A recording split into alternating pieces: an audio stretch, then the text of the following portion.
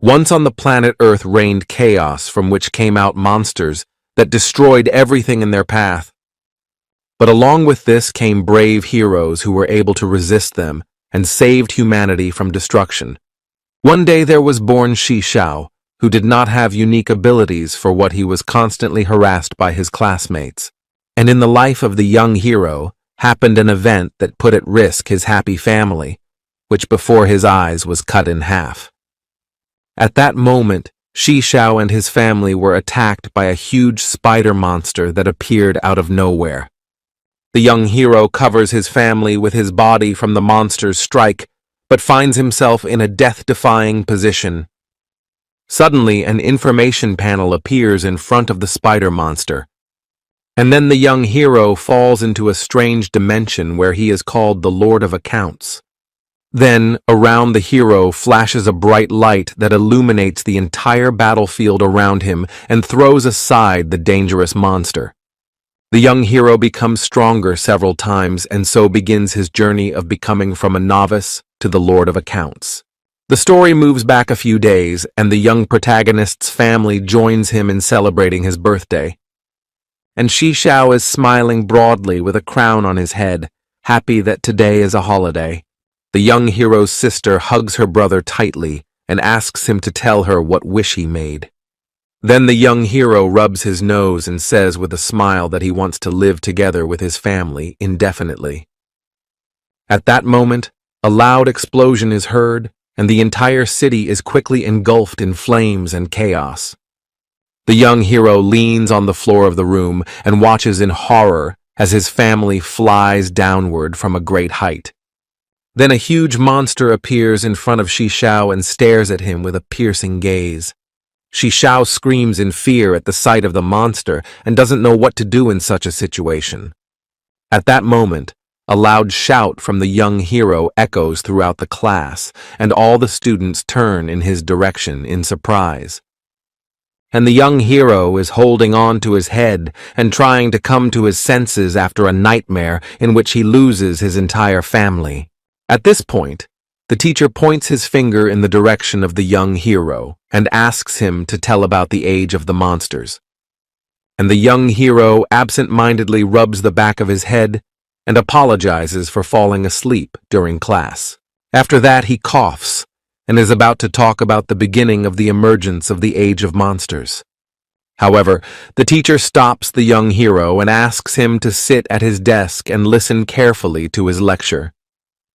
He then spreads his arms apart and shows a holographic map of the Earth and talks about the new age of monsters. And at this moment, Shi Xiao stands silently and listens to the teacher's story despite knowing the story very well. A few hours pass, classes end, and the students leave the academy building to go about their business. Shi Xiao is also heading home, but is stopped by a classmate named Luo Feng with 2 students behind him. Luo Feng comes close to the young hero and demands from him to pay for his protection. However, Shi Xiao folds his arms across his chest and says that he refuses to pay Luo Feng for his safety. Immediately afterwards, Luo Feng gave a strong blow to Shi Xiao's stomach, causing him to clench his teeth in unbearable pain. But after that, Luo Feng sees someone's foot heading towards his face and opens his mouth in surprise. And the young hero's sister punishes her brother's abuser without delay and delivers a serious blow to Luo Feng's head. After that, the other students look at the young hero's sister with surprise and realize that it's time for them to run away from here. And Shi Yunfei stares menacingly in the direction of her brother's abusers and demands that they get the hell out of here immediately. She then places her hands on her sides and watches as the bullies run away from her, and the young hero wipes the blood from his lips. Then, Shi Yunfei leans over to his brother and asks him to ignore the fact that he is low level compared to others. And the young hero strokes his sister on the head and thanks her for her help. Shi Xiao then heads home with her sister, while the sun gradually goes behind the horizon and illuminates their silhouettes. As soon as the young hero gets home, his whole family greets him with smiles and wishes him a happy birthday. However, Shi Xiao looks worried because in his nightmare, a monster attacked during his birthday party.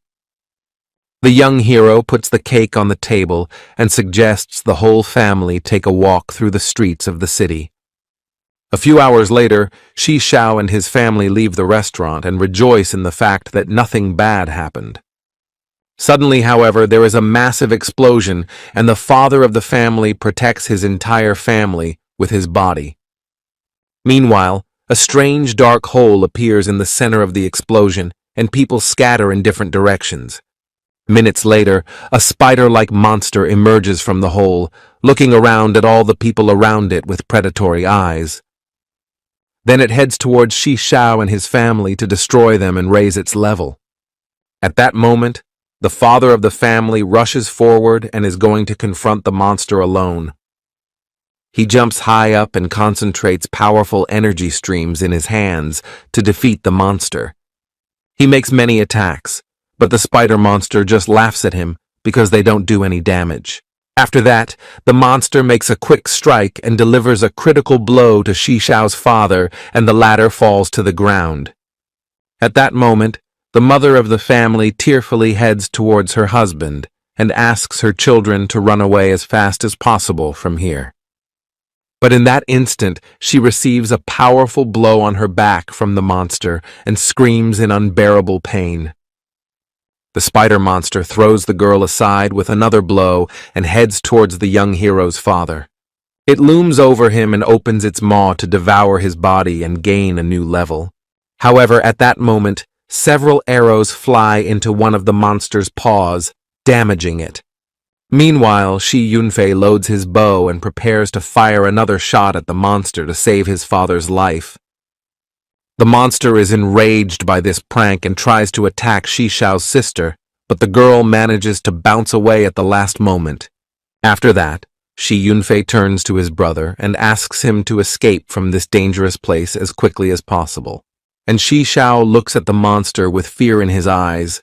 He is very scared and doesn't understand what to do in such a difficult situation.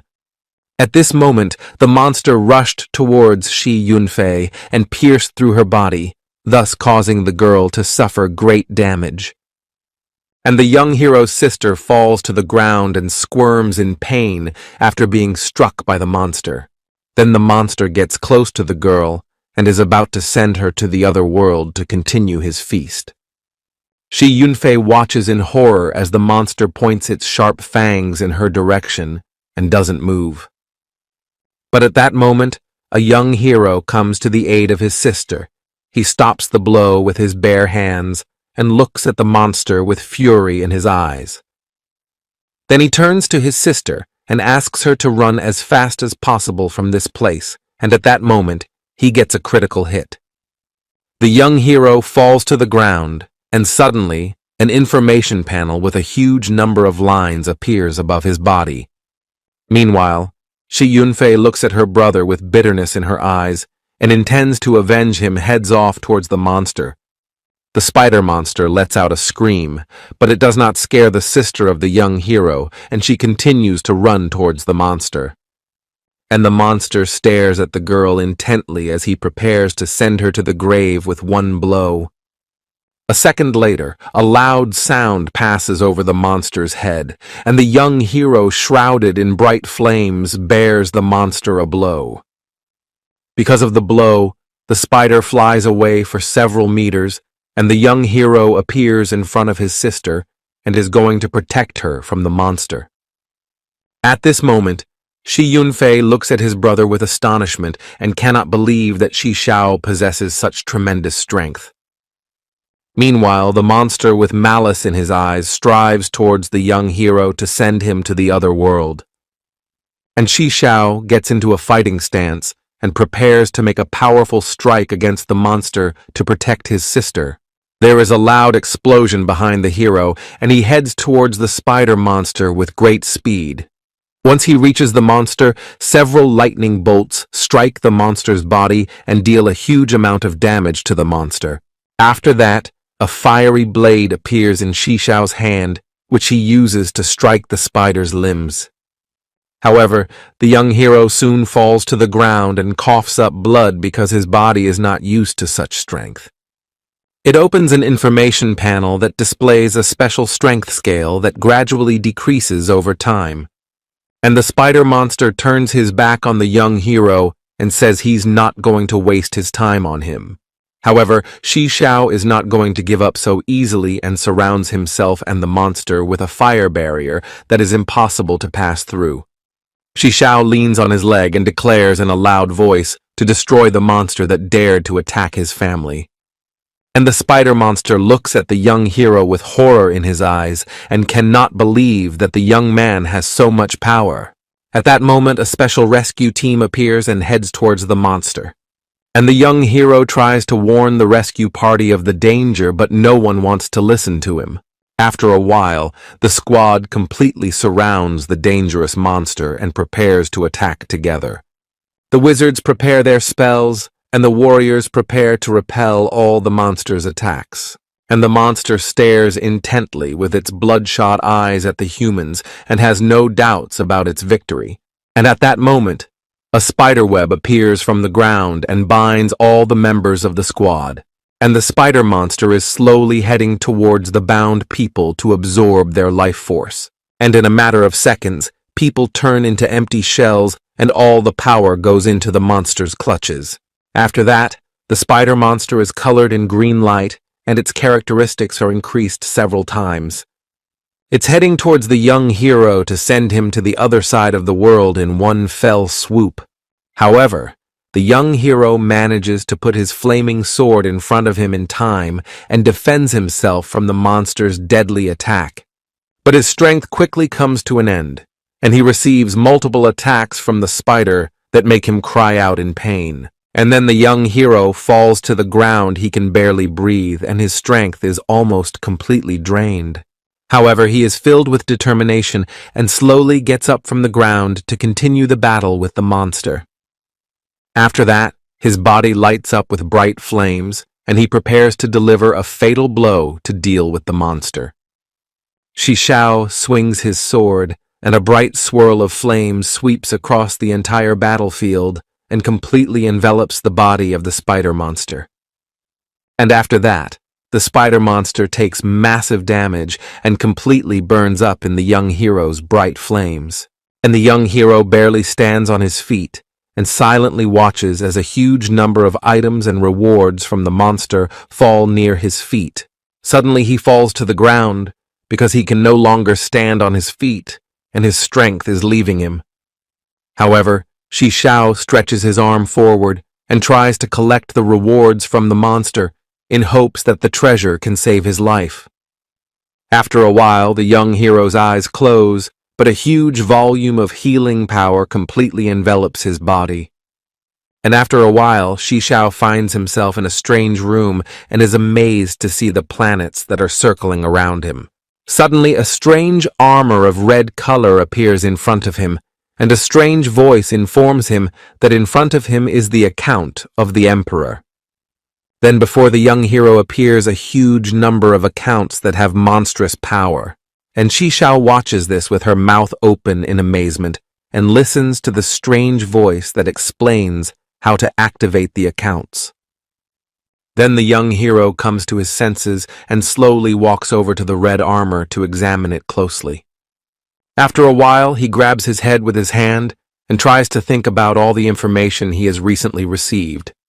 Suddenly, Shishao's face lights up with a smile because he realizes that he now possesses great strength.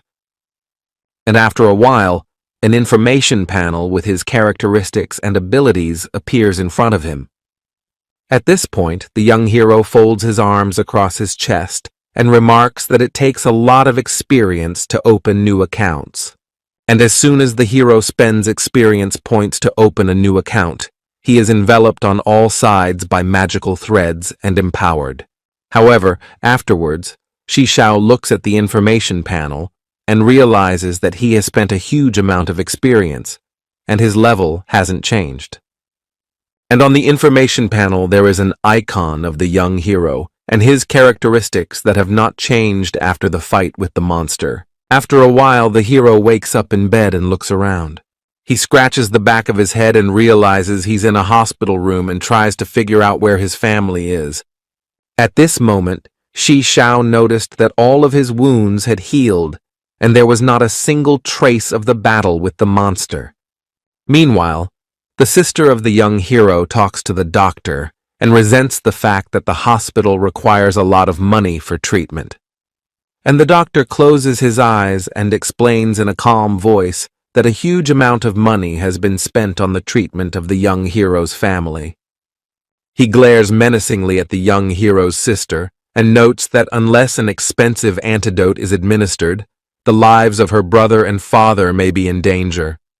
At this moment, tears suddenly appear on Feifei's face and she starts coughing loudly. And her mom, along with her doctor, ask Feifei not to worry too much and try to recover from the fight. Suddenly, there is the sound of a door opening in the hallway, and the doctor, along with Feifei and her mother, turn towards the sound.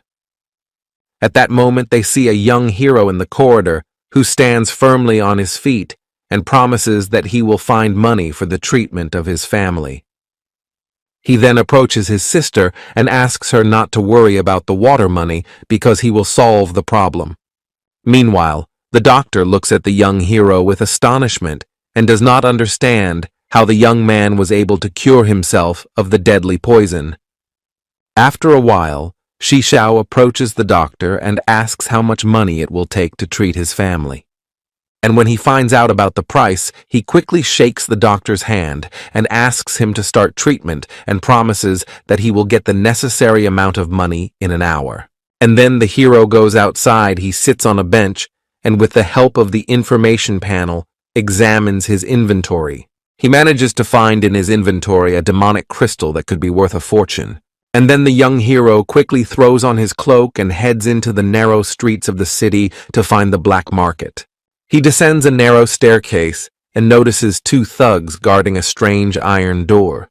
And the black market guards look at the young hero with surprise and do not understand what the boy forgot in this place. After a moment, Shi Xiao looks up and asks the ambassadors to let him inside the black market. And one of the ambassadors only laughs at him and asks the young hero to leave the place as soon as possible. However, Shi Xiao insists that he has an expensive artifact that anyone on the black market might be interested in. And at that moment, another thug loses patience. He grabs the young hero by his cloak and demands to get out of here. But at that moment, a strange old man accompanied by his guards appears in the doorway and asks the ambles to take their time. He stares intently at Shi Xiao from the second floor and asks him to show him the item he wants to sell. And after that, the young hero abruptly removes his cloak and shows the old man a small red-colored demonic crystal. At this moment, the demonic crystal glows brightly in the young hero's hand and emits a strange magical aura around it. Meanwhile, the old man is scrutinizing the strange crystal and asks the young hero to go inside the black market.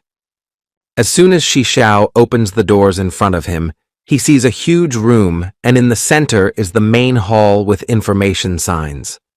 And he slowly looks around and is amazed at how huge a room was hidden in such a small building. At this moment, Shi Xiao is noticed by a beautiful waitress who winks and smiles at him. But the hero tries to ignore it and turns his head from side to side, trying to find the old man. Suddenly, at that moment, he is stopped by two mercenaries who say that the young hero has no place here. However, one of the old man's bodyguards comes to the aid of Shi Xiao, who demands the mercenaries take their hands off the young hero. And after a while, the young hero is brought to a separate room, where the old man offers him to sit down next to him and discuss the sale of the crystal. As soon as the hero sits down, the old man turns to him and offers a not particularly large sum for his purchase. However, Shi Xiao folds his hands in front of him and notes with a smile that this crystal is worth much more than what the old man is offering. At this point, the old man frowns and notices that the young hero is quite good at things and offers 100,000 gold for the item. But the young hero rises for his dream and notes that the old man is offering a very low price for the goods and is about to leave.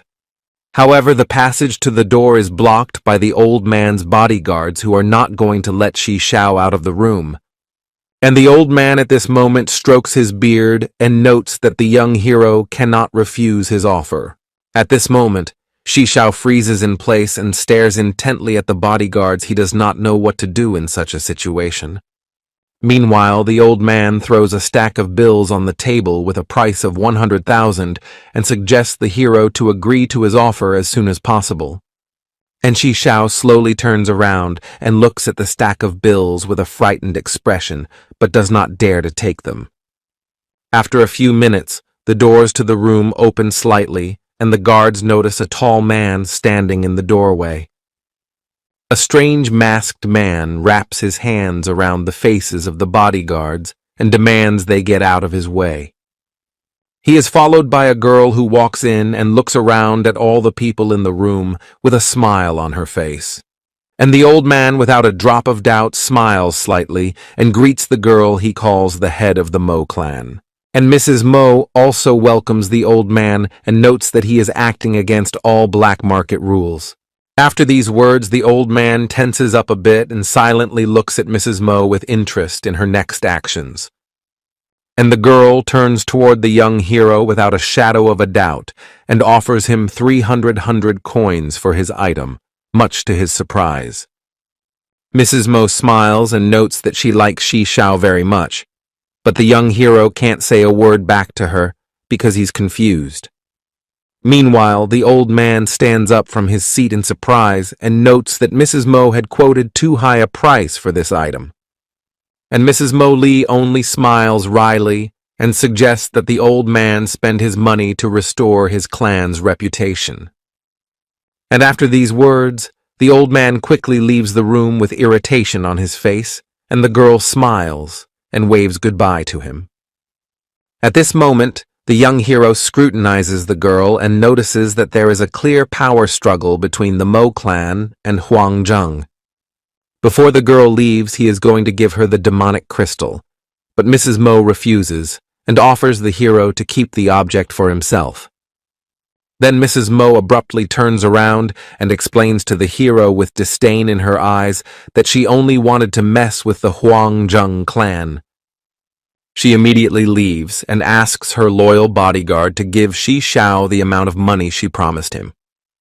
And the young hero smilingly looks towards the departing girl and notices that she has a very interesting character.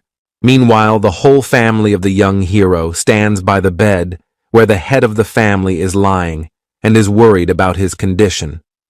Suddenly, the director of the center bursts into the room and with a loud shout remarks that there is no place for those who cannot pay for treatment. Then he grabs the doctor's clothes and asks why a family that can't pay for treatment is still in that room.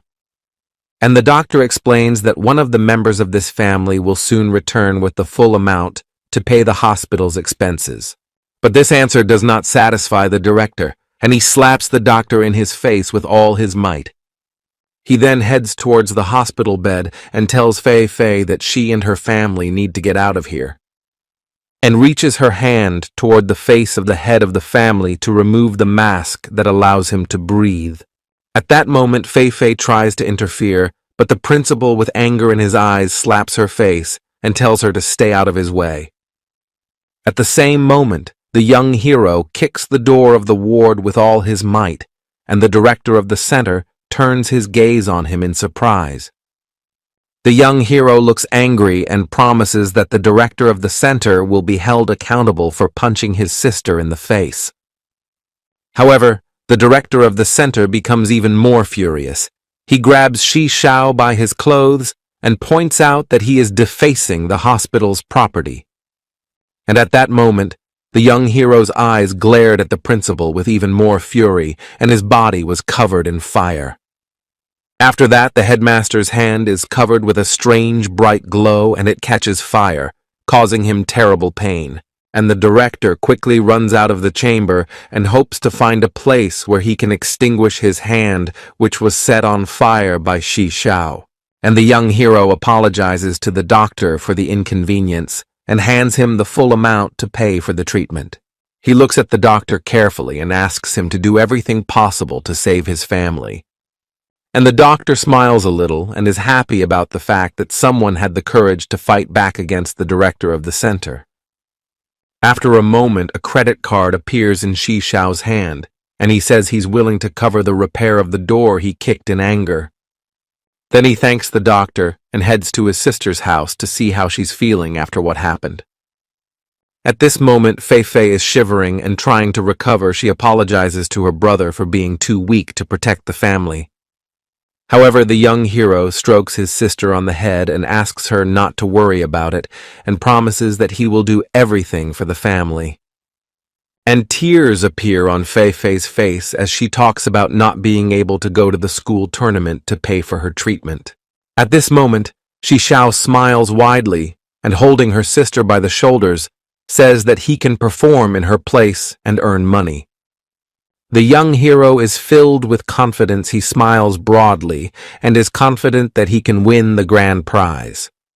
A few hours later, a huge number of people gather in the square in front of the school, ready to take part in the main competition. The headmaster is in the center of the room and tells the students that the sponsor will be Mrs. Mo, who is standing next to him. All the students are thrilled by the sight of Miss Mo and hope that they can get a solid winnings for participating in the competition. And the young hero stands in the middle of the crowd of people and listens attentively to the principal's explanation of the rules of the contest. Behind Mrs. Mo, a huge information panel appears and depicts the various locations of the dungeon.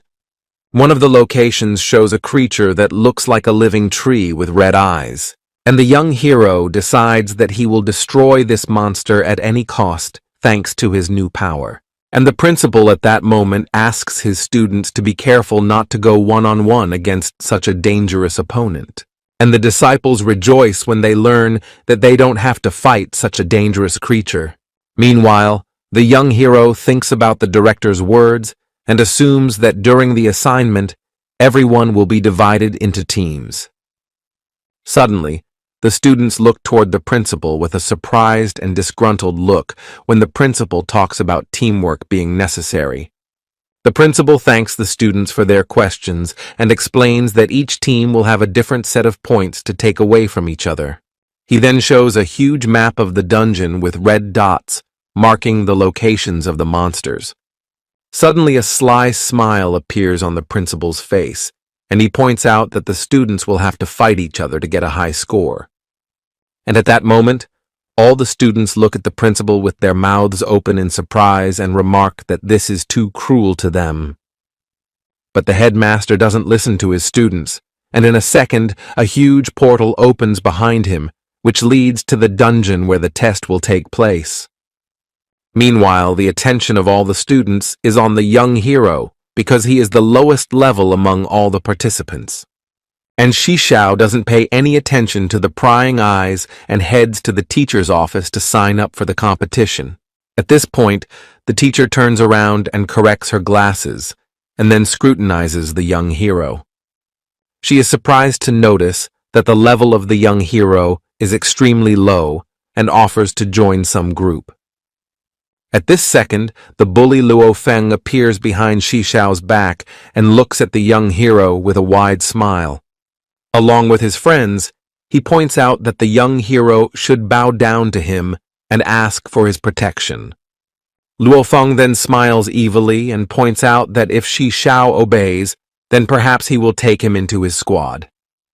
He then grabs the young hero by the shoulder and suggests that he start howling and whining like a dog.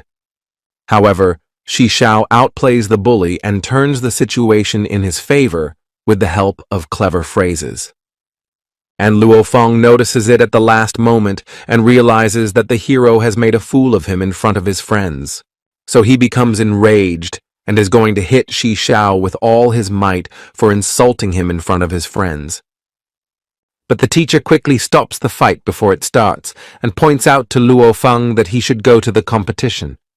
And Luo Feng unhappily clucked and promised that he would take revenge on the young hero while passing the test.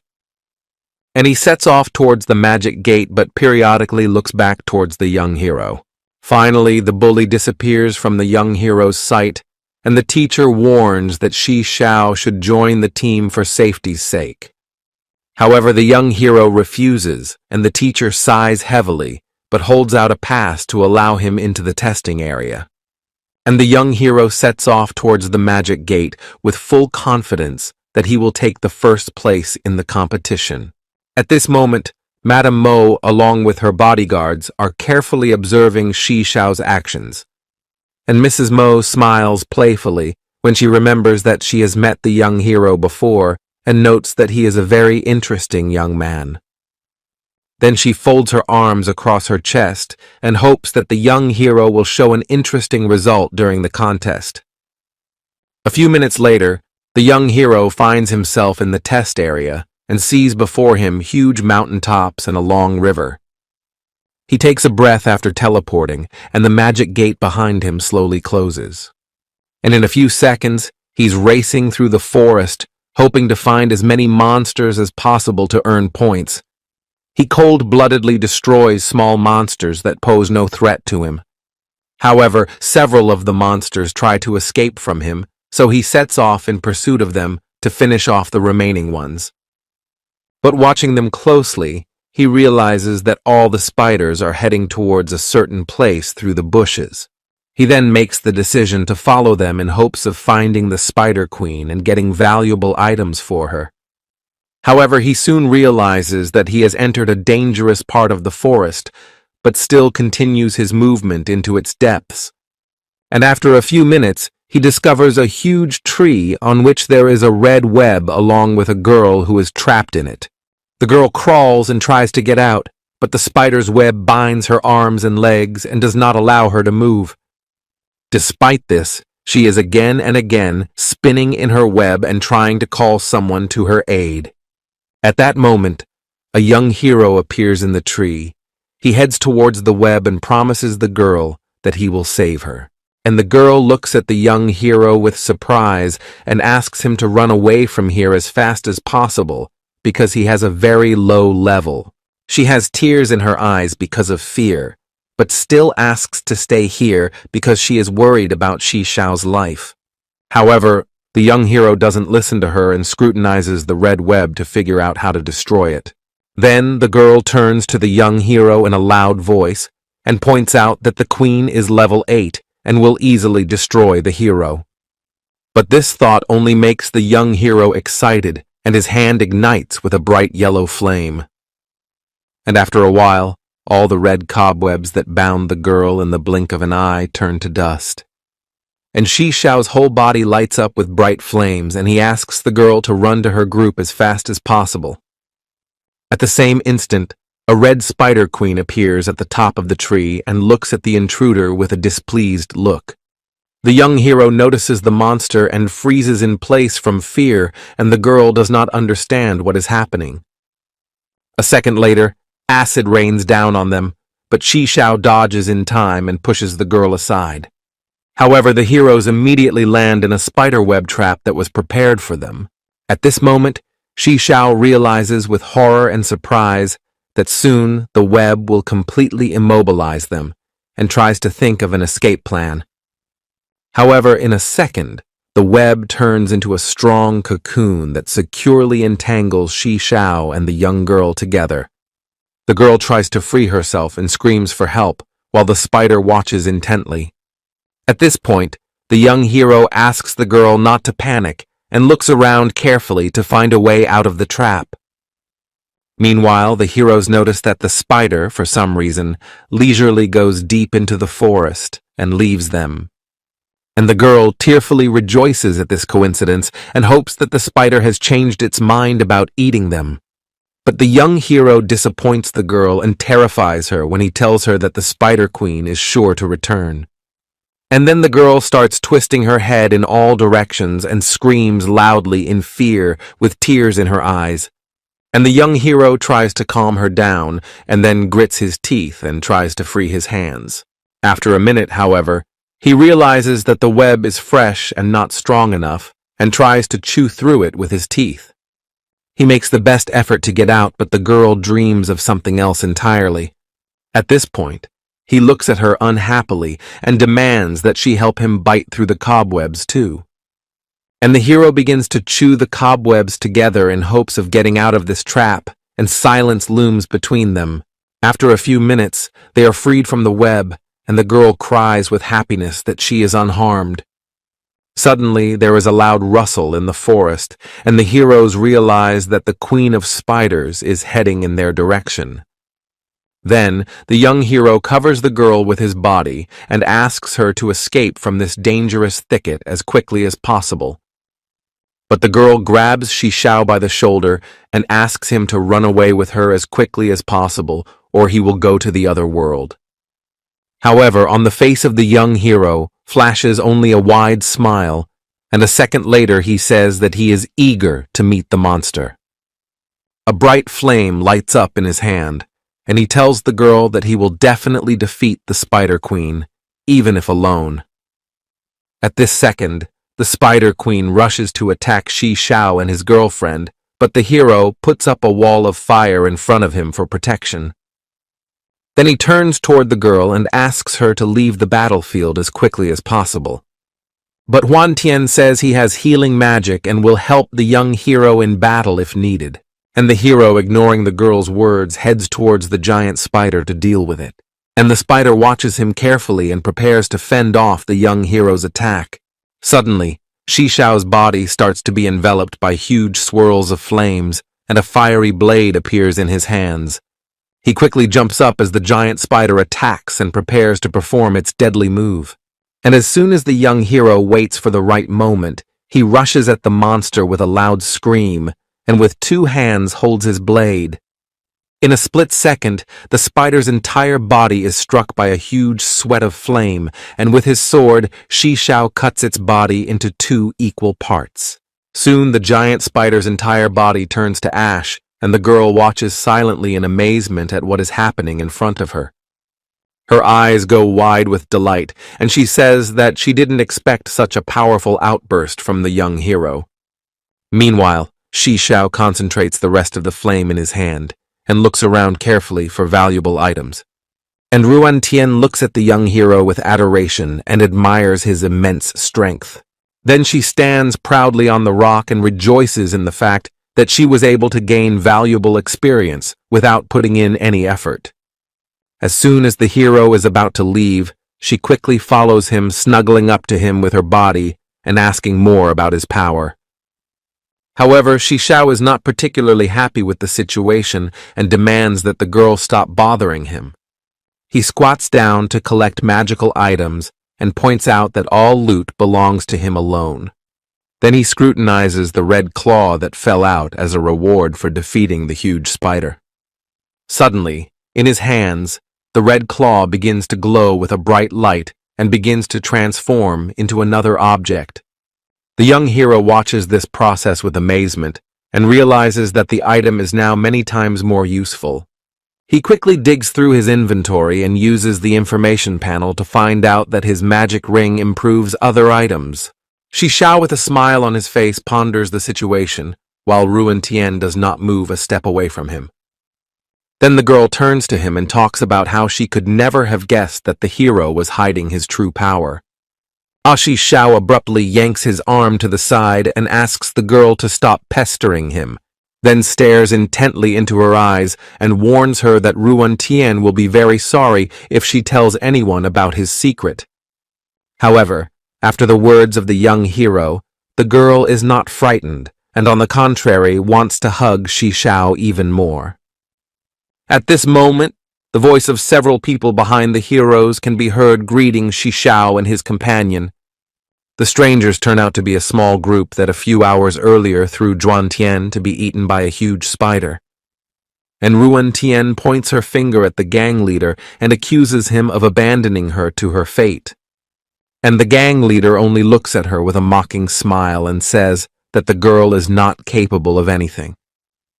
A little later, he notices that the spider his team was hunting has been roasted by someone, which surprises him greatly. The squad leader turns to Huan Tian and along with his men asks what happened to the Spider Queen. Then Ruan Tian tries to hug Shishao, and says that it was the young hero who disposed of the dangerous monster. However, the squad leader and his friends do not believe that Shi Xiao was able to cope with the monster and just laugh at him. This situation makes Ruan Tian furious, and because of the offense, her eyes fill with tears. Meanwhile, the team scrutinizes the body of the huge spider and tries to figure out how it was destroyed. And the young hero and Ruan Tian are standing on the other side waiting for action from the squad. Suddenly, an information window appears in front of Ruan Tian, informing her that the squad leader is inviting her to join him. However, the girl says she won't fall for such a trick again and announces in a loud voice that she won't be joining the squad. Then the members of the squad point out that no one needs Ruan Tian and it is better for her to be in their team than to be left alone. After these words, the girl is furious and promises that under no circumstances will not be in their squad. At this moment, a loud roar is heard, and out of fright, the girl snuggles closer to Shi Xiao and cries out in fear. And on the faces of the squad appears a smile because they heard the sound of a dangerous monster for which you can get a lot of points. At this point, the young hero informs the squad without much emotion that this squad will not be able to handle the monster. The squad leader slowly turns around and demands that the young hero repeat his words once more. And at this moment, Shi Xiao's face lit up with a gloating smile and he called the commander's squad a bunch of weaklings. The young hero's words hurt the squad leader, but his men stop him from rash actions and ask him not to give in to provocations. After that, the squad goes into the thicket of the forest, and the squad leader promises that he will take revenge on the young hero for the words he said. And as soon as the detachment disappears in the thicket of the forest, the girl looks at the young hero with grateful eyes and offers to go on the road. However, the hero goes in the direction where the squad of men went, and Ruan Tian does not understand what Shi Xiao is up to. And the young hero turns around with a smile on his face. He explains that they are going on a hunt for a dangerous monster. At that moment, the roar of the dangerous monster echoed throughout the forest. Meanwhile, the wounded creature is running across the plain from danger and trying to find a place to hide. However, pretty quickly the Tyrannosaurus grabs the creature with its head and completely devours it on the spot. The Tyrannosaurus then stands up to its full height and lets out a loud roar that extends for hundreds of kilometers. And at this moment, he's being ambushed by a squad of men who are ready to pounce on him at the first opportunity. One of the squad members is a little shaken with fear and suggests to his commanding officer that he find another target to attack. But the commander is only annoyed by his comrade's cowardice and demands that he put those thoughts out of his mind. Then he clenches his fist tightly and promises his team that they will defeat this monster without much trouble. At that moment, he imagines himself on a golden throne with Ruan Tian sitting beside him and at his feet, Shi Xiao apologizing for his impertinence. He anticipates the moment of imminent victory, and it makes his face take on an eerie expression. And after a few minutes at the head of his team, he rushes towards the mighty Tyrannosaurus to defeat it. A few meters away from the monster, one of the team stops and notices that something is wrong with the monster. And at this moment, the Tyrannosaurus turns its attention to the team of humans and looks at them with a menacing look. He gathers people with the help of his tail, and the team at that moment tries to run away and dodge the attack. However, it's getting too late for the squad, and a powerful tail kick catches up with everyone. Then the monster breathes out hellfire and destroys the remaining humans who were lucky enough to survive the last attack. And the commander with fear in his eyes looks at what is happening and realizes that he is the only one left of his team. He quickly turns around and tries to run away from the huge monster that is chasing after him. The squad leader keeps a close eye on the Tyrannosaurus's actions and tries not to get hit by its new attacks. Meanwhile, the young hero and Ruan Tian are walking through the forest and hear a familiar voice coming from far away. And Ruan Tian noticed that the squad leader was running towards them with a gloating smile on his face. At that moment, The squad leader decides to set the Tyrannosaurus on the young hero, and Ruan Tien therefore heads in their direction. Then the young hero raises his fists in the air and says that he is ready to fight the squad leader if he wants to. But the commander abruptly changes direction and finds himself behind the girl's back with a wide grin. Then, he sharply pushes Ruan Tien towards the monster and wishes her good luck in fighting it. And the girl, with resentment in her eyes, looks at the commander and does not understand why he decided to do this to her. However, a second later, she hears a loud roar behind her and realizes that a dangerous monster is nearby. The girl turns around and sees the huge mouth of a Tyrannosaurus quickly heading in her direction. From fright, the girl stretches her arms forward and aims a small magical projectile at the monster, which does almost no damage.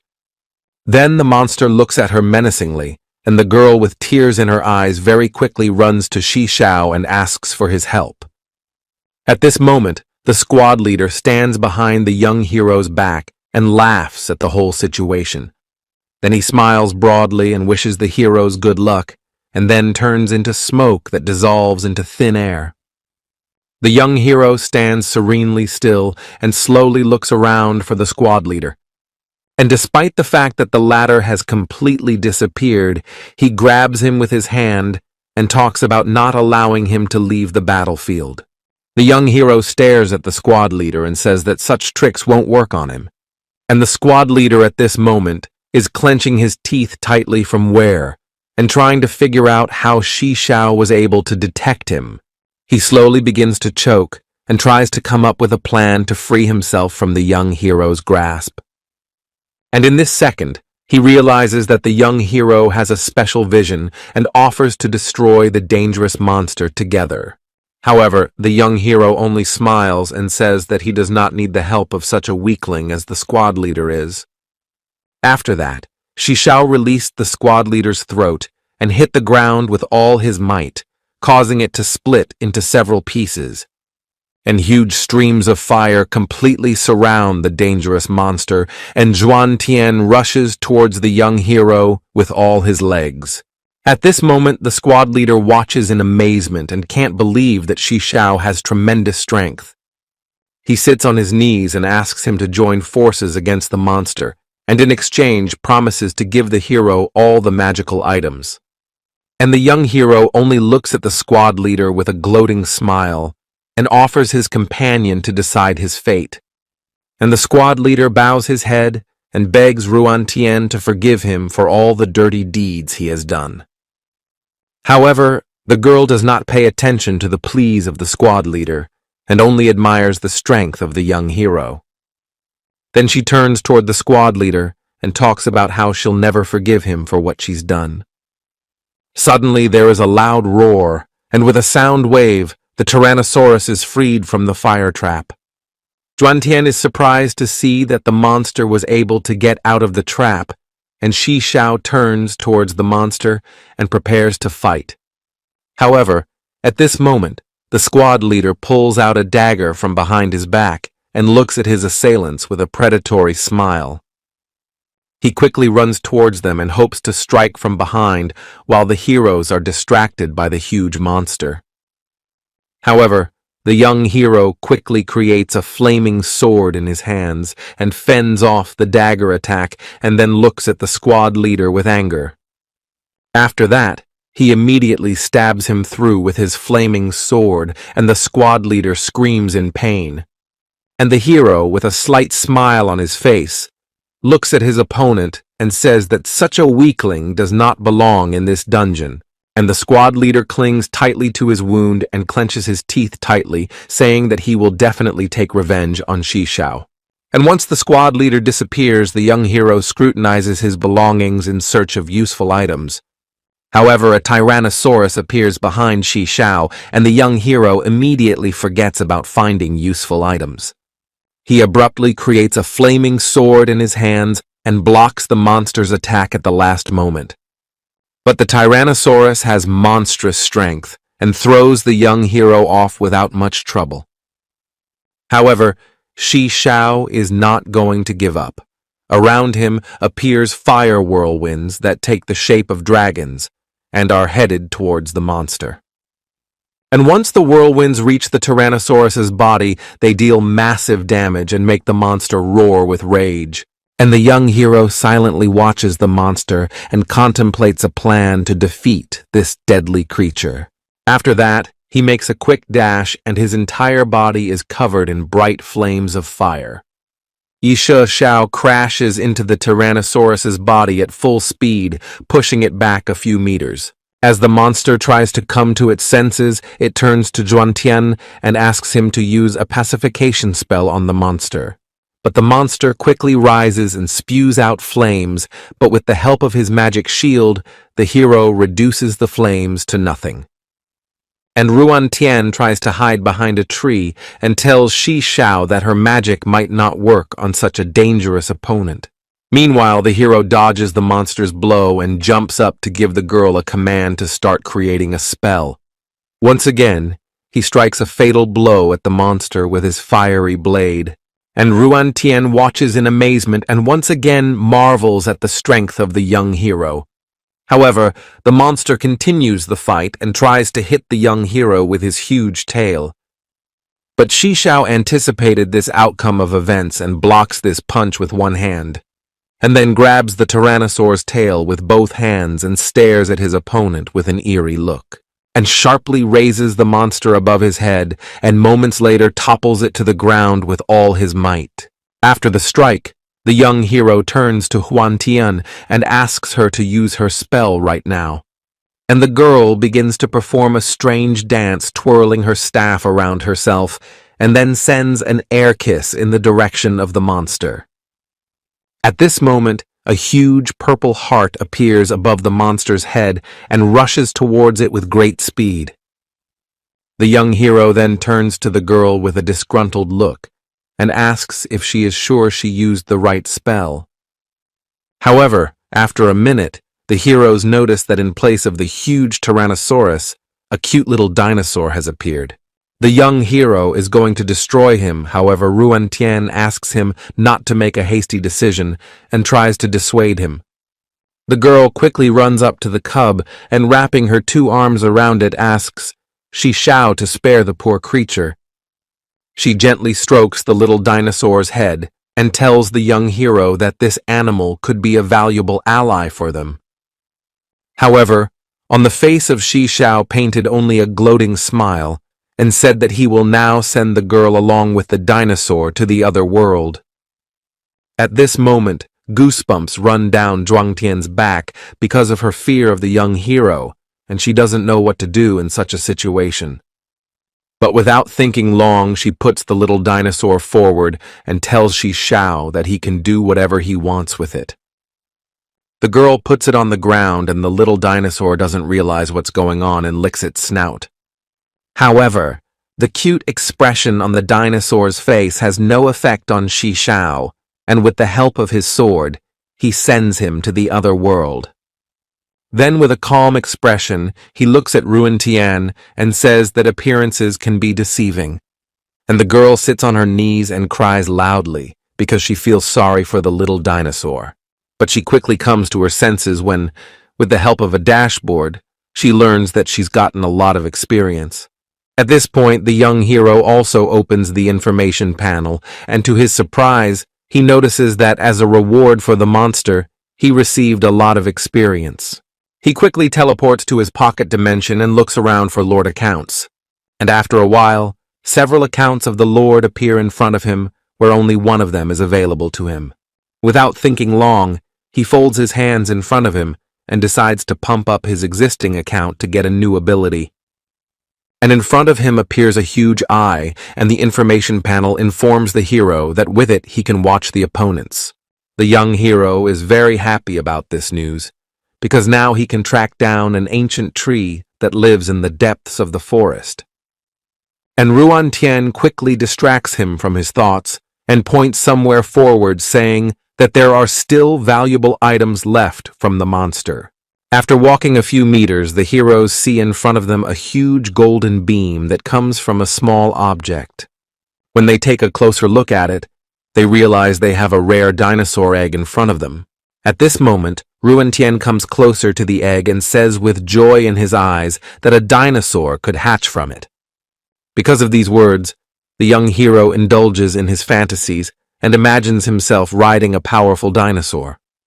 However, Ruan Tian distracts the hero from his musings and asks if she is really useful to him while going through the dungeon.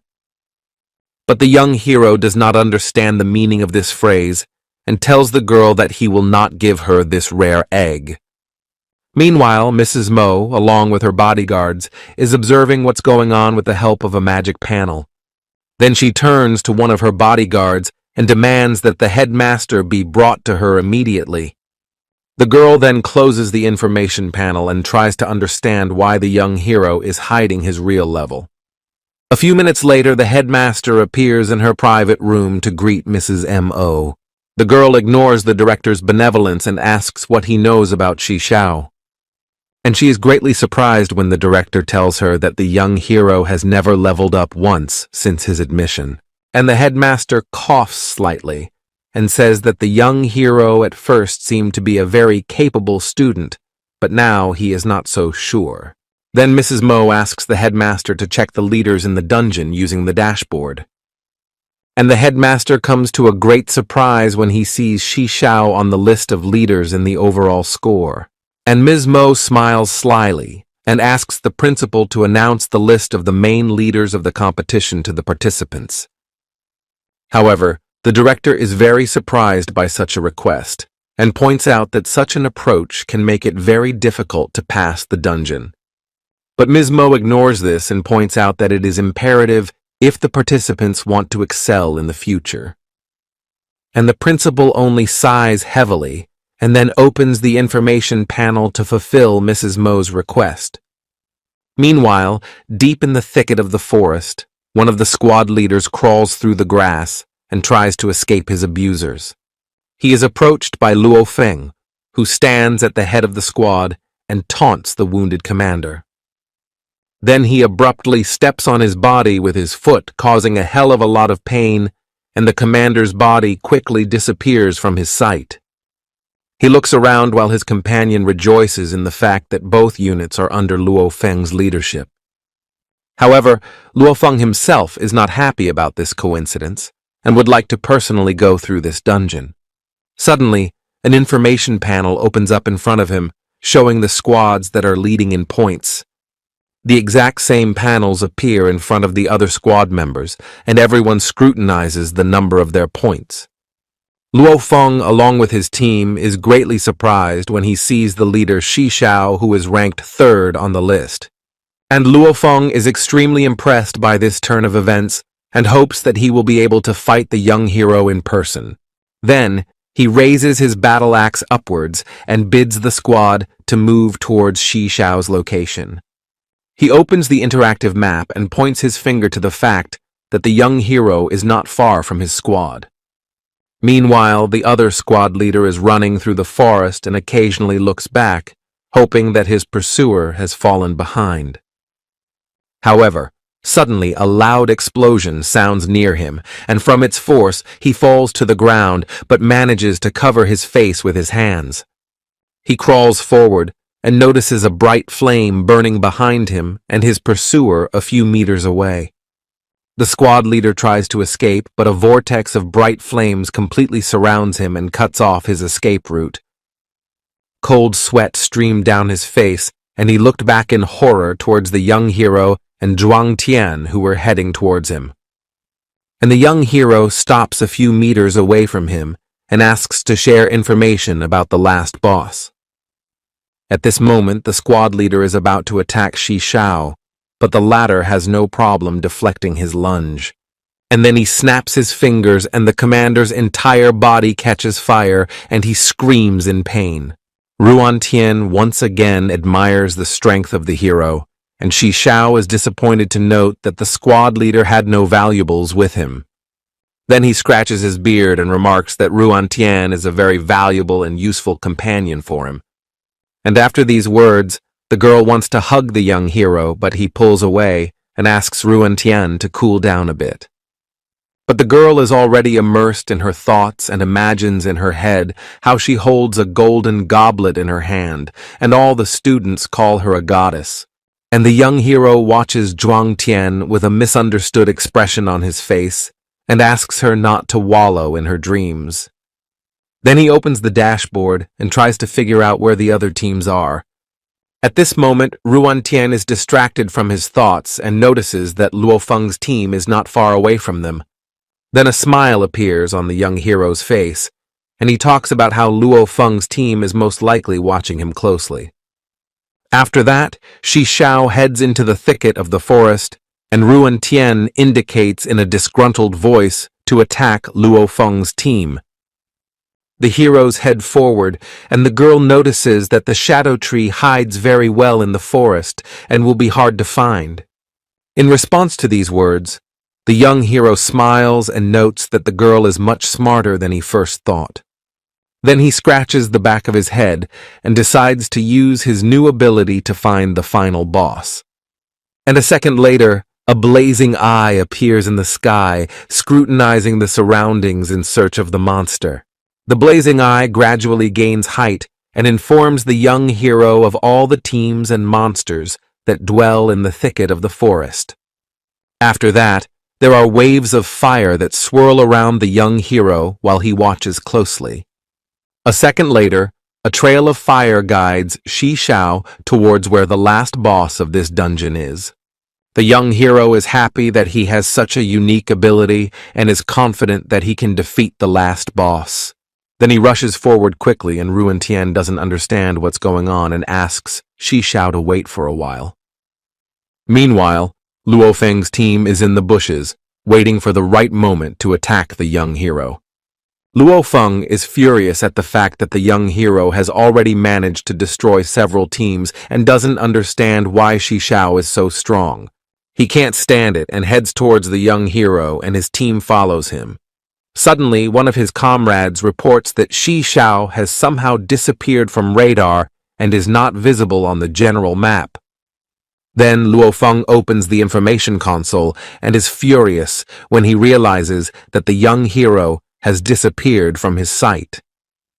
Then he closes the information panel and in a loud voice orders to find Ruan Tian, who should be together with Shi Xiao. Meanwhile, Ruan Tian walks proudly alone through the thicket of the forest and doesn't understand why the young hero has decided to make bait out of her. She is worried about her safety and is constantly looking around for danger.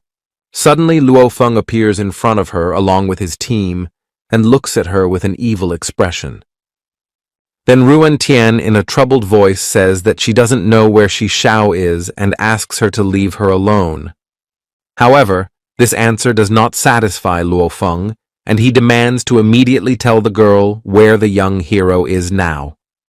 Then he puts his axe to Zhuang Tian's chest and indicates that he will send the girl to the other world if she does not give an answer. At this moment, a loud creaking sound is heard, and a huge shadow of a hand falls on Luo Feng's entire squad. A second later, a huge wooden arm comes down on part of the squad and strikes hard at those who failed to dodge. Luo Feng's entire team turns back and sees behind them the monstrous tree that is the final boss of the dungeon. Everyone is terrified looking at this monster and do not know what to do in this situation. They are sure that they will lose to him in the battle.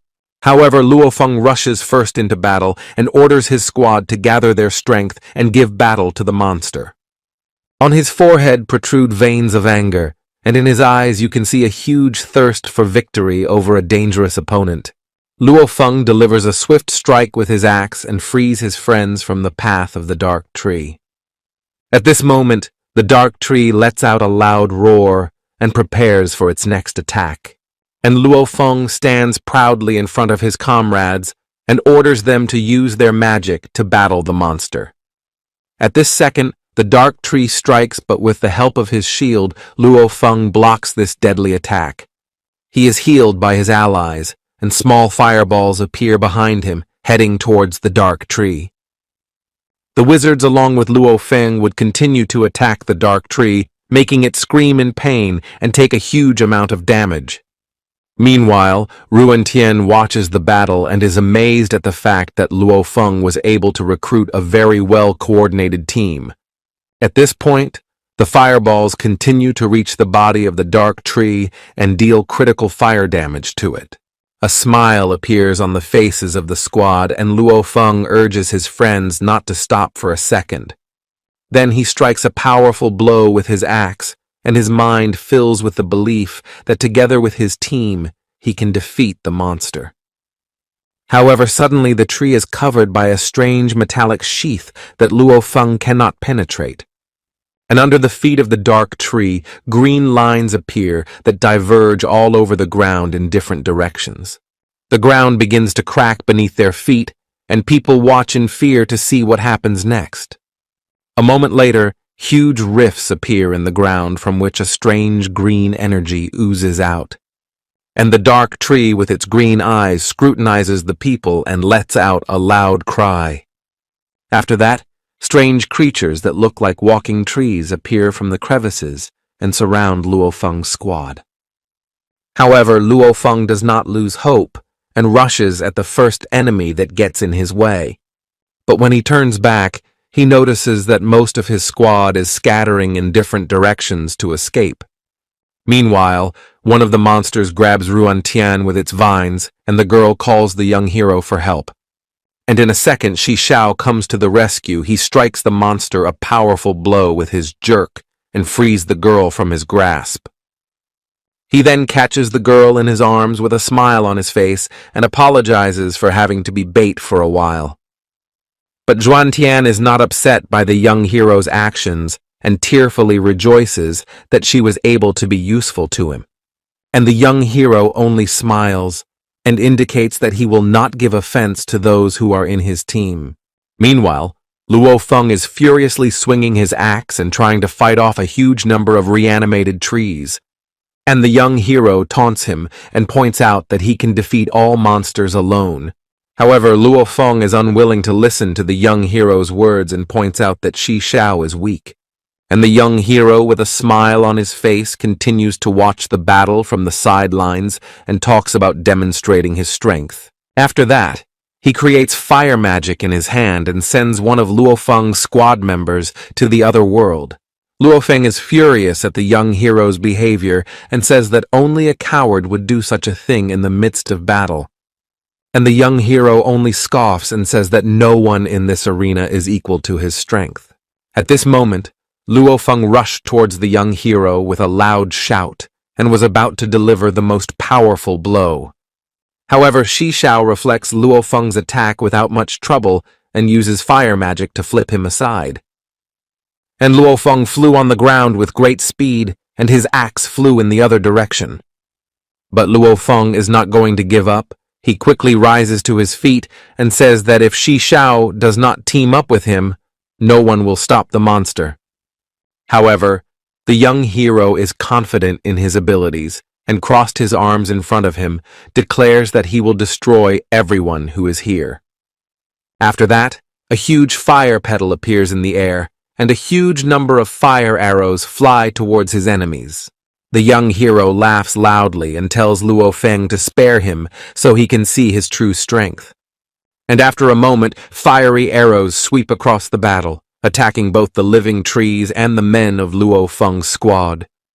People try to hide, but the fiery arrows leave them no chance and send them to the other side of the world. And the remaining trees try to reach the young hero, but the fire arrows also destroy them. One of Luo Feng's squad members crawls to his commander and tearfully begs him to save him. Suddenly, the dark tree lets out a loud roar and starts sucking out all the power and the rebellious trees beside it. Small places appear in the body of the huge tree that are filled with a green glow. On the battlefield, only Luo Feng, Shi Xiao, and Ruan Tian remained, who are watching the monster's transformation in amazement. The tree is greatly transformed and looks like a strange creature that burns with a bright green flame. Ruan Tian looks at the new form of the monster fearfully and worries that this opponent will be very hard to deal with. And the young hero stands still and scrutinizes what the horrible monster will do. In the blink of an eye, the dark tree is behind the young hero and is about to strike his back with its sharp daggers. However, the young hero turns around and says with a confident look that this attack is too slow for him. In the same instant, a fire sword appears in his hands and he blocks the dark tree's attack with no problem. However, the dark tree has destructive power and throws the young hero upward. The monster then assumes an attack stance and prepares to deliver the killing blow, and from his body, a huge number of green, sharp needles are heading towards the young hero. At this moment, Luo Feng bursts into loud laughter and says that Shi Xiao will go to the other world because of his pride. However, in the blink of an eye, all the sharp needles burn in a bright flame, and the young hero looks unharmed. In a split second, he is behind the back of the dark tree, and with his hands in his pockets, he declares that this battle has come to an end. Several cuts immediately appear on the dark tree's back, but it turns around for its next strike. However, then the entire body of the monster is enveloped in fire, and the young hero continues to walk forward with a confident step. After a minute, a magical portal appears in front of the heroes, and the public address system announces the end of the contest. At this moment, Luo Feng falls on his knees before the young hero. He apologizes for his act and acknowledges the strength of Shi Xiao. And the young hero looks at Luo Feng with a serious look and talks about how he doesn't care about his words. Then he steps his foot on his chest and demands that he apologize again for all the words he said. Shi Xiao listens to Luo Feng in silence for a while, and then tells him not to come into his life anymore, even as a younger brother. At these words, Luo Feng becomes enraged and rushes at the young hero with the last of his strength, holding his axe in his hands. Ruantian is surprised by this turn of events and tells Luo Feng that even for him, this is a low act. But Luo Feng has a wicked smile on his face and says that he will take revenge on the young hero for his humiliation. After that, a huge puff of smoke appears in Luo Feng's place, completely hiding his silhouette. As soon as the smoke clears, a broken magical figurine appears in Luo Feng's place. And Luo Feng himself is near the magic gate and with a smile on his face says that this time he beat the young hero. However, Shi Xiao becomes enraged and catches up to Luo Feng with a special fire strike. Luo Feng doesn't have time to say anything and disappears from this dungeon due to the injuries he received.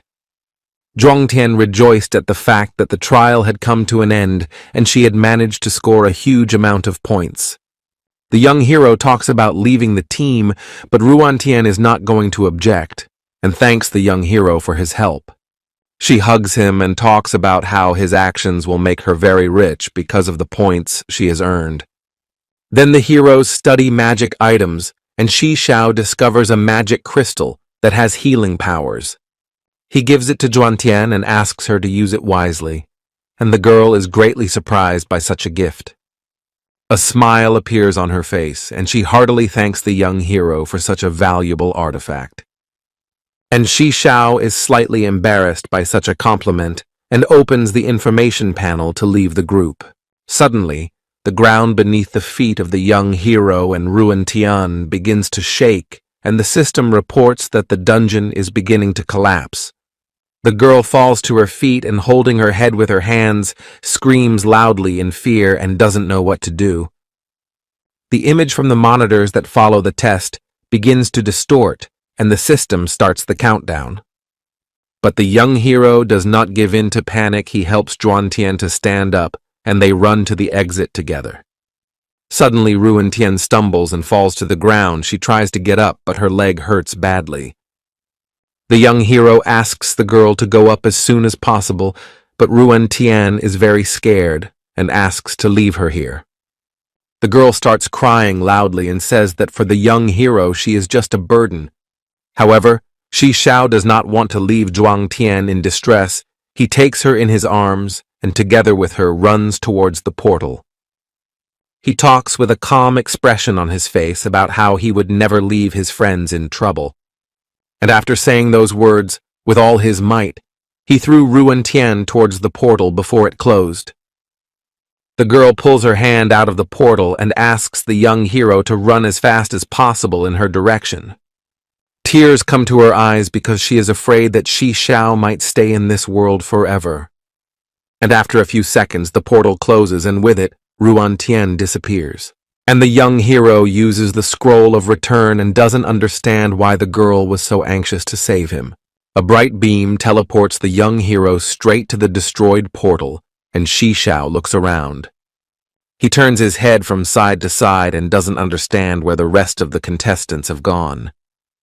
He then walks along the school corridor and notices Zhuan Tian crying loudly near the small lockers. Shi Xiao walks closer to her and with a calm voice asks why the girl is crying so loudly. And Ruan Tian immediately calms down when she hears the familiar voice and looks at the young hero with surprise, not believing that he is standing in front of her. And the young hero strokes the girl on the head and explains that he used the teleportation scroll to get out of the dungeon. After that, Zhuang Tian hugged the young hero tightly and rejoiced at the fact that he was unharmed. She then quickly pulls away from him and apologizes for getting too close to him. Suddenly, near the young hero and his companion appears a gang of mercenaries who did not expect to see someone in this place. The young hero stands in front of Huan Tian and asks what the mercenaries forgot inside the school. He takes a closer look at the mercenaries' suits and realizes that they are not in good faith. Meanwhile, one of the mercenaries greedily licks his lips and talks about taking Huan Tian for himself. And the girl hides behind the young hero's back and asks him to save her from this horrible man. Then a smile appears on Shi Xiao's face, and he advises the mercenaries to leave this place while they have the chance. But the mercenaries don't listen to the young hero's words and rush towards him without a second thought. And the young hero stands in one place and waits for the right moment to attack. Suddenly he makes a sudden leap and prepares to deliver his deadly blow to the enemy. In the blink of an eye, he cuts through the mercenaries' armor with his flaming sword and sends two of them to the other side. One of the surviving mercenaries looks at the young hero in fear and begs him to spare him. And Shi Xiao slowly headed in his direction and demanded answers to his questions. Then the young hero puts his hand up and says he will tell all in exchange for his life. He immediately drops all his items and money in hopes that Shi Xiao will change his anger into mercy. And the young hero presses his sword against the mercenary's shoulder and demands to know what his squad is doing here.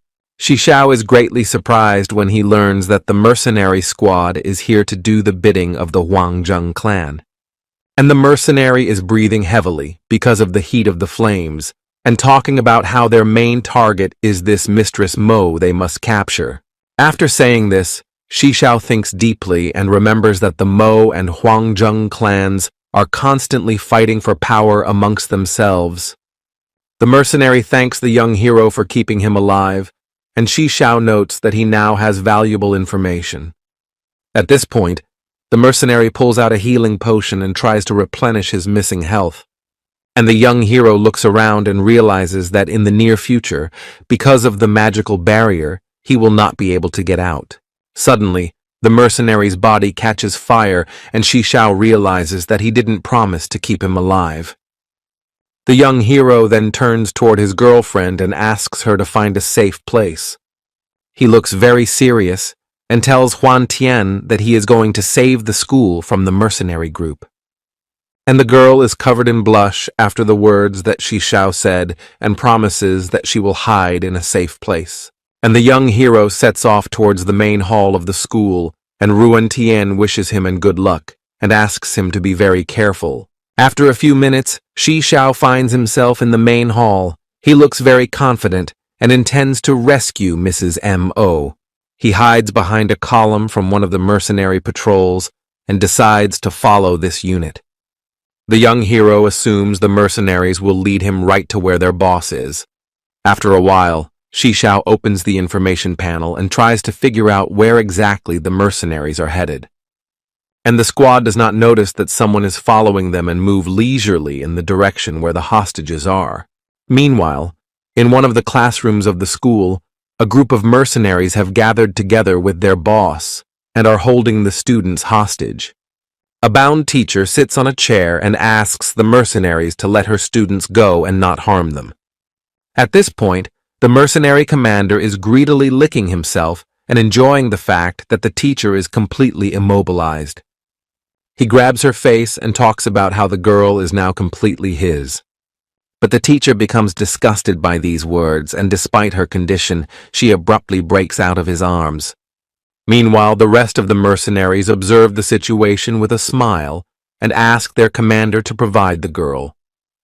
At this moment, Luo Feng looks at the bound disciples with fury in his eyes and silently curses them for not being able to do anything.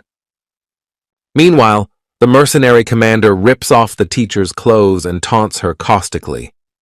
But Luo Feng comes to her teacher's aid in time and pushes the mercenary commander aside despite being tied up.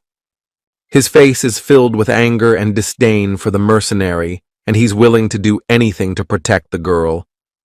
However, the mercenary commander only taunts Luo Feng and then punches him in the stomach with all his might, causing him to let out a loud scream. After that, the mercenary commander scratches his beard and looks at Luo Feng and notes that the young man is unusually brave. And Luo Feng is on his knees and trying to recover from the terrible blow he received from the commander. Suddenly, the mercenary commander throws a knife in front of Luo Feng's face and orders him to rise to his feet. He points towards Luo Feng's classmates and suggests that he send his former comrades to the other world. And the disciples look at Luo Feng and the mercenaries in surprise and can't believe their ears. The mercenary commander slashes Luo Feng's hands with his knife and frees him from the tight ropes. Then he puts a knife in his hand and demands action as soon as possible before his patience runs out. And the teacher looks at Luo Feng with tears in her eyes and worries about his fate. At this moment, Luo Feng clutched the knife with both hands and thought about what he should do in such a situation. And despite all the danger, he throws himself with a knife at the squad leader because he doesn't want to betray his friends. But the commander has a high level, so he has no problem grabbing Luo Feng's hand where he is clutching the dagger. He then looks at Luo Feng with a gloating smile and firmly holds his hand and tells him that he will pay for his transgression. However, suddenly blood comes out of the mercenary commander's mouth, and he loses his balance and his dagger falls to the ground. Luo Feng looks at the mercenary commander with disdain and tries to understand what happened to him. The mercenary commander staggers for a while, and then falls face down on the floor, but there is a strange dagger sticking out of his back. Suddenly, a young hero whose body is covered in bright flames appears at the door and declares that he will save everyone. He turns to Luo Feng and notes that despite his bad character, he was very courageous. Then he offers Luo Feng to be his younger brother, but at that moment several mercenaries appear behind him. And Luo Feng is amazed at the current state of affairs, and standing over the body of the mercenary commander warns Shi Shao of the danger. At this moment, the young hero asks Luo Feng to duck, and as soon as he does, a fiery blade flies over his head. Meanwhile, Shi Shao spins the fire blade in his hands and destroys all the mercenaries who tried to attack him, and the mercenary commander lies motionless on the ground and watches with fear in his eyes. After defeating the mercenaries, the young hero approaches Luo Feng and his disciples, who thank him for saving them. And the young hero ignores the others and tells Luo Feng that he deserves his forgiveness. At this moment, Luo Feng falls to his knees and bowing his head asks Shi Shao to make him stronger. Then the young hero slams his foot sharply against the floor and the dagger flies high up. Shi Shao deftly catches the dagger and says that he is willing to give Luo Feng some of his strength for his noble deed. Then he holds out his dagger towards Luo Feng and suggests that he deal with the mercenary commander himself. And without a shadow of a doubt, Luo Feng takes the blade with both hands and brings its blade over the mercenary commander's head. And the mercenary commander still can't move and only begs Luo Feng for mercy with a pitiful voice. However, Luo Feng makes a fatal blow, and then a tremendous force envelops his body, and he gains new abilities. After that, Luo Feng thanks the young hero for his new strength, and Shi Xiao extends his hand forward and asks him to stop bowing down to him. The other students kneel down with pitying faces and beg the young hero to share his power with them. However, the young hero calls them scum and says that none of them are worthy of his time and energy. At this moment, Luo Feng unties the teacher's hands and turns to the other students not to molest Shi Xiao. Once the teacher is freed from the rope's bindings, she thanks Luo Feng for her rescue with a smile on her face. And he's embarrassed by her words. He gets very uncomfortable and says he's not worthy of such praise. Meanwhile, the young hero continues to free the students, and the teacher informs him that there are still hostages in the school. Then, Shi Xiao opens the information panel and scrutinizes the map of the area to work out his future plan. At this moment, a magical window appears above the school building, which informs the young hero all the information about his opponents. Shi Xiao looks carefully at the detailed map and learns that the mercenaries still have a few commanders left. Then he turns to Luo Feng and asks him to escort all the students to a safe place where there are no mercenaries and points the way. And then throws a poison dagger towards Luo Feng and talks about how this item can help. Luo Feng scrutinizes the item and notes that the young hero should not share such a rare item. However, the young hero insists Luo Feng take the item and warns that its use is limited. Luo Feng thanks Shi Xiao for the valuable gift and promises to escort everyone to safety. After a while, the young hero finds himself outside and uses the information panel to view the map. He discovers an armored personnel carrier nearby and notices that one of the mercenary commanders is inside it. Then he decides to go into his pocket gear to upgrade his level for more confidence in his abilities. As soon as Shi Xiao spends experience points, his body is filled with power and bright flames light up around him. Suddenly, a dashboard appears in front of the Lord's account with a list of skills to choose from. Shi Xiao scrutinizes the proposed list and selects a defensive skill for the upcoming battle. He smiles slightly and can't wait to use his new skills in battle. Meanwhile, a few fighters are guarding an armored vehicle and discussing that the peaceful area is very calm. A mercenary tells his comrade about the existence of dangerous monsters that destroy everything outside the safe zone.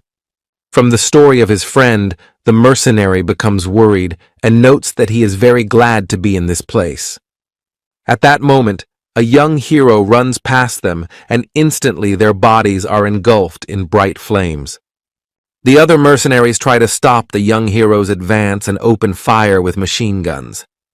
However, with the help of his flaming sword, the young hero nullifies all attacks of the Black Tiger mercenaries. At this moment, to Shi Xiao's great surprise, several grenades appear above his head. There is a loud explosion and a huge sweat of flame completely engulfs the young hero. And the commander of the mercenaries observes what is happening on the armored personnel carrier and notes that the intruder is defeated. At this moment, several mercenaries approached the huge flame to make sure that Shi Xiao would no longer interfere with them. Much to everyone's surprise, the young hero appears in flames and uses his blade to create a vortex of fire. All the mercenaries instantly fall to the ground, and the squad leader cannot believe in such a turn of events and is frightened by what is happening. At this point, the young hero is smiling while several fire shields swirl around him to protect him from enemy attacks. However, the commander of the mercenaries does not pay attention to this. He comes to his senses and opens fire on the hero from his machine gun. Then, Shi Xiao quickly dashes towards the mercenary commander and dodges his bullets. Then he makes a high jump and is about to strike his opponent with his fire blade. But the mercenary commander defends himself from the blow with his machine gun and notes that the boy can't hurt him. At this moment, a look of amazement appeared on Shi Xiao's face as he couldn't deal much damage to his opponent. And the commander takes advantage of the young hero's confusion and hits him with all his might with his cannon. However, the young hero is not going to give up so easily. He covers his body with fire and prepares for a new attack. And the mercenary commander only taunts the young hero and holds up a strange object. Then he abruptly throws him to the ground and talks about how now Shishao can never touch him. And at this moment, an energy shield appears around the mercenary commander that completely absorbs Shishao's attacks. And the young hero hops on a nearby armored vehicle and tries to think about his next plan of action. He realizes that all of his opponent's power lies in his items, so he decides to deprive him of that advantage. So Shishao puts his life on the line and, under the cover of his shield, breaks into his opponent. And the mercenary commander keeps firing his machine gun at the young hero and doesn't realize what he's up to. Suddenly, the young hero nimbly dashes past the commander and clots of flame begin to form around him. After that, there is a powerful explosion at the place where the mercenary commander was standing, and Shishao protects himself from it with his shield. The flames gradually dissipate, and the mercenary commander scrutinizes himself and doesn't understand why he didn't take damage. He decides to ignore it and continues shooting Shishao with even more enthusiasm. And the young hero only has to defend himself with his shield, but his health is gradually decreasing. Suddenly there is a click, and the mercenary commander's huge machine gun stops firing. After that, all of the mercenaries' armor and weapons turn to trash, and the commander is left completely naked. He immediately falls to his knees and tries to gather all his equipment together while Shishao watches on. While the mercenary is busy gathering his equipment, Shishao regains his health and says that the battle is over. However, the mercenary commander is not going to give up. He grabs a grenade and says that even without equipment he can fight. But the young hero, without delay, puts a flaming sword to his throat and tells him that it's best not to mess with him. And then, with an emotionless face, he talks about how he can send the mercenary commander to the other side of the world at any moment. At this point, the mercenary realizes the direness of his situation and asks to be spared. He points toward the box containing the valuables and says he knows its code. Then the young hero comes closer and demands the mercenary commander to open the box for him as quickly as possible. And the mercenary commander, with anger in his eyes, carries out this order, constantly cursing Shishao in his head. He slowly presses his fingers over the buttons and hopes someone from the squad will come to his rescue. Periodically, the mercenary commander turns toward the young hero and imagines in his head how he's defeated him. After a few minutes, the chest opens, and at its bottom lie rare items that emit a blinding light. At this moment, the mercenary commander turns to Shishao with a slight smile and says that he deserves mercy. However, the young hero does not agree with this. He immediately sets the mercenary on fire and says that he is not going to forgive the mercenaries. The mercenary commander's entire body is engulfed in bright flames, and he runs away from Shishao, hoping to find salvation. After some time, the hero examines the body of the mercenary commander and, to his disappointment, does not notice valuable items. Suddenly he finds a key to the dungeon and hopes that this item can help him greatly in the future. Then he walks over to the open chest with a smile and scrutinizes its contents. Quite quickly, Shishao's face lights up with a bright smile because he finds a magic crystal of a very rare specimen. And immediately afterward, the young hero is transported to the pocket dimension to unlock new skills with the help of the experience gained. He opens the skill panel of his fire account, but notices that all skills require a high level. Then Shishao sighs heavily but does not lose heart, and decides to open a new Lord account. He scratches his beard and hopes that through his luck, he can definitely get a useful account. Then he points his finger sharply in the direction of the closed account and asks the system to unlock it immediately. The map begins to spin in front of the young hero and then begins to emit a strange glow. And in a minute, a new account of a dark inventor who has a vast array of skills appears in front of the young hero. However, the young hero is a bit frustrated because he has been given a non-combat account. Then, Shishao opens the information panel with which he hopes to get more information about the account. To his great joy, he learns that the account has a huge number of options and can create items. At this moment around the hero appears a huge number of magical gears that greatly surprises him. Suddenly, a small robot appears in front of him and says that it will help Shishao from now on. However, the young hero asks the robot to take his time and tell more about everything. At this point, the robot's face turns malevolent, and he suggests that the young hero take over the world. But Shishao isn't interested in that, and he has a menacing look on his face as he demands work to never mention the idea. And then he asks the robotic assistant to elaborate on the abilities of the inventor's account. The robot gets a little upset after Shishao's words, but elaborates on the fact that the new account can create various items. This information pleases the young hero very much. He assumes that thanks to the new account, he will be able to create unique items.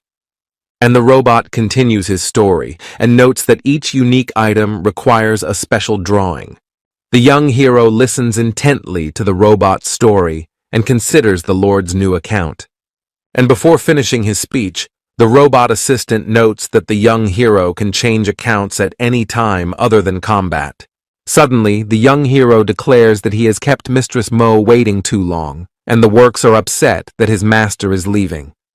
Meanwhile, Mrs. Mo is sitting in a spacious cabin surrounded by a huge number of dark tiger mercenaries. Mrs. Mo warns the mercenaries that their actions will have serious consequences and demands her release.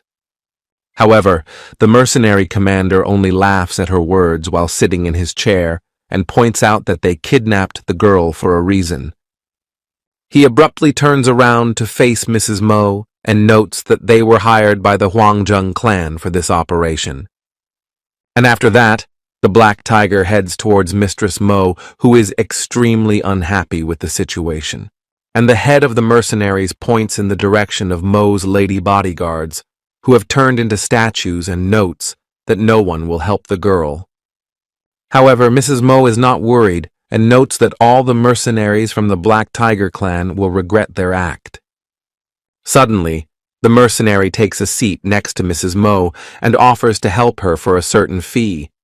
He smiles broadly and says that for 100 million he is willing to help Mrs. Mo and free her. However, Mrs. Mo shows disinterest in the deal and says that she will never deal with the Black Tiger clan. The head mercenary becomes furious after Mrs. Mo's words and says that she will regret her decision. However, the words of the mercenary do not scare the girl, and she says that she will never deny her words. At this moment, the mercenary unhappily clucked and drew his swords from their sheaths with the intention of sending Miss Mo to the other world. But suddenly, a purple shield appears around the girl, and the blades of the head of the mercenaries do not reach their target. Mrs. Mo turns back around and tries to figure out who just saved her life. To her surprise, she sees a young hero in the doorway who smiles broadly and demands a large sum for her rescue. And on Mrs. Mo's face, there is only worry because she is worried that Shishao is too weak to fight the mercenaries. Meanwhile, the head of the mercenaries becomes enraged by the young hero's actions, and without further thought, rushes at him with 2 swords. But with his fire shield, Shishao blocks the attack and tells the mercenary that he is not as simple as he may seem.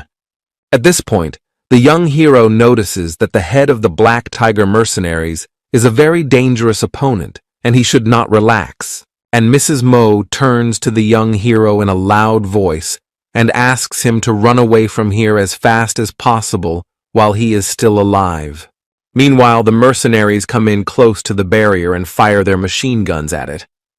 And Shishao only smiles and says that no one will be able to break through the protective barrier around the girl. Even though Mrs. Mo is under fire from the mercenaries, she is worried about Shishao's life and follows the battle closely. For a while, Shishao and the head of the mercenaries exchange blows, but the young hero's health is quickly coming to an end. Then the young hero arms himself with his special shield and runs to attack the mercenary with a loud shout. And the mercenary is surprised at such recklessness and says not to underestimate him. At that moment, several small grenades appear above the heads of the mercenaries and their head. But the head of the mercenaries is not worried and creates a shield in front of him to protect himself from the exploding grenades. However, to everyone's surprise, instead of an explosion, a web appears that deals damage and entangles all the mercenaries. And the young hero smiles broadly and notes that his modified grenades always reach the enemy. After a while, the head of the mercenaries burst out of the web and looked at Shishao with anger in his eyes. Then he crosses his two swords into a single blade that begins to emit a large amount of energy from itself. At this point, Shishao realizes he's in big trouble, so he gets into a defensive stance and prepares to strike. And in a second, the head of the mercenaries unleashes his strongest attack on the young hero, but at the last second, Shishao defends himself with his shield. The young hero looks at the mercenary in surprise and is amazed at how strong his opponent is. He tries to counterattack his enemy, but the head of the mercenaries has no problem dodging and notes that the young hero is too slow. After saying that, the mercenary delivers a crushing blow and turns Shishao's shield into a pile of debris. Then the young hero steps back and uses fire magic to strike the mercenary. However, the black tiger with his sword blade blocks all the fire that is headed in his direction. And Mrs. Mo is watching the whole situation with her mouth open in amazement and can't believe that someone has such great power.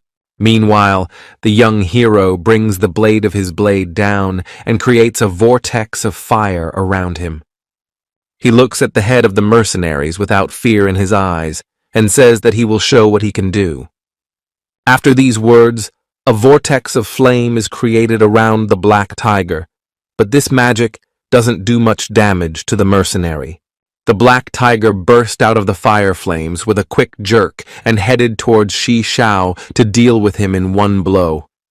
Suddenly, a huge turret appears right in front of him and opens rapid fire on him. The head of the mercenaries looks at the cannon in surprise and can't understand where Shishao got such an item from. Meanwhile, the turret continues to fire at the mercenary and doesn't stop for a second. And the head of the mercenaries uses his energy shield to protect himself from the onslaught of bullets. At this moment, Shishao taunts the black tiger and tells him that he got this weapon from his captain. Meanwhile, the mercenaries' barrier cannot withstand the hail of gunfire and collapses before his eyes. Then the black tiger moves around the room in quick jerks and tries to avoid the turret's fire. He then abruptly turns around and rushes towards her parallel, reflecting the bullets with his sword.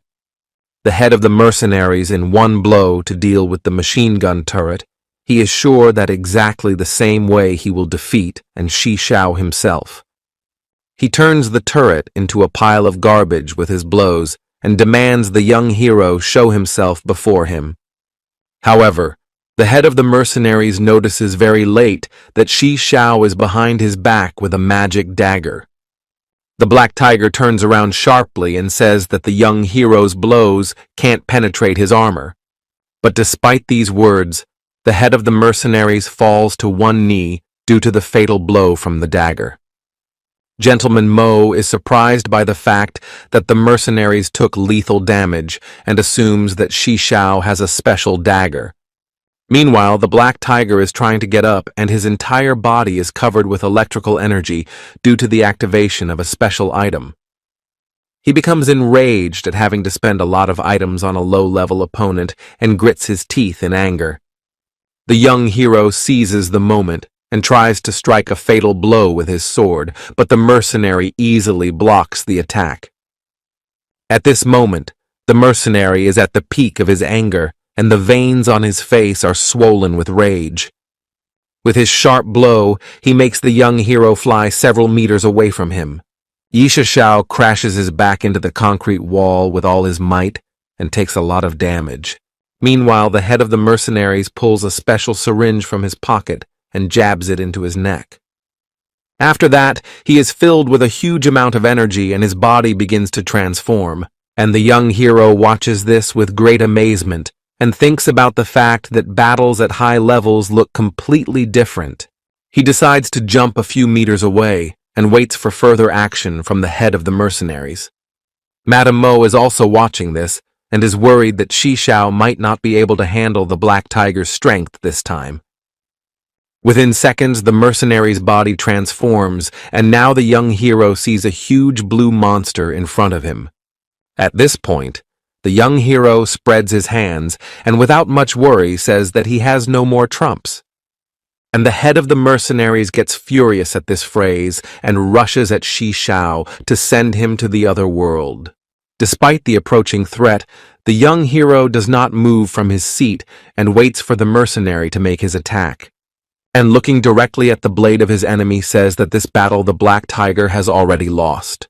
In the same instant, two bodyguards appear around Shishao to protect him from the mercenary head's attack.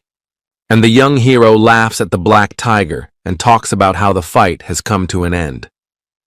The story shifts back to a few minutes ago when the young hero listens to a mercenary talk and prepares to free the bodyguards. When the head of mercenaries guesses about the actions of Shishao, he comes to indescribable rage and does not understand how the hero managed to get a special item. And the young hero talks about finding the item in the mercenary's stash like so many other things. This situation makes the head of the mercenaries even angrier because he spent a lot of effort to collect rare items. At the same moment, Lady Mo's bodyguards make a joint strike and fatally damage the head of the mercenaries. Enormous power emanates from the hands of the bodyguards while Shishao silently watches what happens next. And the body of the head of the mercenaries, despite his great strength, goes flying towards the concrete wall.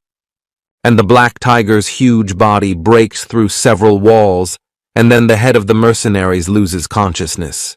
The young hero looks at the bodyguards with great admiration and realizes it's best not to fight with them.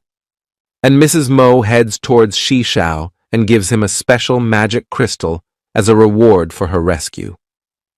But the young hero smiles broadly and notes that he had a lot of fun fighting a dangerous opponent. And Mrs. Mo is surprised and doesn't understand why the young hero got into a fight with a man who was much stronger than him. At this point, Shishao explains that there is no point in life if you don't try to overcome circumstances that are stronger than you. In response to these words, Mrs. Mo only smiles and notes that she has always liked people like this. Then she looks toward the head of the mercenaries being held by her bodyguards and says that the young hero can have him for himself. Shishao looks at the defeated Black Tiger and thanks Mrs. Mo for such a valuable gift. Without a second thought, he creates a fiery blade in his hand to send the mercenary to the other side with a single blow. And the head of the mercenaries slowly raises his head and asks for mercy in a quiet voice. But these words don't touch Shishao's heart, and he stabs his blade into the body and then gains a huge amount of experience and items. Meanwhile, Mrs. Mo extends her hand in his direction and offers the young hero to join her squad. And the young hero smiles and asks the girl what he gets for joining her special unit. Mrs. Mo smiles widely and remarks that she hasn't seen people who are so fearless in a long time. But Shishao waves his hand and notes that he only wants to learn about all the nuances that are there after joining the squad. At this moment, the bodyguards place their hands on Shishao's shoulders and remark that joining Mo's squad is a great honor. And the lady puts her hand up and asks her bodyguards not to put pressure on the young man.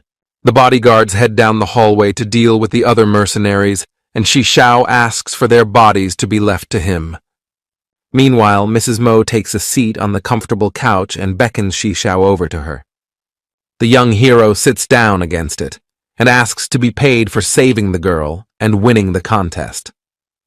And Mrs. Mo smiles and remarks that the young hero is very greedy, especially when it comes to money. From Ms. Mo's words, the young hero becomes a bit distracted and notes that there is nothing wrong with greed. And Mrs. Mo responds to these words by leaning closer to him and saying that she completely agrees with his point of view.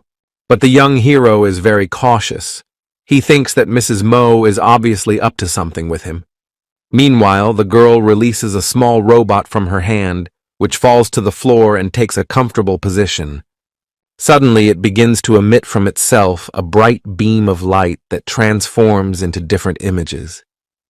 And when Mrs. Mo begins her story, the ray of light shows the young hero several heroes who serve Mrs. M.O. The girl talks about how her elite squad has the best stats, and the robot immediately shows them to Shi Xiao. At this moment, Shi Xiao imagines how after joining the squad, he would be digging into the rays of fame and would be incredibly rich. But Mrs. Mo notes that working in her squad requires a lot of effort, but the young hero thinks only about money. Meanwhile, the robot shows an attack on one of the cities by a huge number of monsters that level it to the ground.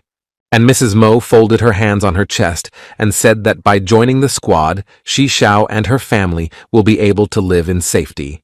She also explains to Shi Xiao that the entire city is divided into safe sectors, and the closer to the center, the less chance of monster attacks. Ms. Mo's words bring the young hero to his senses, and his gaze becomes very serious as he worries about his family. And the girl with a smile on her face notices it, and realizes that with the help of this weakness, she can manipulate the young hero. At this moment, the robot broadcasts the vast amount of equipment the elite squad uses, and the girl tells of the existence of a medical unit that ensures the safety of elite warriors. After that, she rises from her chair and looks at Shi Xiao, carefully waiting for his answer. Then she fixes her hair, and her face flashes with the firm conviction that the young hero has agreed to her proposal. She notes that her life is not that important compared to the value of an elite fighter and promises the young hero a trouble-free life. The young hero looks the girl straight in the eyes, thinking over everything she said, but he is in no hurry to accept the offer. Then he casts his gaze downward and thinks about the fact that there's no hurry to accept Miss Mo's offer. And then, with a big smile on his face, he says he needs time to think it over. And Mrs. Mo doesn't blink an eye and gives Shi Xiao the card and says that he has 3 days to think about it. Shi Xiao continues to smile and asks if all the promised money is on the card provided. And Ms. Mo unemotionally talks about how there's even more on the black card than the young hero requested. After saying that, Shi Xiao tucks the card under his clothes and thanks the girl for such a valuable gift. At this moment, the door opens and Miss Mo, along with the young hero, turn back. The headmaster appears in front of them and immediately falls to his knees and apologizes to Miss Mo for the mercenaries. Cold sweat runs down his face, and he thinks that after this incident, his school will be over. But Ms. Mo only smiles and says that this situation is not the fault of the school principal. And the headmaster again bows to the girl and thanks her for the generosity she has bestowed upon him. At this moment, Shi Xiao notices that Mrs. Mo is very fair despite her strict temperament, and Mrs. Mo only asks the young hero not to forget that he has only 3 days to think about it. And the young hero bids farewell to Mistress Mo, promising that he will be sure to give an answer in the meantime. After that, the school principal comes up to him and thanks the young hero for helping the school. And Shi Xiao beats his chest and says that he is honored to be of service to the place where he is trained. At this moment, the principal says in a loud voice that he is very proud of Shi Xiao and calls him a talented student. Then he turns to his deputy and asks him to prepare a proper reward for Shi Xiao. However, the young hero only smiles and asks the headmaster not to bother so much, but the headmaster refuses. The headmaster is adamant that Shi Xiao should receive a proper reward and is unwilling to discuss it. Then he claps the young hero on the shoulder and asks him to take a break after the recent events. He says goodbye to Shi Xiao and talks about how the young hero is a true hero and should be proud of that. After that, with a smile on his face, he turns to his deputy and asks for a special item to be prepared along with the award. And Shishao overhears this conversation and tries to guess what object is being talked about. A few hours later, the young hero makes it to the medical facility where his family is. And the whole family gathers around the hospital bed where the head of the family is lying, and they ask about his well-being. And the young hero looks at his father with some concern because he worries about his parents' long recovery. At this point, his sister comes up to him and asks how the competition at school went, and the hero tells her that he won it. Suddenly, there is a knock on the door, and the whole family turns towards the sound to find out who has come to see them. At the door, they see the doctor and Mr. Zhang, who is the director of the hospital, and greets them. Director Zhang apologizes to the young hero's family for the past incident and hopes that everyone will get better soon. And the young hero asks not to worry the director about the past and thanks him for giving his family the care they deserve. After that, the head of the hospital is about to leave the ward, but Shishao asks him to stay for a while. He tries to find out from the director of the hospital if there is any remedy that would allow his father to recover immediately. And the director nods and notes that the hospital has a rare antidote that could rid Father Shishao of all problems. At this point, the head of the family tries to stop his son and asks him not to spend a lot of money on his treatment. But Shishao only smiles and holds out a black card with the desire to pay for the rare antidote. When the hospital director sees the map, his mouth drops open in surprise and he can't believe his eyes. And the young hero only scratches his head and does not understand why the director of the hospital is so much surprised by the black card. Then the head of the hospital smiles and notes that thanks to this card, treatment at the hospital will be free of charge. He then turns to the doctor in a loud voice and demands that he bring a rare antidote from the warehouse immediately. The whole family is shocked by what is happening and does not understand where the young hero got the money and connections with the highborn clan. And the head of the hospital continues to smile and notes that he will move Shishao's family to the best room. Meanwhile, Shishao is also amazed by the black card's ability and realizes that it's better to use it wisely. His sister comes up to him and tries to find out where her brother got the Mo clan map from, and Shishao tells him that he saved Mrs. M.O.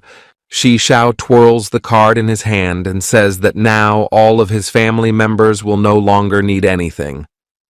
A few minutes later, a doctor runs into the room and with a confused look informs that all the expensive medicines have disappeared from the warehouse. The young hero and the director of the hospital are amazed by such a situation and listen to the doctor with their mouths open in amazement. Shishao's face turns serious, and he assumes that former director Fan is the one he had a conflict with. And the head of the hospital turns to the doctor and tries to decide with him what to do next. He also guesses that Director Fan stole the medicine and is very angry about it. He then turns to Shishao and apologizes for inconveniencing him and his family. However, the young hero smiles and asks if he can get the antidote somewhere else, but the head of the hospital shakes his head negatively. Suddenly, a smile appears on the chairman's face, and he notes that Mrs. Mo could help Shishao with this problem. At this point, the young hero has second thoughts and decides not to approach Mistress Mo to avoid being indebted to her. Meanwhile, the head of the hospital continues to apologize to the young hero and promises to provide his family with better treatment. He then turns to the doctor and asks him to prepare everything to put Shishao's family in a better room. At this point, the young hero points to the doctor and remarks that such an employee needs a promotion. And the head of the hospital agrees with these words and puts his hand on the doctor's shoulder, noting that he now has a new position. The doctor thanks Shishao for his help, and the young hero says goodbye and is about to leave the hospital room. At the exit, he turns to his family and promises to get the rare antidote by any means necessary. And the father asks his son to be careful about spending too much effort to find a cure. At this moment, Shishao is approached by his sister, who demands an immediate explanation of what is going on. She smiles and whispers with her parents when she learns about the meeting between Shishao and Mrs. Momore. The girl smiles and thinks that she should definitely find out all the details about the relationship between her brother and Mrs. M.O. Then she joyfully raises her hand and expresses her desire to go with her brother to find the cure. Shishao stops her and tells her it's too dangerous, but the girl tearfully begs to be taken along. And the young hero, sighing heavily, agrees, and the head of the family asks his children to be very careful.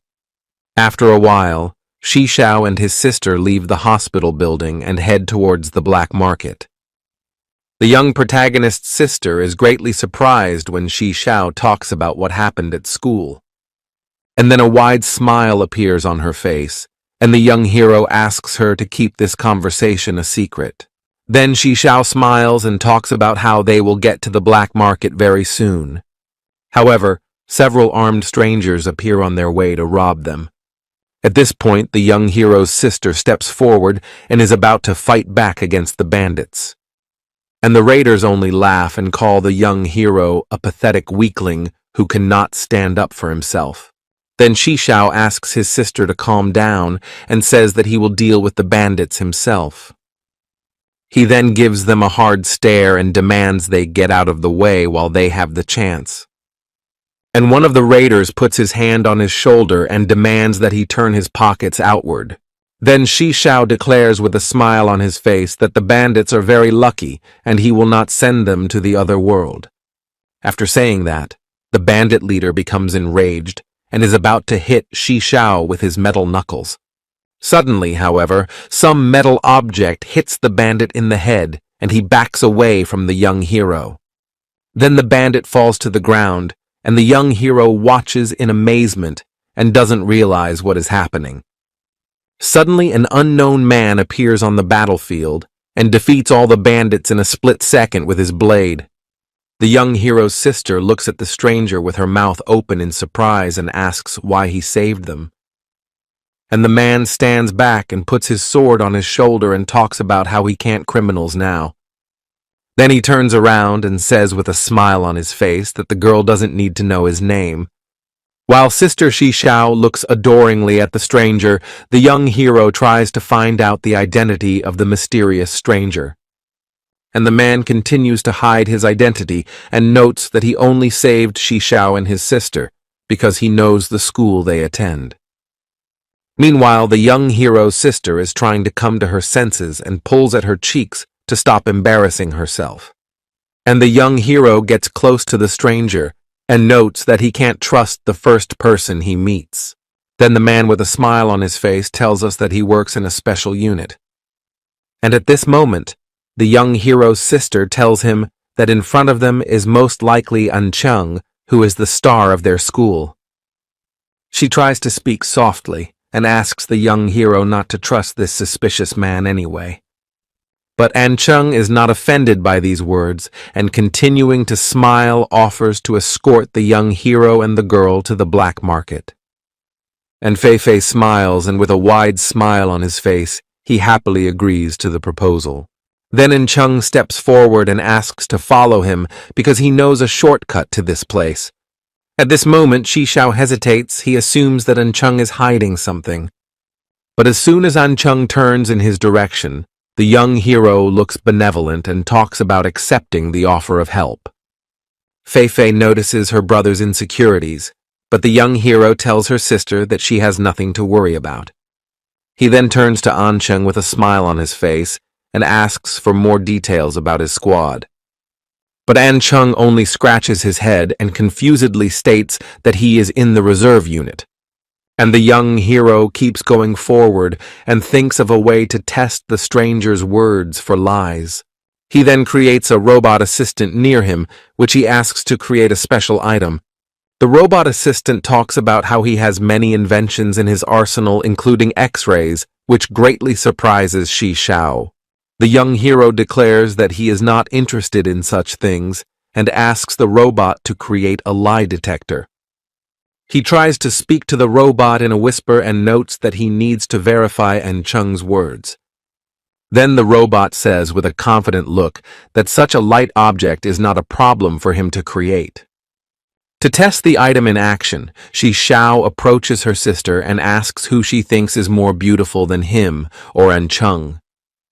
And Fei Fei, with a confident look, says that Shi Xiao is the most handsome, but the detector says that the girl is cheating.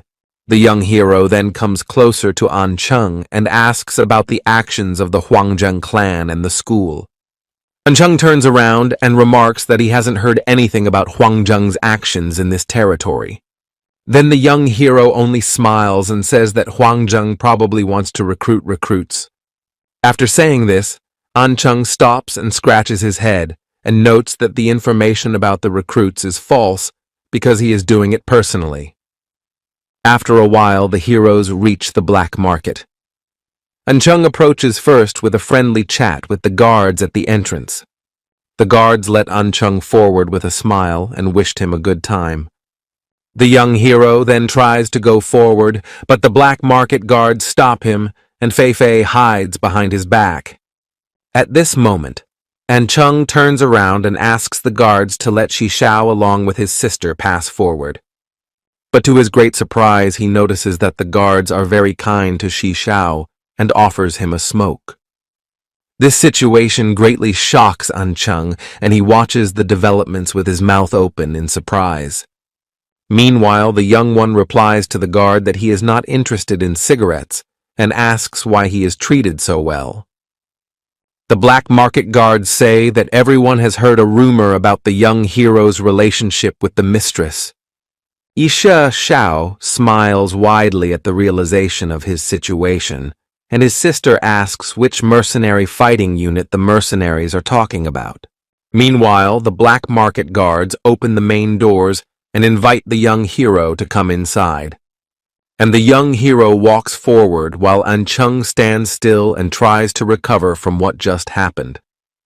An Chung carefully watches after the hero and ponders the situation at hand, and then with a smile on his face decides that he should keep a close eye on Shi Xiao and his actions.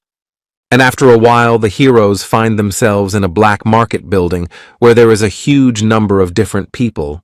An Chung walks ahead and tells Fei Fei how the black market works and what to do to avoid getting in trouble. Then he turns to Shi Xiao and talks about keeping your mouth shut here and quickly buying what is needed.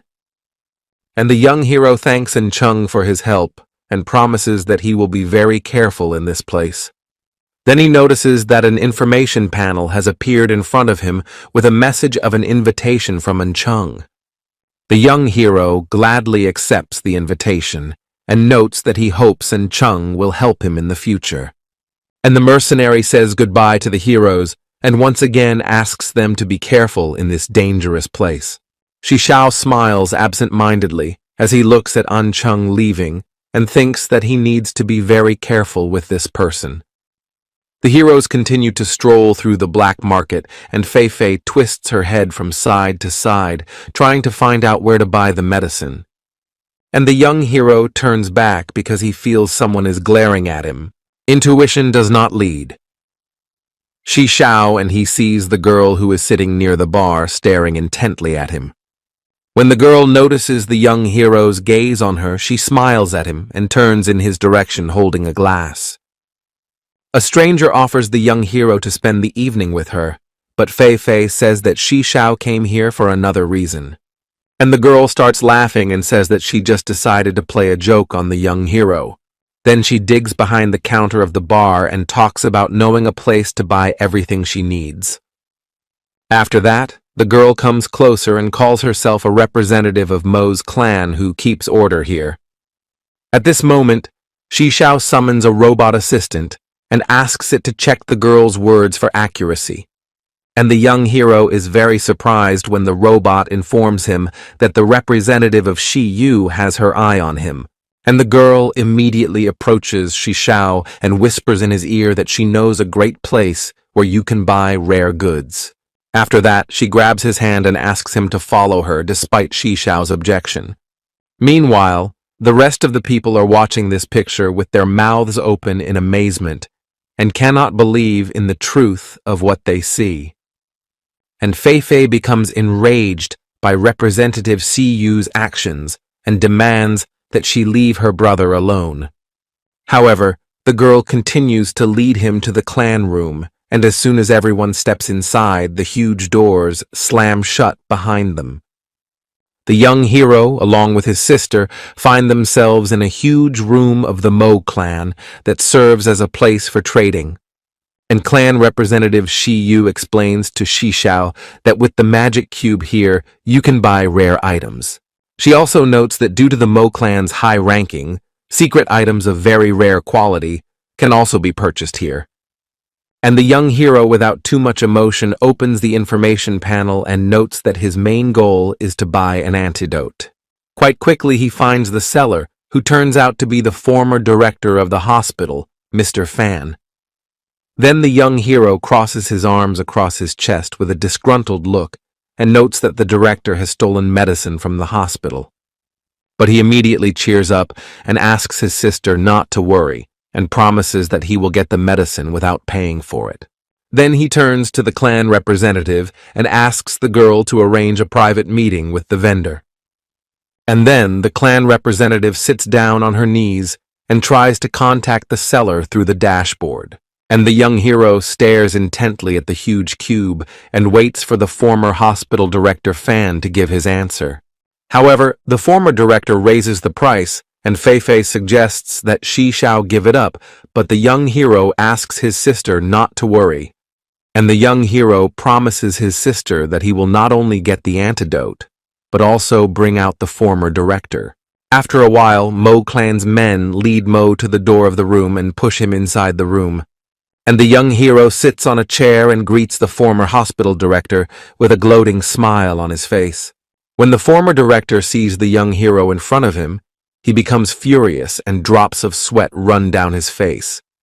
He stares intently at the young hero, and meanwhile Fei notes that the former director Fan is in front of them. At this point, the young hero smiles and asks how the director is feeling after the wounds he received. Director Fan slowly backed away. He was very much afraid that his disguise didn't work. He then abruptly heads toward the door and addresses the guard, noting that these children have no money to buy his merchandise. However, at this moment, Shishao pulls out a black card from his pocket and asks the former director not to worry about paying for the goods. And Representative KAIJU confirms the young hero's words and notes that there are at least 50 million on this card. At this moment, the former principal's face transforms in bewilderment, and he stares at Shishao with his mouth open. Then he swivels his head from side to side and tries to figure out where the young hero got his connection to Ms. Mo from.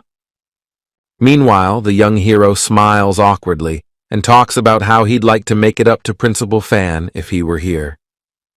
At this moment, the former director grabs his wig and says that Shishao's sincerity has touched him. And the salesman quickly removes all disguise and says that he is the former director Fan. At this moment, Fei's face expresses a great deal of surprise, while the young hero only smiles slightly. He then holds out a small case towards the young hero and offers to take a look at the antidote. He opens the case and the young hero sees 3 vials with a strange liquid in front of him. And Shishao leans over and remarks that this medicine most likely belongs to the central hospital. At that moment, the former director closes the briefcase and demands in a loud voice that the young hero take his words back. Shishao only smiles and notes that the criminal who stole the antidote will be severely punished. Then the former director quickly turns back around and, holding the briefcase in his hands, heads towards the exit of the room. However, the security guards do not let the former director out and require him to stay in the premises for some time.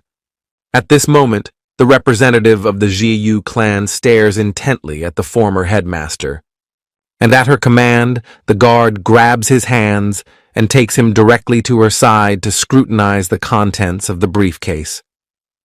However, the representative is worried because she is afraid of accusing an innocent man of a crime. But the young hero steps forward with a smile on his face and promises the former director to make amends if he is not proven guilty. And the ex-director is just smiling because he's fully confident that he's destroyed all evidence of his crime. He opens the case and looks at the clan representative and the young hero with a gloating smile. Meanwhile, the clan representative takes one of the flasks and scrutinizes its contents while Shishao watches. Suddenly, one of the girl's eyes lights up blue and she accuses the former principal of stealing in a disgruntled voice. And at the command of the representative of the former director, immediately twists the guards who were standing nearby all this time. The director is pinned to the floor, and he is at this point pointing out that the evidence of his guilt is completely absent.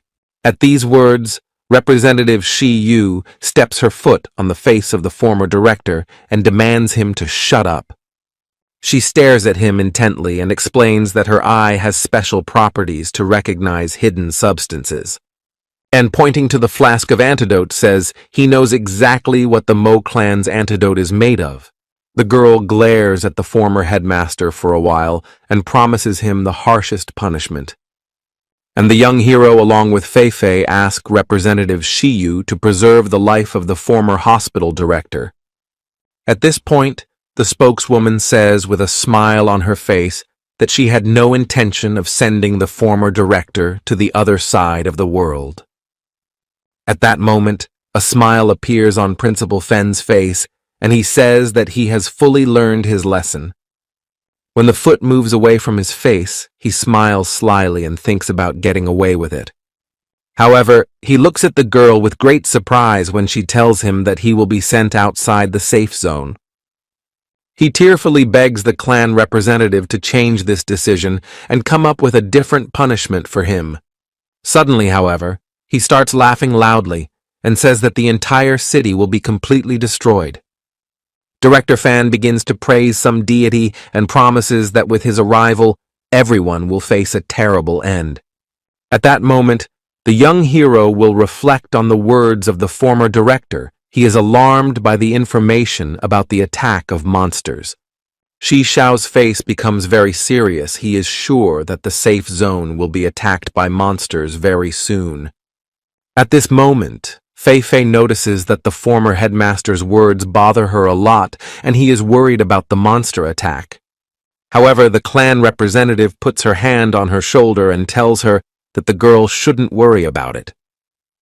Then she talks about how there are special installations on the walls that destroy every monster.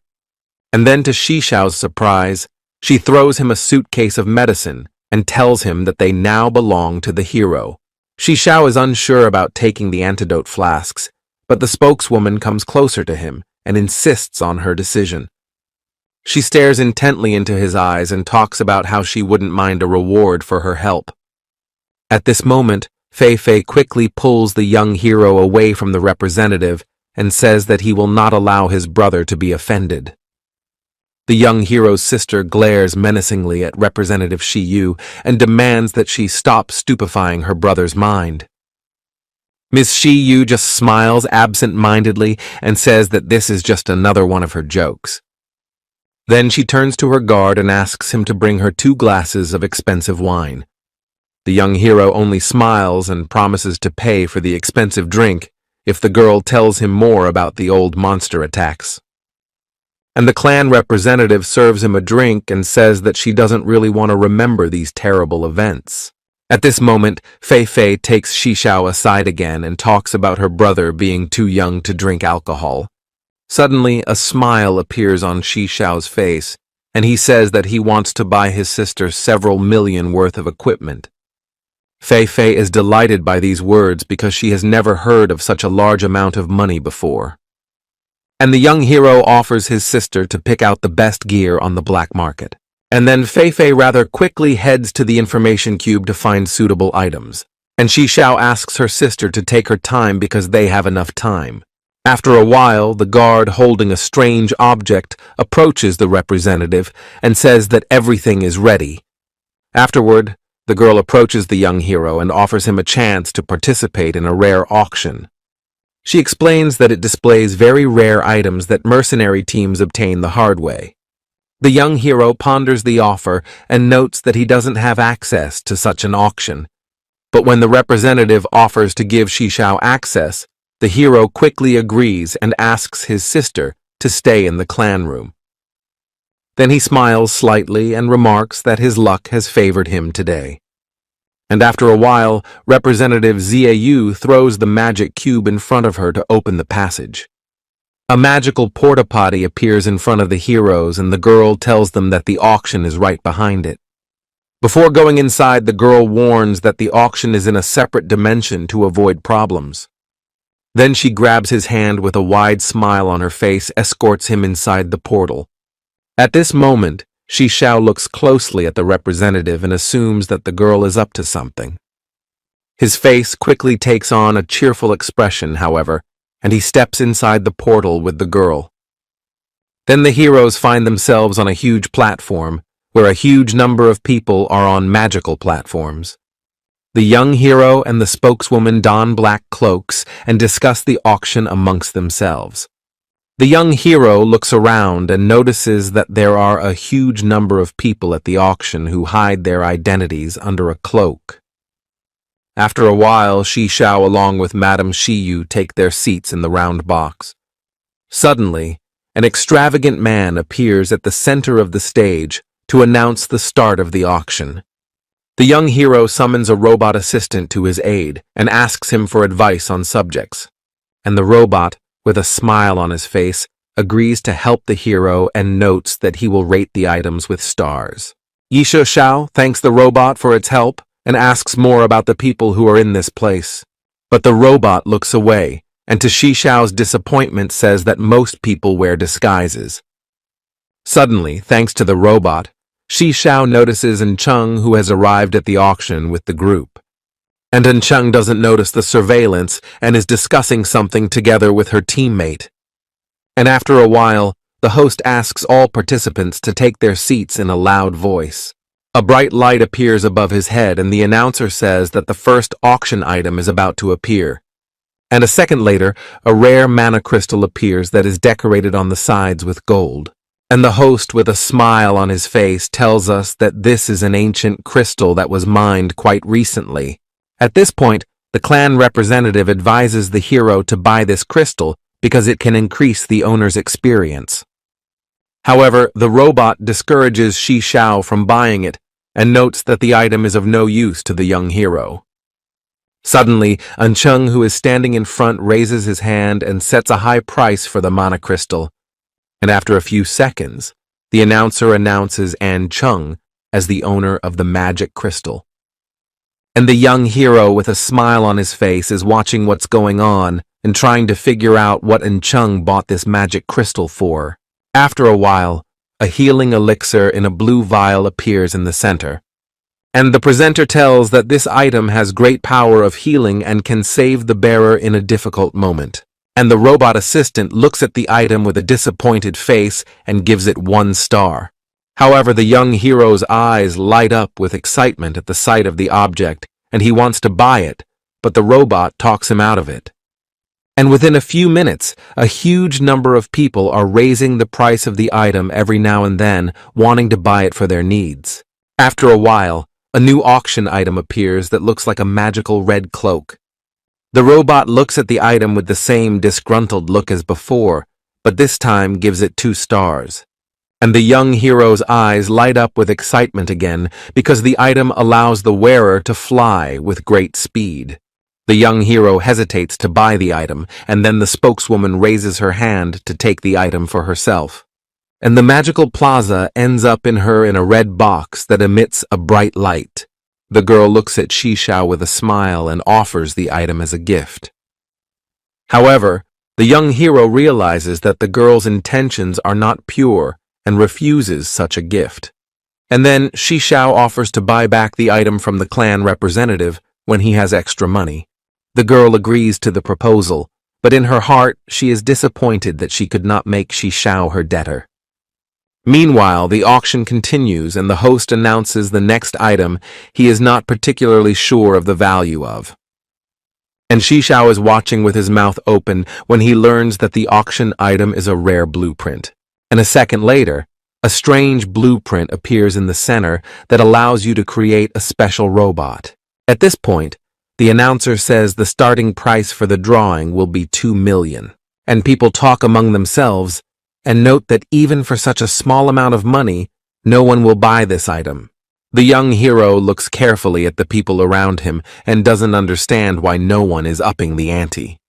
And the robot assistant informs Shi Xiao that the master engineer skill is very rare and such an item will not be useful to everyone. Then a smile appears on the young hero's face because this blueprint could be very useful to him. Then he turns to the clan representative and asks more about the people who have talent in engineering.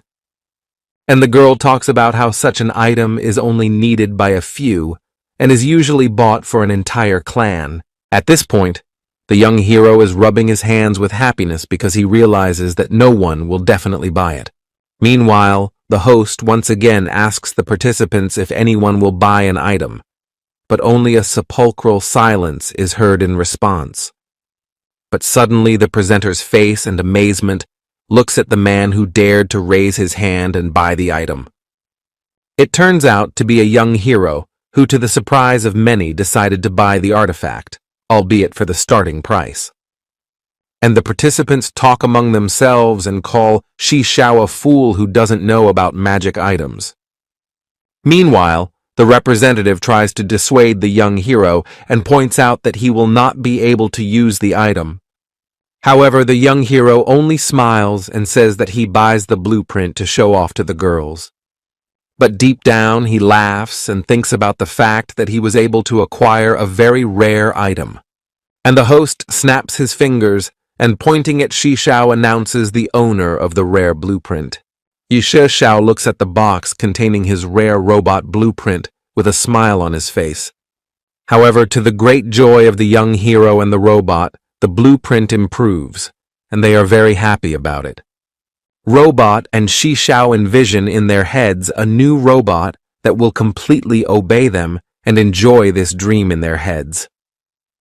With joy, the young hero waves his arms and does not notice that he hits the robot assistant with his fist. Meanwhile, the next item that appears on the auction is a shield that protects its wearer from damage. It is followed by a blade that restores the wearer's health after its attack. As soon as these items are bought up, the host announces in a loud voice that a new item is about to appear on stage. Suddenly, a huge monster appears in the center, and the announcer says that the auction item is the summoning stone. The young hero watches in amazement and cannot believe that such objects exist.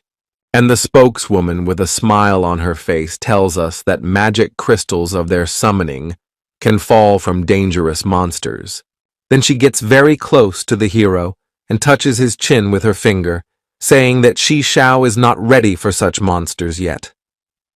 At this moment, the presenter announces with a loud voice and a smile on his face that the crystal bidding has begun. And after a while, Shi Xiao picks up the crystal for a very large sum and looks over to the robot in frustration. Suddenly, there is a loud explosion, and columns of smoke rise, and the presenter jumps away from the center. And in place of the pillar of smoke appears a huge electromagnetic tank that serves to sweep the dungeons. All participants look at the marvel of engineering and prepare to start bidding for the item. And the young hero looks at the electromagnetic tank with a smile and hopes that in the future he will be able to create one. After a few seconds, the tank opens fire with its cannon to demonstrate the power of its gun. And the presenter comes up close to him and announces the starting price of 50 million for this tank.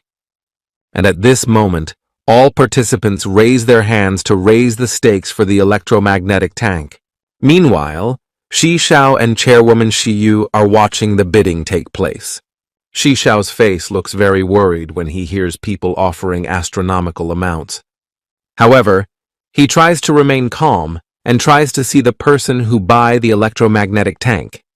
After a while of bidding, a wide smile appears on the presenter's face because he is preparing to demonstrate a legendary item. And above his head appears the golden key that opens the dungeon of the 100th level. At the sight of this item, all bidders begin to cheer and wait for the bidding to begin. And the young hero closely follows the participants and does not understand why everyone is so animated at the sight of the key. At this point, the spokeswoman explains that the dungeon key has a strength that decreases over time. After saying those words, Xiao immediately opens the information panel to check the status of his key. He looks carefully at his key and is relieved that it looks intact. A drop of sweat ran down Xiao's face, and he hoped that he would be able to open the dungeon with this key in time. Meanwhile, a very heated bidding between bidders is taking place for the legendary key, and the young hero scratches his beard and doesn't understand how people can have so much money. Once the bidding for the key is over, the host happily announces the display of the last auction item. And after his words, a charming girl appears in the center, holding a wooden box in her hands. And once the box is opened, everyone sees that it contains a small potion that has the gift of immortality. Representative Mo is furious at the sight of it, because she was not informed that the item would appear at the auction. And Xiao turns to the robot assistant and asks if such a potion can be created with skill in alchemy. And the robot sidekick tells us that such legendary items can only be obtained by battling powerful demons. Meanwhile, the presenter holds up the potion and talks about its special properties. One of the participants is worried that the potion might not work, but the host assures him that the potion is in good condition. The bidding begins, and the young hero looks on in surprise at the man who announces a large sum for the potion of immortality. Suddenly, Xiao notices that Ancheng has also gotten involved in the bidding process and is naming large sums. The young hero's face is covered with cold sweat because now the sums at the auction seem incredible to him. And after a few minutes, Ancheng buys the potion for 300 million and is very happy about his purchase. And the announcer bows low and a bright light envelops him and the auction begins to come to an end. Then a bright light appears in the center of the auction and all participants are teleported back. Xiao returns to the black market with Representative Yu. To his great surprise, the young hero notices that his sister hasn't finished buying herself items. He then turns to the clan representative and thanks her for the opportunity to be at the auction. Xiao then teleports to his pocket dimension and scrutinizes his lord accounts. He opens the information panel and studies the blueprint of the new robot with the robot assistant. Information panels open in front of him, and he learns that he has enough resources to build a combat robot. At this moment, a smile appears on Xiao's face, and he hopes that he will be able to create a great robot. He slams his fist into his palm and proceeds to improve his skills to improve the blueprint. And after a while, an information panel opens in front of the young hero, which offers to choose the gender of the future robot.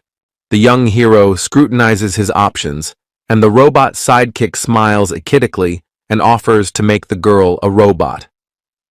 At this moment, Xiao is running through his head exactly what a battle robot might look like. And with a trembling finger, he reaches for the information panel so that the gender of his robot is female.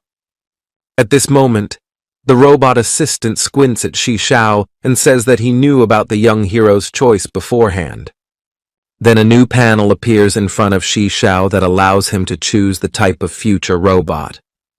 He flips through a few options with a slight smile on his face, and with uncertainty on his face, he chooses one of them. The robot assistant is about to say something, but the young hero turns sharply in his direction, and the robot is instantly silenced. And then the information panel starts to disappear, and the system announces the start of the robot creation process. And the young hero sees the creation of the robot body he has chosen start out of thin air in front of him. However, suddenly, many red panels appear around Xiao and his robot assistant to report an error. After a while, they disappear, and Xiao looks at the robot's body again, hoping that everything will go smoothly from here on out. At this moment, the robot assistant is watching the process with great anticipation in his eyes, while Xiao is immersed in his own thoughts. Suddenly, the robot's body changes drastically, and instead of a tall lady, it transforms into a cute little girl.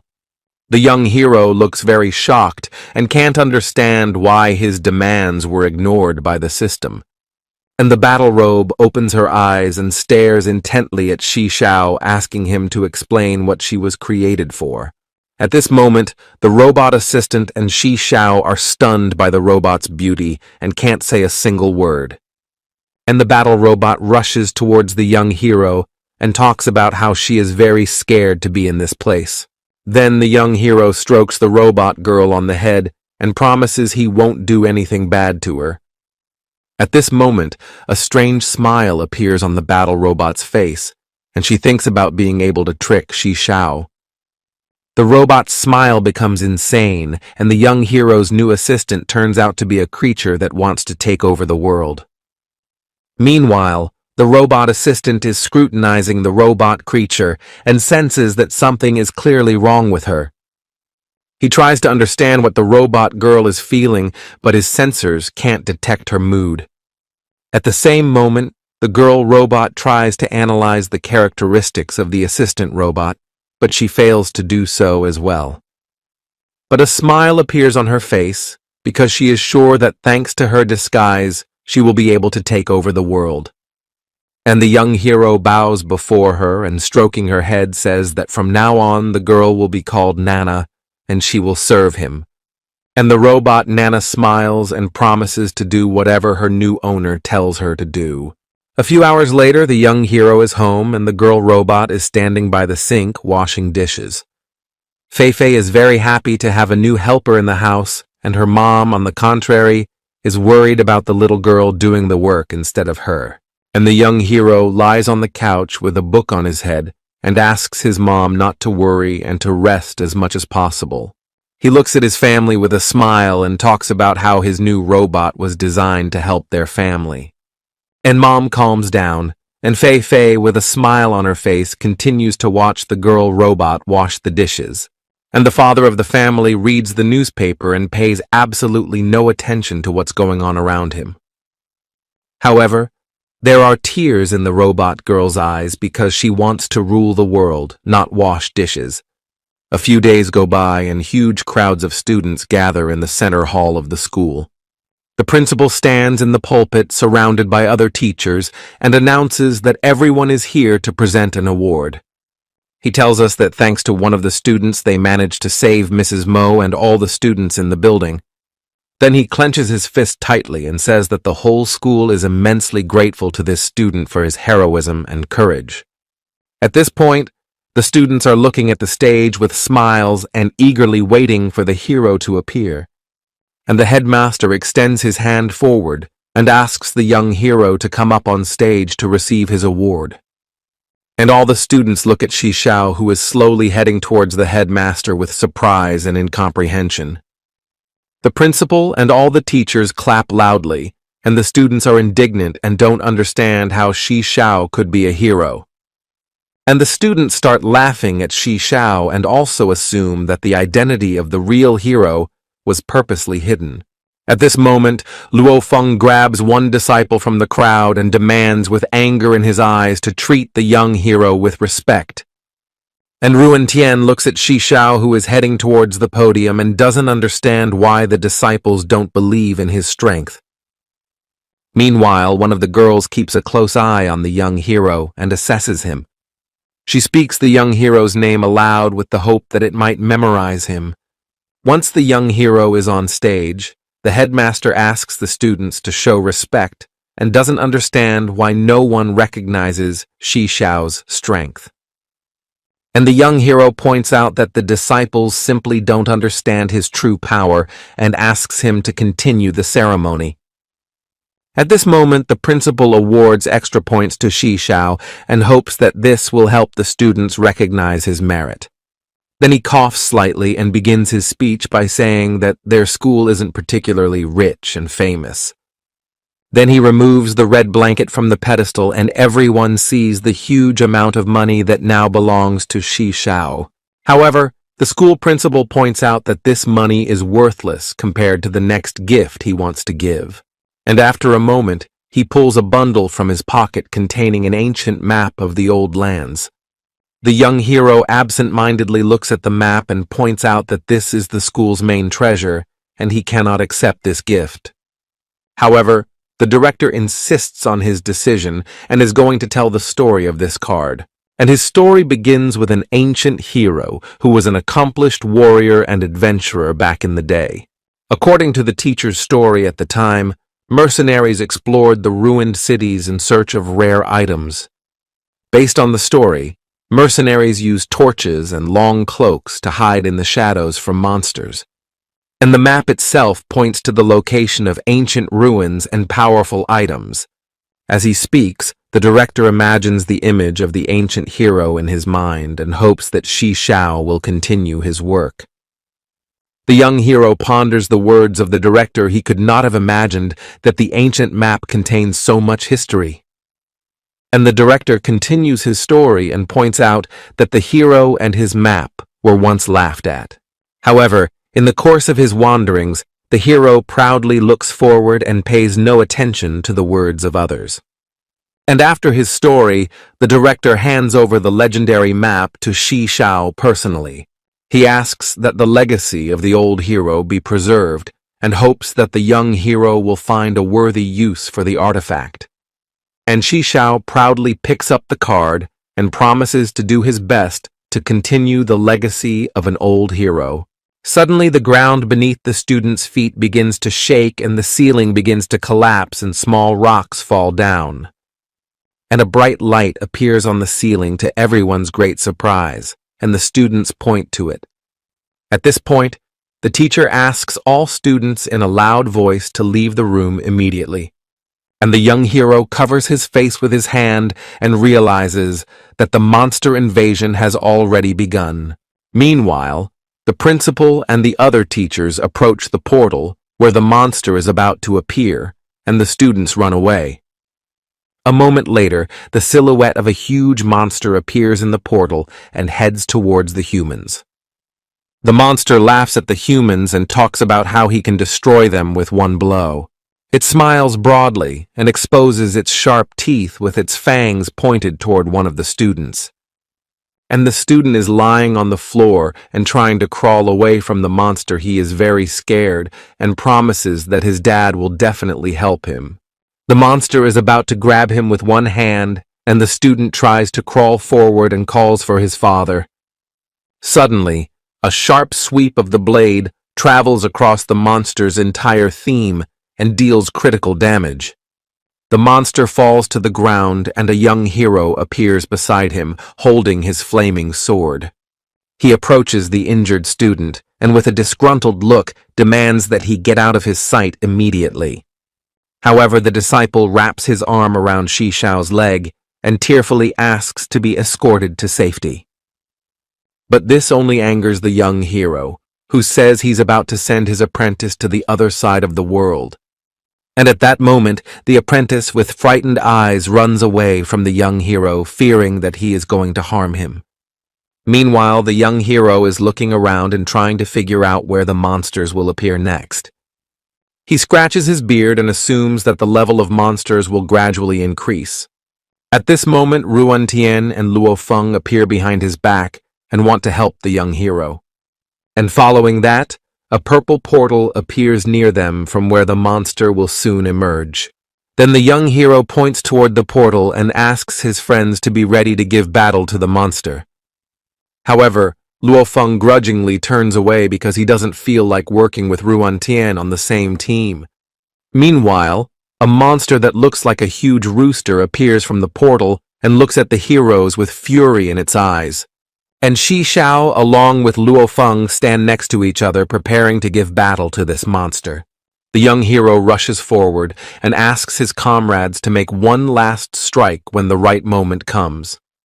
And his friends confirm in a loud voice that they will follow his instructions and then trail after him. And the monster only mocks people and points out that pathetic people are no match for his power. After a while, the young hero along with Ruan Tian's stacked attack critically damage the monster. After the victory, the young hero squats down from exhaustion and talks about how his friends need to level up. Then they move on and notice more monsters on their way that appear from purple portals. Teachers try to save their students, but the bright flames of the fire turn people's bodies into ashes in a second. The young hero, meanwhile, notices that the entire year has been attacked by monsters that destroy all the houses in their path. He keeps a close eye on what is happening and hopes that his family will remain unharmed. Suddenly, a minotaur appears on the way of the young hero, who says that he will destroy any man in his way. He immediately attacks Shi Xiao, but the young hero manages to block the dangerous attack with his flaming sword. He then quickly swings his blade and delivers a critical blow to the huge monster. He is helped by Luo Feng, who delivers the final blow, and the monster falls to the ground.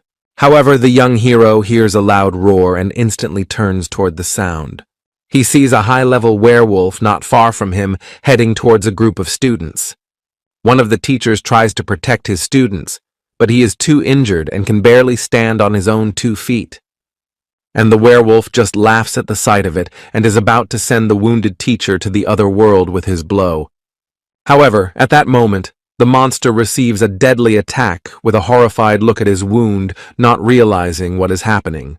The monster tries to attack his assailant, but the young hero, without delay, plunges his blade into the monster's body, causing it to scream in pain. The monster tries to shout something, but Shi Xiao, without delay, carries another blow and sends it to the other side. The other teachers try to heal their wounds and look on in amazement at the young hero's actions. And the young hero, along with his team, approaches them and asks them to go to a safe area as soon as possible. He carefully watches the fleeing people and hopes to save them in time. Meanwhile, another monster comes out of the portal, looking for easy prey with a smile on his face. However, as soon as he comes out of the portal, he gets a death blow to his great surprise. The monster looks at his wound in horror and doesn't understand where this place gets its worthy warriors from. He tries to crawl away to safety, but Luo Feng appears behind him with the intention of finishing off the monster. And Luo Feng, with his axe, makes a fatal blow and sends the dangerous monster to the other world. His whole body is enveloped by power, and he feels that thanks to his victory, he has gained a new level. Then he turns to the young hero and thanks him, along with Zhuan Tian, for the opportunity to gain new levels. And the young hero turns toward the new monster and asks his team to be careful. And at this moment, a huge tiger appears in front of them, whose level is greater than the previous monsters. The young hero looks at his opponent with surprise and realizes that the level of monsters will only increase. Meanwhile, the monster moves with great speed and begins circling the Jur squad. And then it rushes at Zhuan Tian, who has the lowest strength among all the squad members. However, the girl manages to react in time and creates a protective barrier around herself to block the monster's attack. Then the monster cries out in pain because it receives a powerful blow to its back from the young hero's fiery blade. And Shi Xiao, holding his sword in his hands, stares intently at the monster and prepares for the next strike. He then swings his blade, and after his strike, the monster falls to the ground. At this point, the young hero clenches his fist and hopes his family can handle the dangerous monsters in the city. Then he activates his unique ability and creates a fire eye in the air to scout the area. After that, a huge map appears in front of him, showing the locations of monsters and students. The young hero then turns to Luo Feng and asks him to go to the safe zone with Ruan Tian, but Luo Feng is not happy with this decision. Then Shi Xiao glares menacingly at both of them, and his friends have nothing left but to agree with the young hero's decision. The young hero heads over to help the other disciples and wishes Luo Feng good luck. After which he goes forward, and Luo Feng and Ruan Tian bid him farewell with smiles on their faces. Ruan Tian then approaches Luo Feng and asks him to be gentle with her, and the man agrees to protect her on her way to the safe zone. Then he silently escorts the young hero with a glance and thinks that he has changed a lot lately thanks to Shi Xiao. And the young hero runs forward in quick spurts and hopes to save the other students in time. During his journey, he reflects on what is going on around him and thinks he should learn a new skill. Without stopping, he contacts his pocket dimension and thinks what better use to make. To his surprise, he notices that he has a huge amount of experience that will allow him to greatly pump up his skills. Then he chooses the Fire Lord's account and decides to increase the connection with him so he doesn't have to choose for a long time. And after that, Shishao feels his strength increased several times, and now he leaves a trail of fire behind him. At this moment, an information panel opens in front of him with a skill tree that prompts Shishao to choose one. And the young hero, with a smile on his face, decides to choose an attack skill to easily destroy monsters. After that, a hint appears on the information panel that the young hero can now cover his body with fire during battle. And the young hero continues to run forward with the firm belief that now he will definitely be able to save everyone. And in a matter of minutes, he finds himself outside the main building of the school where the students are left. Meanwhile, several teachers, along with their students, have barricaded themselves in the room and are hoping that the monsters won't find them. The teacher tries to calm her student and tells her that they have an experienced warrior with them who will save them from the monsters. At that moment, there is a loud explosion, and people see the body of a monster covered in fire flying over their heads. The teacher looks at the monster with surprise and thinks about the fact that now he will have to fight. However, then a young hero appears, and everyone realizes that it was he who defeated the monsters. The teacher looks at Shishao carefully and thanks him for once again coming to her aid. And the young hero accepts thanks from other students. However, the teacher is not happy with this situation. And when the hero suggests that the teacher escort everyone to the safe zone, the teacher says that Shishao has no right to order him around. At this moment, the teacher looks at the teacher with incomprehension and says that he should listen to the words of Shishao. At this point, the teacher is immersed in his reflections. He is uncomfortable with the fact that the young hero has taken all the word for himself. He then pushes Shishao aside and talks about how he will escape alone. Suddenly, he feels a terrible pain in the hand that he tried to push Shishao away with, but he tries not to show it. And the teacher promises the young hero that she will personally escort all students to a safe zone and asks Shishao not to worry. The young hero leaves, and all the students, along with the teacher with smiles on their faces, wish him good luck. And after a while, the young hero finds himself in front of the huge golden doors that lead to the library. He stares at them intently and assumes that there is a security seal on the door that will prevent anyone from entering this room. To his great surprise, the young hero opens the door and notices that there is someone inside the library. He opens his mouth in surprise when he realizes there is no protective seal and looks around carefully.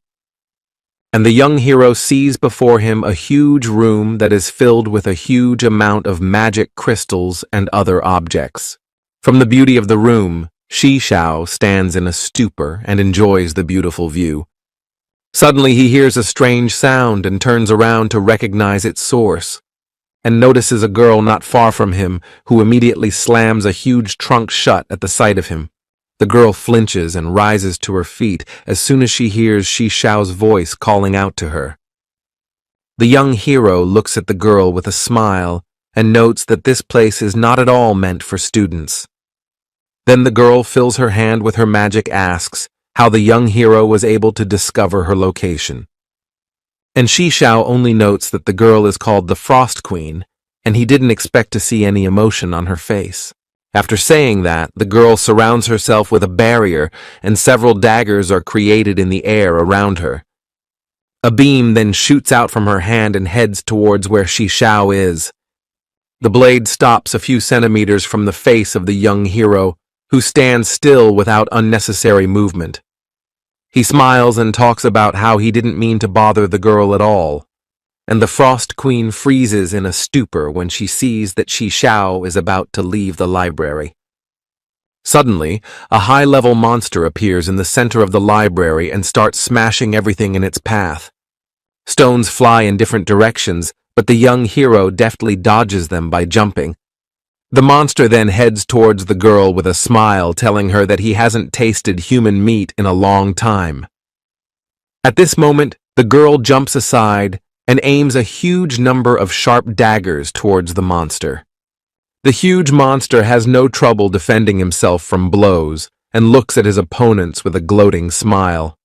The monster hits the ground with all its strength with its fist, and huge chunks of stone fly in different directions. The girl creates a barrier to protect herself from the monster's attacks, but the monster clutches the sphere with his hands and is about to destroy it. The protective sphere cannot withstand the monster's power and collapses, leaving the girl without any protection. The monster opens his huge mouth and is going to swallow the whole girl who was in his captivity. The monster's eyes widen in surprise when he receives a fatal blow and loses his hand that was clutching the girl. Xiao catches the girl and tells her that he is going to defeat the monster and save all the students of the school. The girl is about to object, but the young hero puts his finger to her lips and tells her that he has no problem destroying the monster. The monster has been horribly damaged after the young hero's attack and looks in his direction with hatred in his eyes. The girl crosses her arms over her chest and remarks that the young hero is deliberately hiding his true level.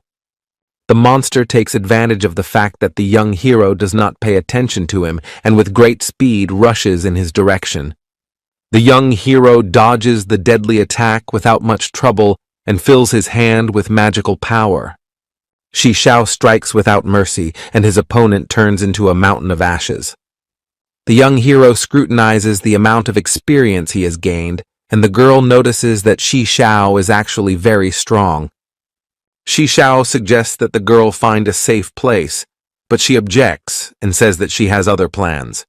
A cold vortex appears around the girl and completely surrounds her from all sides, and she disappears. Xiao scratches the back of his head and completely doesn't understand the strange girl's act. The young hero looks around and notices that there are gems among the debris. Xiao opens the magic map and tries to locate the remaining disciples. On the magic map appears the mark of a legendary monster that is heading towards the school's hideout. The school principal, along with all the students, are in a safe bunker to protect themselves from dangerous monsters. The headmaster asks the students to remain calm and tells them that the doors of the asylum can protect them from monsters. A student raises his hand and asks the principal why the doors are designed to protect against level 40 monsters. The principal raises a finger up and tells them that last time they were attacked by monsters no higher than level 30. The head of the school comes closer to the gate and notices that a fortune has been spent on it. The young hero's companions stand near the wall and discuss the situation among themselves. The girl presses her knees to her chest and voices her concerns about the monsters that may threaten the young hero. The girl's musings are interrupted by a loud knock on the iron gate, on which a protective seal appears. One of the students grabs his face and worries that the magic gate may not be able to withstand the onslaught of monsters. The young hero's companion runs to the door with a smile on his face and ignores the teacher's warnings. Suddenly, a huge hole appears in the magic door from which a huge monster claw appears. The young hero's companion is greatly shocked by this situation and cannot believe that the magic door failed in its task.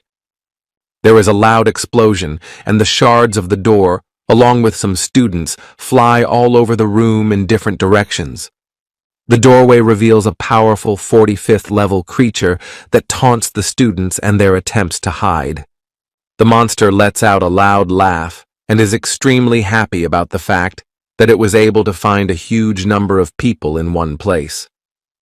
The young hero's companion looks at the monster with astonishment and thinks that all the students will soon come to an end and there is no salvation. The huge monster scrutinizes the man in front of him and is amazed that someone is still standing in front of him. The students scatter in different directions and try to find a hiding place, but the hero's companion continues to stand in front of the monster. Without too much thought, the hero's companion rushes into the attack-not-deadly monster, although he does not really believe in his success. The monster has no trouble launching a counterattack and delivers a fatal blow to the man who dares to oppose him. The monster rises to his full height and uses a special spell to destroy all humans in an instant. The students are grabbing their heads and their noses are bleeding due to the effects of the monstrous dark magic.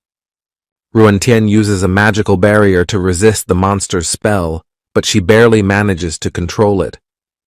A huge monster grabs a man with its hands and is going to swallow him whole to increase his level. An electric shock flies into the monster's head, causing the monster to be greatly surprised and let the student go. The principal gets into a fighting stance and uses magic to confront the huge monster. A huge stream of electricity strikes the body of the huge monster and causes it to freeze in one place. The principal is trying to catch his breath after using magic because he is very old and can use his magic all the time. The monster makes a quick dash and pierces the headmaster's body with his dagger. He taunts him and talks about how lightning doesn't hurt him. The monster scrutinizes the headmaster and says that humanity should scrutinize its adversary. A huge mouth appears on the monster's belly with which it is going to devour the headmaster and raise its level. The director realizes that the last minutes of his life have come, so he looks at the monster without emotion and mentally says goodbye to his brother. All the students look toward their principal with bated breath and can't believe that soon the monster will devour him. Suddenly, a blob of flame appears around the monster, which throws the monster back and prevents it from engulfing the director. The students look in amazement at Shi Xiao, who was able to save the headmaster from the clutches of the bloodthirsty monster. Shi Xiao grits his teeth hard with anger and swears to himself that he will rid this world of this monster. A purple armor appears on the young hero's body, and around him appears a huge amount of flame that envelops his body. The monster looks at the young hero with a wide smile on his face and says that no human can defeat him. Shi Xiao pays no attention to the monster's words and gives it a fatal blow with magic without delay. The monster scrutinizes its body and can't believe that a level 6 human could deal such a blow to it. The young hero concentrates the fire in his hands and talks about how the monster will regret coming to this place. With the help of fire energy, Shi Xiao gains tremendous speed and heads towards the monster to deliver a fatal blow. The young hero moves with tremendous speed and deals the monster a tremendous amount of attacks and augments them with fire energy. The legendary monster uses its special magic and flips Shi Xiao away from him, interrupting his series of attacks. The monster looks very shabby after the young hero's attacks, but is still capable of continuing the fight. The monster uses dark magic and subjugates the students of the school to fight the young hero. The students shout out strange words and rush towards the young hero without delay. The young hero carefully observes the actions of the distraught students and contemplates a plan of action. Shi Xiao uses her new skill site to analyze the performance of students who have been exposed to the spell. In front of the young hero appears a pillar of fire that in a split second destroys all the students who tried to attack him. The monster sends his new students into battle against the young hero and mocks the way Shi Xiao destroys his friends. Zombies indiscriminately attack everyone in their path and bite students to turn them into similar monsters. The monster laughs loudly and says that the young hero is incapable of saving all the students and fighting him at the same time. Luo Feng suddenly appears to destroy the zombies and tells the young hero that he will protect the students of the school. Zhuantian also joins the battle and destroys the reanimated dead with his fire magic. A young hero creates a magical barrier that protects the surviving students from the hordes of zombies that are headed their way. Shi Xiao's loud voice demands people to listen to his clues and not hurt those who have not turned into zombified creatures. The monster is about to flee the scene of the battle, hoping that the young hero is distracted by the defense of the students. Suddenly, a huge turret appears in front of the monster and starts firing countless bullets at him. The magic turret deals a huge amount of damage to the monster and allows it to advance towards the exit of the shelter. A young hero appears on the back of a huge monster and asks him why he's going to flee the battlefield. Shishao strikes hard and thereby strips the monster of its huge wings that allowed it to move quickly. The huge monster falls to the ground and begs the young hero to spare him. The young hero is not going to spare the monster and immediately wears him a fatal kick with his foot right in the head. The monster spews a huge beam of venom from its mouth and hopes to delay the hero for a while to complete his mutation. A wide smile appears on Shishao's face, and he sends a huge amount of fire charges towards the monster. The monster tries to defend himself against the young hero's magic with his limbs, but he has a hard time doing so. The monster realizes the direness of his situation, so he is going to destroy the turret with his corrosive acid. A wall of fire appears around the monster, preventing it from retreating. In the hands of the young hero appears a flaming sword, and he informs the monster that the hour of reckoning for all his sins has come. Shishao stabs his fire sword straight into the ground, and flames begin to emanate from it in different directions.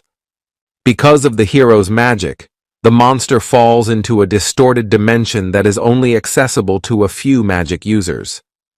The young hero concentrates energy over his head, and a huge scarlet star of destructive power appears above him. A huge scarlet star heads towards the monster and brightly illuminates its entire body. Shishao put away his armor and pondered over the words of the monster, who managed to say his master's name before perishing. The young hero receives a huge number of rare items, among which are a magic crystal and acid stomach juice. Shishao sighed heavily, because he was expecting to get some legendary item from the monster. Shishao is going to combine the worm's paws with the huge egg he got in the battle. The dragon egg splits open, and out of it emerges a long tongue that quickly grabs the paws of a huge worm and devours them. The egg licks itself and feels a strong sense of joy because the young hero has given it such a gift. Shishao leans over the egg and contemplates whether he should continue to feed the strange creature. The companions of the young hero are very happy about the fact that the monster was defeated, and Shishao remained unharmed after the battle. Shishao looks at his friends with a wide smile and rejoices in the fact that his companions have found common ground with each other. Tears appear in Ruan Tian's eyes, and she talks about how many people they were unable to save today. Shishao strokes the girl's head and says that in emergencies, losses are inevitable, and one must be prepared for this course of events. A huge number of students surround the young hero on all sides and thank him for their rescue from the monster. The girl is cradled tightly in her lap, and the teacher asks her to keep her spirits up and keep an eye on the headmaster. A wide smile appears on the teacher's face, and she explains to her students that soon they will all be safe. Shishao also tries to cheer up the students and says that the monsters in the school have been destroyed, so it's safe now. The headmaster is still unconscious, and the teacher and a student are trying to bring him back to consciousness. The young hero's face becomes serious. He scrolls a huge number of thoughts in his head and makes further plans. Shishao goes outside the school and notices that the entire city is engulfed in huge flames, and the smoke completely obscures the view.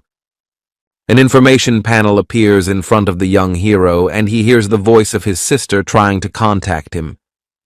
The young hero is very concerned about the situation and tries to find out from his sister if everything is all right with his parents. The connection is cut, and Shishao runs as fast as she can towards her home to get to her family. Shishao's face fills with fear when he finds himself in front of his house. Shishao stands in front of the destroyed building and can't believe that his nightmare has come true. The young hero clenches his fist tightly and hopes that his family managed to get out and survive the monster's attack. Suddenly, there is a scream of a girl trying to escape from a huge monster. Without delay, Shi Xiao delivers a fatal blow, and a bright line splits the monster into two equal parts. The security girl thanks Shi Xiao for her help and asks her to free her leg from under the rubble. Shi Xiao carries a swift kick and turns the rocks into a handful of ash and thus frees the girl from under the rubble. The young hero looks very worried and asks Qin Lu to tell him about the situation in the city immediately. The girl drinks a healing elixir and tells the hero that all the inhabitants were evacuated to safety before the monsters attacked. The young hero apologizes for his behavior to the girl and explains that among the evacuees was his family. Qin Lu picks up his rifle and tells him that all the residents have been sent to the underground shelter. The girl comes closer to the young hero and clarifies that she cannot guarantee the safety of all people in the city. Tears appear in Qin Lu's eyes, and she talks about how her squad is unable to deal with a high-level opponent. The girl snuggles up close to the hero and offers to escape together from this city to survive and avoid the high-level monsters. The young hero puts his hands in his pockets and refuses the girl's proposal because he wants to save his family. The conversation between Shi Xiao and Qin Lu is interrupted by a high-level monster that suddenly appears in front of the heroes. The young hero is about to attack the monster, but is suddenly pushed forward by Qin Lu to use Shi Xiao as bait. The girl runs back and apologizes to the young hero for having to use him as bait. The monstrous ash leopard completely ignores Shi Xiao and rushes after the fragile girl. The girl tearfully turns toward the young hero and asks him to save her from the dangerous monster. Shi Xiao stands there like a stumbling block and pays no attention to the screams of the girl who is begging for help. After a while, the young hero decides to intervene and delivers a fatal blow to a huge ash leopard. The girl extends her hand towards Shi Xiao and through the pain apologizes to him, but the young hero does not react to her words in any way. Shi Xiao looks at the girl with a stern look and says that she is to blame for the situation. Before going to the other side of the world, the girl holds out a plan of the area towards the young hero. Shi Xiao gets down on one knee beside the girl and covers her eyes, and then takes out a map with a layout of the city and the surrounding area. A large column of armed men, along with military equipment, moving along the streets of the ruined city. The squad leader is extremely unhappy with the situation. He smokes a cigarette and complains to the sergeant that he should be resting at this time. Sergeant Shen Bing listens to his commander with a smile on his face and reports that many units have fled the city. Commander Wang Jiangguo hugs his lieutenant tightly and notes that Shen Bing is talking a lot today. The sergeant and the commander are very surprised when they hear a message over the radio about a missing girl who was trailing the convoy. The commander sighs heavily and says that he has long suspected a possible desertion during the rescue operation. Wang Qiangguo is very unhappy with the situation, and his lieutenant offers his candidacy to search for the missing girl. The commander watches the burning city in silence for a while, and then authorizes his lieutenant to go in search of the missing soldier. Sergeant Shenbin scrutinizes the photo of him and his girlfriend and hopes that the girl is still alive.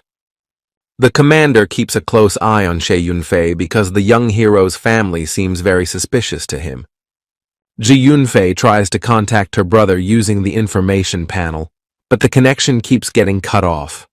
All the people in the neighborhood look in amazement at the little girl who carries a huge backpack on her back. Shi Xiao's mom apologizes to the girl robot and talks about leaving the heavy backpack on the ground. The girl of works tries to be nice and friendly to all people, but the thoughts in her head take on an eerie shape. A column of survivors reaches the entrance to the shelter where they are met by a special military group. At the order of the soldiers, the bunker gates are opened, and the transport is driven inside the shelter without obstruction. A massive earthquake hits the entire land, and all the armed men look around for a threat. A huge demonic millipede emerges from an ambush and destroys the truck and is about to deal with all the humans. The rest of the refugee transportation is also attacked by strange, monstrous creatures that destroy all transportation. People scatter in different directions to find shelter, and monsters with smiles on their faces chase them to destroy them. The squad leader appears on the battlefield and without delay deals with several monsters and saves people from perishing. Commander Wong summons his sergeant and orders him to move with him to hold off the high-level monsters. A huge millipede with rage in its eyes looks at the approaching soldiers and is about to destroy them in one blow. People are very frightened by the situation and scatter in different directions, constantly pushing each other. Due to the crush of the crowd of people, the young hero's mom loses her balance and falls over the ground, and at that moment, a huge wolf appears. The monster swings his huge paw at the defenseless woman and is about to massacre her in one blow. At the last moment, a few arrows hit the monster's arm and stop its deadly attack. Shi Yunfei saves her family from the monster's clutches and proceeds to bombard it with her enchanted bow. Tears appear in the monster's eyes because of the pain of his wounds, and he glares menacingly at the girl who dared to defy him. The wolf-shaped monster moves with great speed and tries to dodge a huge number of arrows flying at him. Shi Yunfei covers her parents with her body and asks them to run away, but they don't want to be in this world without their daughter and stay where they are. Shi Yunfei closes her eyes and prepares for the fact that she will soon go to the other world. To help the family of the young hero comes a girl robot Nana, who without much trouble to deal with the monster. Nana feels that she has become much stronger after destroying the monster and realizes that her body has become more obedient to her. The robot girl's eyes light up with red lights, and she lashes out at all the monsters in the neighborhood to improve her performance. A huge monster runs after a man in a red t-shirt because he hates that color so much. The robot girl quickly lands a few blows on the monster and sends it to the other side of the world. Nana enjoys gaining new skills and doesn't notice the surprise of the man whose life she saved. The huge monster looks towards the little girl and is about to run away as soon as possible to save her life. Nana notices the running monster and destroys it without regret in one blow and earns extra experience points. The robot girl's face contorts in a vicious grimace. She takes great pleasure in destroying powerful monsters. Wang Qiangguo fights the millipede and marvels at the little girl's strength, while the lieutenant heals his commander's wounds. The red millipede transforms into a huge wheel that runs towards the squad leader and deals heavy damage to him. Suddenly, there is a loud explosion, and to the commander's surprise, the millipede splits into several different parts. A huge number of millipedes cover the commander's body and suck the blood out of him. The lieutenant runs to his commanding officer's aid and hopes that he can divert some of the millipedes to himself. The commander extends his hand toward the lieutenant and asks him to stay away from him because it's too dangerous. In front of Wang Qiangguo's face flashed his memories of his family who lived outside the safe zone. Wang Qiangguo hugs the bodies of his family tightly and curses with a loud voice at the monsters that attacked the village outside the safe zone. In his last breath, Wang Qiangguo gathers his last strength and scatters the swarm of bugs in different directions. The little bugs are about to attack the commander again, but at that moment they are struck by red lightning discharges. A robot girl comes to the commander's aid and regrets that she can't get his experience points. The huge scolopendra is greatly surprised by the little girl's strength and gains strength for a counterattack. The lieutenant quickly runs up to her commander and administers first aid, and the girl heads towards the huge monster. Several magical weapons appear on the robot girl's back that aim at the huge scolopendra. All guns are fired at once at the enemy, and a huge orange sphere from the explosion appears in place of the monster. Nana walks over to the body of the huge monster and laughs loudly at its useless actions. Suddenly, the girl falls to the ground and can no longer move. The young hero's parents quickly run to the robot and assume that Nana expended all her energy during the fight. The squad leader approaches She Yunfei and talks about moving to the next safe zone. She Yunfei tries to contact her brother and informs him that they are going to another safe zone, but the connection is lost. The commander approaches the girl and suggests that she get a message to her brother through a different method. She Yunfei quickly turns towards the commander and asks him to immediately tell him about the alternative communication method. Shi Xiao reaches the fifth safe zone but sees only ruins and the bodies of defeated monsters in front of him. The young hero notices a strange writing on the wall and learns that his sister has headed towards another hideout. Shi Xiao folds her hands at her chest and examines the strange figures that were left near her sister's message. The young hero remembers that one of the lectures talked about some special security service code. Shi Xiao digs through the bodies of the defeated soldiers and searches for a communicator to communicate. In the hands of the young hero appears a huge number of communicators, but all of them are damaged. Shi Xiao heads to the black market building to find a communicator in good condition. A huge number of guns are firing towards the young hero, but he has no problem defending himself with the help of a magical shield. The black market representative apologizes to Shi Xiao for her cold reception and asks the hero the purpose of his visit. The representative of the market offers the young hero to condemn all cases indoors, where it is much safer than outdoors. The black market has not changed at all since the last appearance of the young hero here. People relax and have fun. Shi Xiao walks past the experienced hunters and doesn't understand why none of them want to help the city in its time of need. The young hero and his girlfriend go into a private room and discuss the situation. Shi Yu snuggles closer to the young hero and talks about how she is very scared of the monster attack. Shi Xiao pushes the representative away from her, and she sits down opposite the young hero and crosses her arms over her chest with a disgruntled look. The young hero sits down with the girl and says that he needs a communicator to contact his sister. Shi Yu snuggles up to the hero again and gives some things away for nothing, because talking about money hurts her feelings. Shi Xiao gets hold of a receiver and manages to contact the squad that is escorting his family to safety. A smile appears on Yunfei's face when she hears her brother and she recounts the events that happened to her and the squad. The father of the family carries Nana on his back because the robot has completely used up its charge in the battle with the monsters. The young hero is concerned that his robot can no longer continue fighting and thinks of a solution to the problem. Above Shi Xiao's head, his personal assistant appears and explains how to charge the robot Nanu. The young hero contacts his sister again and tells her that the robot can be charged with a magic crystal. Shi Xiao takes a seat on a vacant bench and tells the commander about the secret but safe passage to the bunker. Commander Wang is amazed by Shi Xiao's knowledge and assumes that the young hero was able to get hold of the secret blueprints. The young hero interrupts and notices that the girl is asking the mercenaries for help to protect her family from monsters. The mercenaries smile at the defenseless girl and tell her that she will pay with her body to save her family. Shi Xiao comes to the stranger's aid and says he will help her if she gives him the information he needs. The girl opens the information panel in front of her and shows her family's location on the map.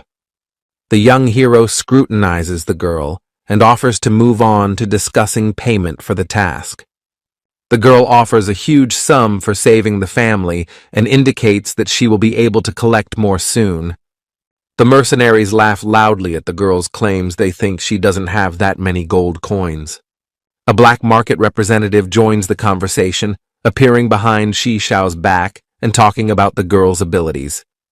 The mercenaries begin to apologize to the girl and offer her their services to save the family. One of the mercenaries lashes out at the young hero to prove that Shi Xiao is incapable of handling the task. The young hero silences the mercenary with just one punch and gets everyone's attention. Shi Xiao becomes enraged and kills another group of mercenaries who dared to attack him. The girl watches the young hero's actions with rapt attention and is amazed at his strength. The representative of the black market also closely follows the movements of the hero and notices that his strength has increased noticeably. The young hero beckons the girl over to him and asks her to move out immediately. Shishao pauses for a moment near the exit and suggests that Jiu go with him to the streets of the city. The mercenaries are furious after the young hero's words and promise to take revenge on him for his antics. The market representative quickly wraps her arm around Shishao's arm and agrees to go along with him. The young hero, along with the beautiful ladies, heads for the exit, while the mercenaries stare unhappily at his back and hope for revenge. Yu and Miao put on their sturdy armor and tell the hero that they are ready to move forward. The heroes notice a strange, huge lightning bolt in the sky that brightly illuminates the night sky of the ruined city. With each rumble, more lightning bolts are placed in the sky, and a rift appears from which the claw of a huge monster can be seen. The young hero, along with his companions, watches with great amazement as the monster destroys the black market. Shishao carefully looks at the claws of the huge monster and analyzes the situation. Yu is greatly surprised when Shishao remarks that an ancient monster may have appeared in front of them. Miao shrieks and falls to the ground, grabbing her head because she feels a huge amount of dark energy. The young hero watches the huge beast closely and tries to figure out where it is going to go. Anger and rage appear on Shishao's face because the monster is heading towards where his family is. The young hero turns toward his companions and suggests they go to safety. The girls refuse Shishao's offer and say they will help him deal with the strange creature. The heroes quickly head to the source of the enormous energy and hope to be able to save the refugees. Bright lightning flashes now and then in the dark sky, and the heroes are gradually approaching the dangerous place. The group notices strange cultists circling a huge crystal and speaking words in an unknown language. The red crystal emits a large amount of energy, and inside it are several skulls. The young hero, along with his companions, looks at the cultists and guesses that they are the ones who created the rift. The girls attack the cultists without delay and hope that they will be able to interrupt the sinister ritual. Around the mysterious cultists appears a magical barrier that reflects all projectiles. Shishao uses his unique ability and summons firewolf heads to break the barrier. The young hero attacks the barrier with fire magic, but none of the attacks reach their target. Shishao takes his two-handed blade with both hands and uses it to try to break through the barrier's defense. The young hero has a cold sweat on his face. He spends a large amount of magic but can't break the barrier. The cultists continue their sinister ritual and pay no attention to the heroes. The girls look at the magical barrier with surprise and don't understand why Shishao can't destroy it. Above the young hero's head appears his robotic assistant, who analyzes the barrier's weaknesses. Shishao takes out a magic crystal from his pocket and is going to use it to destroy the magic barrier. The magic stone passes through the magic barrier without a problem and lands behind the back of one of the cultists. The young hero turns to his assistant and asks him to find an item that is connected to the energy shield. The robot assistant demonstrates to Shishao a turbo booster that matches his master's requirement. Shishao is unsure about using the turbo amplifier, but the robot insists on using it. The young hero is filled with determination and is going to use the item he got from the school treasury. In Shishao's hands, two magic items combine to form a pipe power shield generator. The cultists pay no attention to the young hero's actions and continue to utter strange words. The girls are closely watching Shishao's actions and hope that the young hero will be able to break the barrier with a new item. The magical artifact creates another magical barrier near the cultists, which begins to interact with the protective field next to it. The magical barrier begins to spew out a huge stream of energy and deals heavy damage to the cultists. The young hero beckons the girls over to him and asks them to hide behind his back. There is a loud explosion that destroys the energy shield, and a huge stream of energy bursts out and flies in different directions. A huge explosion crater forms in place of the huge crystal where the magical ritual was held. After the crystal explodes, the magical spatial rift begins to shrink, and a few monster claws disappear into the night sky.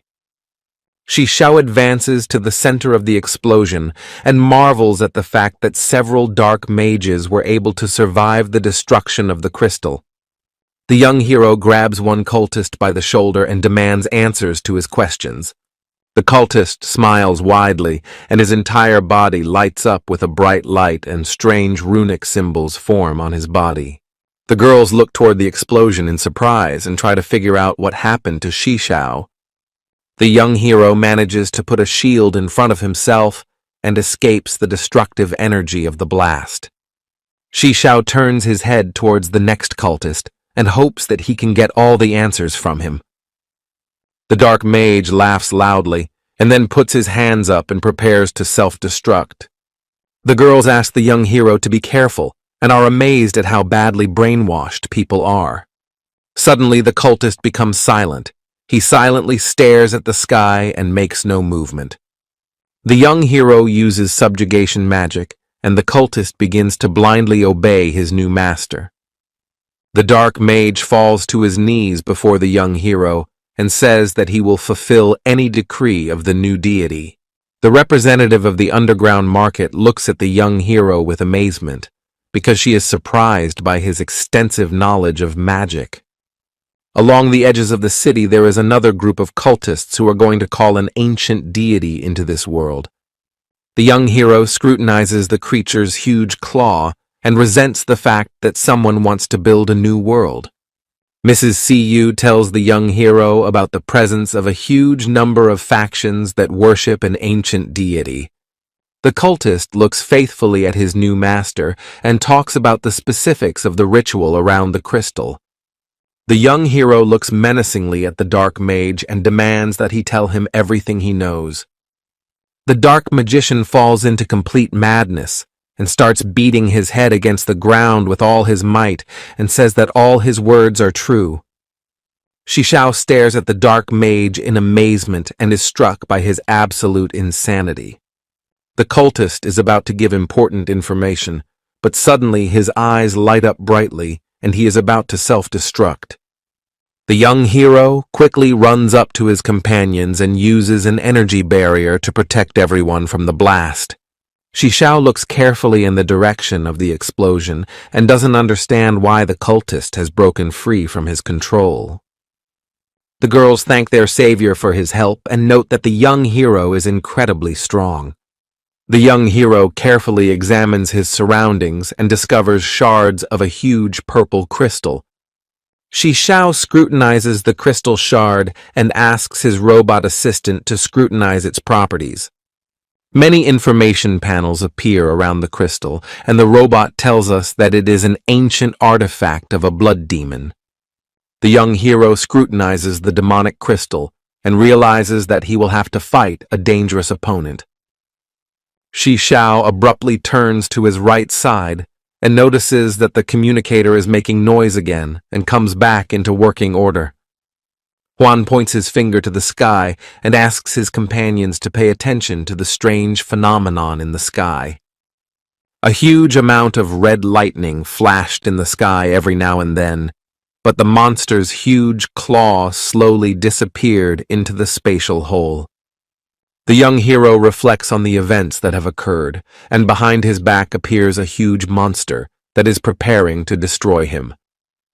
Shishao abruptly turned around and was surprised to see that someone had managed to give the monster a fatal blow. Ancheng looks at the young hero with a smile and asks the heroes if they are all right. The young hero examines Ancheng with a skeptical eye and begins to suspect the man of having ties to dark magicians. Shishao thanks the mercenary for his help, but Mrs. KAIJU is extremely unhappy with the situation. Madame KAIJU looks at Ancheng with a displeased expression and demands him to explain what he is doing in this place. and Chung becomes very worried when a gun is put to his head and asks the girl to calm down. The young hero tries to defuse the situation and talks about not fighting in such a difficult situation. In the mind of Shi Xiao arises a cunning plan with which he is going to bring An Chung out into the open and find out his secrets. Mrs. Shi Yu agrees to calm down but tells An Chung that she will keep a close eye on him from now on. The young hero asks the mercenary not to worry and says that Madame Shi Yu is acting extremely recklessly. Shi Xiao asks the mercenary to pay attention to the dark sky and explains the situation to him. An Chung sighs heavily but says that she will definitely help the young hero and his companions. The mercenary leans on Shi Xiao's shoulder and says that completing this task will help him greatly in his promotion. Ruan Tian tells the young hero that she is a burden and asks her companions to go without her, but Shi Xiao does not agree. All the heroes go to the site of another ritual to stop the call of an ancient monster into this world. Shi Xiao and his companions quickly reach the next place where the ritual to summon the ancient deity is held. An Chung is greatly surprised when Shi Xiao talks about the cultists using his squad's technology. The mercenary is very confused after the charges against him and talks about his group's dealings with different people. The young hero joins in the dialogue and says that he trusts An Chung completely.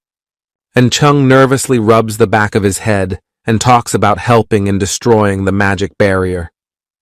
The mercenary pulls out a clever invention from his pocket and hurls it towards the cultists to destroy the strange barrier.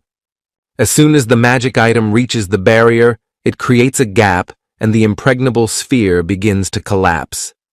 An Chung immediately rushed forward and dealt with several dark magicians with his blade without slowing down. A slight smile appears on the mercenary's face, and he hopes that the team will be able to trust him now. Suddenly, a bright flash of energy appears near the mercenary and is directed towards a huge bardic crystal. The magic crystal shatters into several small shards, and An Chung stands still and does not move. Shi Xiao holds a huge blade at his back and tells the mercenary to destroy the cultists' crystals. The mercenary ponders the situation and realizes that the young hero is not as simple as it may seem at first glance.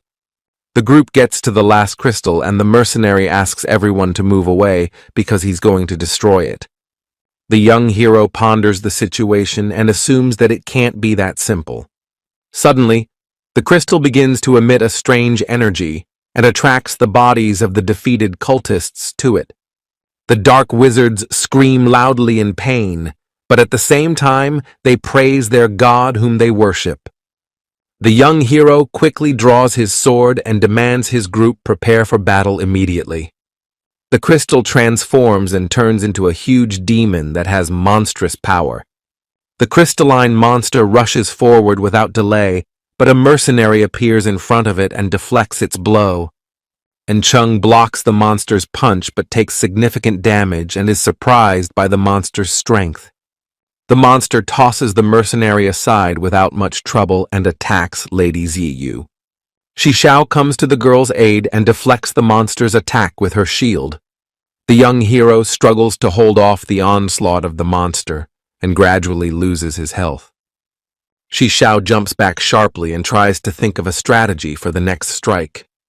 The young hero decides to go on the counterattack. He quickly runs up to the crystal monster and holds up his blade.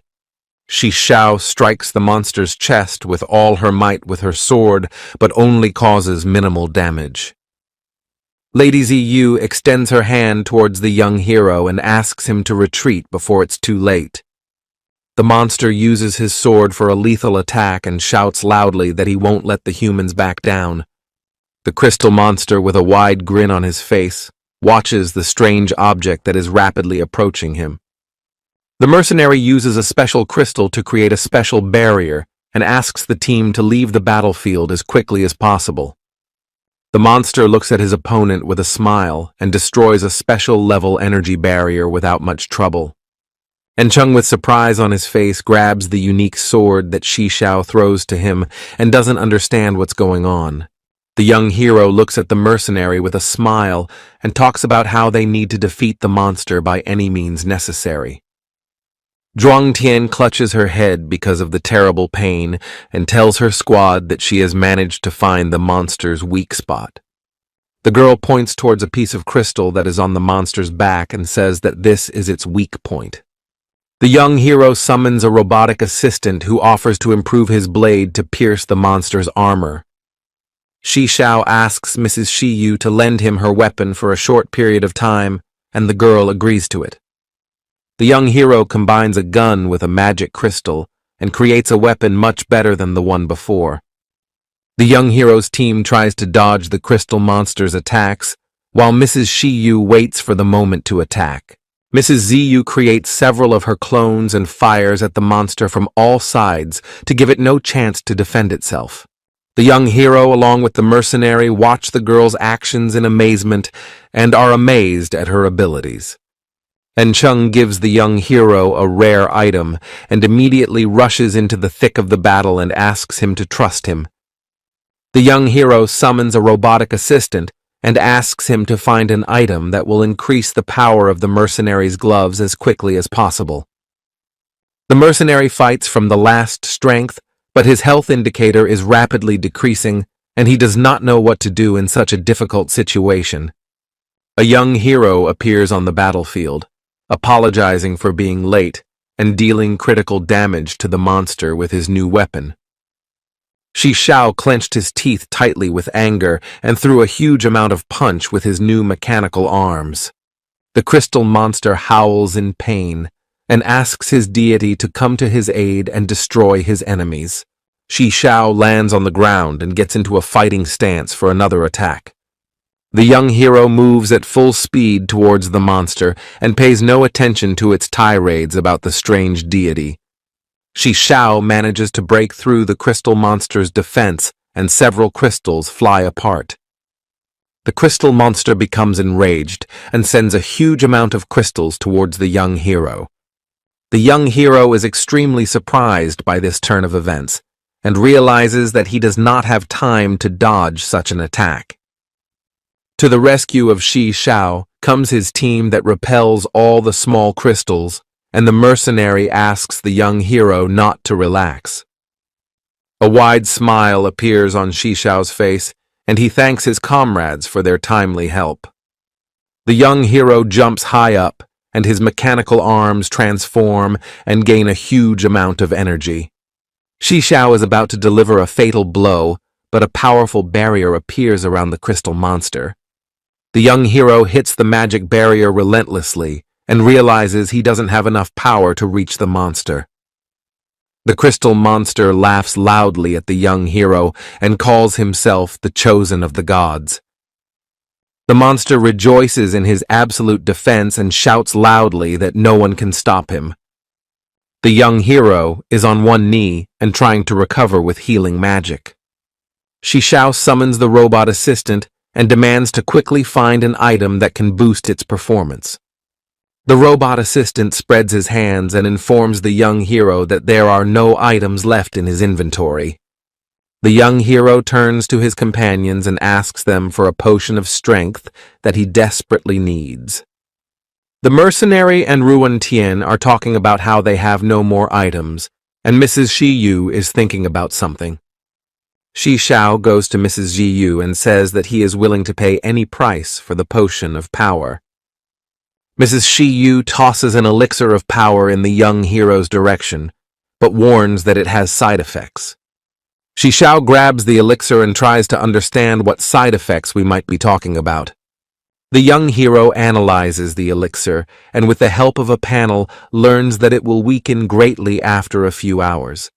Madame Ziyu looks at the young hero, who drinks the strength potion without the slightest hesitation and ignores the consequences. The young hero wipes his mouth with an iron hand and says that he has no time to delay.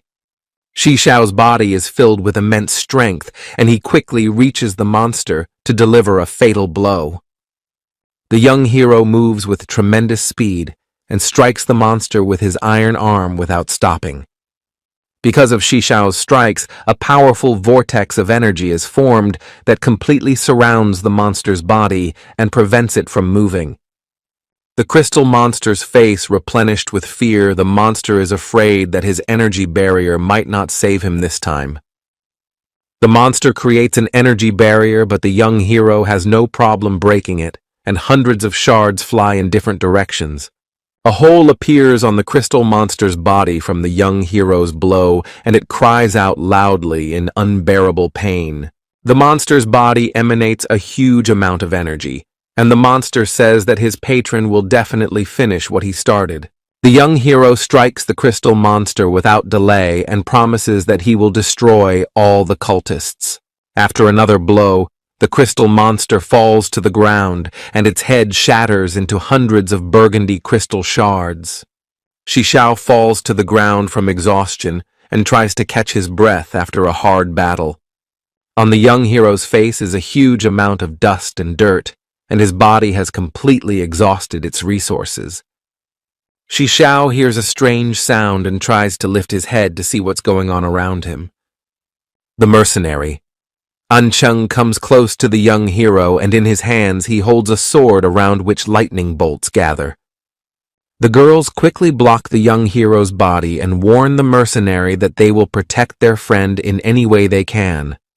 The mercenary's face looks very serious, and it seems that he will attack Xiao very soon and send him to the other world. Suddenly, Ancheng quickly stuck his sword into the ground and asked the girls to calm down and not jump to conclusions. Mrs. Ziyu points her gun at the mercenary and says that she doesn't trust Ancheng's words at all. Ancheng nervously scratches the back of her head and tries to explain the reason for her strange behavior. The mercenary walks past Mrs. CY and talks about how he can deal with the group at any time if he wants to. Ancheng helps the young hero stand up and offers his help during the young hero's weakened state. The girls look at the young hero with slight surprise and are amazed by the fact that Xiao is able to move on his own. Xiao leans on the mercenary and says that it's time for the group to move on. A robot sidekick appears near the young hero and asks him to be careful around Ancheng. Ancheng gently sets the young hero down on a large rock and offers to take a small rest for a short time. The sky of the ruined city fills with bright light, and the spatial rift finally disappears. The young hero stands up abruptly and urges his companions not to relax because dangerous monsters may be around. Xiao's eyes slowly close and he collapses on the stone from fatigue, while Ruin Tian anxiously looks in his direction. The young hero gradually recovers and suggests to Mrs. Ziyu to try to contact other people. Xiao opens the information panel and contacts a representative of an influential family to find out the situation. Mrs. Ziyu looks at the young hero with surprise and is amazed at his interaction with a representative of a large family. Mrs. Mo stands on the roof of the building, and behind her back are bodyguards who ensure the safety of their mistress. Xiao suggests Ms. Mo meet at the secret passage that leads to the 8th district. Mrs. Mo looks at the coordinates of the secret passage with surprise and is amazed at the young hero's skills. Xiao becomes embarrassed at being called a genius and informs Mrs. Mo that he can get to the meeting place without any problems. A mercenary with a snide expression approaches the young hero and notes that he has a special relationship with Mrs. M.O. Ancheng helps Xiao to her feet, and the heroes head towards the location of the 8th district. On the bridge in front of the entrance to the 8th district, a huge number of people and cars are piled up, all demanding that the guards let them inside immediately. Commander Wang, along with the young hero's family, reach the 8th district through a secret passage. The young hero's mom is very worried about her son, and Shi Yunfei tries to calm her down in every possible way. Near the secret passage, Xiao appears with his companions and greets his family with a wide smile on his face. The sister hugs her brother tightly and talks about how worried she was about his life. The family gathers in a circle and everyone discusses the recent events, while the robot Nana stands by and watches the family reunion. Tears appear in the robot girl's eyes, and she says that she is very happy to see her master again. The young hero gently strokes the girl's head and thanks her for saving his family from dangerous monsters. Shao slowly turns around when he hears a familiar female voice coming from behind him. Mrs. Mo stands at the head of her bodyguards and tells Shao that it's too early to relax.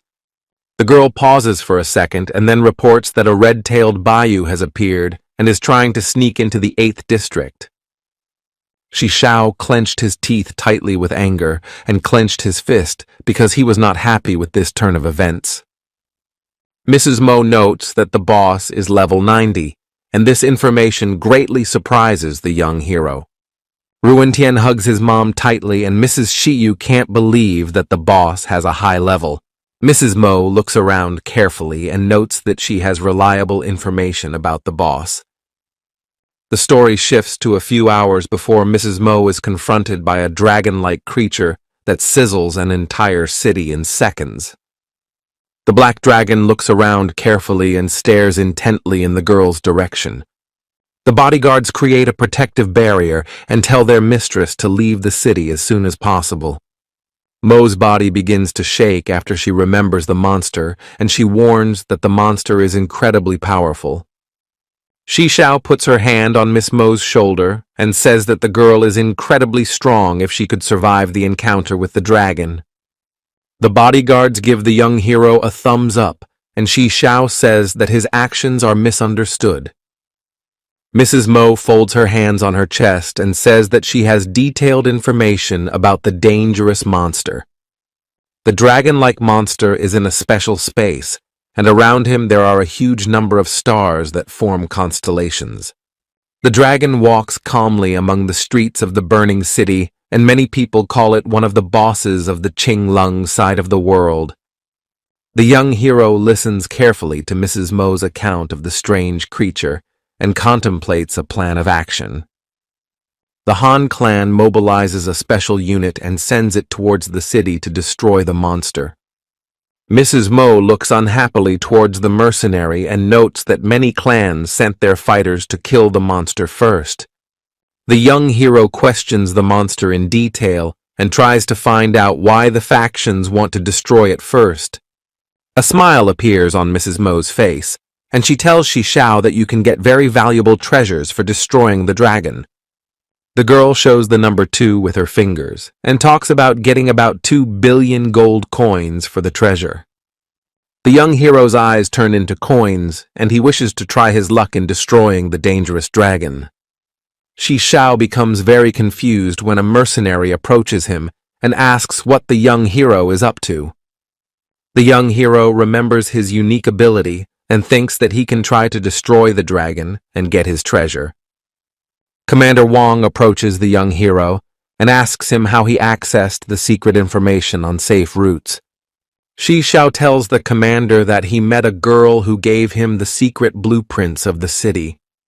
The lieutenant quickly runs up to the young hero and asks him to tell him what happened to the girl who gave the hero the blueprints. The young hero's face becomes distracted, and he notices a strange photograph that flies out of the sergeant's pocket. The small picture shows the lieutenant together with the girl who before her death gave the hero the blueprints of the city. Shao decides to lie and tells the lieutenant that his girlfriend sacrificed her life to save him and handed over the blueprints of the city. The lieutenant screams loudly with rage and can't believe that his girlfriend is no longer in this world. The commander tries to cheer up the lieutenant and asks him to be proud of his girlfriend's act. The young hero watches silently and hopes that his lies will serve for good. Shi Yunfei distracts his brother from thinking and points towards the exit where the sunlight is coming from. The young hero's sister goes outside and completely fails to notice the strange people who are standing near the exit. An armed gang meets a group of heroes and tells them that they must pay for passage. Shi Yunfei and the girl works are hiding behind the back of the young hero, who resents the bandits' presence near the secret passage. A wide smile appears on the gang leader's face, and he tells that his combat experience helped him find the secret passage. Mrs. Mo is greatly surprised when the mercenary points a long cigar in her direction and calls her name. The head of the clan looks proudly at the bandit and demands that she be let through immediately. The bandit leader smiles broadly and talks about being a free relic hunter. The bandits demand the hero group immediately lay down all weapons and place all artifacts and money in their hands. Mrs. Mo looks at the mercenary leader without fear in her eyes and says that everyone who wanted to ruin her plans always ended badly. The bodyguards immediately rush into action and attack the bandit leader without delay. The ringleader has no trouble blocking the bodyguards' blows and says that they are incredibly weak. The criminal throws Mrs. Mo's bodyguards in different directions and talks about how no one can stand up to him. The young hero's face is filled with anger towards the criminal, and he tries to understand why Mrs. Mo's mercenaries are significantly weaker than the bandit. Xiao scrutinizes the characteristics of the bodyguards and notices that they are under a dragon curse. The leader of the criminal gang firmly clutches the heads of the mercenaries and demands that Miss Mo immediately surrender before it's too late. Mrs. CU demands that the bandit immediately release the mercenaries, and Mrs. Mo asks her friend not to interfere in the showdown. A red dot appears on Mrs. ZU's face and cold drops of sweat run down her face. The sniper points his rifle at the girl and says it's best not to make any sudden movements. The squad leader is forced to stand still as there are several daggers above his head. Some bandits do their own thing because they don't see the danger in low-level people. The young hero is still under the effects of debilitation and doesn't know what to do in such a difficult situation. Xiao imagines all his money disappearing without a trace, and his eyes fill with tears. Mrs. Mo asks for her people to be released, and in return she offers a huge amount of gold coins. The bandit leader thanks the representative of a powerful family and agrees to her proposal. The bandit quickly surveys his gang and orders his posse to clean everyone out to the last thread. The young hero places his hand on the girl's shoulder and thanks her for helping him in such a difficult situation. The bandits head towards the young hero's group and demand that they offer no resistance.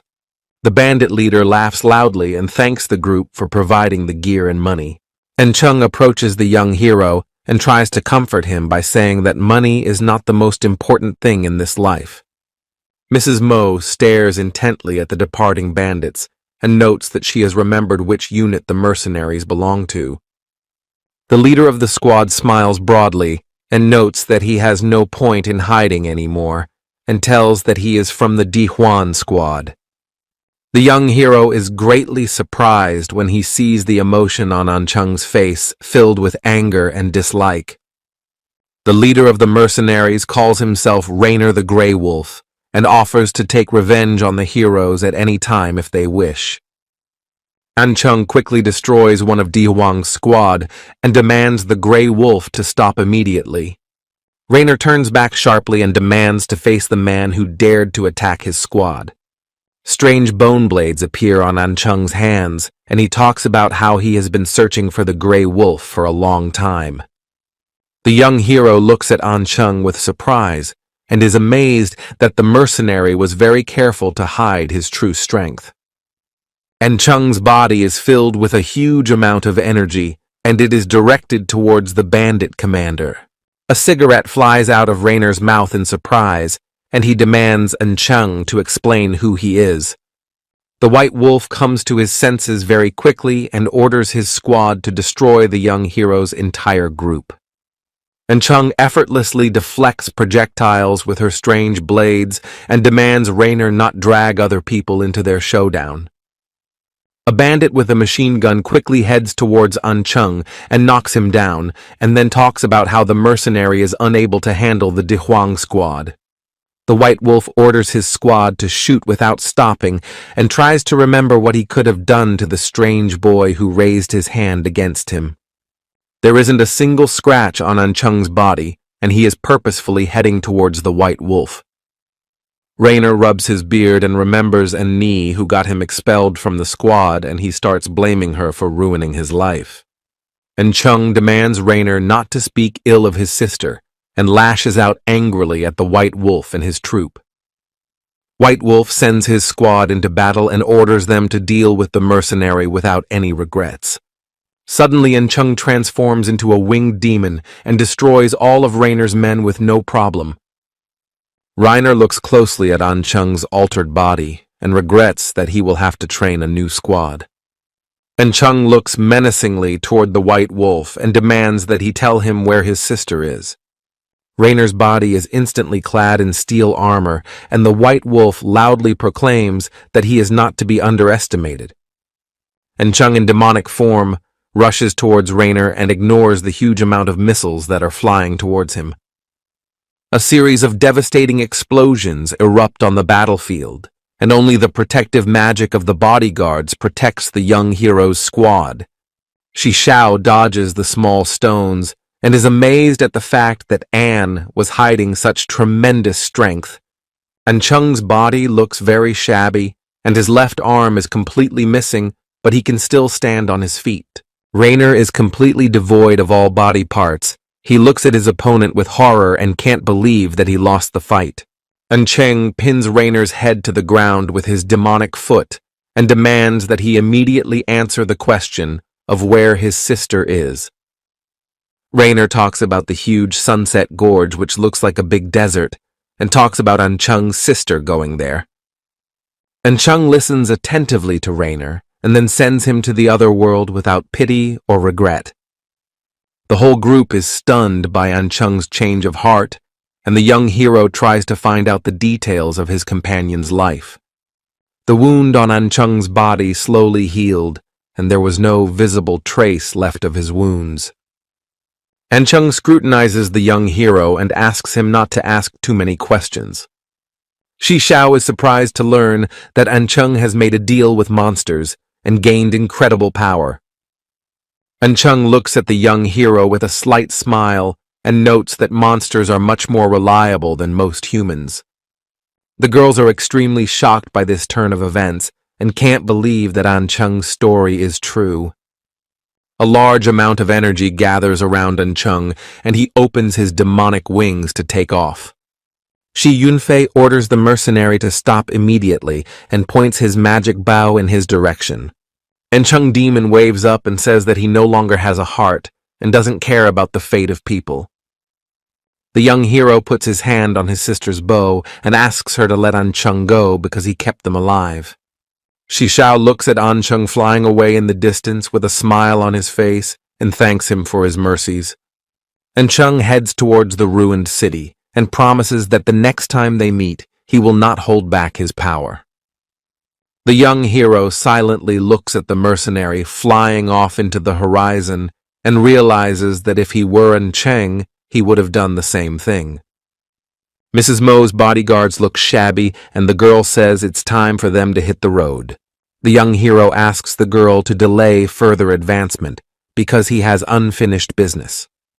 Xiao quickly rushes towards the bodies of the mercenary and, to the surprise of his group, takes all of their equipment and their money. The young hero smiles widely when he gets a huge amount of gold coins and valuable equipment. All members of the young hero's squad light up brightly because they get a level for destroying the gang. A sadmina appears on Shi Yunfei's face because she recalls Chung's betrayal. The young hero approaches his sister and asks her not to think about small things, because now the main thing is to become stronger. Shi Yunfei looks at her brother carefully and asks him to answer her why he wants to get stronger so badly. The young hero gently strokes his sister's head with a smile, saying he will do anything to protect his family.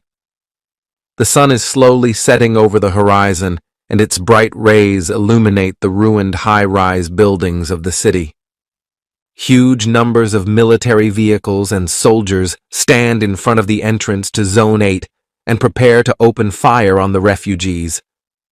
The captain and the junior sergeant are arguing loudly among themselves and discussing the plight of the refugees who are behind the huge gate. The young hero closely observes the conflict of the soldiers and realizes that no one is going to let refugees into the 8th zone. Mrs. Mo approaches the young hero and asks him not to do rash things because some things cannot be changed. The robot girl stands beside Shei Yunfei and is amazed at the stupidity of people who point weapons against their own race. Several transport planes appear in the air and gradually descend. The transport helicopters land not far from the young hero's group. A huge number of soldiers are unloaded from the plane and their commander orders them to secure the main target. The soldiers surround Mrs. Mo and her men and demand the young hero and his family step aside. Mrs. Mo is extremely unhappy with this turn of events and says that her guests will go with her.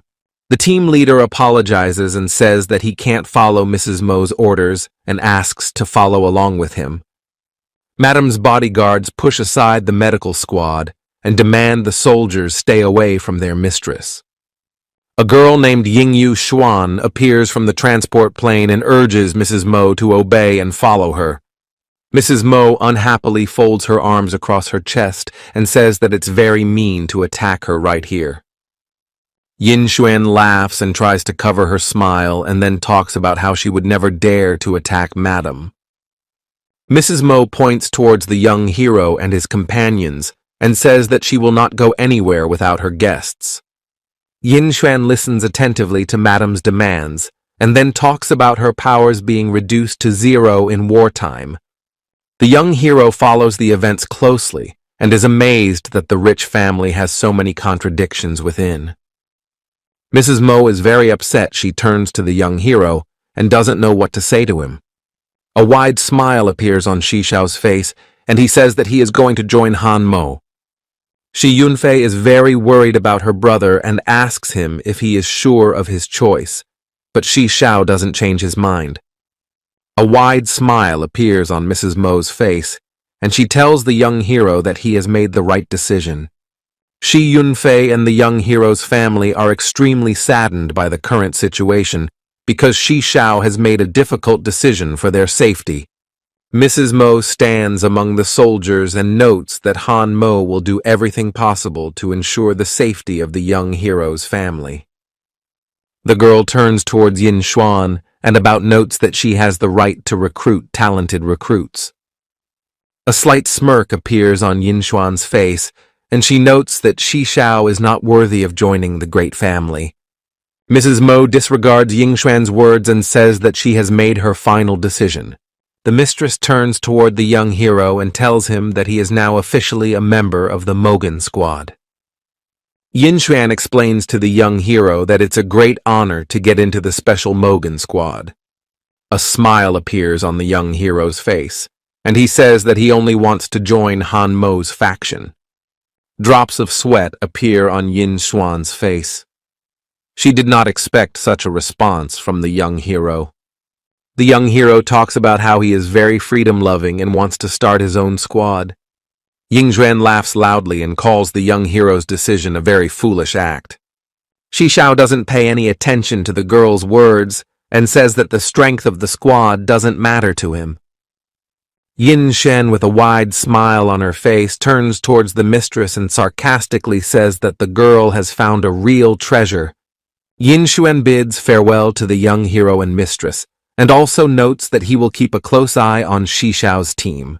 The young hero waves goodbye to Yin Xuan with a smile on his face, and says that he will not disappoint her. Mrs. Mo is amazed at the young hero's decision, and asks him if he is really going to form a new unit. The young hero introduces himself at the head of an experienced squad and calls it the Lord's Squad. Mrs. Mo clutches her head and sighs heavily, then notes that forming a squad is a very complicated process. The head of the family tells that the squad must consist of experienced fighters and have a huge fortune in reserve. The young hero listens attentively to his mistress's story and imagines her in his head as a very tedious teacher. Xiao rubs the back of his head and says with a smile that he has a very hard road ahead of him. The young hero puts his hand on the girl's shoulder and talks about how he is only doing this for his mistress. The girl is extremely shocked by the words of Shi Xiao, and the hero argues that the position of the lady in the family is extremely precarious. Shi Xiao clenches his fist and promises that his team will become Mrs. Mo's strength and support in the near future.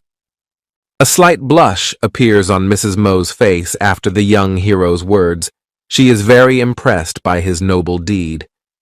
A wide grin appears on Shi Xiao's face, and he says that he will personally handle the distribution of resources in the team.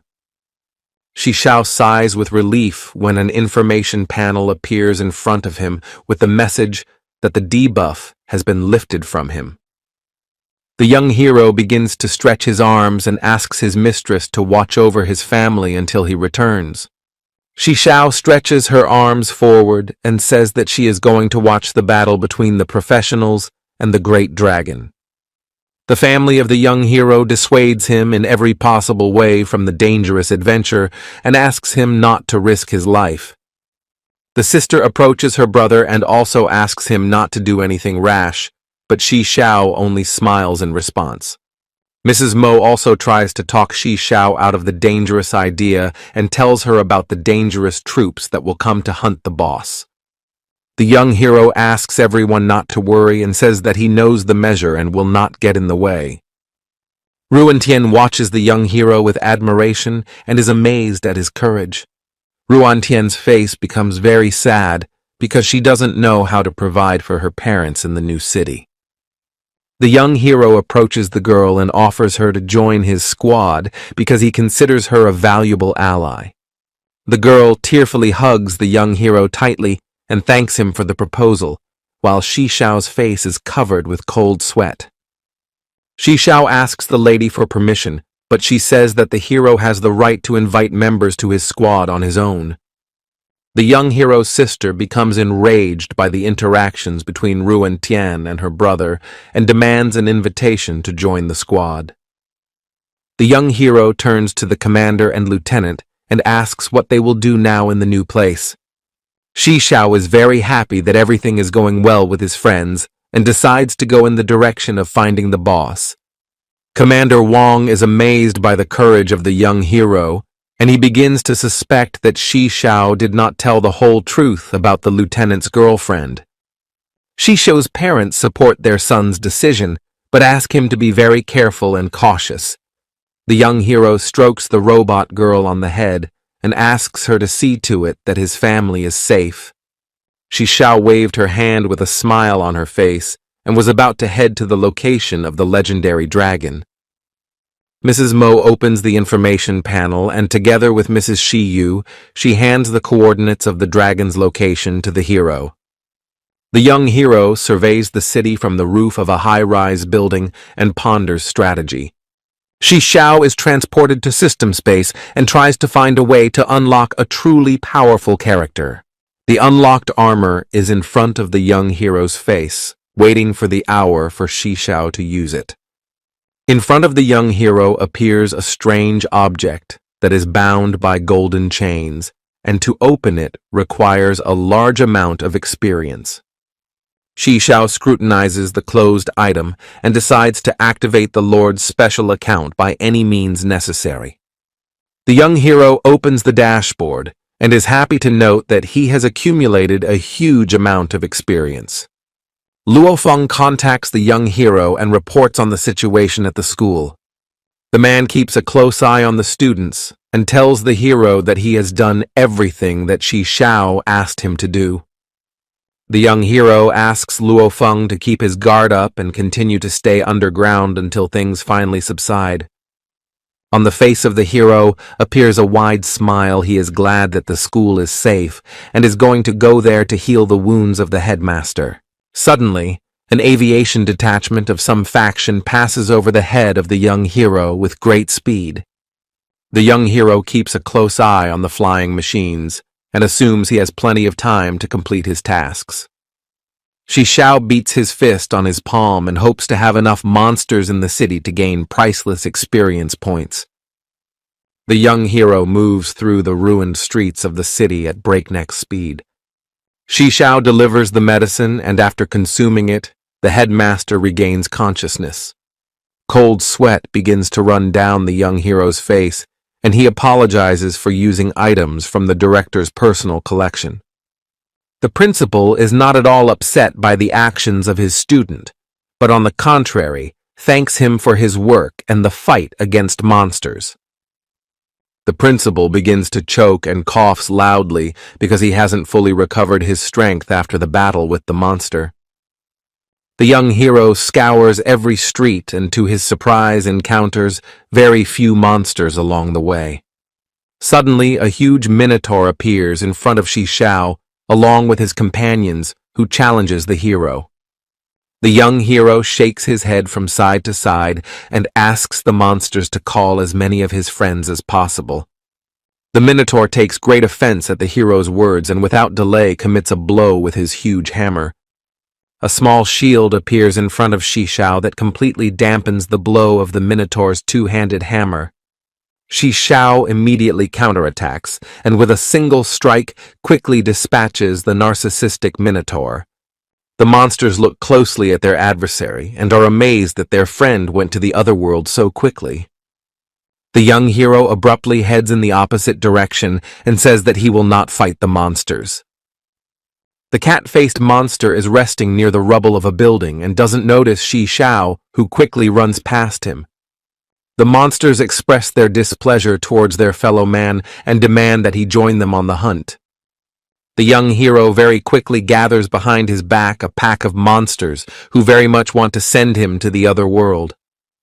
Shishao turns back and tries to count the number of monsters that are chasing him. The young hero stops abruptly because he thinks there's no point in collecting monsters in one place anymore. The monsters try to catch their breath and rejoice in the fact that the young hero has finally stopped. The young hero creates an energy barrier so that none of the monsters can escape him. The monsters only mock Shishao and talk about how he has made their job a lot easier. Two powerful machine guns appear near Shishao and prepare to fire at the monsters. The machine gun turrets open fire and the monstrous creatures flee in different directions. One of the monsters tries to talk sense into his fellow monsters and says that they can defeat man. The monster is about to go on the attack, but suddenly notices small robots that are quickly heading in his direction.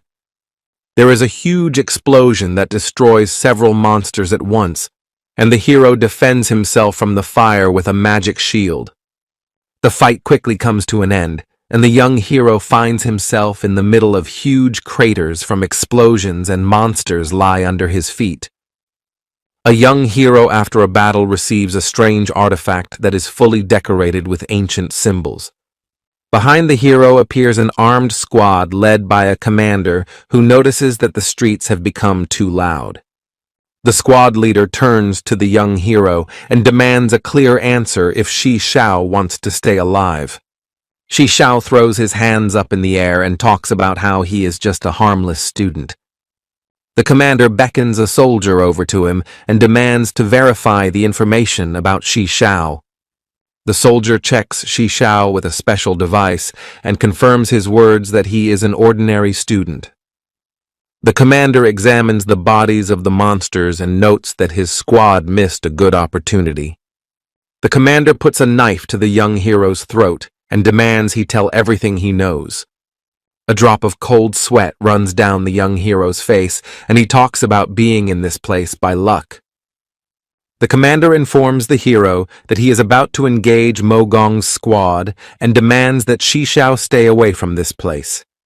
A wide smile appears on Shishao's face, and he proudly says that Mogong's squad is one of the strongest among the others.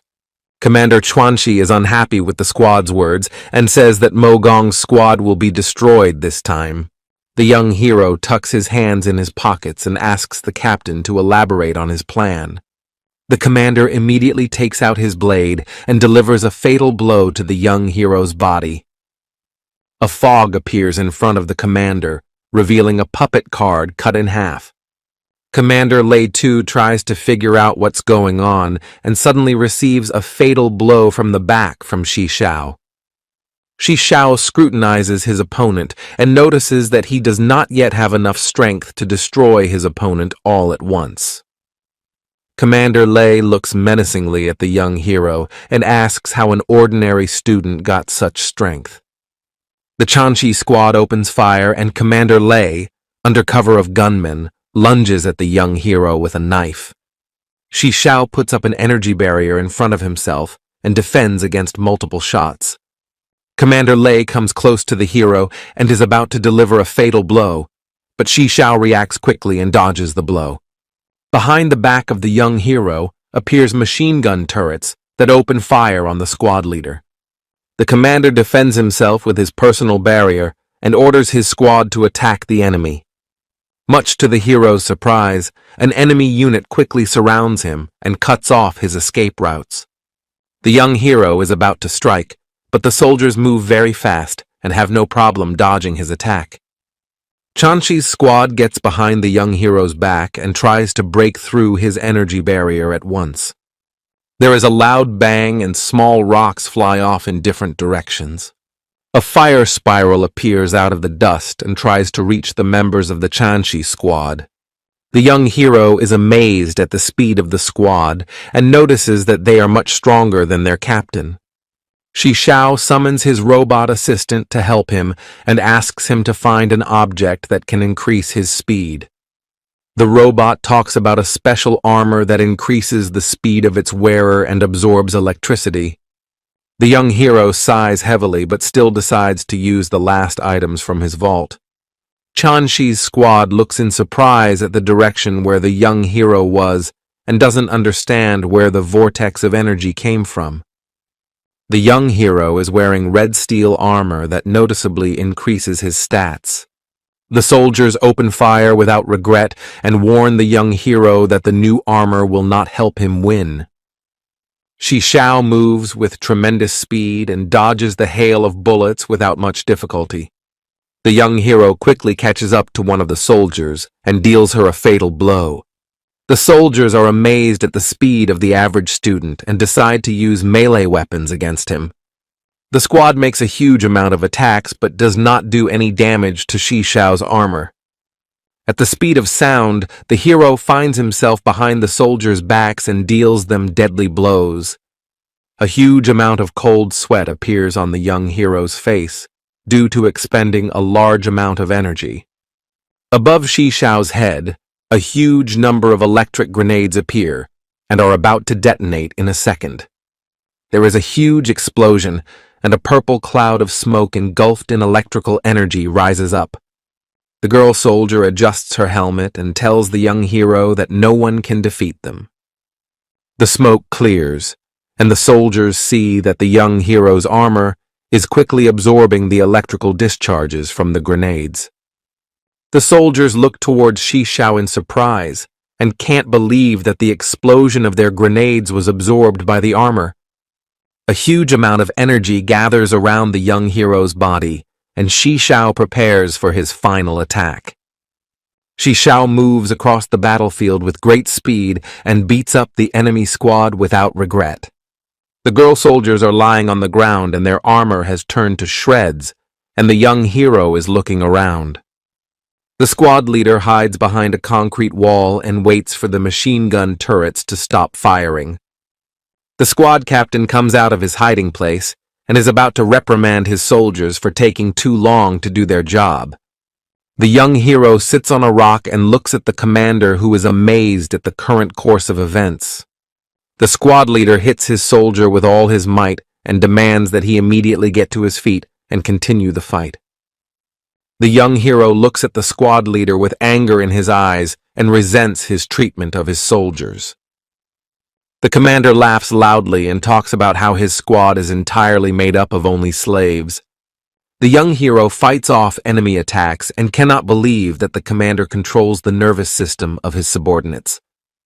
The Chanchi squad is in great pain with every movement, and bloody footprints appear from under their armor. Shi Xiao curses the squad leader and says that he is not worthy of his rank.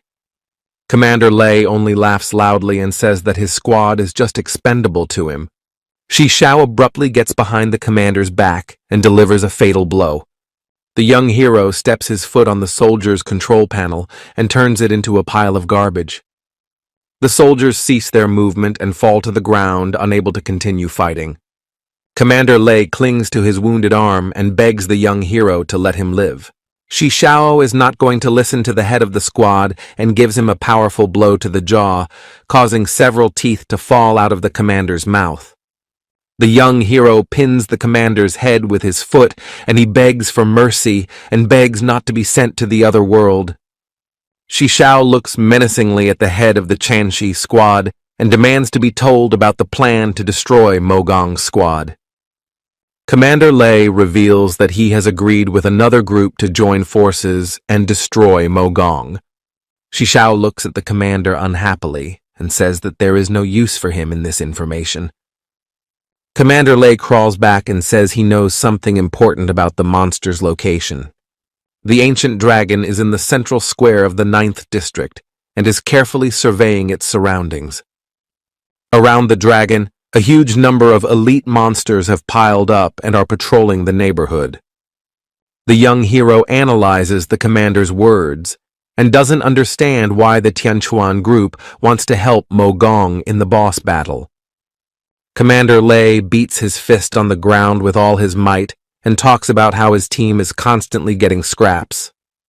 The squad captain recalls how he was constantly humiliated by Mo Gong's squad and summoned to do thankless work.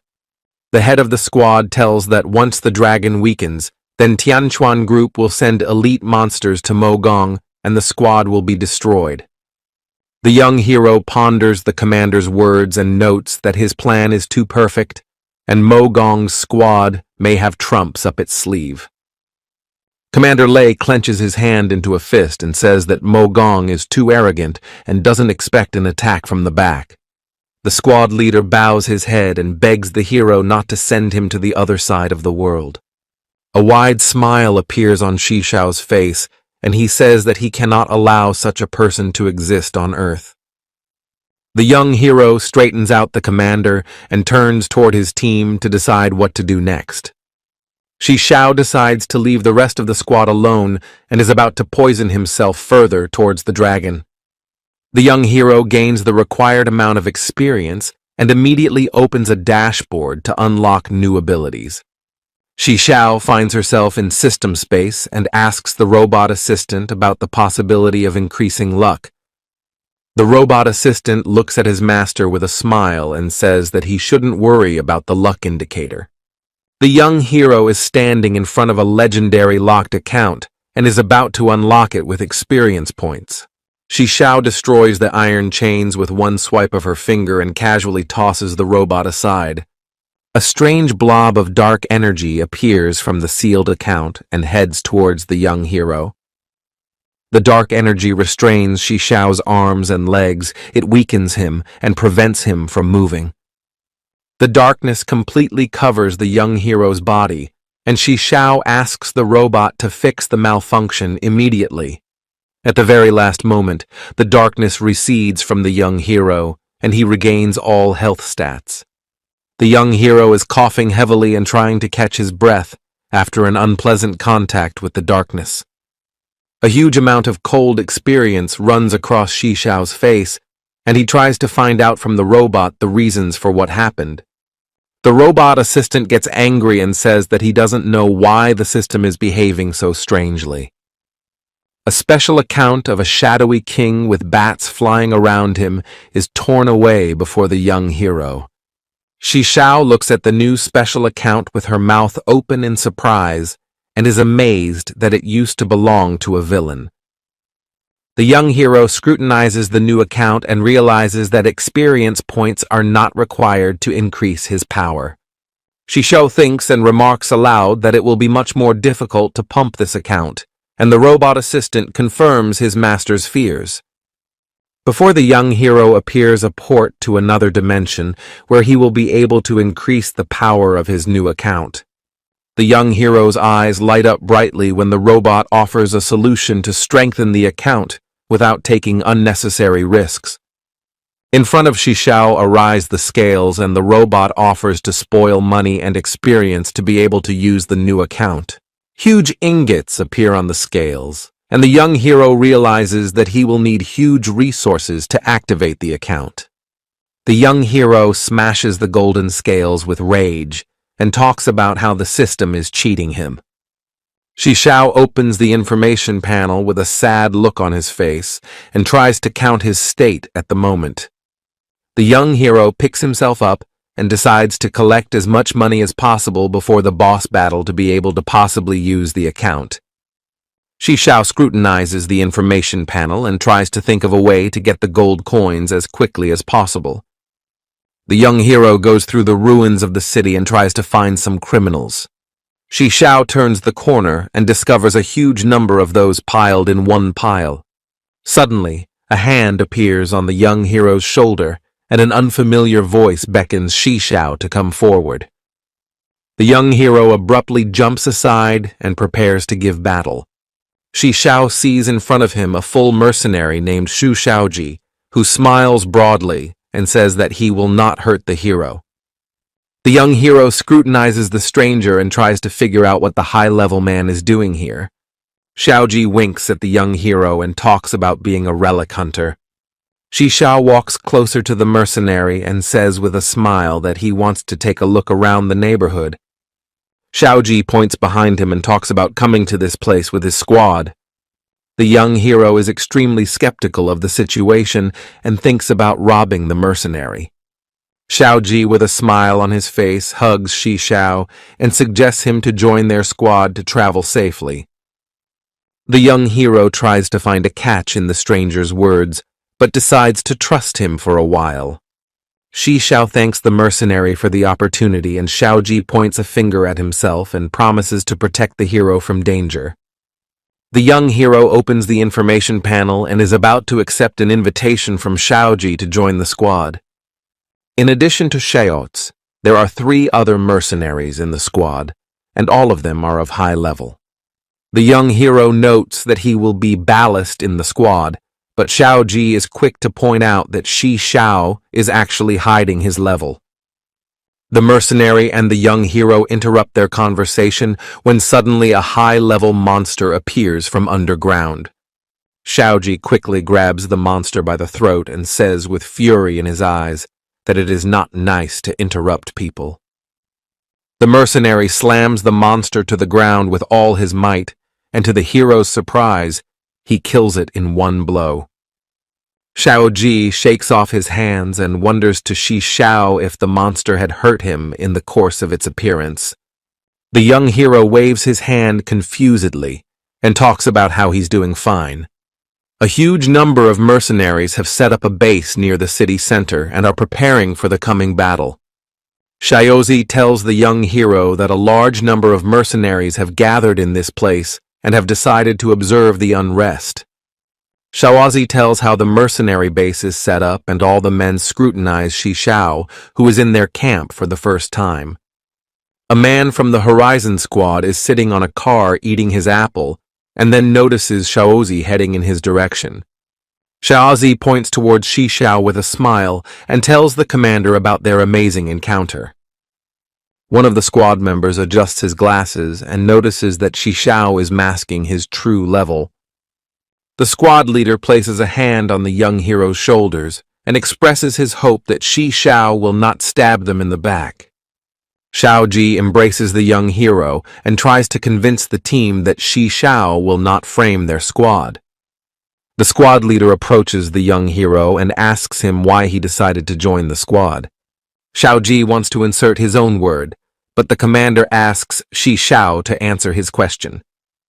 The young hero looks at the commander with a serene expression and talks about wanting to destroy the dragon. The mercenary squad looks at the young hero with slight bewilderment, and the Horizon commander falls silent.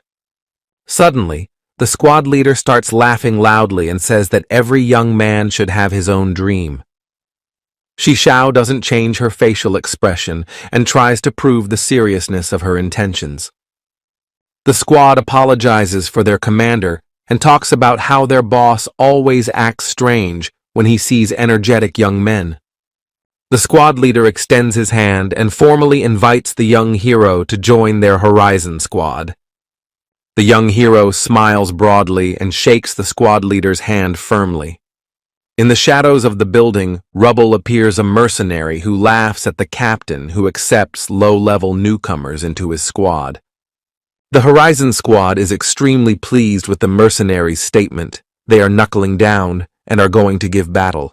The squad leader continues to have a nonchalant smile on his face, and he says that he has no time to socialize with the other mercenaries. The leader of the mercenaries spreads his hands and talks about how no one dares to put conditions on him. Xiaoji grits his teeth in anger and tells Shishao that they are facing a mercenary squad that often puts them in trouble. The mercenaries raise their weapons up and are about to go into battle against the Horizon squad. An aerial technique appears in the sky, among which Yin Xuan's silhouette flashes. Yin Xuan lands a pretty quick takedown and effortlessly scatters the mercenaries to the side. The girl looks at the young hero with a smile, and Shishao thanks fate for their new meeting. The mercenaries watch the communication between Yin Xuan and the young hero with great surprise and are amazed at their close bond. The young hero puts his arm around the girl's waist, and the mercenaries can't believe their eyes at what's happening right now in front of them. Yin Xuan moves closer to the young hero and notes all attempts to flirt with her have always ended very badly. A smile appears on the young hero's face, and he says that it is extremely disadvantageous for Yin Xuan to send him to the other world right now. Yin Xuan chuckles at the young hero's words and notes that Shishao is a very interesting person. Sun Yongxiao arrives on the scene and interrupts Yin Xuan and Shishao's dialogue and says it's time to move to the scene. Yin Xuan orders her squad not to act without her command and to wait for her signal, or else the plan will fail. The girl says goodbye to the young hero and notes that there is a huge debt hanging over him. A sergeant walks past the young hero and deliberately pushes Shishao in the shoulder to stop him. Song Yunxiao stares intently at the young hero and talks about memorizing his face. The robot aide looks warily at the strange sergeant and warns the young hero of the danger. The mercenaries look at the student with great amazement and cannot believe that the guy is so lucky.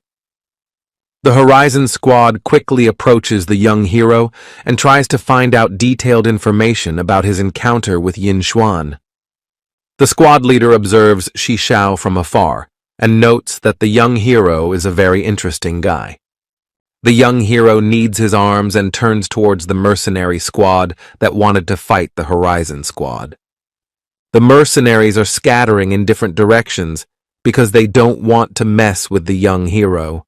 The Horizon squad shows their opponents obscene gestures and taunts them. The squad leader approaches the young hero and notes that Shishao is not as simple as he may seem at first glance. The young hero serenely tucks his hands in his pockets and says that he is just an ordinary student who is very lucky. The members from the squad quickly run up to the hero and ask more about how Shishao managed to earn a fortune. The squad leader urges his companions to calm down and asks them not to pester Shishao with their questions. The young hero is ready to talk about ways to make money, but warns that good investments are needed to start. The sergeant adjusts his glasses and says that he has no doubt at all that Shishao is not a fraud. The young hero looks at the Horizon squad with a smile and talks about how he's going to steal from the professional squad. The squad leader looks very confused after the hero's proposal and asks about the amount of the down payment. The mercenaries are extremely surprised by Shishao's statement, but nevertheless they are going to agree to his terms. The young hero rubs his nose and talks about how the squad can make about 100 million if they agree to invest in his project.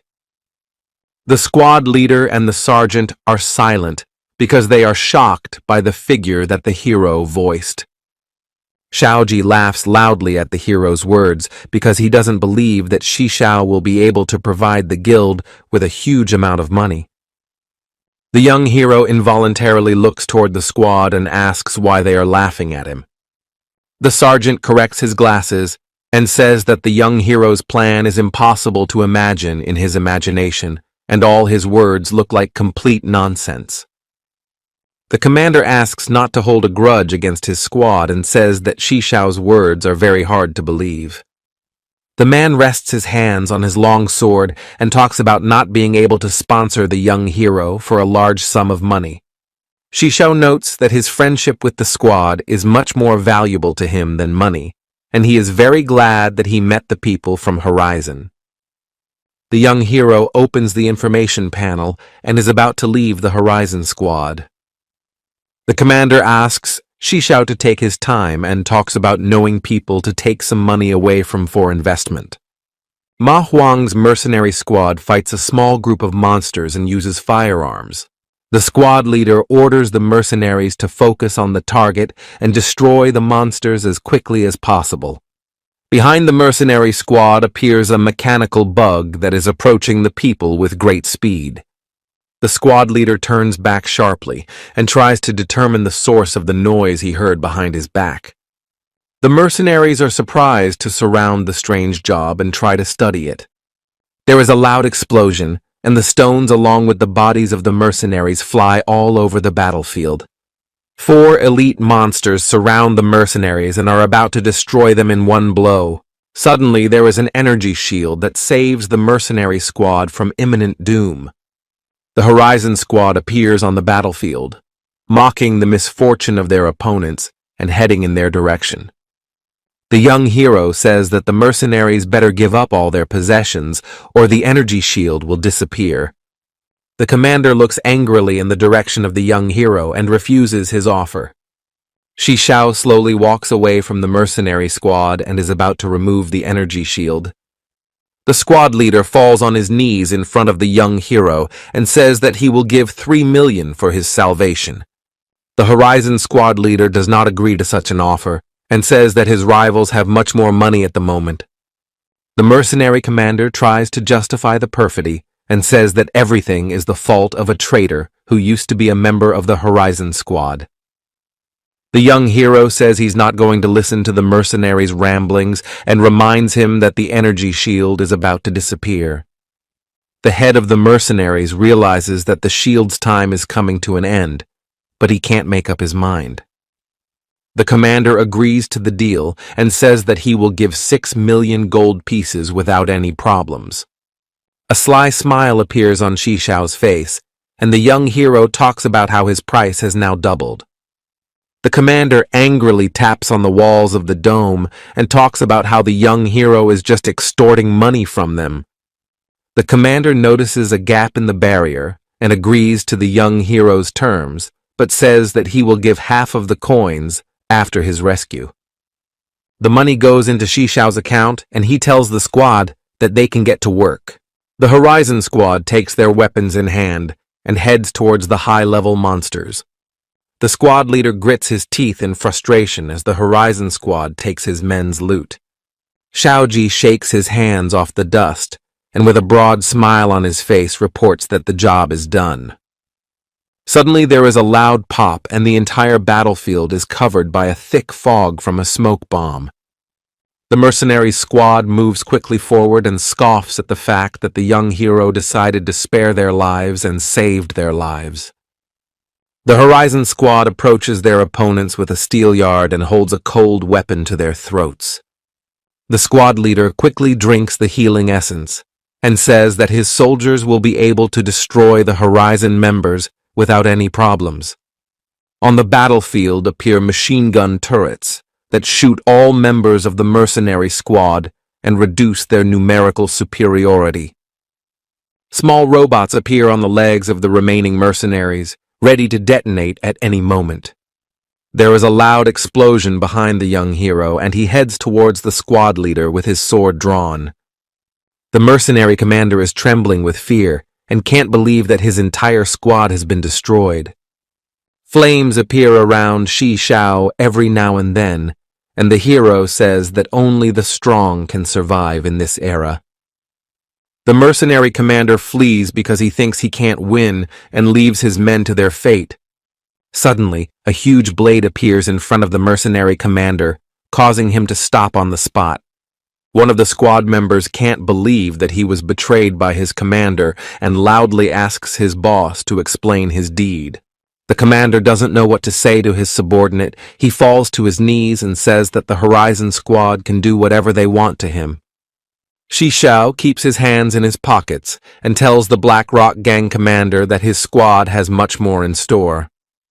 Commander Horizon enjoys his moment of revenge and thanks fate for being able to meet Shishao on his path. Shishao squats in front of the gang leader and promises to consider pardoning his life in exchange for his secret treasure. The squad leader crawls back in horror and marvels at the fact that the student is much smarter than he first thought he was. A slight blush appears on the young hero's face, and he brags to Xiaoji that he was able to guess the secret of the gang leader. The squad leader laughs loudly and talks about how he will never tell where he hid a huge pile of gold coins. The gang commander is very surprised when he hears the voice of his subordinate, who promises to escort the squad to the place of the treasure with money. The commander cannot believe that his subordinate knows the location of the treasure and resents the situation. The squad leader abruptly snatches up his weapon and is about to send his comrade in arms to the other side of the world. Xiaoji blocks the gang leader's path and deflects his attack with his shield. A flaming sword lights up in the young hero's hands, and he is about to finish off the gang commander with one blow. Horizon's commander asks for his longtime adversary, and Shishao gladly agrees to such a request. The commander approaches the head of the gang and demands to be told the whereabouts of the traitor Horizon. The bandit leader only taunts the Horizon commander and talks about how no one wants to play brotherly games. Commander Horizon delivers a powerful sword blow to the gang leader and sends him to the other side of the world. The young hero examines the impact site and is struck by the fact that the Horizon commander has tremendous power. The squad leader ponders the words of his enemy and thinks that all his words are idle chatter. The squad tries to cheer up their commander and asks him to ignore the words of the missing people. The young hero admires the friendly team of Horizon and hopes that he can achieve the same result when creating his own team. Shishao asks the squad to follow him and says that very soon they will receive the promised reward. A gang member leads his squad to the place where his boss collected all his treasure and equipment. The young hero and the Horizon squad find themselves in front of ruined iron doors with mountains of gold coins behind them. Shishao stops the squad and asks everyone to take their time and freeze in place. The squad notices a robber demon ahead who is very happy about the fact that he was able to dig up the treasure.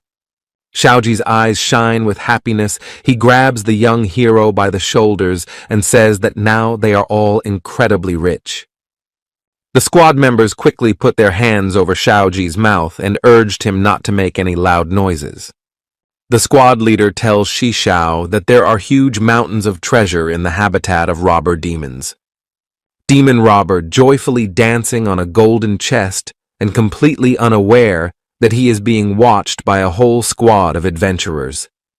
Commander Horizon imagines in his head a mountain of treasure and strongly hopes that his companions will manage to catch the demon and destroy it.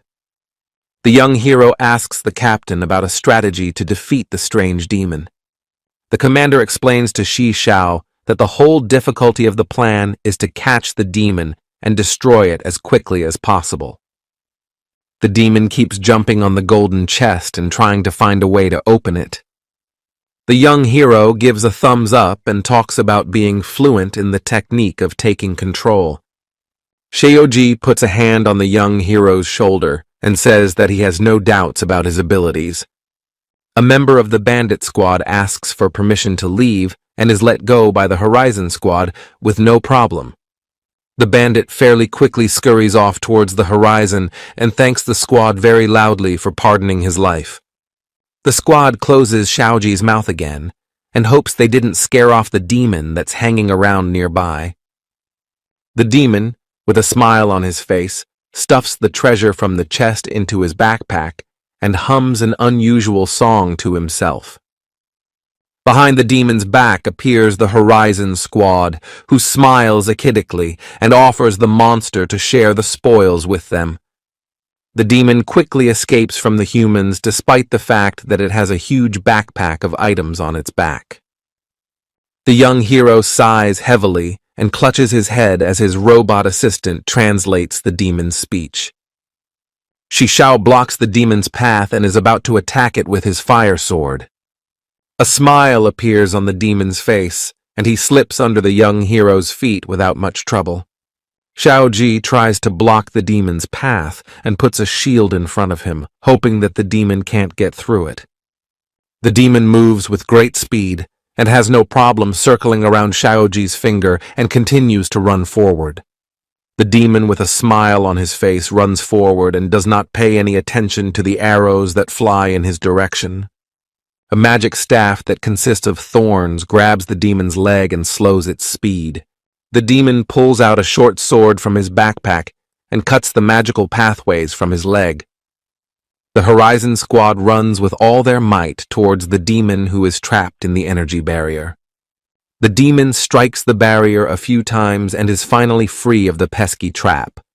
The squad surrounds the demon on all sides and tells him that he has no more escape routes. An evil grin appears on the demon's face, and he uses his fingers to fold strange symbols. In place of the demon appear several of its copies, which immediately scatter in different directions. The squad uses its magic and speeds up its body to catch up with the divided demons. One of the Horizon Squad members is greatly surprised when he sees Xiaoji using his shield to move quickly. The sergeant is peacefully drinking tea and using the carpet airplane as a means of transportation. The squad is extremely unhappy with the sergeant's action and believes their friend is cheating in this unspoken contest. The squad leader is one of the first to reach his target and make a high jump to make the hit. The squad leader makes a powerful lunge and manages to hit several demon clones at once. The commander is disappointed to see the clones disappear because he was hoping to catch a real demon. The young hero meets head-on with a real demon who underestimates Shishao's strength and runs towards him. Behind Shishao's back, a magical portal appears through which the demon is about to return to his dimension. The young hero stops where he is and makes no attempt to catch the demon. An acerbic smile appears on the young hero's face, and he asks the Horizon group not to worry about anything. The demon stops abruptly and turns his attention to a strange notebook that lies not far from Shishao. The demon abruptly grabs the notebook from the floor and holds it tightly to his chest. There is a strong energy barrier around the demon that prevents it from breaking free. The demon looks at the young hero with a displeased look and promises to send him to the other world for the trap he has set. The squad admires the ingenuity of the young hero, but Shishao does not let his guard down and says that now is not the time to celebrate victory. The squad leader fills his blade with incredible power and asks that the demon be granted to him.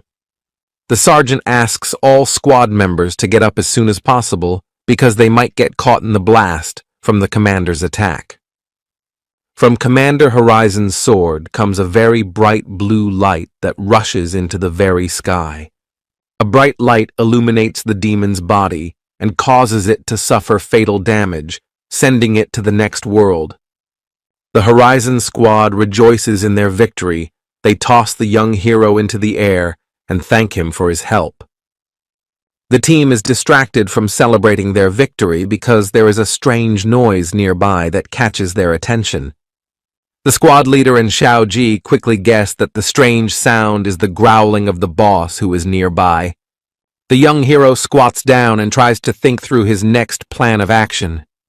The squad leader thinks and notes that time flows very slowly in the demon world, so it is not worth thinking about where to go. The young hero pulls a magic key from his pocket and creates a portal to the demon world. A huge purple portal appears in front of Shishao, beyond which lies the unknown. Shishao tries to find out the specifics of the demon dungeon from the commander, but the squad leader says he knows very little about it. The young hero warns the entire squad that there is a dangerous demonic domain ahead and asks everyone to take the place seriously. The eyes of the squad light up brightly, and all the mercenaries express their willingness to go forward as quickly as possible. The mercenaries find themselves in a huge cave that is dotted with purple crystals. The heroes carefully explore the neighborhood and discover a huge pile of coins around which the robber demons are dancing. Xiaoji doesn't wait for his comrades and quickly jumps down to deal with the demons as quickly as possible. The demons' faces contort in a grimace of horror when they see Xiaoji in front of them, and they call him an invader.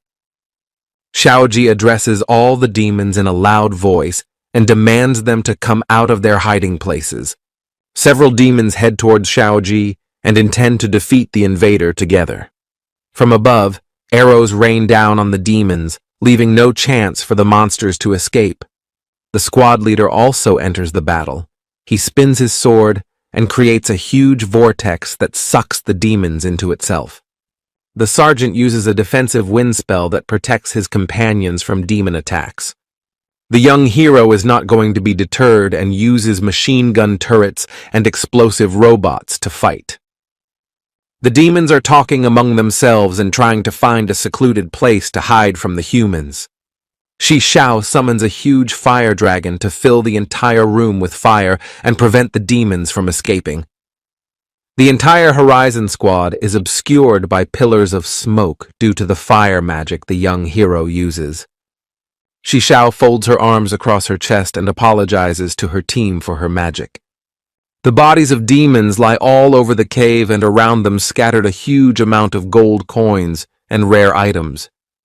Each member of the Horizon squad receives legendary gear and scrutinizes the new items. The young hero can't find the right equipment, but he is not upset and is happy for the success of his team. Amidst the mountain of gold coins is a huge gold chest that shines brightly.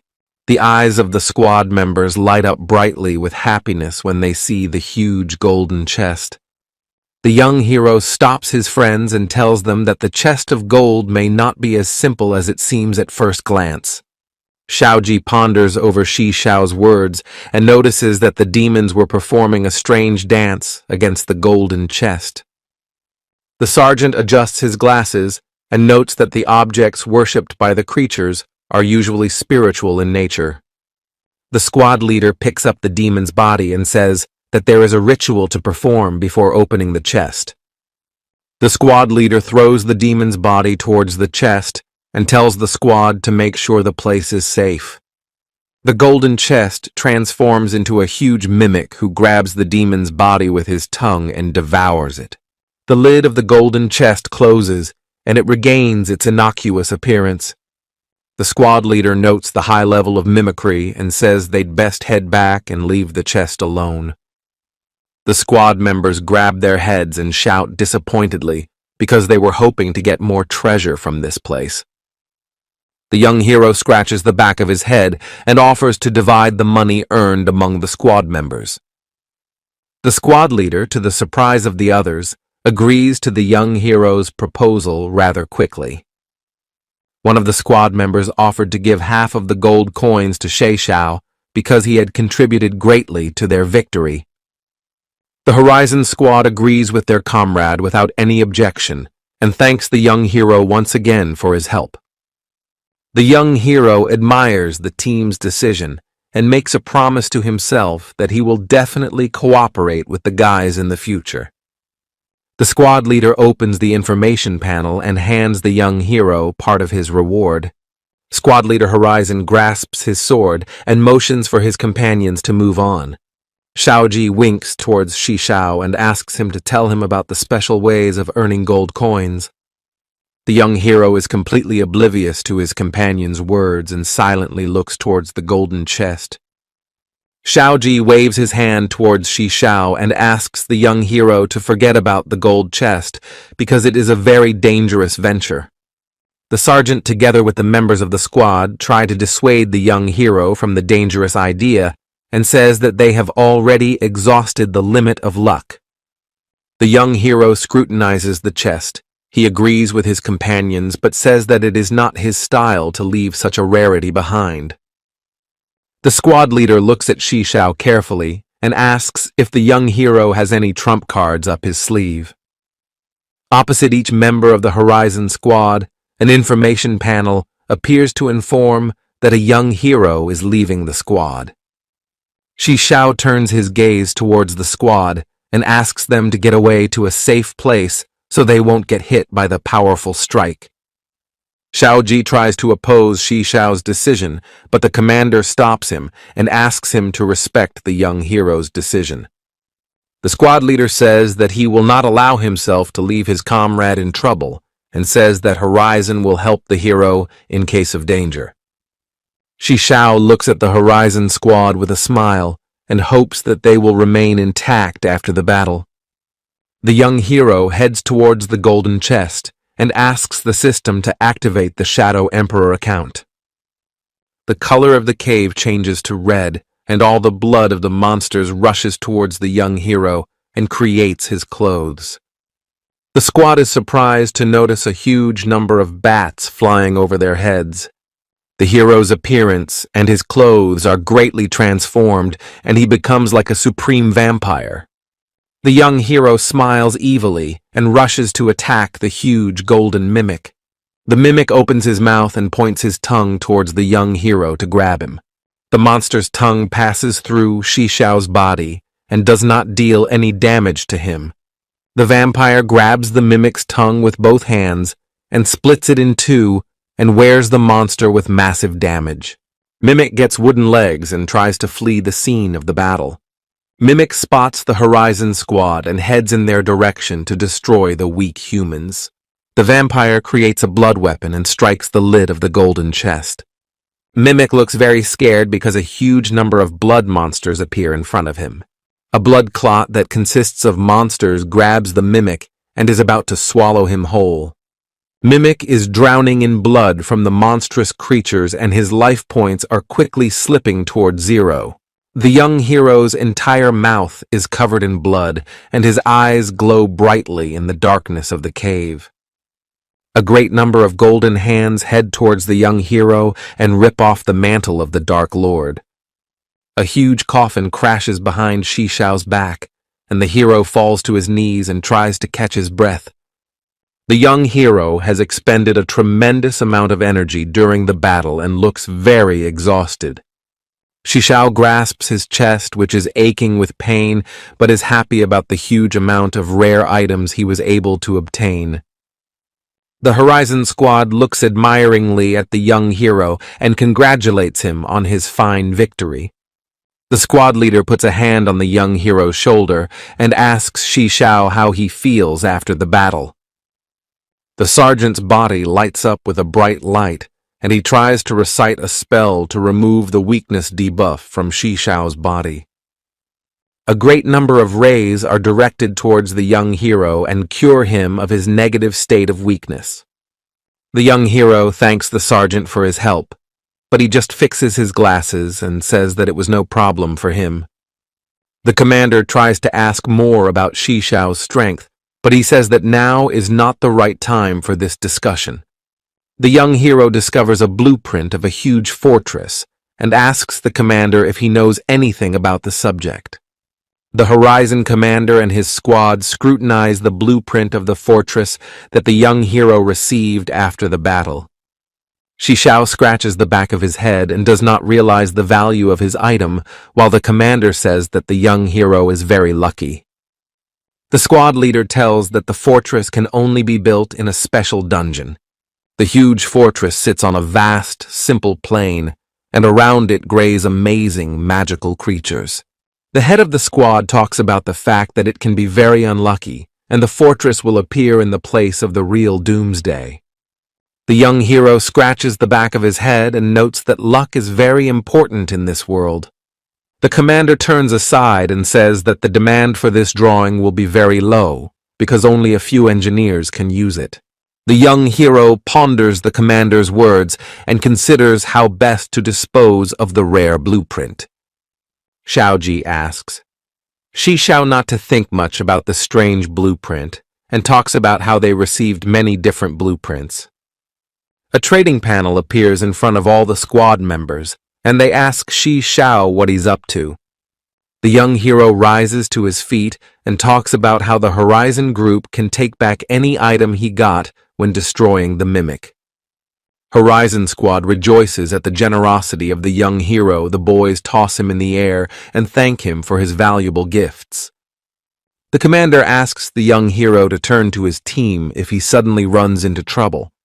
After a full hour, the Horizon Squad, along with Shi Xiao, are on the surface and breathing in a full breath of fresh air. The squad leader approaches Shi Xiao asking about his future plans in the city.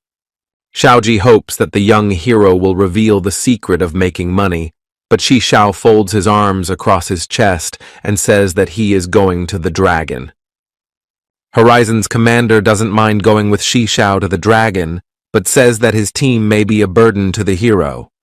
The young hero puts his hand on the commander's shoulder and says that the squad will help him a lot if they poison the dragon with him.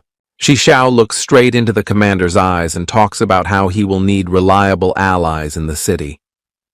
Horizon Squad laughs out loud at the words of the young hero, and the guys say that they are ready to follow the hero even to the end of the world. A wide smile appears on the hero's face, and he promises the boys that under his leadership they will never lose. The young hero, along with the Horizon Squad, are sent to the center of the city, where there is a dangerous dragon and mercenary squads. The commander notes that the battle has already begun in the center of the city, and clarifies with Shi Xiao the further plan of action of the group. The young hero thumbs up and uses his unique ability True Eye. A golden eye appears in the sky, scrutinizing every millimeter of the city. In front of the young hero appears a magical map of the area on which all monsters and people are displayed. A sly smile appears on Shi Xiao's face, and he informs his friends that a grand performance is about to begin. The huge dragon is in the heart of the city and scrutinizes his domain. The mercenary squad led by Lady Yin Xuan advances towards the huge dragon.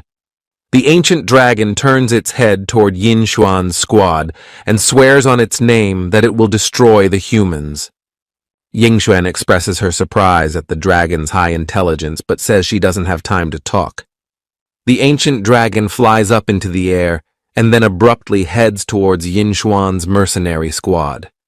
The monster opens its mouth slightly and a huge stream of purple flame erupts from there. Yin Xuan dodges the fire attack and asks his squad to remain calm during the battle.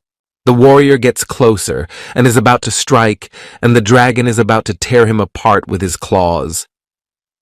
The knight activates divine protection, and his entire body is illuminated by the bright light of the sun. The warrior puts his shield forward and blocks the monster's strike, but takes massive damage. Behind the warrior appears a gunman who relentlessly shoots at the monster with his magical revolvers. Yin Xuan praises the members of his squad and approaches the monster from the back to deliver a fatal blow with his blades. The warrior turns to the healer and thanks the girl for her timely help on the battlefield. The dragon opens its maw wide and a blob of energy forms in it, about to spill out. Suddenly, the dragon's jaws freeze and its energy blob dissipates completely.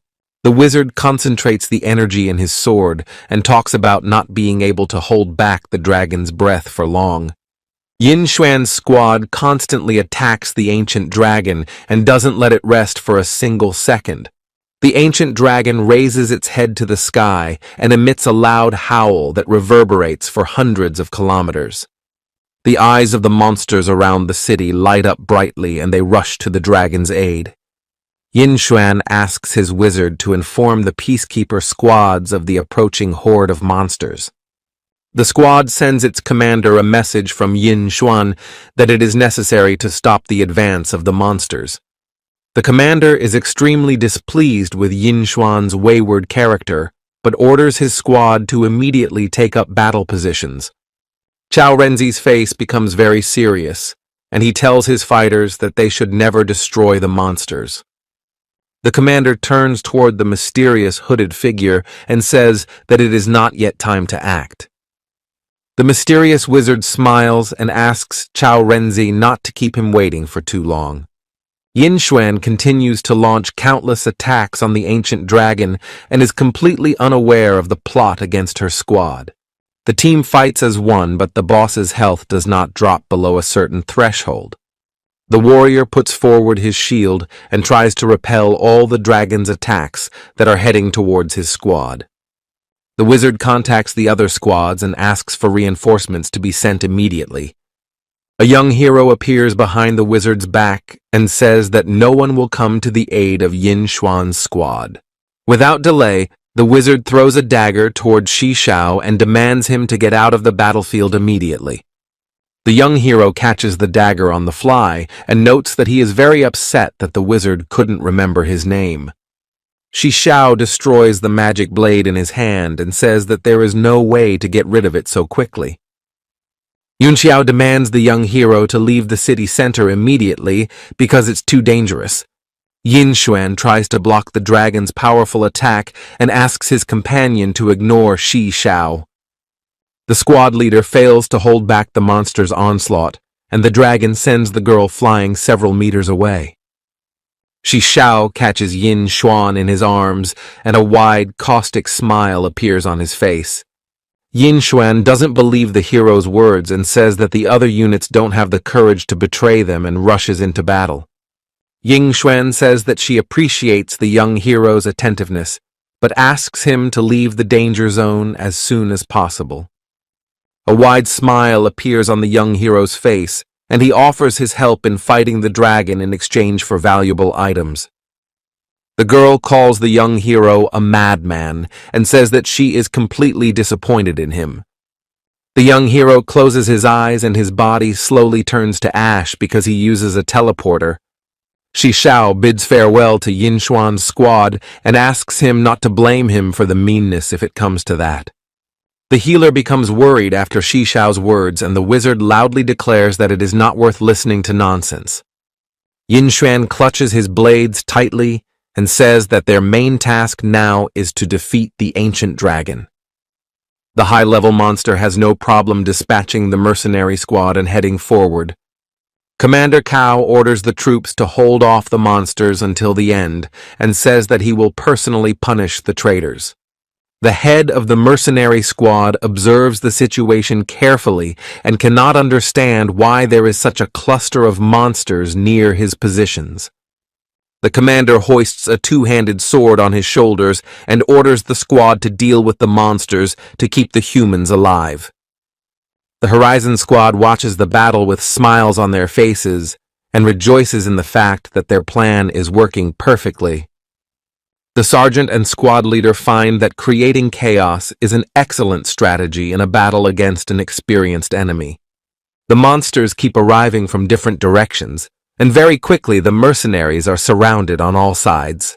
The commander enlists the help of the Emperor's secret squad in hopes that they will deal with the monsters. A slight smirk appears on the squad leader's face, and he says that he doesn't care at all about the life of the mercenary squad. Commander Cao grits his teeth in anger and realizes that he shouldn't have trusted the Emperor's secret squad. The head of the squad orders his men to move towards the dragon to carry out the plan a little earlier than planned. The soldier suggests to his commander to deal with the mercenaries, but he only shakes his head negatively and says that they should wait. An evil smile appears on the face of the secret squad commander, and he says that the task of the squad is to destroy Yin Xuan's squad. With each passing second, the dragon grows stronger and uses more powerful and deadly attacks. The warrior covers his squad and Lady Yin Xuan from the fire and tells them to act carefully. The mercenary commander heads towards the elite squad and asks for help and is followed by a huge pile of elite monsters. The mercenaries grab their neck and arms and fall to the ground like toy dolls. Yin Xuan quickly guesses that the mercenary squad has decided to betray them and that Shi Shao was right in his warnings. High-level monsters gradually approach Yin Xuan's squad while an ancient dragon rampages behind their backs.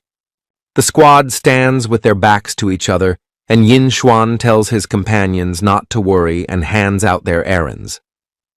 The shooter quickly makes his way into the thick of the dangerous monsters and picks the right moment to fire. There is a tremendous amount of pop from the gunshots, and the monsters fall one after another like dominoes. The wizard uses ice magic and freezes a huge number of monsters. Yin Shan moves at the speed of light and has no problem cutting the bodies of monsters into small pieces.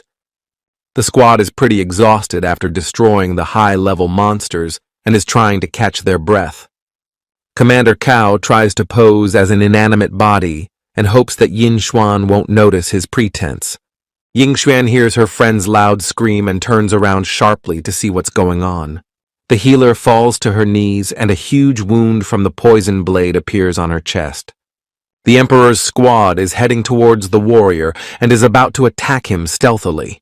The mercenaries' blades pierce the knight's armor and deal critical damage. The gunslinger and the wizard are amazed at the actions of the secret squad and don't know what to do in such a situation. Yin Xuan rather quickly gives orders to the remaining squad member and asks them to save their friends. A slight smile flickers on the face of the Emperor's squad leader, and he says that the girl will not be able to cope with this critical situation. Yin Xuan smiles slightly and says that the actions of the Imperial squad may come out for public discussion. The leader of the secret squad smiles nastily and says that after the girl's squad is destroyed, none of the people will know the truth. Yin Xuan holds a special crystal in his hands and says that ruthless words should only be spoken to a losing opponent. The girl shatters the demonic crystal in her hand and drinks its contents. A bright light illuminates Yin Xuan's body, and she receives a huge amount of energy due to the power of the crystal. The leader of the mercenaries orders the attack without delay and says that the only man is unable to resist them. Yin Xuan moves with tremendous speed and massacres a large portion of the secret squad in the blink of an eye. The leader of the Emperor's secret squad decides to retreat because the leader of the special squad turned out to be incredibly strong. There is a huge tail heading towards the wizard and the gunslinger that is going to knock them down. Yin Xuan instantly comes to the aid of his squad and asks his companions to rescue the wounded on the battlefield. The girl orders her squad to retreat if she can't deal with the monster soon. Yin Xuan soared high overhead and was about to strike a powerful euler at the ancient dragon's body. The girl's blade emits a bright light and deals a huge amount of damage to the ancient monster. The ancient dragon has time to react and manages to grab the girl with his tail. The dragon flies up sharply and takes the squad leader with it. The girl flies down with great speed and thinks that the last minutes of her beautiful life have come. The young hero makes it in time and saves the girl. He offers his help in exchange for all the items that will fall out of the dragon. Ying Zhen talks about how it's very reckless to sacrifice your life for money, and the young hero talks about how he's not going to lose. Shishao lands on the ground, and there is a violent rumble of huge rocks flying in different directions. From the unusual landing, the mask on Yin Xuan's face breaks, and the hero gets a beautiful view of the girl's face. The wizard, along with the rest of the squad, are outraged by the young hero's action and demand that the girl be put down immediately. Ying Xuan breaks free from the young hero's grip and says that she is sick of these games. A satisfied smile appears on the young hero's face, and he says that it is not worth hiding a beautiful face under a mask. The girl points her blade toward Shishao and tells the hero that he should not be arrogant. The ancient dragon hovers in the air and prepares for another deadly attack. Yin Xuan says to take advantage of the opportunity and leave the dangerous place as soon as possible. On the face of the hero appears a wide smile. He folds his arms on his chest and says that he will destroy the dragon on his own. The gunslinger and the healer are surprised by the hero's recklessness and cannot believe the truth of his words. The wizard speaks to Shishao in a haughty tone and calls the young hero a true madman. Horizon's leader appears on the battlefield with his squad and tells them not to underestimate their opponent. The wizard is outraged and says that useless units are unable to fight on par with the ancient dragon. The members of the Horizon squad are furious after the mage's words and say that it is the special squad that is mediocre. The commander apologizes for his squad members and says that their group came just to observe the hero's actions. Yinxuan and the wizard turn back and are surprised to notice that the young hero's clothes and appearance have been greatly transformed. The girl is watching the battle closely, while threads of Shi Shao's dark magic pass near her face. The warrior comes to his senses and tries to protect his squad from the powerful gusts of strong wind that the hero has summoned. The great dragon recognizes the strength of the young hero and says that Shi Shao is worthy to fight him. A bright orb appears above the ancient dragon's head, which it is about to point towards Shi Shao. The young hero defends himself against the monster's attacks with the help of his bloody robe and wonders how he can defeat the monster. Shi Shao smiles widely and quickly wrapped himself in a strange bloody orb. The Yinxuan squad and the members of the Horizon squad watch the battle closely and are amazed at the scale of the battle. The scarlet sphere collapses and from there appears Shi Shao, but already in the guise of a scarlet dragon. The dragons fight each other fiercely and unleash a huge amount of attacks on each other. The ancient dragon points out that a familiar power emanates from Shi Shao and asks for his name. Shi Shao says that the ancient monster is unworthy of knowing about its essence and slams right into the monster's neck. The red dragon tightly clutches the neck of the ancient dragon, and the sky is constantly illuminated by discharges of multicolored lightning. Shaoji and his friend watch the battle closely and are once again amazed by the young hero's strength. The members of Yinxuan's squad discuss the strength of Shi Shao among themselves and can't believe that the hero is much stronger than the boss. Yinxuan keeps a close eye on the Scarlet Dragon and understands why Madame has taken such a strong interest in the young hero. The mercenary commander realizes it's time to get off his feet and slowly creeps towards the exit of the city center. The leader of the Imperial squad watches the battle of the two dragons mesmerized and can't believe his eyes. Shi Shao holds the ancient dragon firmly by the neck and silently flies forward through the boundless sky. An ancient dragon points out that Shi Shao has great power and suggests that he move to the side of the monsters. The red dragon digs even harder into the dark dragon's neck and deals critical damage to it. There is black blood running all over the red dragon's face, and it tells him that he is not interested in the monster's offer of an alliance. The ancient dragon falls to the ground with a huge rumble and raises up a huge amount of dust and dirt. The red dragon emits a great roar that resembles a sound wave that spreads throughout the city. People are plugging their ears and screaming that Shi Shao needs to come to his senses and stop attacking allies. The red dragon is heading towards the humans, and the wizard urges everyone to retreat before it's too late. The commander, along with his squad, stays in his place and says that he fully trusts the actions of the young hero. Golden hands peel the Shadow Master's cloak off the young hero again, and Shi Shao regains his human form. Shaoji together and his comrade look at Shi Shao with their mouths open in surprise and utter complimentary words in his direction. The squad leader asks to leave Shi Shao alone, and the sergeant uses a healing spell to remove negative effects from the young hero. The young hero's body heals, and the system application reports that the hero spent a lot of gold coins during the battle. Shi Shao tries to remain outwardly calm, but his soul rages and regrets the money he spent.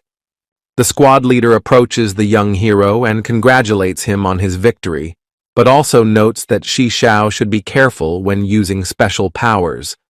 The young hero thanks the commander for his advice and thinks that he should be more modest and not use his unique abilities very often.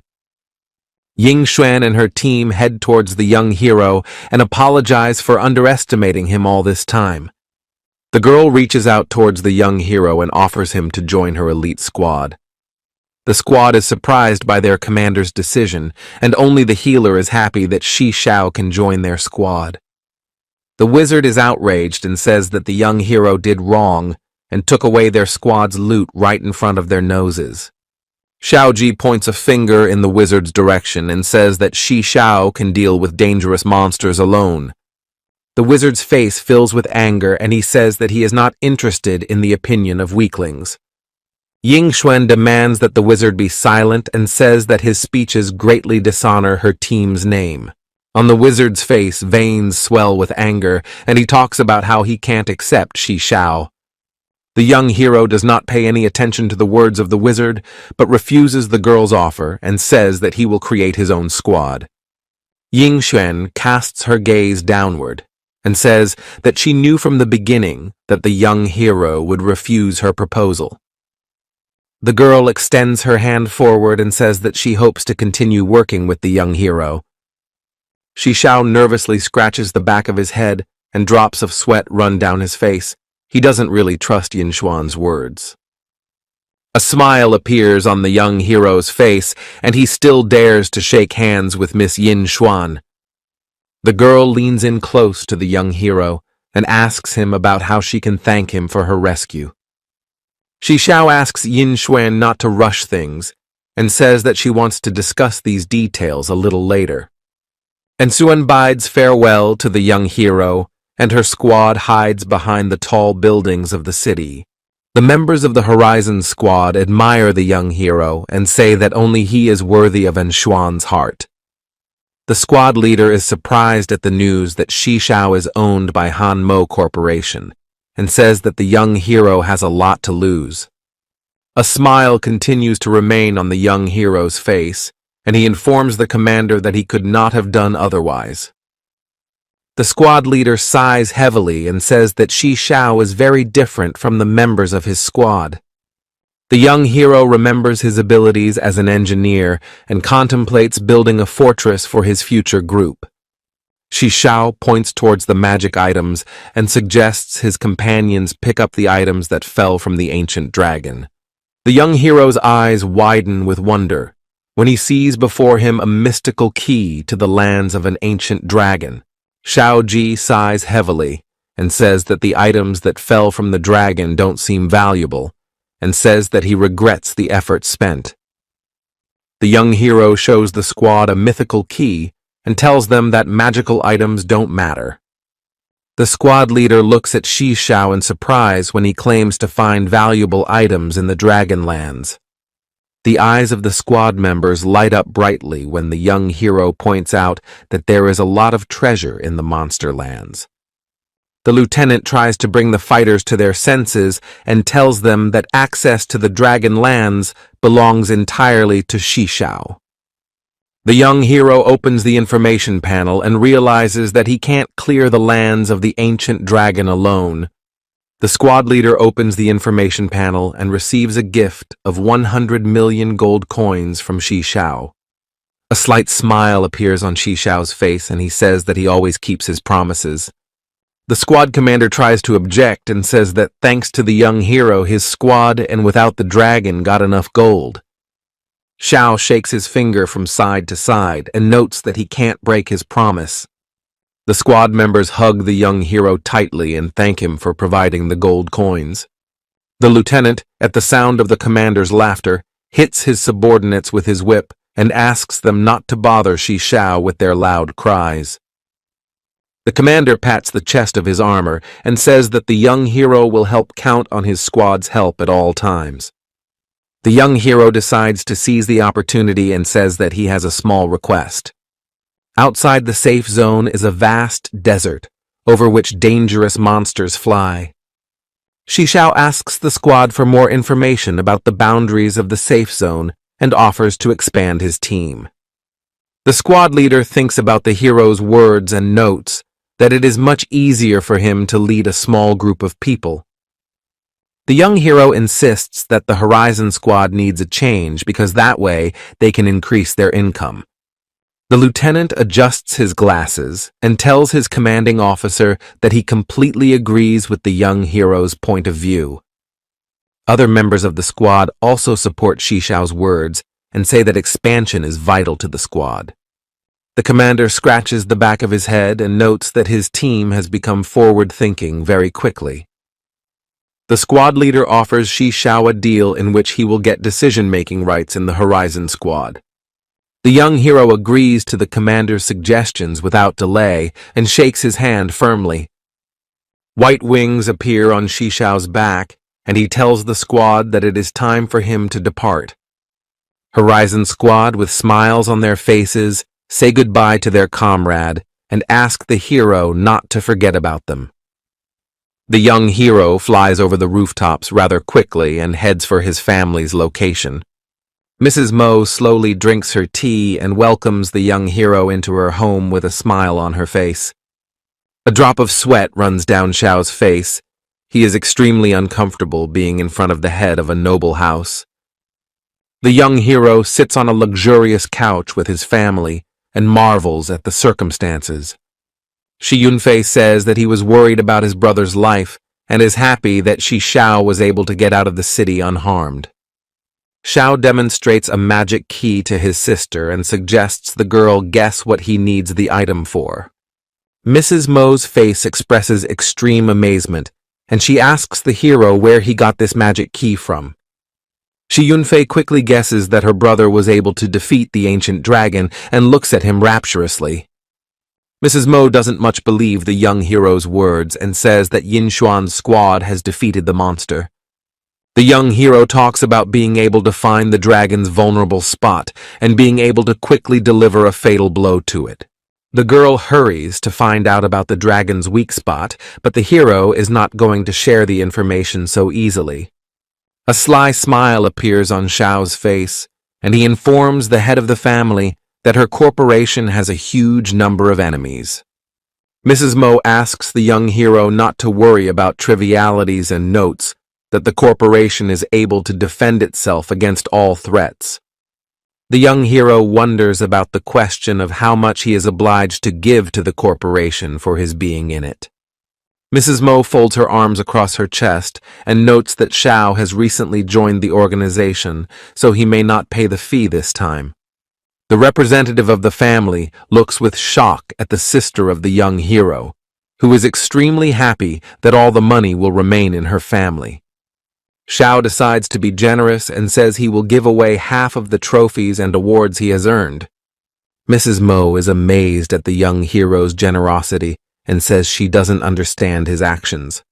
Xiao gets up from his couch and talks about how he's not going to be a greedy man and doesn't mind sharing the wealth.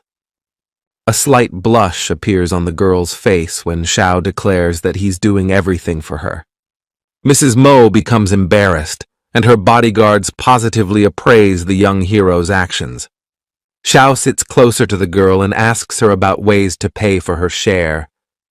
The girl tells the hero that he has several ways to repay the debt, and the second of them is the most dangerous. Xiao snaps his fingers and makes a point of choosing the riskiest way possible. Mrs. Mo says goodbye to the young hero and tells him that she will take care of all the little things. The girl stops in the middle of the room and talks about how the corporation can formalize the family's move to other safe zones. Xiao thanks the head of the family for the offer, but says he will consider the matter next time. Mrs. Mo folds her hands behind her back and heads for the team's exit. The girl suddenly stops and tosses a card towards Xiao that allows unimpeded movement between safe zones. The young hero catches the card and thanks the lady for her generosity and help. The hero's sister chuckles and talks about how Mrs. Mo turns around a lot because she doesn't want to leave Xiao.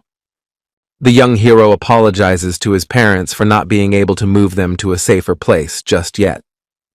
Mom asks her son not to worry about his family, and Robot Nana says he'll clean the big house. The whole family smiles broadly and says that they would welcome any place where Xiao is. The girl's face work expresses only positive emotions, but she actually despises everything that is happening right now. The moon shows in the night sky and illuminates the tall corporate building where the Xiao family now resides. The young hero stands on the roof of a building and enjoys a beautiful view of the city.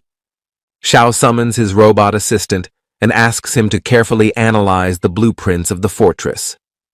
The robot analyzes ancient blueprints and notes that the results are not optimistic. The robot shows the hero one of the dungeons and tells him that the fortress needs a certain place.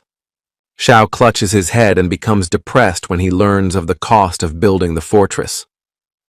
The robot apologizes and adds that rare materials in large quantities will also be needed to build the base. The assistant asks his master not to be upset and says that Xiao has absolute luck. The robot shows the young hero a model of a builder robot that will be engaged in creating a fortress. Xiao remembers his robot Nana and plans to give her control over all the construction robots. The robot agrees with the host's idea and notes that controlling construction robots is not very difficult or problematic. Xiao scratches the back of his head and notes that building a legendary fortress is a big problem. Towards Xiao, a large stream of water is directed and pours over the young hero from head to toe. Shi Yunfei laughs loudly and suggests her brother to have fun in the infinity pool. Xiao wipes his head with a towel and talks about how his sister will have to spend time without him. The young hero once again finds himself under a huge stream of water that comes from an infinity pool. Robot Nana smiles broadly and says that her master needs a good rest. A wicked smile appears on the young hero's face, and he agrees to spend some time with the girls. The girls look towards Xiao, who is heading towards them with great speed. The story is transported to another place. The moon brightly illuminates the buildings of Hanmo Corporation. The deputy president is sitting at his workplace, and behind his back he hears the sound of approaching footsteps. Lady Yin Xuan apologizes for the mistakes she made during the battle with the ancient dragon. The deputy president shuffles his foot unhappily and says that the girl knows all her weaknesses. The man comes close to the girl and says that her words cannot be an excuse for the failure of the mission. The deputy does a leg kick and the girl flies back a few meters. The man expresses his dissatisfaction with the failed operation and notes that Ying Xuan has shown her worst side.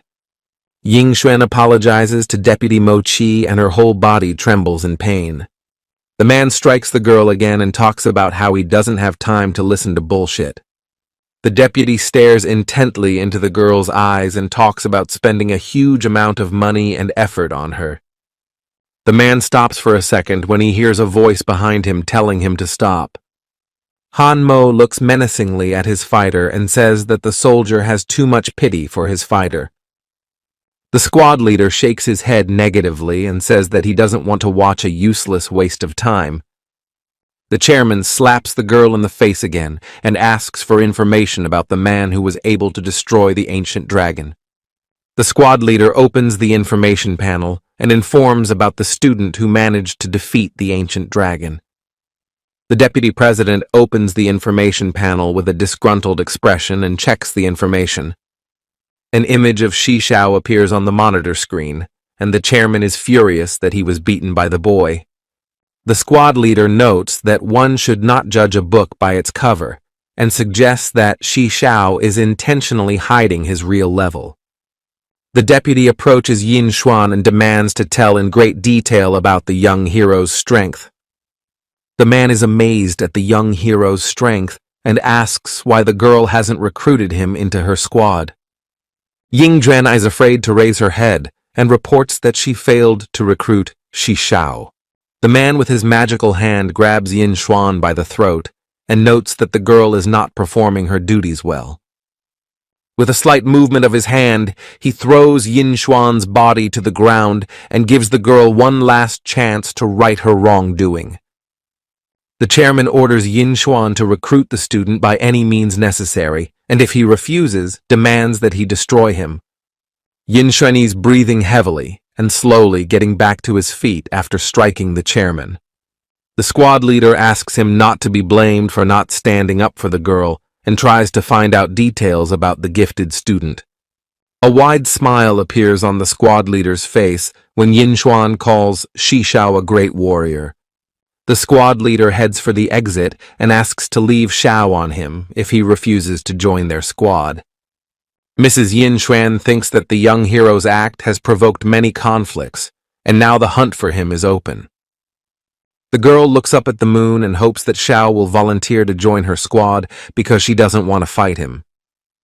A huge crowd gathers in the main square of the school, rejoicing that they can see daylight again.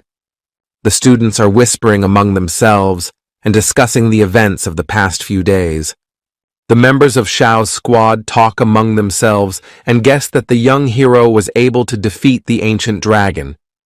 The girl feels strongly about the young hero and thinks about the fact that Xiao suffered many injuries during the battle. A strong burst of blue energy appears in the sky, and all the students' attention is drawn to this unusual phenomenon. A young hero lands in the main stadium, and on his back are angel wings. The young hero's squad welcomes their commander with a smile and rejoices in the fact that Xiao is unharmed. Xiao is discouraged by this warm welcome and tries to get rid of his annoying comrade.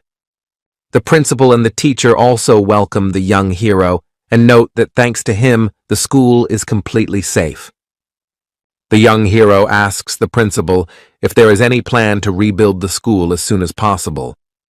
The director puts his hand on Xiao's shoulder and says that he has contacted Hanmo Corporation and they will send people soon.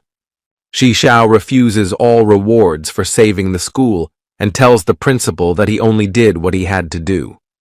All the students get excited at the sight of the young hero and chant his name loudly.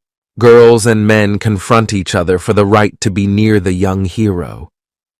The young protagonist is horrified to see the distraught students and decides not to stay in school too long. Xiao asks his companions to quickly follow him and heads away from the crowds of people. The young hero's team, with smiles on their faces, follow him sternly and inquire about their future destination. Xiao asks if his friends' families are okay, and when he hears a positive answer, he visibly calms down. Ruentian thanks the hero for his concern and notes that her family is safe because of his actions. A young hero with a big smile on his face informs his friends that they are traveling outside the safe zone. Near the walls of the 9th District, construction work is underway to repair the concrete walls and create a magical barrier. A man with a gun stops the heroes and says that it is forbidden to move in this area. Xiao says in a calm voice that he needs to leave the city to attend to personal matters. The gate guard starts threatening with his weapon and demands the boys leave the danger zone. Luo Feng becomes enraged at the guard's stubbornness and plans to straighten him out. The young hero stops his flashy friend and asks the guard to take a look at his universal pass. The soldier scrutinizes the strange card and says that he has never seen such a pass. The head of the gate guard joins the conversation and demands his ward to report the situation. The guard captain's eyes widen in surprise when he realizes that he has a top-level pass in front of him. The commander punches his fighter in the face and talks about the students having a top-level corporation pass. The commander of the guards apologizes to the hero for the inconvenience and offers to arrange transportation to stay safely outside. The gates of the city slowly open and a bright light illuminates the faces of the characters. The guard commander watches Xiao closely and doesn't understand why the commanding officer demanded to follow him. The head of the guards contacts his sister by radio and informs her that the young hero is leaving the city. Behind the shoulders of the girl is a huge rifle, and she asks her brother to closely follow the movement of the hero.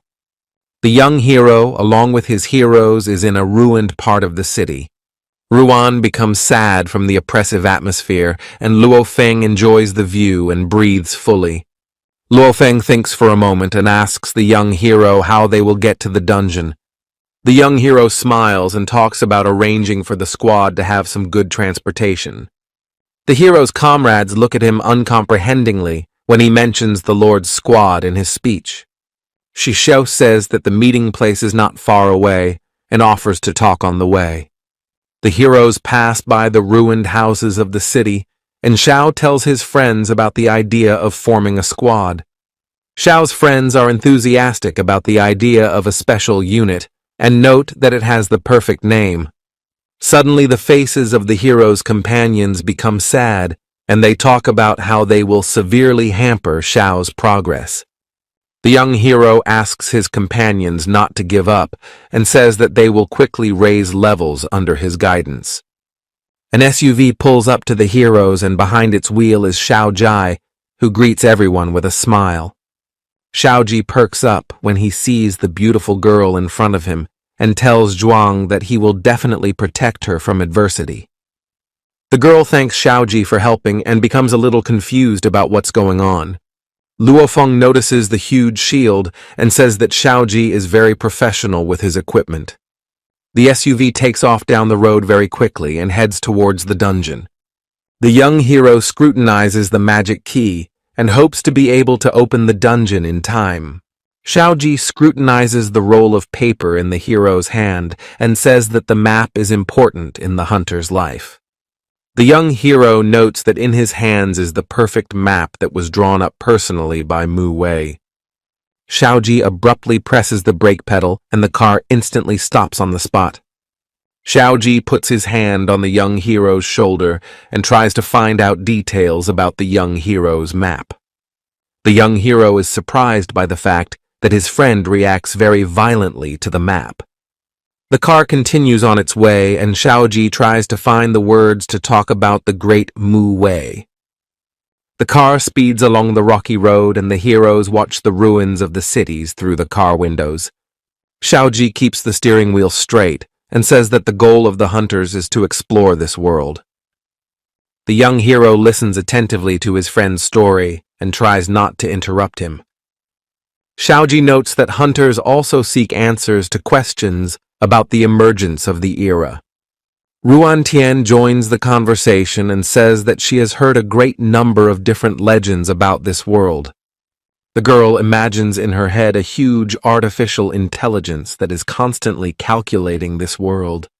Luofeng crosses his arms at his chest and talks about how he has never heard any version of the origin of this world. The young protagonist notes that it's been a long time, and so most people are fine with it. The car continues on its way, and the lone deer silently escorts the transport with its gaze. The young hero notes that from Xiaoji's appearance, it's very hard to tell that he can think. Xiaoji scratches his head and talks about only paraphrasing his commander's words. The young hero presents the image of Commander Horizon and thinks of the fact that he is respected by many in the wastelands. Xiaoji tells the story of the existence of the hunter Mu Wei, who was close to unraveling the truths of this world, but suddenly disappeared. The young hero twists the map in different directions and talks about not seeing the truths of the world in the parchment. Xiaoji, with a smile on his face, unravels the legend that if you find the truth, you can restart the world and become its lord. Luofeng and Ruantian listen to Xiaoji's stories with interest and marvel at the idea of restarting the world. Luofeng imagines himself on a golden throne surrounded by a huge number of beautiful ladies. The young hero notices that his companions have a very rich imagination, but they lack the high level to realize the dream. Shishao says that he doesn't really believe in legends and suggests that we focus on the task at hand. A wide smile appears on Xiaoji's face, and he tells him that he has set a goal to find Mu Wei and learn the secret of the world.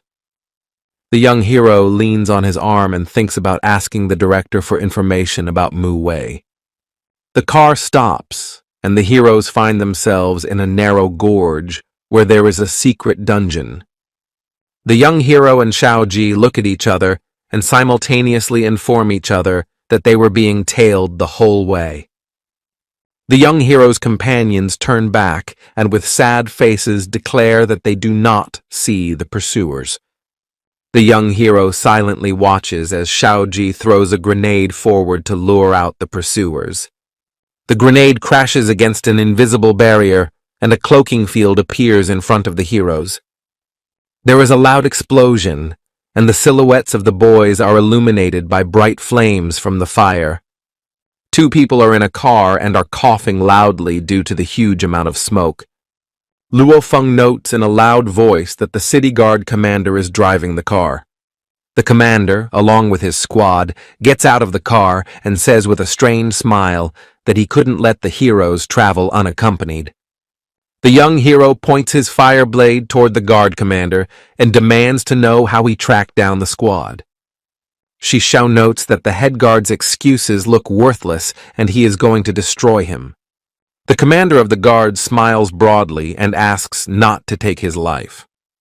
The head of the guards uses special commands to give orders to his squads. The young hero decides to play along with the mercenaries to uncover their plot and holsters his weapon. The commander agrees with the hero that everyone is very lucky to survive the disaster and says that we should trust each other more. The head of the squad comes closer to the young hero and asks him to tell why he traveled to a place so far from the city. Shishao shows the guard commander the magic key and says he plans to clear the dungeon. Luo Feng and Ruan Tian exchange caustic smiles and hope that their commander will lure the bandits into a dangerous trap. The head of the guards notes that the dungeon is high level and says that the young hero will not be able to destroy the monsters with such a team. Luo Feng suggests that the head of the guards and his men muster all the will in their fist and help them clear the dungeon of monsters. Zhuan winds his hair around his hand and notes disappointedly that the guards lately consist of only cowards. A squad of soldiers goes to their commander and tells him that they should not allow their squad to be treated in such a way. Deep down, the head of the guard is overwhelmed with emotion and doesn't know which path to take. The commander of the guard sighs heavily and talks about how he can't leave his men in this desert. The young hero lifts the key up and, to the great surprise of the commander of the guards, says that the key is designed for 10 people. The squad leader looks very disgruntled but agrees to go into the dangerous dungeon. The young hero points the key in the opposite direction of himself, and a magical portal opens not far away. Shishao says it's time to go, and the guard commander says he can be relied upon. The head of the guards leaves behind a signaling device so the sister can get to this place. Before the heroes opens the world on a beautiful dungeon, and in its center is a huge tree. Rantian and Xiaoji stand together on the edge of the cliff and enjoy the beautiful view. Luo Feng is looking forward to the battle, and Xiaoji asks the young man to be careful and asks him to keep behind his back. The young hero asks his robotic assistant to carefully scan the area and determine if a fortress can be built here. Shishao is thinking about the group's plan of action, and Ruan Tian approaches him. The girl raises a finger up and points towards the dark figure that is rapidly approaching the squad. A green dragon can be seen in the sky, licking greedily at the sight of its prey. The commander has no trouble blocking the dragon's blow with his shield, and says there's no need to panic. A huge number of magic shots are directed toward the fire, and the soldier commander deals additional damage to the monster with his chain. The young hero is surprised to see the head of the guards and his men fighting for him without much outrage. The commander puts his foot on the monster's head and says that this will be the case with every monster that dares to attack them. The squad leader laughs loudly and talks about how it is forbidden to fly over his men. On all members of the squad falls the shadow of a huge dragon that suddenly appears on the battlefield. The dragon quickly grabs one man and is about to swallow him whole. The monster turns toward the forest and spits the man out toward the trees. The commander rushes at the huge dragon and asks Xiaoji to immediately help him in the battle. A slight smile appeared on Xiaoji's face, and he said loudly that he could only deal with the monster with 2 punches. In front of the young hero appears a strange information message, the essence of which he cannot understand to the end. The young hero returns to his personal dimension and notices a dragon egg moving around the room at great speed. Shishao is going to create him for a monster to temporarily calm his violent temper. The egg stops moving at breakneck speed, but for some strange reason it starts to shake. A robot sidekick tells the young hero that the creature inside the egg wants to hatch, but lacks strength. An evil grin appears on Xiao's face, and he is about to feed the dragon heart to the strange monster. Egg runs away from the young hero rather quickly when he sees his kin's heart in his hands. The young hero tells the creature that he will remain forever in a shell if he continues to fear everything. The creature begins to pant in anger and snorts unhappily in response to Xixiao's words. A huge sweat of energy begins to emanate from the egg, and it seems that the creature is about to break through the shell. The shell shatters into small pieces, and the robot prompts the young hero to choose a name for his pet. The red beast runs his little eyes around the room and studies the surroundings around him. The head of the guard seizes the moment and delivers a fatal blow to the huge dragon, and it falls to the ground. The commander notices a strange energy source appearing not far from him and tries to determine its source. Red Comet exhales a large volume of fire and looks around for the enemy. The soldier points his weapon at the little dragon and regrets that he will get little experience for killing it. The man doesn't have time to fire his weapon because the little dragonkin breaks it in a flash. The Red Comet rushes to attack Xiaoji's shield, and the man talks about how he's not trying to harm the creature. The commander swings his chain and is about to destroy the monster in one blow. The young hero calls everyone to calm and says that this dragon is his pet. Xiaoji tearfully looks at the cuts on his shield and tells the young hero to pay to repair the item. Zhuanten rushes towards the little dragon to hug it, but the creature was not very happy about this situation. The red dragon gets into a fighting stance and prepares to attack the girl if she gets too close. The young hero strokes his new pet on the head and asks him to remember all his companions. Xixiao hears a strange sound and looks towards the huge tree and tries to identify the danger. The young hero stares intently into the thicket of the forest and says that the owner of the forest is not happy to see him in this place. The commander of the guards suggests that the young hero split up to speed up the quest and gather a huge amount of resources. The head of the guard says goodbye to Xixiao and decides that it is best to observe the hero from a safe distance. In the magical dungeon are a huge number of different kinds of wood that reaches very high sizes. The young hero approaches Xiaoji and asks him if he knows about the features of the dungeons. Xiaoji shakes his head negatively and says that he doesn't know anything about caves, so he explores the ruins. The dungeon contains huge plants, and at first glance it seems safe. The traveler scrutinizes the crystal cave for the need for resources. A small band of mercenaries encounters dangerous monsters and engages in combat with them. Zhuantian is fascinated by the fact that there are so many different dungeons in the world, and she hopes to explore them all. Behind the girl suddenly appears a huge monster that is going to devour her whole. The little dragon comes to the rescue, and with his body, he wears some serious damage on the monster's head. Red Comet is watching his opponent's actions closely and preparing for the next strike. The monster howls menacingly in pain and promises the little beast that it will destroy him without hesitation. The young hero is amazed by the fact that the monster talks, but Xiaoji sees nothing unusual about it. The young hero's aide informs his master that he now knows the dragon language. Red Comet keeps a close eye on his opponent and prepares for his master's command. The dark dragon makes a series of several quick strikes, but none of them reach the red dragonkin. Dragonlance soars upwards and crashes into the monster's head at full speed, dealing significant damage. The huge dragon looks arrogantly at his younger counterpart and tells him that his tricks won't work anymore. The monster delivers a powerful tail strike and sends the little dragon flying. Xiaoji and Zhuangtian are closely following the progress of the battle. They are greatly worried about the fate of the Red Comet.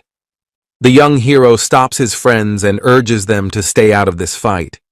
Xixiao notes that his pet must first of all be able to defeat monsters, and Zhuang, after these words, considers the hero very cruel. A smile appears on the young hero's face, and he talks about his ability to never lose to such a weak opponent. The little dragon cub burns the trunk of a tree and is about to drop it to the ground. The dark dragon taunts his fellow dragon and has no idea what the Red Comet is up to. Red Comet picks up a huge tree trunk and hits the monster's head with it with all her might. The monster becomes indescribably furious and promises the dragon that he will not leave a wet place from him. The dragon gets hit again and again with wood from the little dragon and falls to the ground. The dark dragon tearfully demands the Red Comet surrender before it's too late. The little dragon leaps into the air and aims a huge fireball towards his opponent. The monster screams in pain and demands an end to this horrible fight. It shakes its head from side to side. The monster burns alive in red flames, and the little dragon is humming a tune to himself. Ruantian and Luofeng upgrade thanks to the victory of the Red Comet. Xiaoji points his finger towards the dragon and notices that the Red Comet is about to make dinner out of his opponent. The young hero agrees with Xiaoji and notices that his pet uses special herbs to flavor the meat. The wonderful smell of roasting meat reaches the young hero's group, and they enjoy the flavor of it. The little dragon brings a piece of meat to the young hero and offers to taste it. The young hero thanks his pet for the treat and gently strokes its head. The whole group yells that they are hungry and suggests that they start tasting the monster meat. The soldiers are munching sandwiches and regretting not being near the heroes while the commander silently watches Shi Xiao's actions. The commander asks his squad to shut up immediately and says that as soon as they get the money, they will be able to afford any food they want. The head of the guards is furious and clenches his teeth tightly.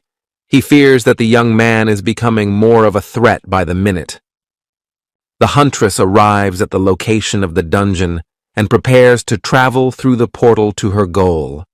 Huge numbers of dragon bodies lie on the ground or hang from tree branches.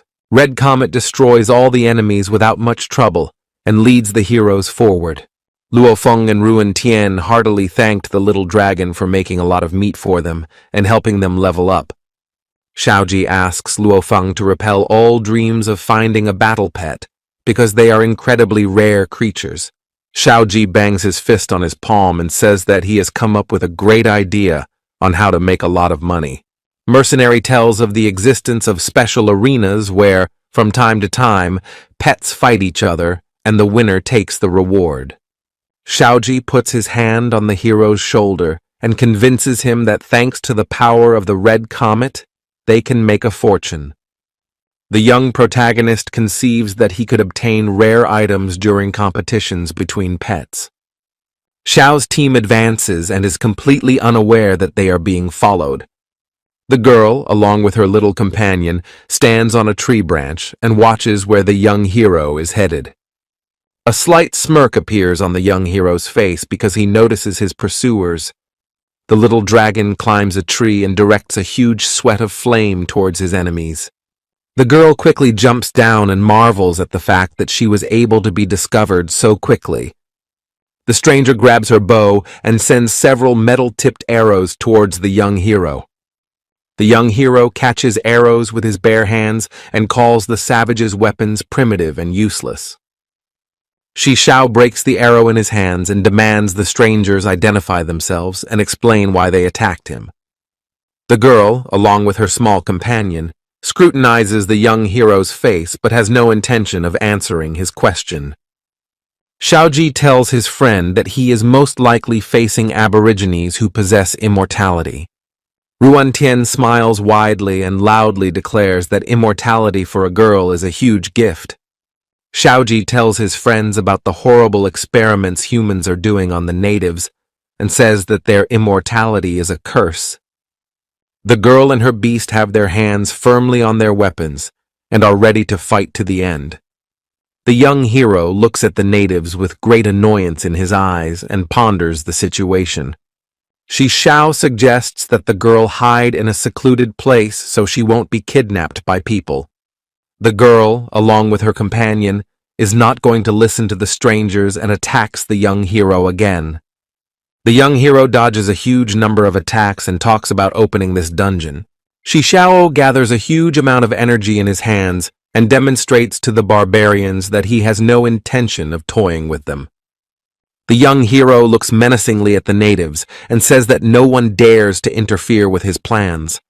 The girl, along with her pet, abruptly turns around and runs deep into the woods. Cold sweat appears on Xiao's face, and he is amazed at how quickly the natives ran away from him.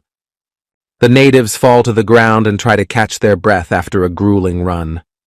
The commander of the guard looks at the natives with a smile and rejoices at the fact that such a valuable commodity has fallen into his hands. The girl is not happy that there are invaders in her lands, and her companion says that now is not the time to think about it. The men are looking at the natives with a caustic smile and are going to catch them by any means necessary. The mercenaries rush towards the girl, who is armed with a primitive spear without fear. The girl moves very fast and dispenses with the commander's men without much difficulty. The commander of the guards is about to attack the girl with a chain, but his attack fails and the aborigine runs away to attack. The aborigine is about to deliver the fatal blow, and the squad leader silently looks at his opponent and does not know what to do. There is the loud sound of a gunshot, and the aboriginal's spear turns into useless splinters. The mercenary looks at her acquaintance with a smile and says that the commander is very lucky. The commander is very happy to see his big sister and asks her to deal with the savages once and for all. The girl realizes she can't fight a high-level opponent and tries to find a way to retreat. A Misha sniper fires on the area around the natives and tells them that there is no escape from her. The girl jumps down from the tree and proudly proclaims that no one can hide from her sight. The aborigine does not know what to do in such a difficult situation, and she notices strange mechanical robots behind her. The girl pushes her partner to the side and tells him to run away from here as fast as possible. Around the aborigine creates a special barrier that completely restrains the girl's movements. The girl asks her friend to forget about her and asks him to run away deep into the forest as fast as possible. The pet tearfully runs away from danger and hopes he can find reinforcements among other people. Sniper Misha stops his brother and asks him not to run after the beast, because they have more important things to do. The girl orders her brother to put the aborigine to sleep and notes that she definitely needs the girl alive. Sniper sends her into the woods and tells her brother that it's time for her to go on a hunt. The young hero approaches an old tree and hopes to find some useful object near it. Luofeng and Ruan Tian had heavily upgraded their equipment during their time in the dungeon. The red dragon gets into a fighting stance because he senses danger approaching his team. The young hero asks his pet to calm down and offers the aborigine to go out into the white light. The animal pops out of the bushes and asks the young hero to rescue his friend from the hands of humans.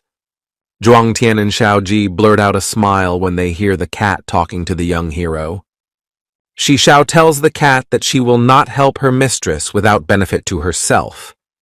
The aborigine shows a red stone that he will give to the young hero as a reward for saving his girlfriend. The young hero marvels at the rarity of the item and asks where the cat got the crystal from.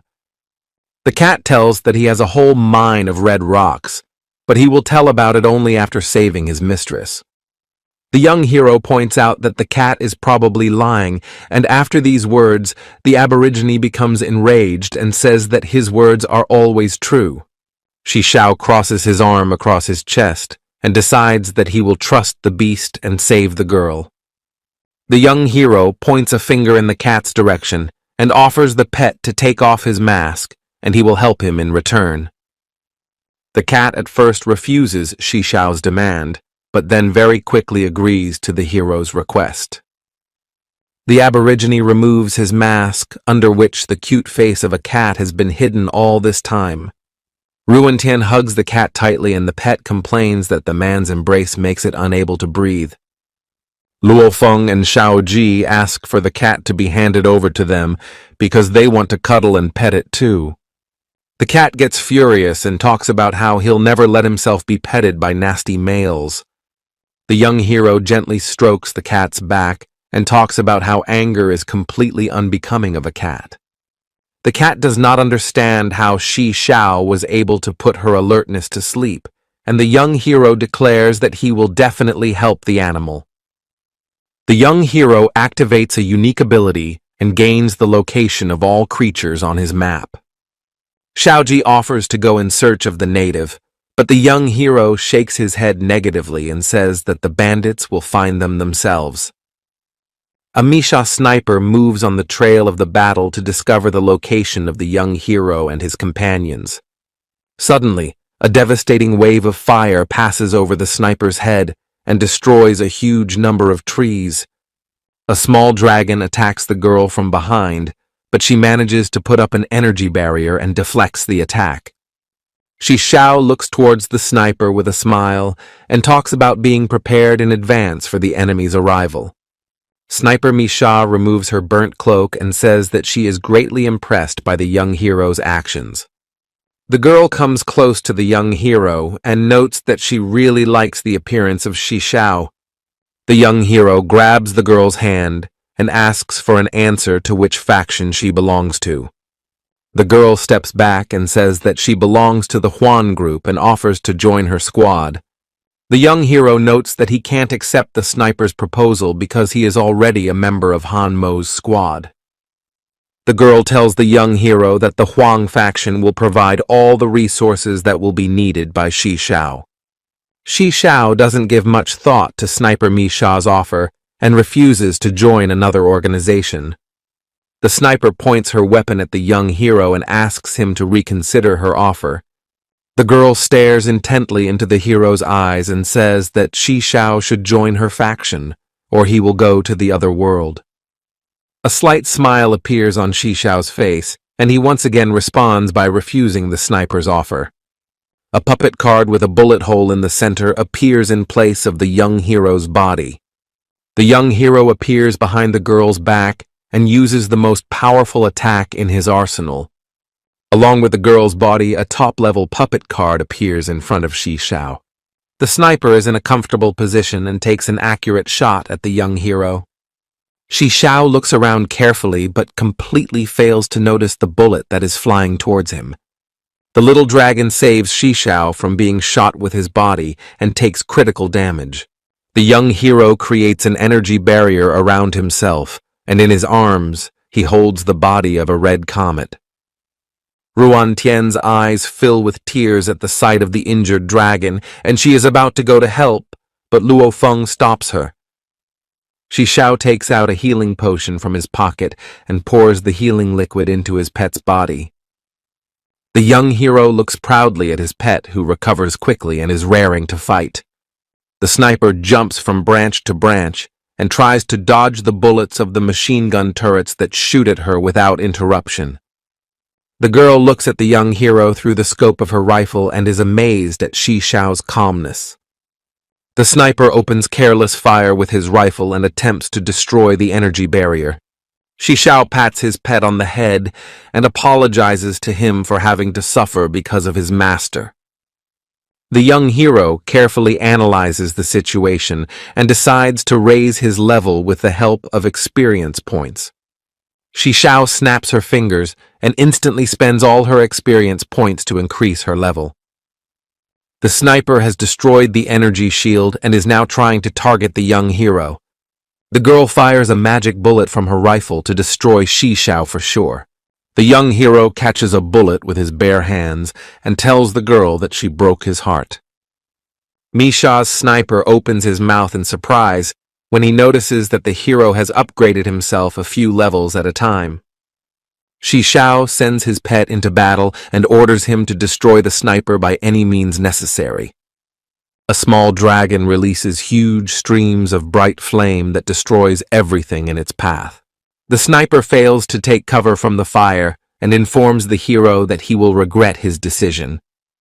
Shi Xiao looks at the burnt body of the girl with a smile and says that he doesn't care about the consequences of his actions. The optical drone carefully records the progress of the fight between the sniper and the young hero. Once the fight comes to an end, the optic drone quickly flies back to its base. The young hero's companions come out of the bushes and are amazed at the fact that the young hero has raised himself 2 levels at once. The cat rubs his eyes and can't believe how incredibly strong the young hero turned out to be. Rantian hugs the little dragon tightly and says that she was greatly worried about its safety. The cat looks at the hero with huge eyes and offers his candidacy as a pet. The red dragon comes to a rage and the young hero clues in that they must rescue the cat's mistress. The cat coughs slightly and notes that he and the girl are partners, and he wants to choose a young hero as his master. The earthling starts pacing underfoot, and Xiaoji points toward the strange monster that is climbing up the trunk of the tree. The huge monster is a dragon and has a huge number of different heads. The monster looks menacingly toward the humans and says he will destroy anyone who gets in his way. The cat grabs the young hero's leg and offers to back off before it's too late. The dragon's heads go high up, and he scrutinizes his domain while other monsters fly around him. Shishao tells the cat not to worry and says that he is going to destroy this dragon. Luofeng asks the young hero to wait because he wants to ask Shishao for one request. The man clenches his hand in a fist and simply has the young hero's permission to join this battle. Ruantian joins the conversation and also asks the young hero for permission to join the battle. Xiaoji puts his hand on the hero's shoulder and tells him that Shishao should not doubt the strength of his friends. The young hero refuses his friend's request and tells them that they will still get a chance to prove themselves. The dragon's red head rises up and begins spewing out a stream of fiery flames. The red comet shoots its flame in response to the dragon's attack and tries to negate it. The dragon heads talk amongst themselves. They marvel at the fact that humans have too much power. Shishao creates a fire furnace near him and is about to use his new ability. A steel arm appears above the heads of the dragons and heads in their direction. The steel hand clutched the red dragon head tightly and paid no attention to the fiery attacks of the other heads. The hand clenches sharply and completely destroys the red head to the surprise of all the dragons. The monster screams loudly in pain and tries to hide under the trunk of the great tree. Cat asks not to finish the monster because that would lead to a huge mistake. Shisho tries to find out the details of the monster's destruction from the cat, but the cat can't remember the main points. The cat waves his paws vigorously and offers to go to his friend who knows the secret of the monster. The young hero agrees with the cat's wishes and tells his group that it's time to move on. Shishao and his squad go to the aid of an aborigine who knows the secret of the monster. The commander of the guards is fighting off flies and doesn't understand why his older sister is so delayed. The man scrutinizes the bound aborigine and has a desire to see her face.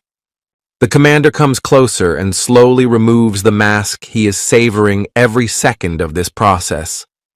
A small dinosaur appears behind the man's back and scrutinizes the commander. The man uses a chain and chases the strange creature out of the cave rather quickly. The commander is about to remove the mask again and notices that for whatever reason it won't come off the girl's face. The man hears a strange crunching sound and heads for the cave exit again to deal with the pesky beast. In front of the head of the guard stands a large number of strange creatures that scrutinize the man in front of them. The commander uses circular attacks with his chain to drive the strange creatures away from him. The little dinosaurs pounce on the man in droves and send him to the other side of the world. The little dinosaurs head over to the bound native and sniff the girl thoroughly. The dinosaurs lift the girl up and look at her with joyful eyes. The little beasts quickly leave the cave and carry the bound girl along with them. The young hero's map is updated, and he notices that the aborigine has started moving for some reason and is heading in a strange direction. The cat keeps moving and tells the group that they will soon have to face creatures that are far more dangerous and evil than any monster. The girl slowly opens her eyes due to the bright sunlight and finds herself on a strange altar. The aborigine abruptly jumps off the pedestal and tries to figure out how she ended up in this strange and incomprehensible place. The girl heads towards the forest and hopes to hide among the huge trees. In front of the Aborigine appears a huge monster that blocks the girl's way further. A man on a huge monster appears behind the girl and asks the native to abandon any attempt to escape. The man looks at the girl with a smile and tells her that it is now her destiny to be with him. The girl is not going to listen to the words of the Aborigine and tries to run away into the forest. Small dinosaurs appear around the Aborigine, which surround the girl from all sides and do not allow her to escape. Veal slowly makes his way to the Aborigine and tells her that it's time to accept her fate. The girl gets into a fighting stance and tells Veal that he is nothing but disgusting. Veal waves his head negatively and tells his longtime friend that she misunderstood him. Veal's face contorts into an angry grimace, and he speaks loudly about how he's tired of being stuck in a small grove for thousands of years. The man topples the girl to the ground and says that very soon he will go to a new world through a dimensional gate. Veal's face flashes only the emotion of rage, and he tells the girl that he needs her strength to get out of this prison. Suddenly, a young hero appears and says he knows a way to get to another world. Veal slowly rises to his feet and asks Shishao how the hero is going to take him with him to the other world. Shishao points a flaming blade at the native and says that there is only one way for scum to go to the other world. Veal thanks the young hero for coming to him personally, so he won't have to search for people all over the island. The Aborigine bares his blade and points it at the young hero. The man jumps up sharply, and an iron tail heads towards the young hero, which he manages to block with great difficulty.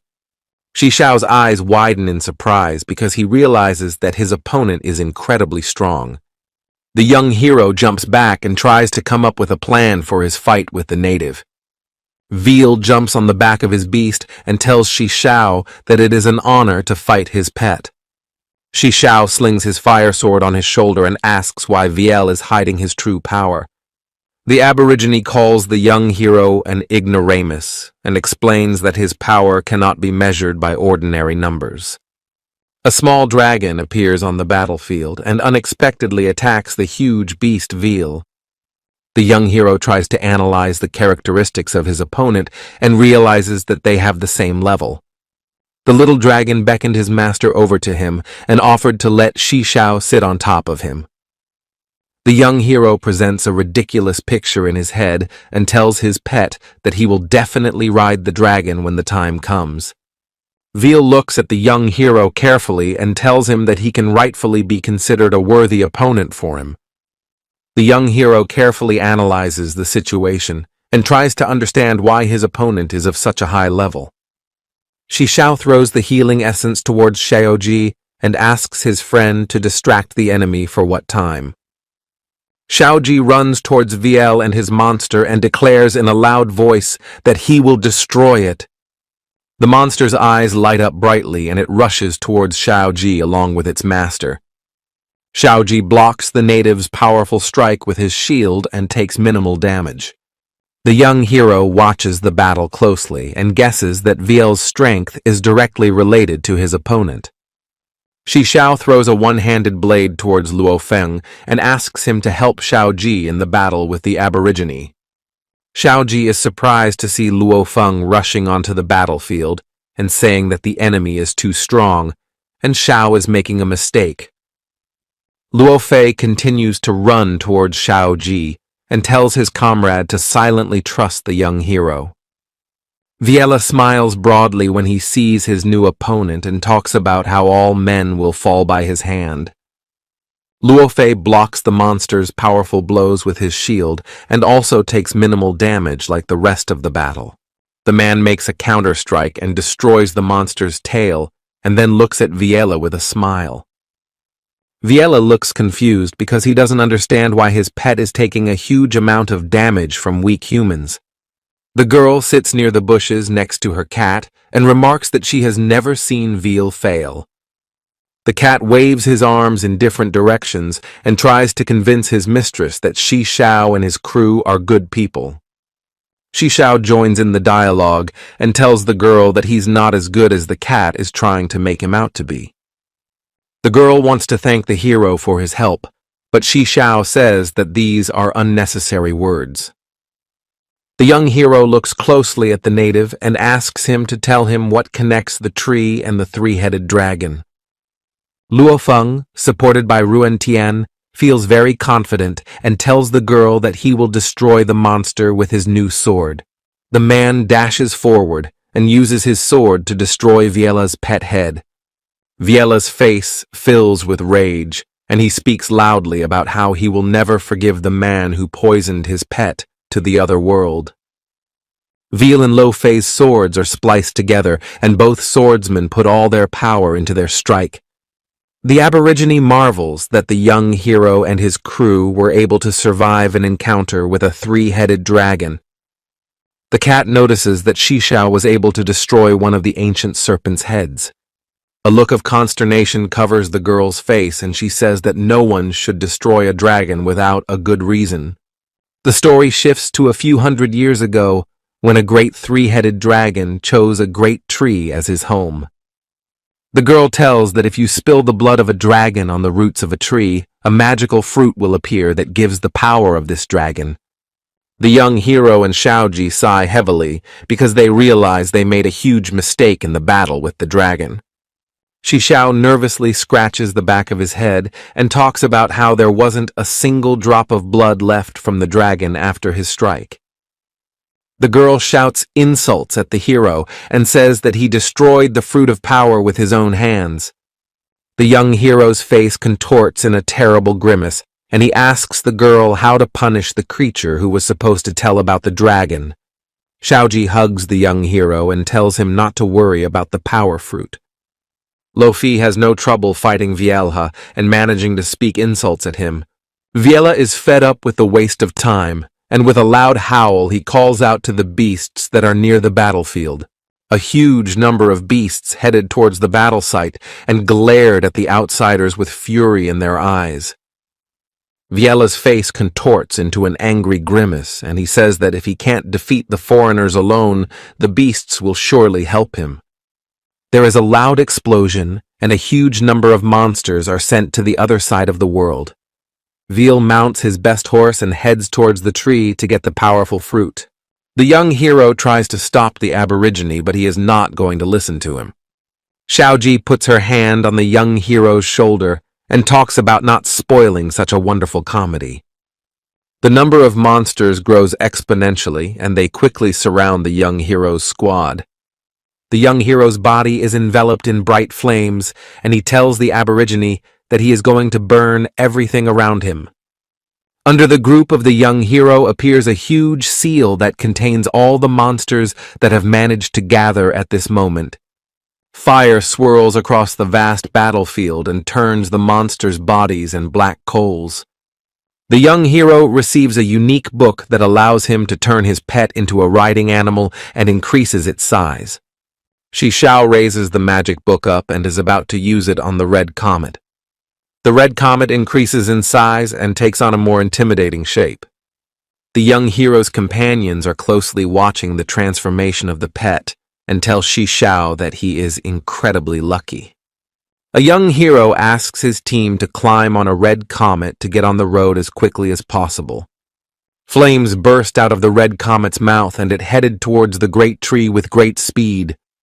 The bright sun illuminates the great tree that sits in the center of the island. The dragon is hiding inside the tree. He is very frightened that there are people who can fight him on equal terms. The heads communicate with each other and hope that no one can find them in the secret lair. The dragons notice near the entrance to the cave the silhouette of Viela heading in their direction. The Aborigine heads for the dragon and is followed by a huge variety of monsters. Viel aims his blade towards the dragon and demands the red head to appear before him. The heads of the surviving dragons tell of a certain foreigner destroying their fellow dragon in a split second. Viel can't believe that the red dragon's head is no more, because his raison d'etre is the fruit of power. The dragon heads mock Viel and curse him for not keeping his promise to protect them from the outsiders. Veal is about to punish the dragons for their taunts and heads towards their heads to destroy them. The dragon's jaws open and they form a ball of energy and are about to attack Veal at once.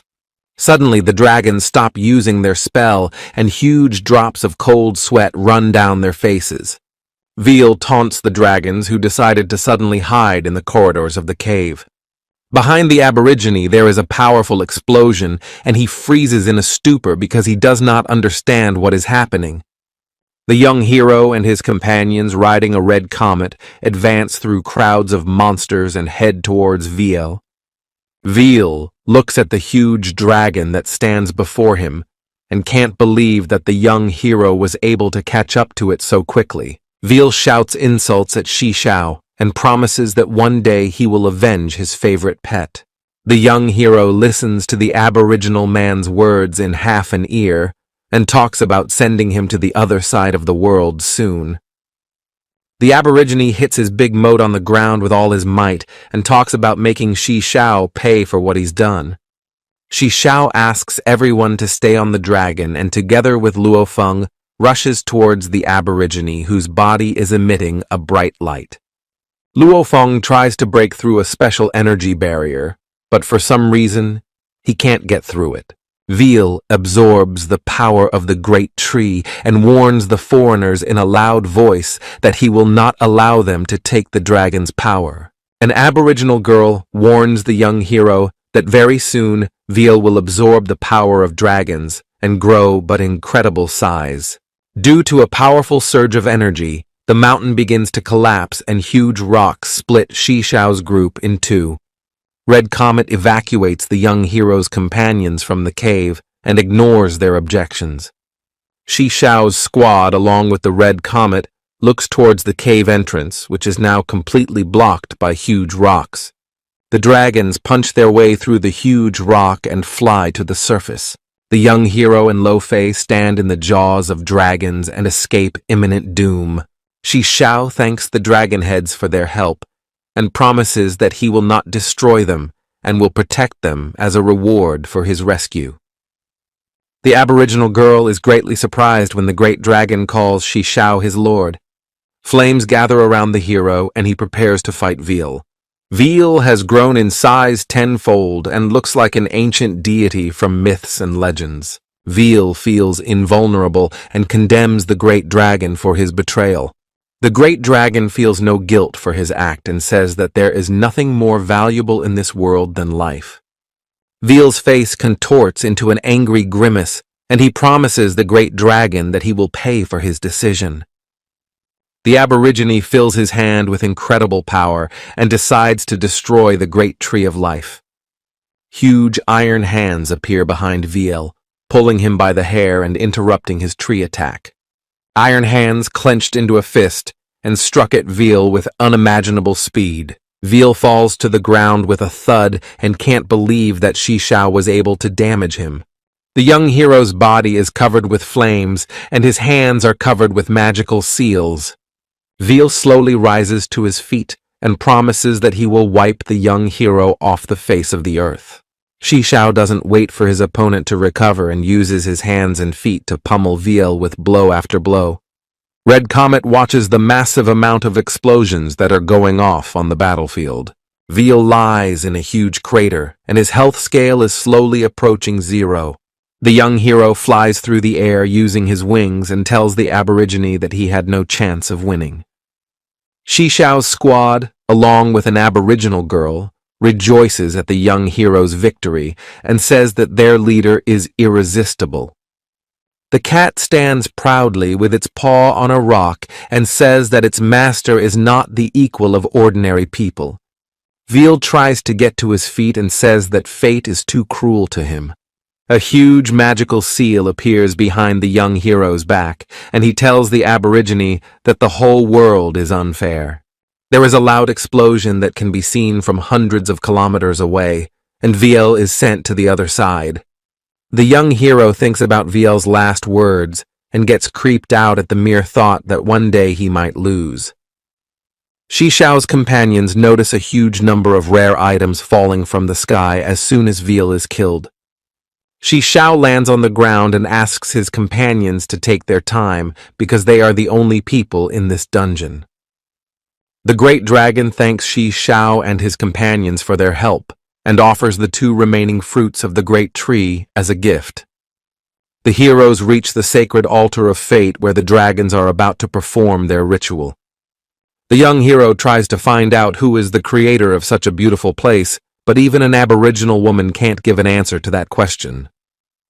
The girl admires the massive columns and says that for several hundred years this place has not changed in any way.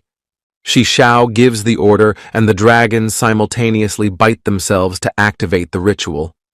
The 2 columns are illuminated by a bright light and mighty vines very quickly braid them on all sides. In place of the altar, branches of a legendary tree appear on which hang sacred fruits. Shi Xiao senses the unimaginable power that is stored in the sacred fruit of the tree and hopes to raise a fortune by selling them.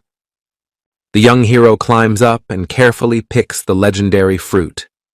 Shi Xiao pulls the fruit with all his strength, but it continues to hang on the branch as if nothing is happening. The young hero wipes the sweat from his face, and Luo Feng suggests just cutting the sacred fruit from the tree. Xiao stops his friend from doing something rash and says that they are probably missing something. An Aboriginal girl approaches the hero and explains to him that only she and VL can pick the fruit of this tree. Shi Xiao approaches the Aboriginal girl closely and asks her for her help to pick the legendary fruit. The girl is confused but asks the young hero for a favor in exchange for his help. Shi Xiao promises that he will fulfill any request of the girl because he believes in her pure thoughts.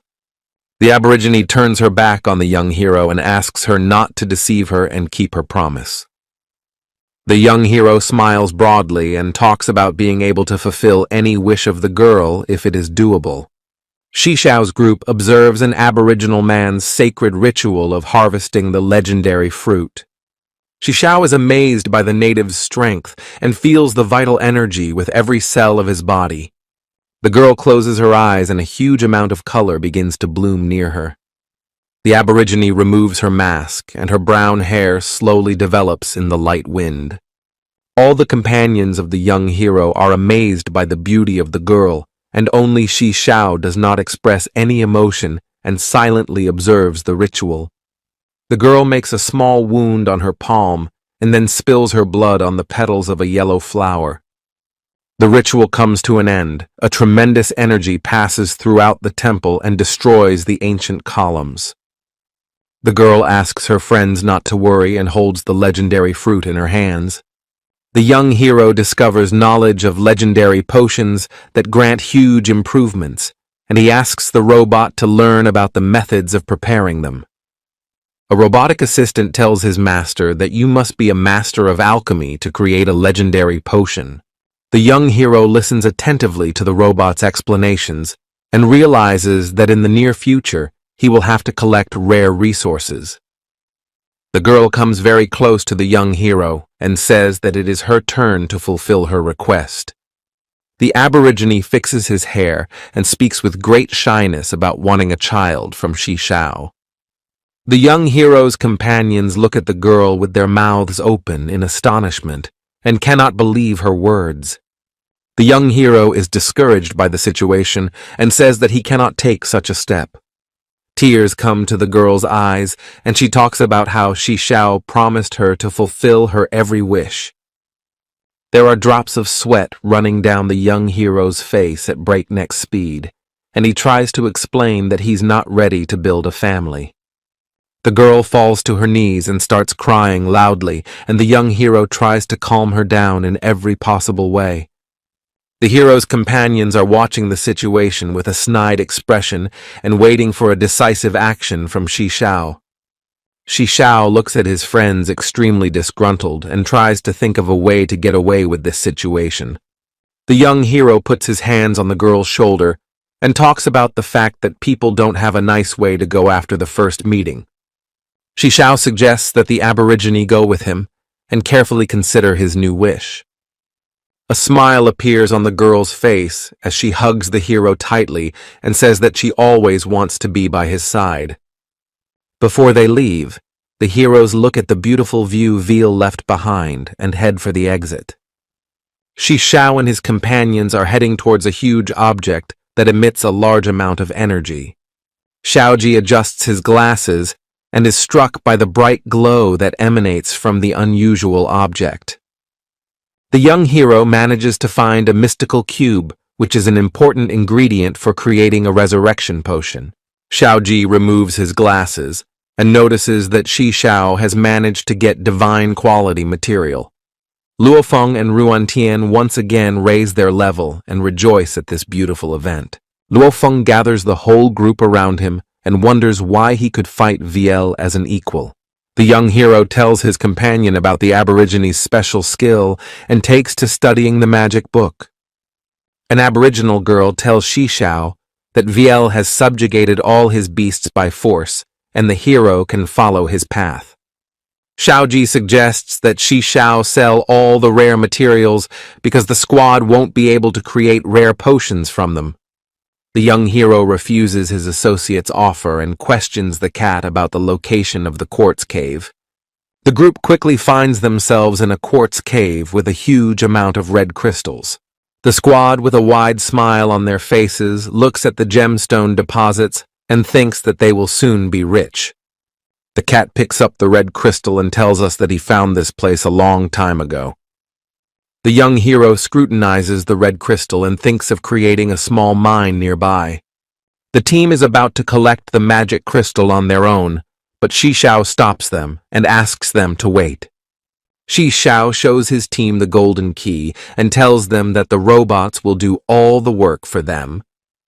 The young hero approaches the cat and asks him to stay in the mine for a period of time. The cat remembers that he made a mistake and agrees with the hero that he will stay here for a while. Pet smiles when Shi Xiao promises to show him the whole world when he returns to the crystal caves again. The cat cheers up and tells the young hero that he can rely on him. The cat and the Aborigine hug each other tightly, and the pet asks his mistress not to lose things on the road. The young hero notes that the cat and the Aborigine are sure to meet again and asks them not to be upset. The robot assistant flies over to Shi Xiao and informs him that his fortress currently possesses the 3rd level. A huge portal opens, and the young hero, along with his companions, finds himself back in his home world. The team discusses with each other the events that have happened and rejoices in getting high levels. Shi Xiao stops on the spot when he notices several cars ahead of him that are heading in his direction with great speed. The cars stop abruptly near Shi Xiao's group, and columns of dust and dirt rise under their wheels. A mercenary with a gun comes out of the transport and says that he was very lucky to catch the young hero's team here. The mercenary points his gun at Xiaoji and asks what he did to the Huangjung clan. Shi Xiao takes advantage of the mercenary's ignorance and passes off Xiaoji as the squad leader. The young hero comes close to his friend and asks him to play along. Shi Xiao folds his hand in front of him and thinks about the fact that the Huangjung clan has sent people for his head again. Xiaoji tells the mercenary leader that he's the one they need and points out that such a squad won't be enough to handle him. The mercenary scrutinizes Xiaoji and concludes that this is exactly the man they needed. A disgruntled grimace appears on the mercenary's face, and he proudly announces that he will deal with the squad in a few minutes. One of the soldiers points his commander in the direction of the girls and asks him to spare such beautiful ladies. The mercenary leader punches his comrade in the stomach with all his might and says that only he makes the rules here. The mercenaries quickly climb out of their vehicles and attack the young hero's squad with bloodlust in their eyes. Luofeng picks up a huge axe and asks the young hero to rely on him in this fight. Shi Xiao agrees to his comrade's proposal, and then wings appear on his back and he flies upwards. The mercenaries are surprised to see Shi Xiao flying off into the sky and assume he comes from a wealthy family. The squad leader shouts to his fellow soldiers to ignore the low-level scum and focus on the squad leader. The young hero's team gets into a fighting stance and prepares to fight back against the mercenary squad. Shishao takes a bird's-eye view and notices that several more mercenary vehicles are heading towards his squad. The young hero doesn't understand why the Huangjung clan sent so many mercenaries after his head and tries to analyze the situation. Shishao lands on a high cliff and tries to come up with a plan to avoid fighting an entire army of mercenaries. The mercenary leader delivers a powerful sledgehammer blow to Shaoji's shield but fails to break through the defense.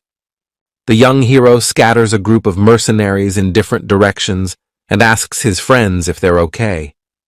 Shishao watches the battle closely and notices that his team can fight the mercenary squad without much difficulty. The aboriginal Chi-Chi in battle uses his special spear that pierces any mercenary defense.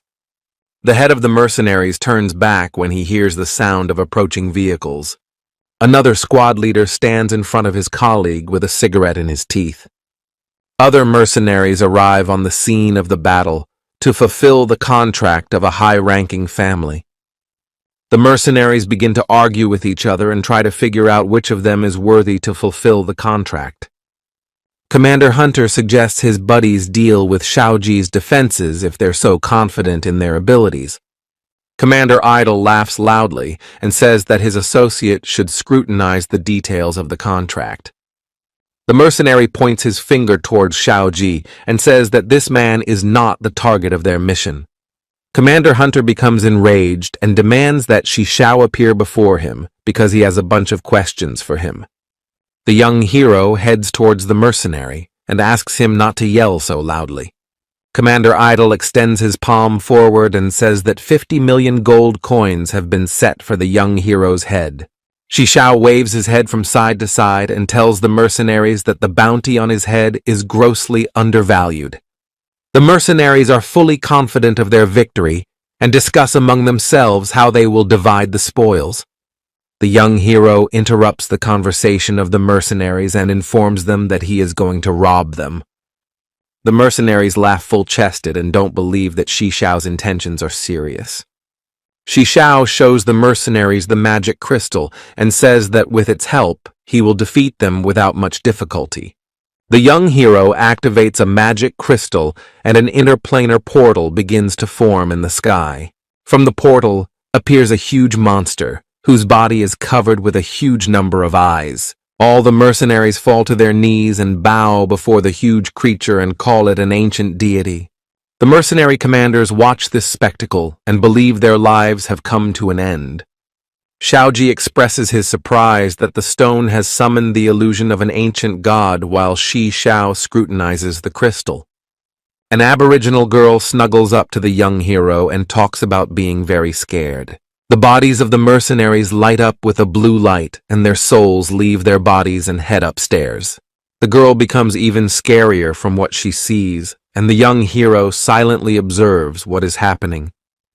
From the body of a huge monster appears a huge beam that consumes the souls of mercenaries.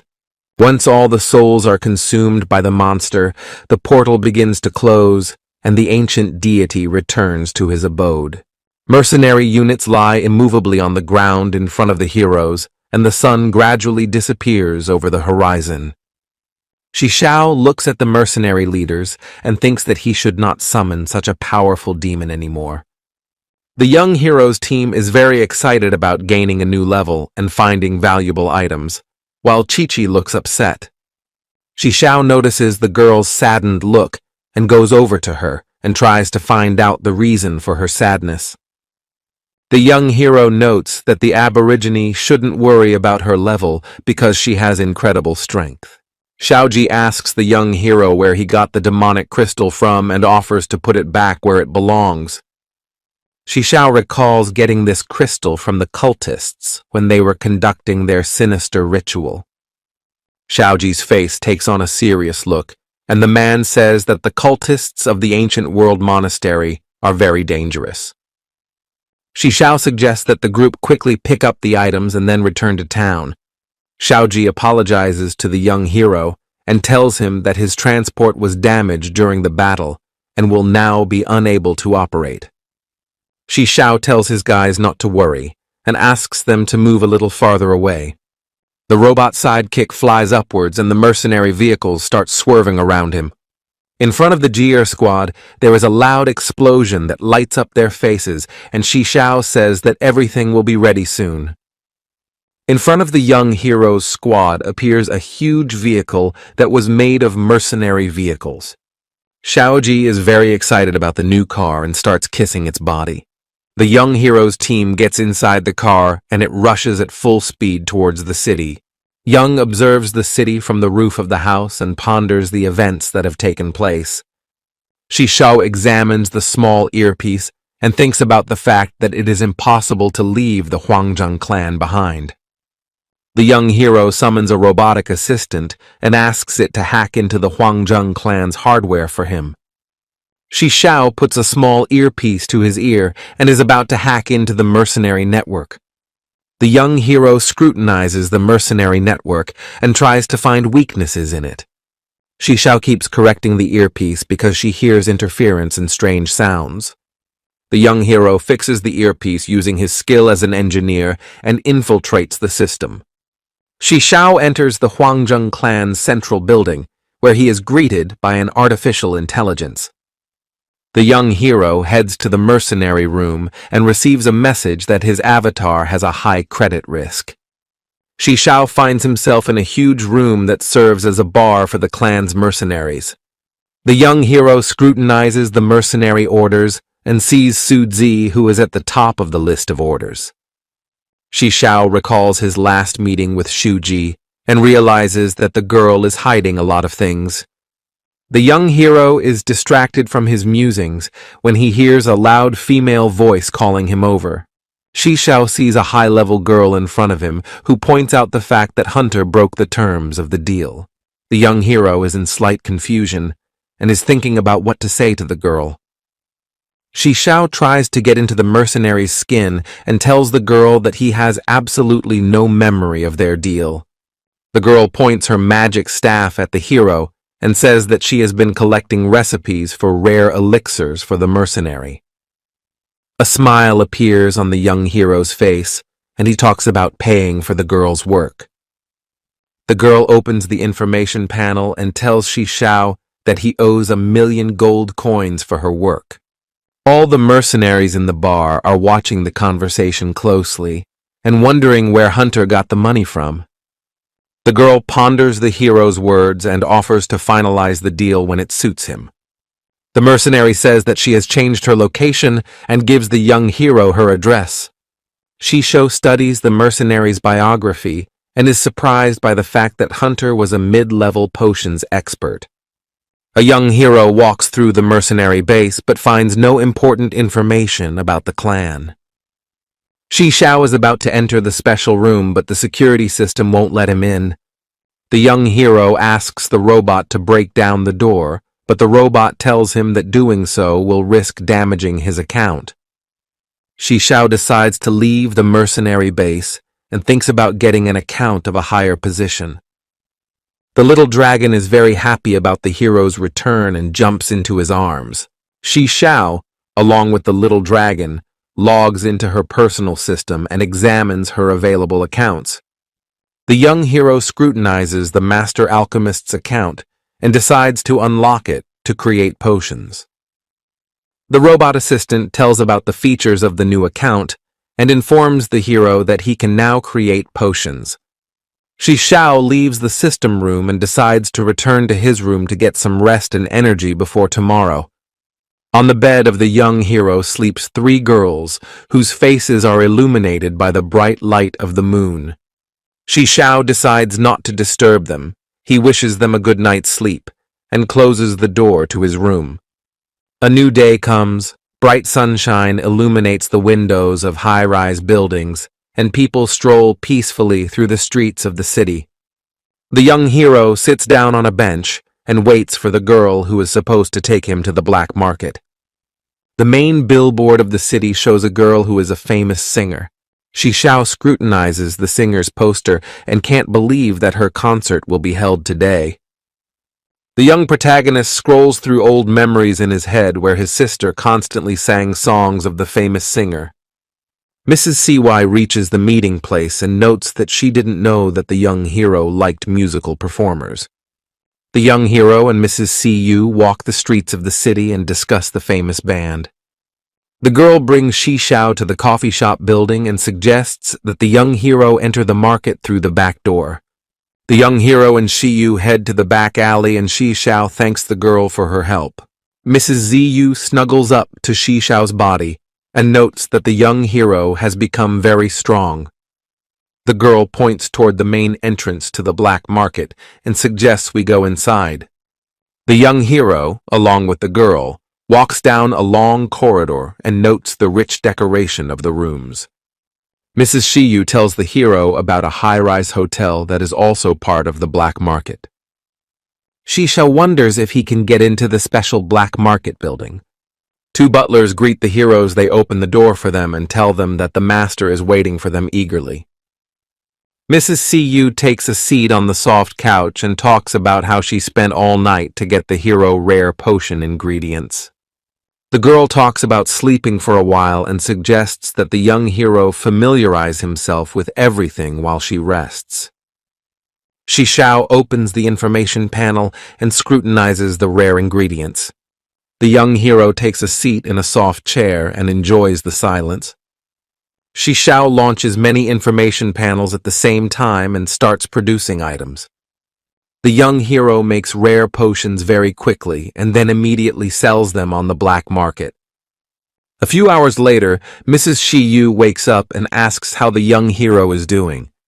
A wide smile shines on Shishao's face, and he says that he has managed to earn 200 million gold coins. Mrs. Xiaoyu opens the information panel and is amazed at the fact that the young hero was able to sell so many potions. Shishao sighs heavily and talks about how he could have earned a lot more, but he ran out of all the ingredients. Mrs. Shiyu asks for her time to explain when and how the young hero became a master of alchemy. Shishao tells the girl that he can't give her that information yet because he's worried about her safety. The young hero and Mrs. Shiyu discuss potion sales with each other, while the information panel announces the start of the auction. A huge number of different people gather in the huge auction room, and everyone is waiting with great anticipation for the bidding to begin. The young hero and CU sit in a special room on the top floor and study the people who came to the auction. Shishao scrutinizes the people at the auction and notices that he has met some of them before. At one of the huge tables sits an old man surrounded by his guards. The auction host asks all people to pay attention to the podium because the final item will now be raffled off. A special level potion appears on a silver tray, and the man announces the start of the bidding. The old man raises his hand and bets 1 million gold coins to purchase this potion. People are talking loudly to each other and discussing why the old man wants to buy this potion. Mrs. ZU smiles achidically and remarks that a useless item was put up at the end of the auction. The girl is greatly surprised when she sees that the hero is going to bid for this elixir. The auctioneers start laughing loudly and don't understand why the young man would buy this elixir. Mr. Zayu looks at the hero dejectedly, and Shishao explains that he only wants to mess with the Huangjung clan. The young hero tells the girl that the old man wanted to cheat him out of money, and so now he wants revenge for that time. The old man and Shishao continuously raise the stakes and increase the original price for the elixir several times. The old man is furious that someone keeps raising the bid and won't let him buy the potion. The old wizard scrutinizes his competitors and doesn't understand why the young ones want to buy this potion. The old man smiles evasively and suggests his competitors return to their flawed lives while they are still capable of doing so. Mrs. Shiyu is about to respond to the old man's barbed words, but the young hero stops her impulse. Shishao bets a huge amount that the old man can't beat and takes the elixir for 20 million gold coins. The old man points his finger at the young hero and tells him that he will pay for his deed. A black car speeds down the road and out of the center of town. The old man is unhappy that he lost a huge sum during the auction, and asks his subordinates to find out about Shi Shao. Suddenly, a young hero appears and hits the hood of the car with all his might. A wide smile appears on the young hero's face, and he stares intently at the old man who threatened him at the auction. The old man points at the young hero and orders his men to open fire on him. The young hero puts a shield in front of him that deflects all the mercenaries' bullets. Because of Shi Shao, the driver completely fails to see the road and crashes into a metal pole. The old man coughs blood and notes that the young hero is crazy if he decided to attack the Huangjung clan representative. The young hero hits the car with all his might, and it flies high up with the old man. The old man falls down and in a loud voice asks his mercenaries to help him. The young hero grabs the old man in flight and asks him if he is surprised. The old man falls to his knees and begs Shi Shao to spare him and leave him alone. Shi Shao agrees to spare the old man's life, but in exchange for his mercy, he demands that he be given the recipes for the elixirs. Drops of sweat run down the old man's face, and he says confusedly that he has all the recipes at home. The young hero lifts the old man into the air and tells him that they will get to the right place in no time. The alchemist shows the young hero a huge haul of recipes and tells Shi Shao that he can take whatever he needs. The young hero is studying recipes while the old man stares at Shao and thinks about how to take revenge on the offender. Shi Shao memorizes the last recipe and says that the Huangjung clan has been after his head for a long time. The young hero looks at the old man and suggests that he remove the ad for the bounty on his head. The old man falls to his knees and says that it is better to go to the other world than to betray his clan. Shi Shao offers a reward for the work, but the old man says that the hero has no object that will interest him. The young hero promises to make the old man a master in alchemy if he agrees to help him. The alchemist becomes enraged and says that he will not allow the young man to bully him. Shi Shao creates a legendary potion and says he can help the old man achieve his goal. The old man can't believe that Shi Shao is capable of creating high-level potions and says that the young man is deceiving him. The young hero tosses the legendary potion aside and watches the old man's reaction. The alchemist leaps towards the potion and manages to grab it in flight at the very last moment. The old man scrutinizes the bottle in his hands and analyzes its contents. The alchemist decides to drink a potion to see if the young hero is really capable of creating legendary things. The old man points his finger in the hero's direction and accuses him of the potion being fake because he doesn't feel any change.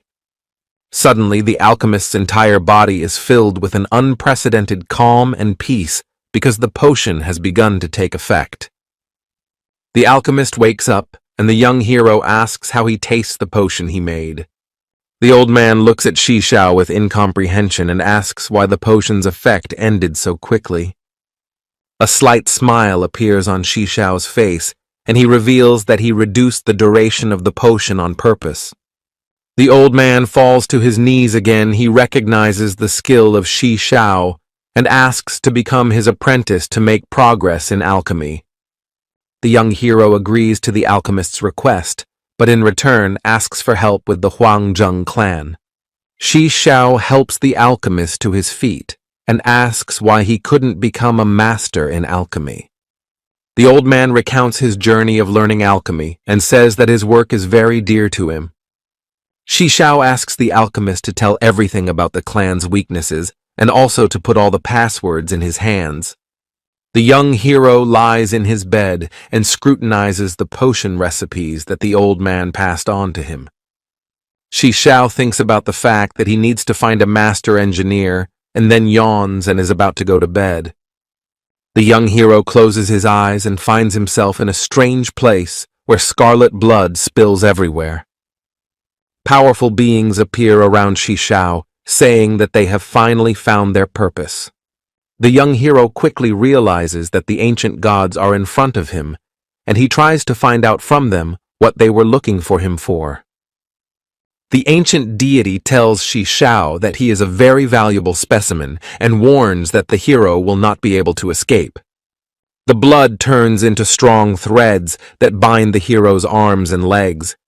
Shishao tries to free herself with fire magic, but the threads prove to be incredibly strong. The deity tells the young hero that the chosen one must remain in this world forever. Bloody threads are slowly pulling Shishao underwater, and it seems that the hero's best days are behind him. To the aid of the young hero comes an ancient kraken, which destroys the bloody threads and rescues Shishao from the water. The young hero takes a seat on the body of an ancient kraken and talks about how he's not going to give up so quickly. The deity curses the kraken for his treachery and tells the young hero that he will not be able to match the god's power. The kraken protects the hero with its long tentacles, but its strength is quickly depleted. Shishao realizes that the ancient kraken won't be able to hold off the onslaught of the other gods for long and tries to come up with a plan. The ancient kraken stares intently at the young hero and tries to tell him something, but Shishao does not understand the monster's speech. The young hero looks toward the water and notices that it is behaving in an extremely unnatural way. The kraken grabs Shishao's body with its tentacle and throws it into the tunnel that formed in the water. Shishao wakes up and realizes that he has managed to escape from the strange world. The young hero notices the wounds on his body and realizes that the meeting with the ancient gods was not a dream. Shishao carefully examines the magic crystal that is capable of summoning the kraken and realizes that it's best to be careful with this power. The young hero goes to his personal dimension and gently strokes the little dragon's head. Shishao wants to watch a recording of what happened to him in the dream, but the system says no. The young hero's face takes on a serious look, and he asks the system to tell him more about the ancient deities.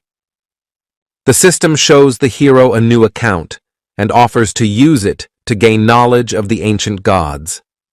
The young hero enjoys the view from his room and contemplates the situation that has happened to him. Shishao looks very distracted and tired after not being able to sleep at night after meeting with the ancient deities. The young hero's parents look at their son with concern and ask if their son is doing well. Shi Yunfei greets her family and offers to appreciate the outfit she picked out for Chi-Chi. The hero's face cheers up at the sight of the girls, and he talks about how they are a treat for his eyes. Shi Yunfei comes closer to her brother and says that she has an important topic to discuss. A girl stares intently at her brother and invites him to a concert of a famous celebrity. The young hero sighs heavily and talks about how he is unable to refuse his beloved sister. Shishao turns toward the robot girl and asks if she will go to the concert with them, but Nana says no. A huge crowd gathered in the center of the 8th district to attend a concert by their favorite performer. A crowd of people stares intently at the young hero, who goes to a concert accompanied by 2 beautiful ladies. A huge crowd of people start chanting loudly the name of the performer when a magical portal appears on stage. The young hero looks around and notices that there are too many people here. Mrs. Shiyu appears behind Shishao's back and asks the young hero how he ended up at this concert. The girl calls the young hero over to her and tells him that he doesn't have to stand in line because he has a special ticket. Shi Yunfei is happy that she won't have to wait in line, and Chi-Chi doesn't understand what special ticket we're talking about. The young hero decides to keep up with Madam CY because he is worried about her safety. The heroes find themselves in a strange dimension that transports them to the place where the concert will be held. People watch with great wonder and admiration the black hole that is at the center. In the place of the black hole appears a robot who calls himself the main host of this scene. People get all excited when they find out they have the opportunity to dine with a star. The young hero is amazed at the fans' insanity and decides not to participate in the bizarre contest. The robot also reports that each participant will be able to wear their own personal skin and hide their personal information. A black hole reappears in the center that sucks all the participants inside. The young hero is trying to catch up with his girlfriends, but they are quickly drifting away from him. The hole disappears, and in its place appears an object that emits a bright light that blinds people. A performer in a beautiful dress appears on stage and begins to perform a song. The crowd breaks into applause and cheers at the sight of their star. Shishao is amazed by the girl's talent and thinks about becoming her fan. The girl extends her hand towards the participants and offers to follow along with her. A table of likes appears on the stage, which determines the rating of the participants. The young hero watches with a smile as people destroy meteorites to earn likes. Shishao pulls out his fire sword and decides to enter the competition. The young hero moves with incredible speed and shreds several meteorites in a single blow. The singer admires the young hero's strength and places him in a strange, heart-shaped bubble. Thanks to the girl's spell, Shishao's strength is strengthened as well as the number of points he can get. In the hands of the singer appears a ball that represents the planet, and the girl continues to sing the song. The concert venue is transformed and everything looks like a distant space, with stars twinkling and satellites flying everywhere. People's bodies are covered in bright light, and they fly towards the planet at a tremendous speed. People notice that the city is being attacked by strange creatures that turn everything into ruins. Players get spaceships and talk about a boss battle coming up. A huge monster appears in the center, and ships of men rush towards it to destroy it. A wide smile appears on the face of one of the participants because he is in second place on the list of participants. The man notices a young hero who decides to fight the monster without his ship. Shishao wraps her entire body in tongues of flame and is about to deliver a decisive blow to the level boss. The young hero strikes hard with his sword and destroys the huge monster. Shishao catches the singer in his arms and thanks her for the wonderful concert. The young hero flies through the air using his wings and watches the defeated monster. Shishao asks not to be bothered by the singer and says that he is not a crazy fan of hers, although he likes her singing. The singer looks at the young hero with a smile and says that she will answer his questions only after the end of the concert. The girl leaves the young hero and tells him that they will see each other soon. The singer sends the young hero an air kiss and hopes he will come to her last performance. People are among the urban ruins in the heart of the city, and they look very depressed. The singer appears in front of people and points her hand in their direction and then lights up people's faces with bright beams. Huge pillars of light appear around the concert goers and shoot high up. The young protagonist appears in a strange pillar of light and doesn't understand how he got to the stage. A robot appears near Shishao and explains to the hero that because of his high ranking, he was on stage with the singer. A dashboard appears above the robot and warns the young hero that he's already gotten a bunch of dislikes. The crowd is angry with the young hero and is going to do everything they can to get him off the stage. One of the people dislikes the hero and hopes for Shishao to fall flat on his face. The singer asks not to listen to people who say nasty things and promises the young hero to help on stage. Shishao smiles widely, and a legendary instrument in the form of a guitar appears above his head. The young hero holds the guitar firmly in his hands and tries to remember the lyrics of the star performer's song. Shishao begins to quickly strum the strings of the guitar, and beautiful music is created from under his hands. The singer's fans look at the young hero with surprise because he is performing her very old song. The singer is surprised by the hero's skill and tells Shishao that he surprised her very pleasantly.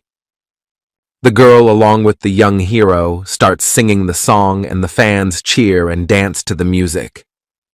Tears start coming from the eyes of one of the fans because he is very happy to hear an old song of his star. Plants emerge from beneath the ground and slowly crawl out from under rocks, adding beauty to the ruined buildings of the city. Fans look up at the tall buildings and notice that the city is beginning to slowly rebuild. Shi Xiao, along with the singer, finish playing the song, and the crowd of people loudly applauds them. The robot thanks all the people for participating in this concert and reports that thanks to their activism, the 9th district has been fully restored. The girl approaches with Shi Xiao and thanks him for his performance. She notes that the young hero has become a real star. The singer tells the young hero that her real body is very far away from here, and in front of him is only a hologram. Cold drops of sweat dripped down Shi Xiao's face, and he was amazed that the progress of technology had gone far ahead. On the robot's body, the countdown starts to go negative and people start to worry about it. There is a loud explosion, and people in panic run in different directions and do not understand what is happening. A man in a bizarre mask appears on stage and informs the people that they are now all going to the other side of the world. Fans surround the strange man and demand him not to ruin their favorite performer's performance. The man leans in slightly and informs people that his name is Dace. Dace starts laughing loudly and talks about how he needs the souls of all the people who are here. Shi Xiao looks at the strange man with indignation in his eyes and quickly realizes that he is facing an ancient world cultist. A beam of fire is directed towards the cultist, creating a huge hole in his body. One of the fans takes a few shots on the man and talks about how Deus won't be able to leave this arena in one piece. A huge crowd of people rush at the man and start beating him with anything they can get their hands on. The singer informs the young hero that someone has seized control of the equipment and now they can't go back. People are trying to catch their breath after their kicks and don't understand why the cultist keeps laughing. Daze continues to laugh and calls people a flock of sheep who will be swallowed up by this crazy world very soon. The Dark Wizard takes off unhindered and informs all humans that the age of chaos on Earth is about to come. In the center of the crowd, there is a huge explosion that sends several people to the other side of the world. Once the blood gets on people's bodies, they start transforming and turning into creepy monsters. People are running in different directions and trying to escape from the creepy monsters that attack everyone indiscriminately. The singer grabs the hero's hand and talks about how they need to escape from this place as fast as possible. Shi Xiao opens a map of the area and tries to find his friends who must be nearby. Near the young hero and the singer appears a monster that wants to destroy them. The young hero quickly creates a sword in his hand and saves the singer from the horrible monster. The girl scrutinizes Shi Xiao's face and is amazed at how strong the young hero is. Shi Xiao asks the girl why she is worried about her life if she is a hologram here. The singer looks away and talks about how she might get very unlucky and go to the other side of the world in real life. The young hero looks at the bright sun and promises the girl that he will protect her in every way possible. Shi Xiao summons the red comet to his aid and asks the girl to hold on to him tightly. A man falls into the clutches of a cultist and asks for his release in exchange for a huge sum of money.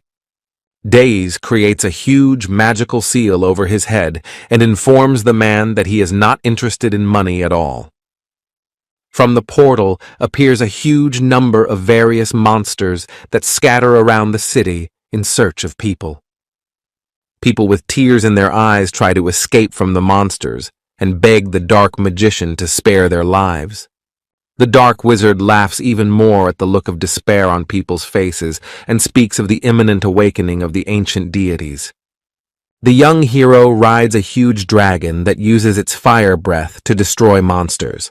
A wide smile appears on the dark magician's face because he wants to break Shi Xiao's resistance and show him true desperation. Dace contacts his accomplices and asks them how things are going outside. Huge server rooms are under the control of criminals who hold workers captive. One of the leaders of the criminal gang, Li Fengxi, quickly types on a computer and informs his partner that everything is under control. The programmer quickly moves his hands over the keys and says that he will soon finish transforming the portal.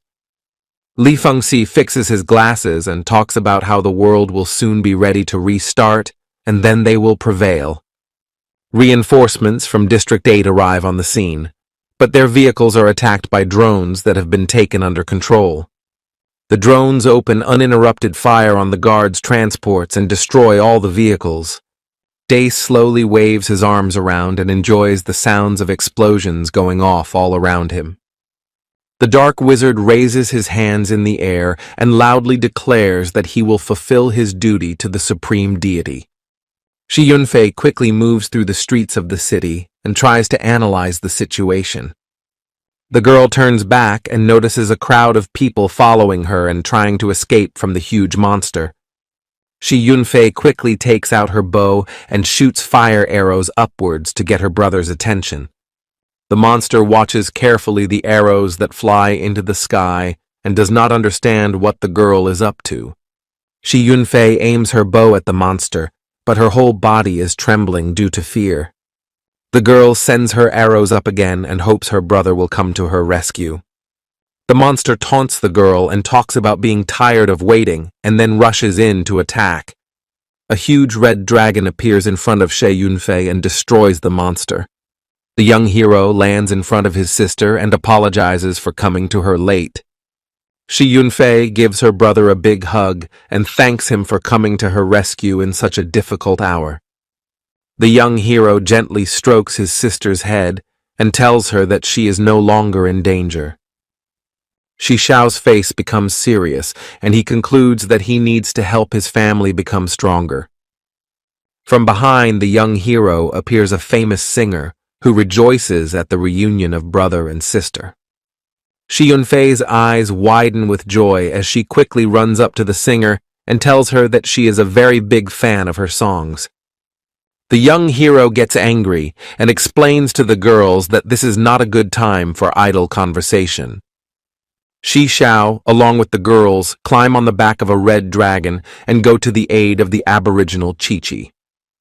Shi Yunfei's face becomes a little sad as she worries that she has become estranged from her brother. Shi Xiao tells her sister that she shouldn't worry about nothing and asks her to focus on resolving the current situation. The young hero opens a map of the area and can't see on the map where the aboriginal Chi-Chi is located.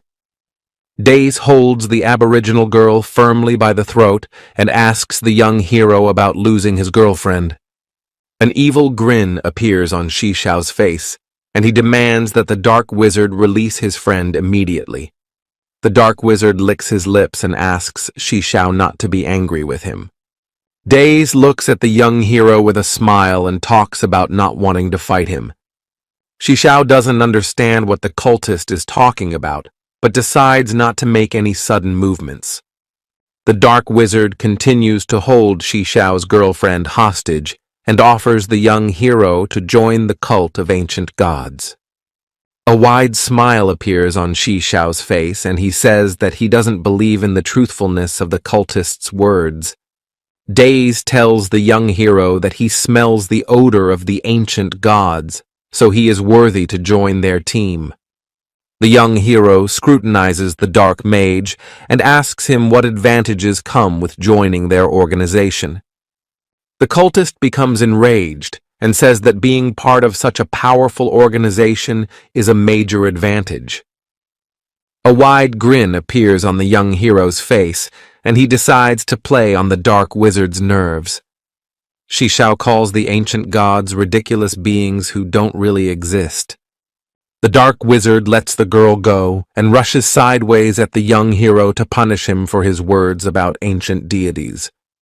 The cultist's hands turn to solid stone, and he delivers several powerful blows on the young hero. Red Comet catches the aboriginal Chi-Chi and goes with her to a safer place. The young hero tries to parry the Dark Wizard's attacks and pays no attention to his words. Shi Xiao taunts the cultist and allows huge stones to fly towards him. A spatial rift appears above Dace's head, and the cultist declares that he will definitely break Shi Xiao's will. From a spatial rift, a huge clock appears that begins to destroy everything it comes into contact with.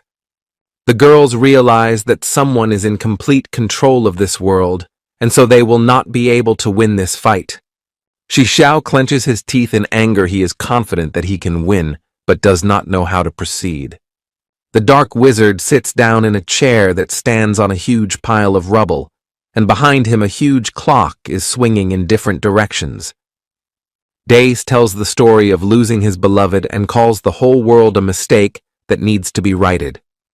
A huge crowd of people stand near the wreckage and begin to slowly head towards the cultist. Shi Yunfei and the singer repeat the dark wizard's words and head in his direction. Shi Xiao looks at all the people and realizes that the dark wizard is hypnotizing people. A wide smile appears on Dace's face, and he tells the young hero that he's not so simple since he hasn't fallen under the effects of the trance. The dark wizard's body begins to emanate strange impulses, and he uses a mind conquest spell on Shi Xiao. The young hero's mind is clouded, and he sees before him the whole family lying in a pool of blood. The young hero falls to his knees in front of the dark wizard, and Dace laughs and says that no one can resist his magic. The cultist pulls his hand inside the young hero's head and talks about how he will soon take final possession of his mind. The young hero comes to his senses abruptly and grabs the dark mage's hand with a smile on his face. Dace doesn't realize what's going on and very late notices the punch that's aimed in his direction. Shi Xiao strikes hard at the cultist's mask and it shatters into countless small shards. The dark wizard wipes the blood from his face and says with admiration in his eyes that he was not wrong about Shi Xiao. The young hero demands a dark cultist to let all the people out of here and unlock a way out of this world. The cultist laughs loudly in response to Shi Xiao's words and says that a kraken will soon appear here and devour all the souls in this place. Dace's body glows with a bright light, and he addresses all the people saying that the kraken will be here in a few minutes. All the people fall on their knees and begin reciting prayers of praise to the ancient world and its deities. Suddenly, the cultist's entire body is enveloped in intense flames, and he takes critical damage. Shi Xiao looks at the dark wizard with a smile on his face and talks about owning the kraken. Dace becomes enraged after the young hero's words and sends a huge amount of rocks in his direction. The young hero destroys the stones without much trouble and tells the cultist not to talk to the Godmaster like that. Shi Xiao turns toward the people who are under hypnosis and decides not to summon the kraken to his aid. Dace looks at the fleeing young hero in surprise and shouts back at him that he will not escape. The dark mage runs after the young hero and tells him that there is not a single place in the city where Shi Xiao can hide from his enemies. Shi Xiao stops abruptly and tells the cultist that he doesn't want to run away at all. The young hero notes that the dark wizard's words make no sense because the kraken did not respond to his call. Dace covers his ears with his hands and talks about how he's not going to listen to Shi Xiao's lies. The young hero smiles broadly and raises his hand up to summon the mighty kraken. A mighty kraken appears from the harbor, and on one of its tentacles stands Shi Xiao. The dark wizard falls to his knees and shakes in fear at the sight of the dark deity. Tears of joy appear in the dark wizard's eyes, and he thanks the ancient god for answering his call. The cultist goes mad. He calls Shi Xiao a new deity and asks him to punish him for all the sins he has committed. Shi Xiao looks closely at the cultist and promises to keep him alive if he stops all the things that are happening in this world. The dark mage says he can't do his master's bidding because there is no more way out of this world. The cultist holds out a remote control toward the young hero and tells him that only 5 people will be able to leave this place. The young hero snatches the cult of control out of the dark wizard's hands and glares unhappily in his direction. The robot assistant informs Shi Xiao that the remote can be upgraded to save all the people. There are rumblings throughout the city, and people watch as huge clocks and buildings are reduced to rubble. People are running in different directions and trying to escape the debris that is falling on them from the height. The girls stand in one place and hope that Shi Xiao can save them from imminent doom. The cultist presses a few buttons and starts a countdown to the total destruction of the world. The report slowly comes to an end, and all the cultists call out to the ancient god to come to this world.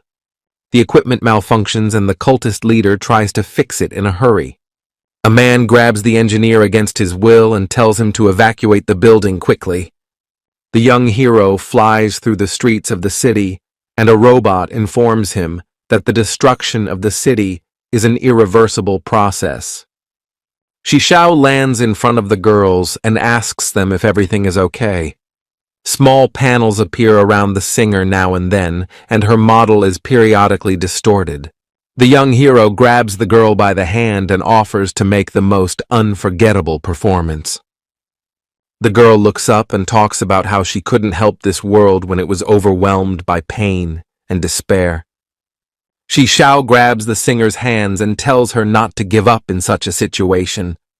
The young hero informs the girl that he was able to figure out the remote control, and some people will be able to return to the outside world.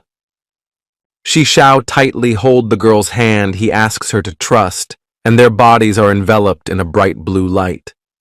A huge portal appears above people's heads and teleports them to the real world. Cold sweat runs down Xiao's face and he breathes heavily, saying that he can't carry all the people at once. The young hero has expended a large amount of energy to create the portal and can barely stand on his feet due to fatigue.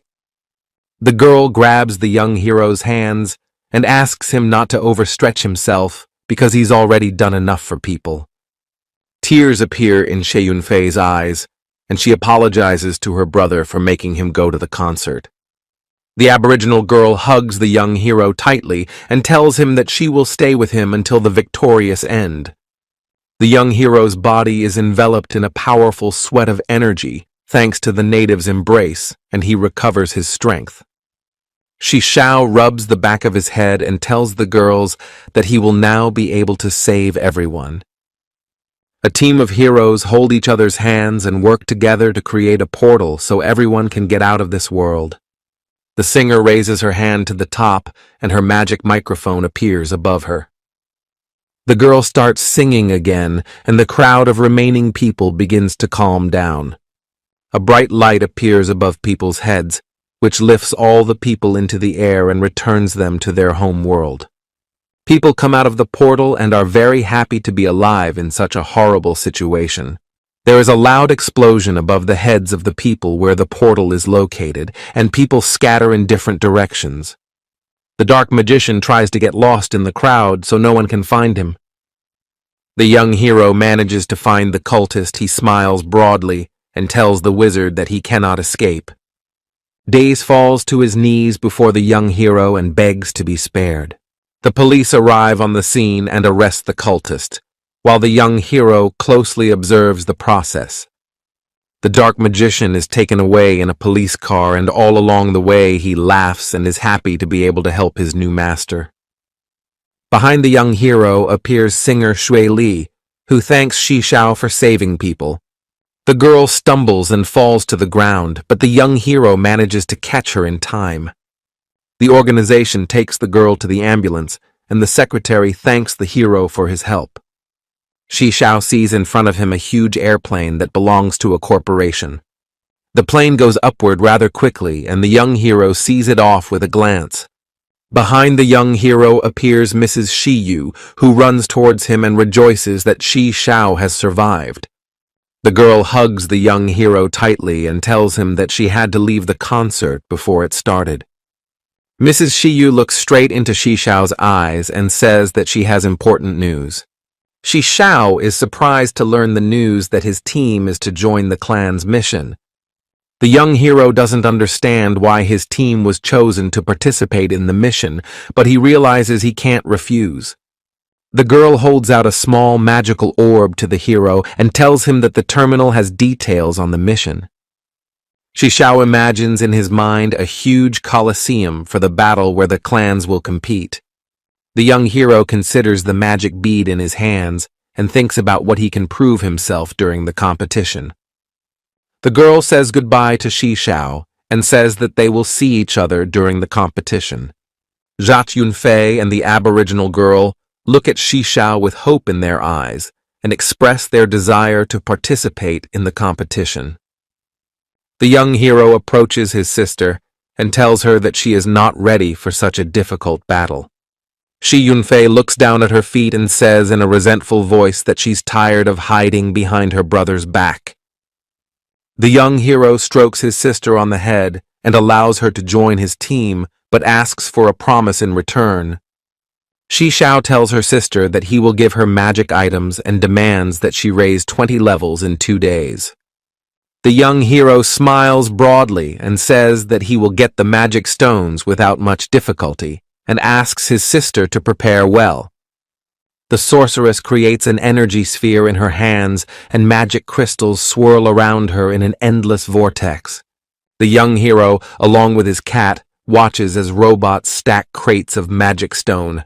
Shi Xiao strokes the cat's head and tells him that he's doing a great job.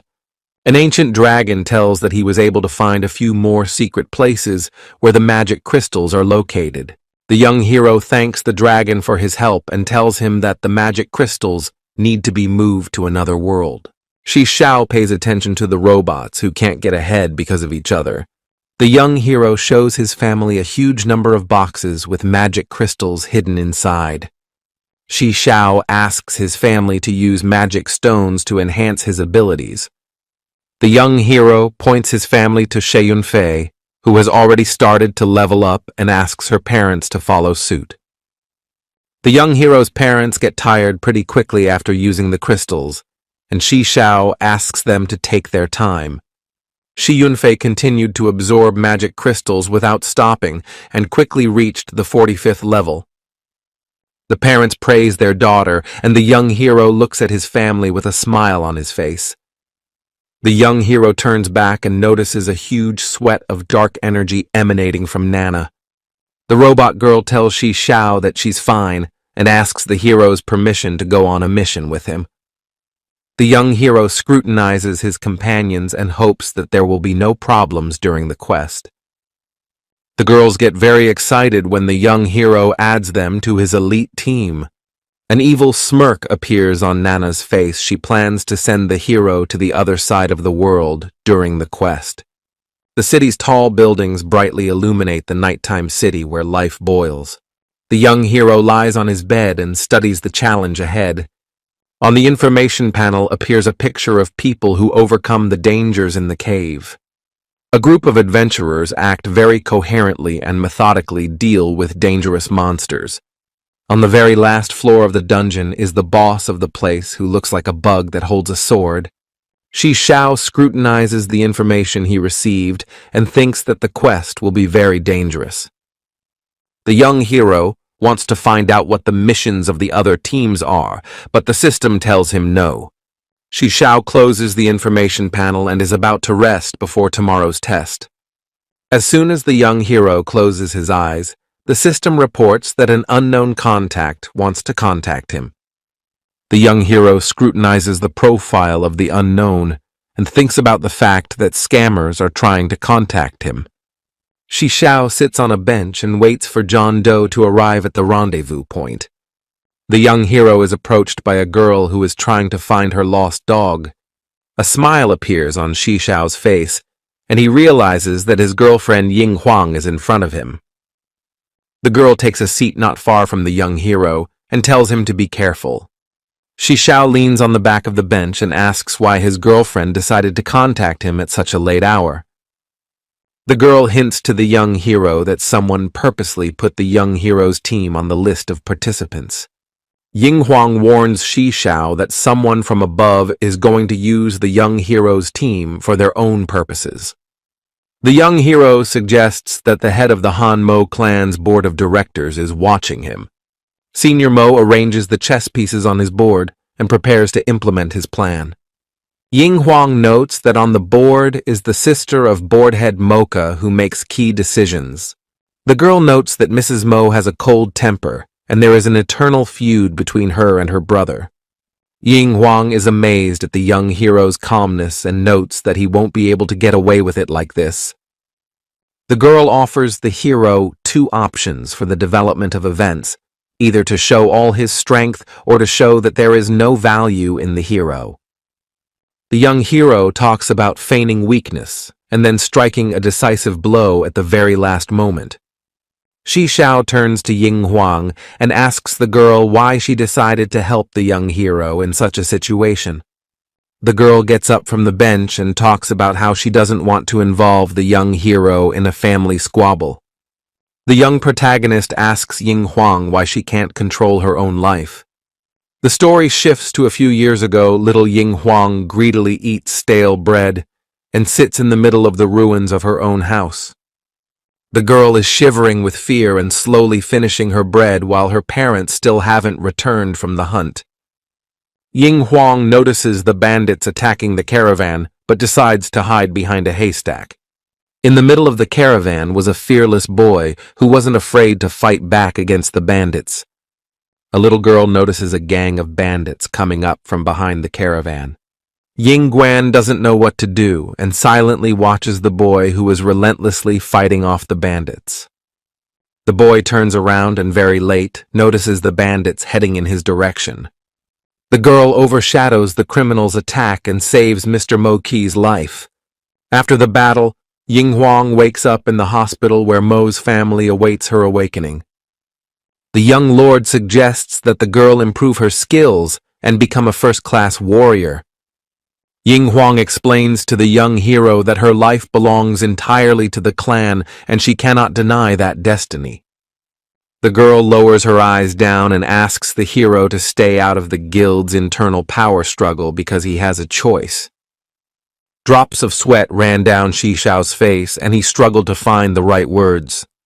There is a loud rumble and a stout man appears among the raised dust and looks at Ying Huang with a smile on his face.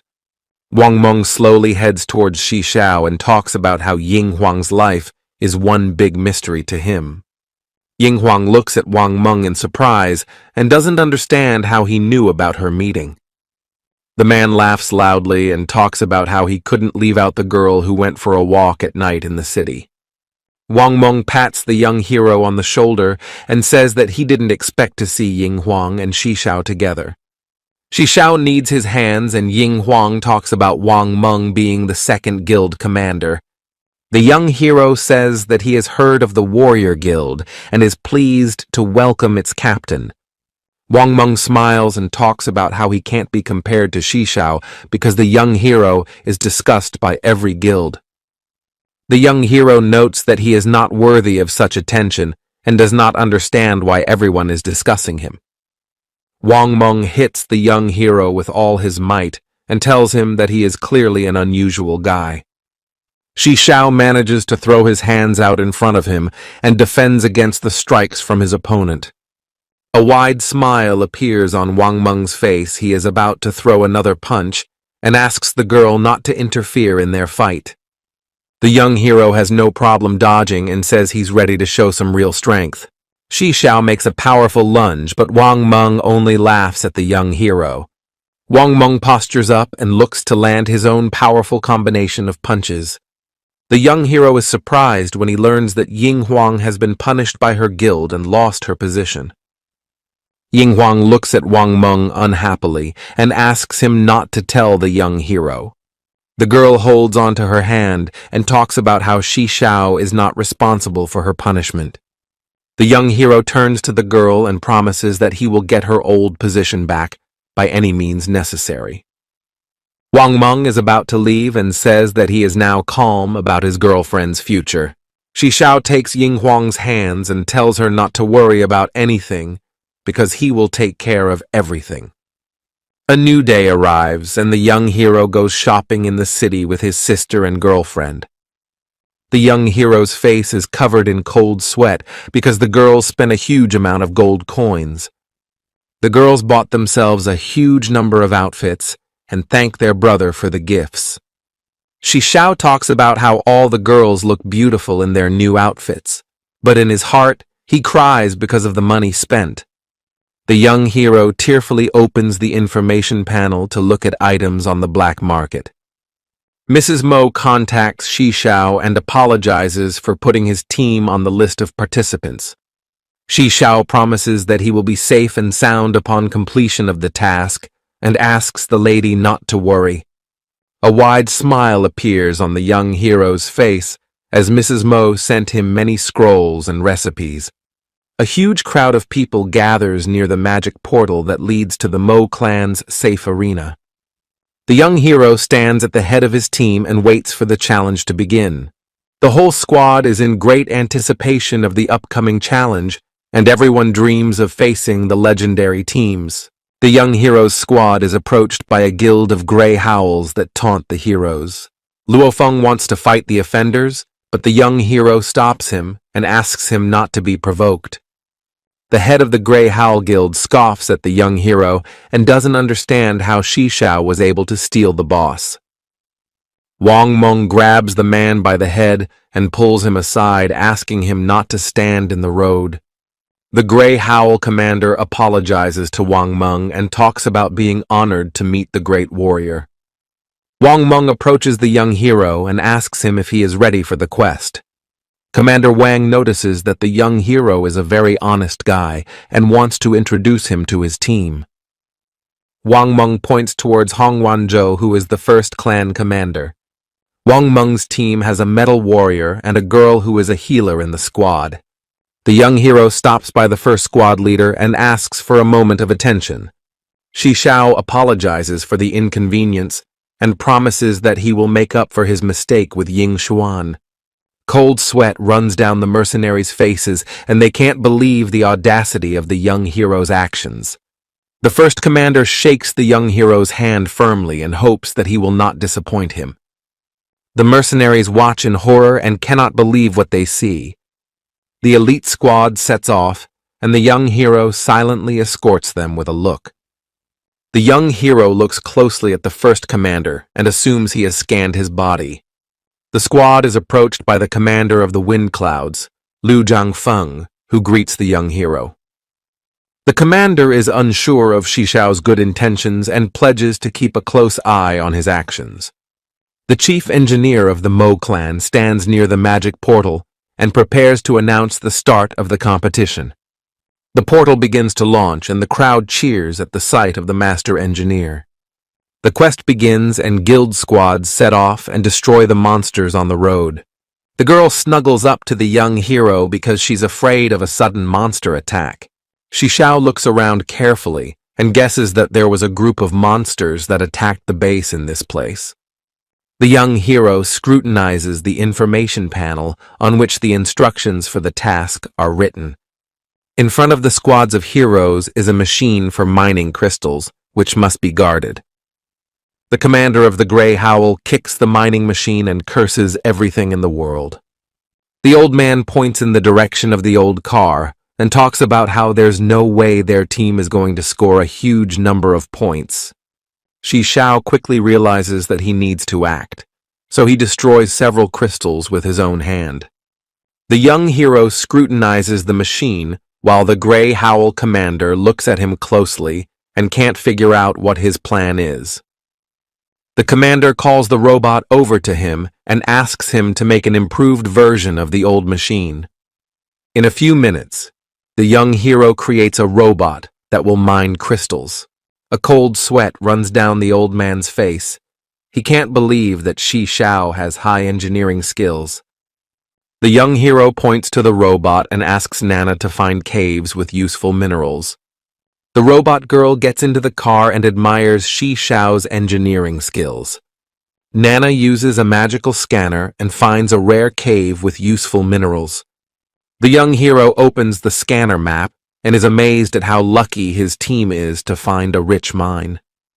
The robot arm goes up and there is a huge drill on it that comes into motion. The aborigine falls to the ground in fright, and Shi Yunfei tries to calm her friend. The drilling machine tends to go underground pretty quickly, and the squads notice a huge amount of underground crystals. Nana's face contorts in a horrified grimace, and she tries to sink as low as possible. The Grey Howl squad looks at the high-level cave in amazement and can't believe their luck. The commander slaps his associate in the face and says that Shishao is an unusual person and not to make assumptions about him. The squad leader apologizes for the inconvenience caused to the hero and apologizes profusely. The young hero accepts the apology and notes that the squads should not antagonize each other. The main base keeps a close eye on all participants and picks up on the special successes of Team Shishao. The master engineer is amazed by the young hero's skills and tries to realize how great his level is. Shishao notices the invisible drone that is following him. He turns around and smiles widely in his direction. The face of the chief engineer becomes very serious. He assumes that the young hero is hiding his real level. The young hero watches the drone fly away and assumes there are other ways to observe it. Shishao spreads his wings and is about to leave the location, and the mercenary leader tries to stop him. The young hero pays no attention to his co-partner's words and promises that he'll be back soon. Shishao finds another base that is not far from the team's location. On the building of the base is a mark of the Huangjung clan, which attracts the attention of the young hero. A wide smile appears on the young hero's face, and he decides to check out this strange base. Soldiers patrol the neighborhood and discuss the current competition among themselves. Shishao uses disguises so the guards don't notice him and pass him by. The young hero learns from a conversation between soldiers that the Mo clan is being ambushed. Shishao uses his unique ability, and a huge magical eye appears in the sky and surveys the area. A map of the area appears in front of the young hero with information about the enemies and their levels. The young hero smiles and thinks about looking at people who are high level. Shishao sneaks inside the building and discovers a girl who is one of the strongest fighters of the clan. Suddenly the girl wakes up and a sly smile appears on her face. A huge sword appears above Zhuelu's head. She looks at the young hero and asks him how he dared to come to her. All the servants fall on their knees before their mistress, and a huge sword flies to the sky where the magic eye is. Cold sweat drips down the face of the young hero. He manages to dispel the magic eye and remains invisible to the enemy. Shishao wipes the sweat from his forehead and realizes that he is facing a very difficult battle. The young hero spreads his wings and flies away from the base to come up with a future plan of action. The inspecting director of the Mo clan comes to the base of Shishao's team and reprimands the men for not having the commander on site. The young hero arrives on the scene, and the mercenary commander tries to justify himself to the clan director. The mercenary quickly runs up to Shishao and asks him to play along to justify himself to the examiner. The young protagonist apologizes for not being there and tells the principal about his stomach problem. An evil grin appears on the clan director's face, and he informs the team that he will take away all the points they have received. Shishao clenched his teeth in anger and thought about how he should act in such a situation. Behind the back of the young hero appears the chief engineer, who asks the director to transfer the unit under his command. On the face of the director, there are drops of sweat, and he says that the wishes of the chief engineer for him the law, and hurriedly leaves the base. The director is extremely unhappy with the situation and promises to take revenge on the hero, while the chief engineer comes closer to him. The chief engineer informs the young hero that he has some questions and asks him to follow him. The young protagonist contemplates the appearance of the chief engineer and assumes that this person is of high status. The chief engineer accompanies Shishao to the observation room and notes that he is greatly impressed by his skills. The engineer turns his head toward the young hero and asks how great his skill in engineering is. The assistant chief engineers are surprised after the master's words and can't believe that the young hero has such power. The young hero looks a little confused after the master's words, but admits that he has great power. The chief engineer notes Shishao's great potential and suggests that he join the squad under him. The young hero spreads his hands and notes that engineering is just a hobby for him, and he doesn't want to leave the squad. The engineer's associates are furious after Shishao's words and demands that he apologize for what he said. The master engineer sighs heavily and notes that he respects the young hero's decision and says that his team will not lose points. A slight smile appears on the master engineer's face, and he notes that the young hero now owes him a favor. The young hero shakes the hand of the chief engineer firmly and promises to help in any way he can. Suddenly, all the panels light up bright red, and the security system switches to emergency mode. Commander Hong Wang-jo contacts the chief engineer and reports unexpected circumstances that threaten the teams. On the monitor screen appears the image of a huge army of bugs that is heading towards the base. Commander Hong Wang-jo reports that his squad will not be able to come to the aid of the main base. The chief engineer's face looks very worried, and he tries to find out the time before the bug army arrives. The assistant chief engineers are grabbing their heads and worrying that they are about to go to the other side of the world. One of the aides can't stand it and heads for the exit and pushes the CEO aside. A beam of red energy is directed towards the man and he screams in pain while the headmaster watches in horror. Several small drones appear around the engineer and he announces that no one is to leave their seats. The chief engineer slowly turns to Director Long and asks what the purpose of coming to his office is. The director is furious and tells the master engineer to leave the base as soon as possible. The senior engineer turns around to his squad and orders them to immediately take up the defenses. Soldiers run outside and take up positions while a huge number of drones reinforce the structures. The master engineer lowers his eyes down and tries to think about the current state of affairs. He is not sure if the base will be protected. The chief engineer's eyes widen in surprise when the young hero reports a possible attack by the Huangjung clan on the base. The young hero folds his arms in front of him and notes that the bug army is incredibly huge. The chief engineer shows Shishao a map showing a huge mob of bugs rushing towards Hanmo's base. The young hero offers to temporarily retreat and leave the mission, and then return to the fight with renewed vigor. The chief engineer points toward his portal and notes that it is currently impossible to leave the quest area. A loud shout from Director Mo interrupts the conversation between Shishao and the engineer. The man becomes enraged and talks about wanting to survive at all costs.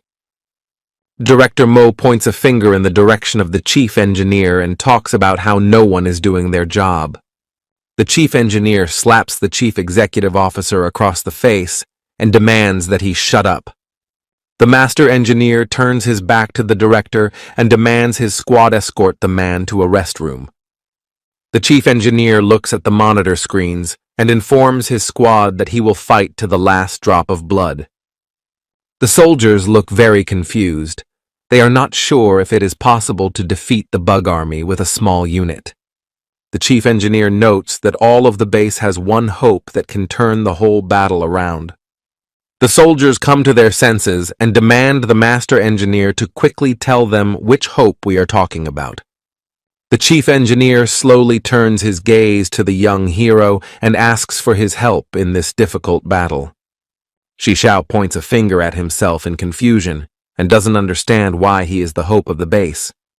The soldiers are downcast and don't believe that the young hero has knowledge of engineering. Shishao smiles broadly and notes that he does indeed possess a high level in the art of engineering. The soldiers become indignant after the young hero's words and talk about how no one can reach a high level at an early age. A master engineer asks the young hero to create a weapon that can destroy an army of bugs. A slight smile appears on Shishao's face, and he notes that the chief engineer wants to send him to certain doom. The soldiers watch in amazement at the altercation between the young hero and the chief engineer and decide not to intervene. The young hero says that he is not going to go to the other world so quickly, and does not agree with the engineer's opinion. The chief engineer asks Shishao to trust him and tells him that his plan will save the main base. The young hero heads towards the exit and talks about taking care of the defense of the main base. The chief engineer informs Shishao that all the base's forces will be sent to help the young hero. The young hero flies at full speed over a rocky desert and heads toward a swarm of bugs. Shi Yunfei is about to follow the young hero, but an aboriginal girl stops her and says it's too dangerous Tears appear in Yunfei's eyes, and she says that she can't leave her brother alone in trouble. The young hero's companions gather in a place and prepare to engage in battle should Shi Xiao need their help. Cold drops of sweat run down Shi Yunfei's face, and she tells Shi Xiao that he will definitely manage. The young hero flies to the location of his base and beckons the robot girl over to him. Nana sits in a mining robot and mines valuable magic crystals with a special passion. The robot girl hears the young hero's voice and stops mining. Shi Xiao and Nana find a large, narrow canyon where they are about to give battle to a huge swarm of bugs. The young hero orders Nana to place exploding spiders in front to hold off the swarm of bugs. Shi Xiao twirls his finger in a circle and beckons to the robot assistant, asking him to reinforce the exploding robots. The young hero heads towards the mining device to check its functionality. Shi Xiao creates a strong metal wall around the factory to hold back the insect army for a while. The robot helper improves the metal wall and an energy barrier appears around it. The young hero opens the information panel and tries to reprogram the flying robots to help him in battle. Huge cannons appear on the high walls to target the cluster of bugs. At the base, there is a real panic. All the soldiers are concerned that the young hero spends a huge amount of resources. The master engineer is monitoring the whole situation with his flying drones and pondering over Shi Xiao's actions. The young hero creates a huge, impregnable wall with a huge number of guns and drones patrolling around. Nana looks at the red dragon with a bit of apprehension and worries that she might have trouble because of its appearance. Shi Xiao strokes the red comet's head and asks the robot assistant to prepare all the improvements for his pet. The young hero opens the information panel, and the robot assistant points out that you can make armor for the pet. The red comet puts on new armor that has exceptional durability and power. Shi Xiao gently taps the new red dragon armor and tests its strength. The robot girl looks very happy, but inside she is filled with rage at what is happening to the red comet. The young hero turns to Nana, and to her great surprise informs her that he has an update for her. Nana looks very embarrassed after Shi Xiao's words and tries not to give the appearance that she's happy about getting the upgrade. The robot reminisces about her past life, in which she was a queen and possessed incredible power. The robot girl closes her eyes against the bright light that's headed her way and doesn't realize what's going on. Nana is very surprised to notice that she now has huge wings on her back. The robot girl smiles and thanks her commander for such a wonderful gift. The young hero gently strokes the robot's head and asks her to conserve her strength because a battle awaits them soon. Shi Xiao carefully looks towards the desert plain and tries to remember the weaknesses that insects have. The young hero opens the information panel and tries to find the special recipe he got from Mrs. M.O. Powerful streams of energy gather around Shi Xiao, and he begins to create a new weapon. A red light goes on in the main base building, and an emergency is declared due to lack of resources. The soldiers point towards the monitors and ask the chief engineer to pay attention to Shi Xiao. A young hero, with the help of a unique recipe, creates a huge transformer that has monstrous powers. A huge smile appears on Shi Xiao's face at the sight of the transformer, and he tries to figure out its controls. The robot assistant asks the young hero not to worry about controlling the transformer and informs him that he will personally take care of its management. Shi Xiao hops into the cockpit rather quickly and notes that everything inside the transformer is very comfortable. The robot girl contacts her commander and reports the rapidly approaching bug army. The army of bugs is moving towards the base at an incredible speed and emitting ear-splitting screams that spread throughout the wasteland. The young hero thinks that he may not be able to survive an encounter with such a large army. Shi Xiao comes to his senses and decides to act. His hand reaches for the control culture to bring the transformer into action. The soldiers look around in a panic and note that an earthquake has started, and the engineer says it's caused by an army of bugs. The mercenaries keep a close eye on the insect swarm and prepare to give battle. Luo Feng turns to his comrades and says that it is necessary to believe in the strength of the commander, and then he will definitely cope. The young hero is inside a huge robot and prepares to give battle to a huge army of bugs.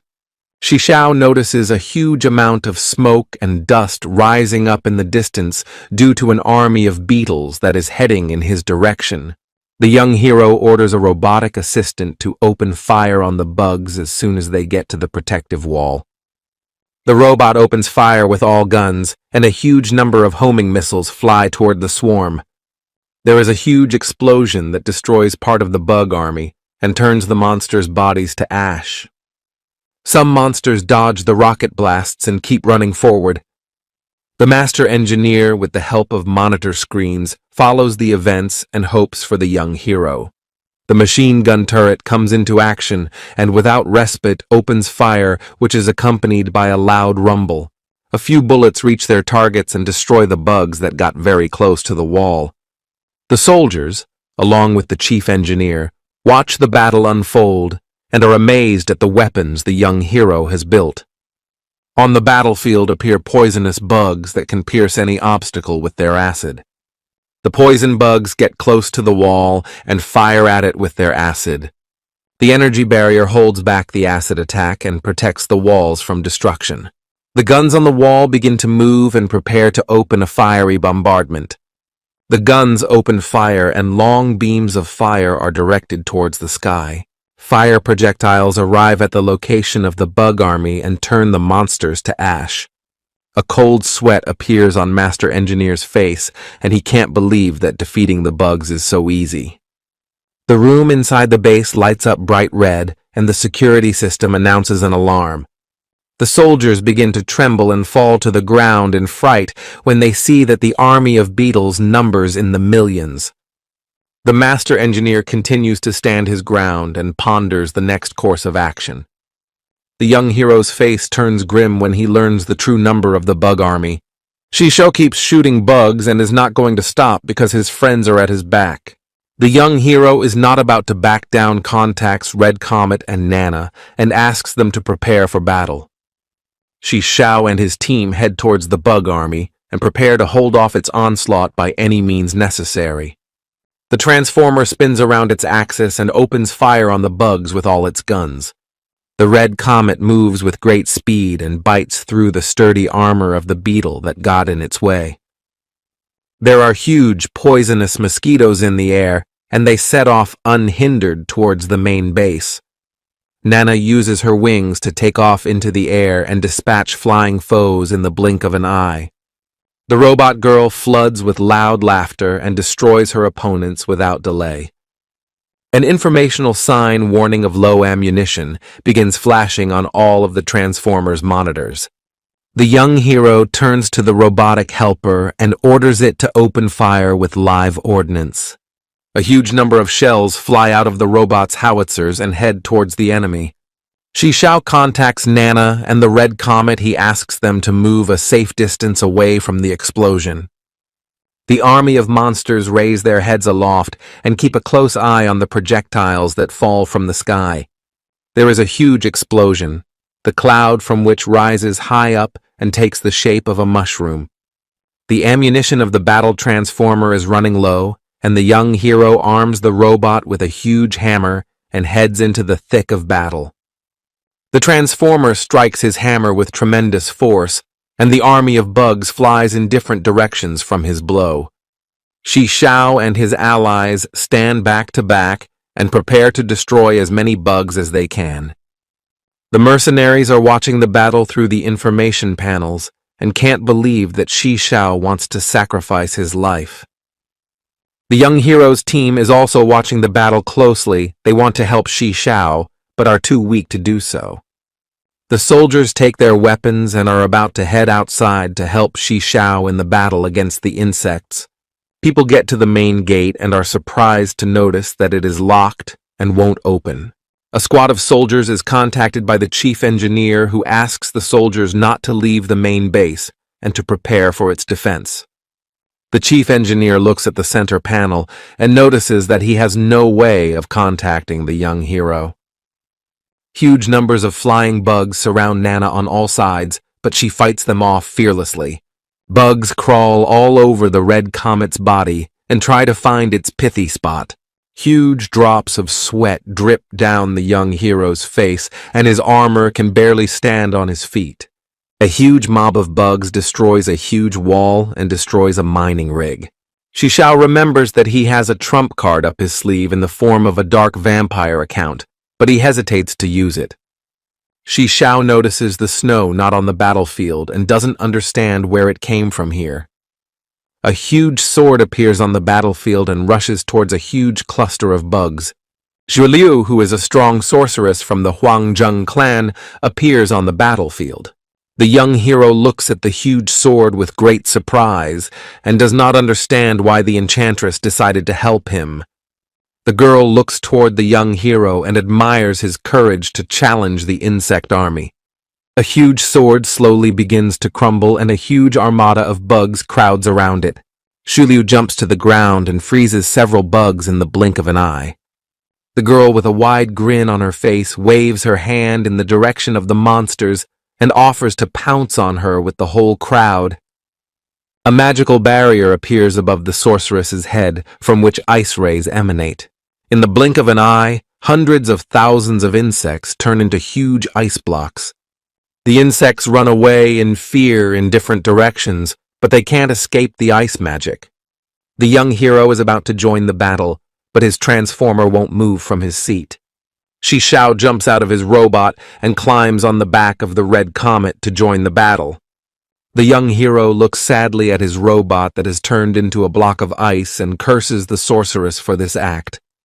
The insects continue their attack and head towards the sorceress under which the magic circle forms. Huge gusts of ice diverge from the enchantress in different directions and freeze all insects in their path. The girl robot fights in the air and is completely oblivious to what's happening on the ground. The young hero manages to come to Nana's aid in time and protects her from the icy blow with his huge shield. The sorceress looks at Shishao with a wide smile on her face and remarks that she is surprised that he was able to survive. The young hero looks at Zhu Liu without fear in his eyes and thanks the girl for her help. The enchantress laughs and says that Shishao shouldn't thank her enemy and heads towards him. Shishao notes that he can't help but thank the man who saved his life and notes that the girl has to pay for the robot's repairs. A slight smile appears on the sorceress's face, and she points her fingers in the direction where the army of monsters came from.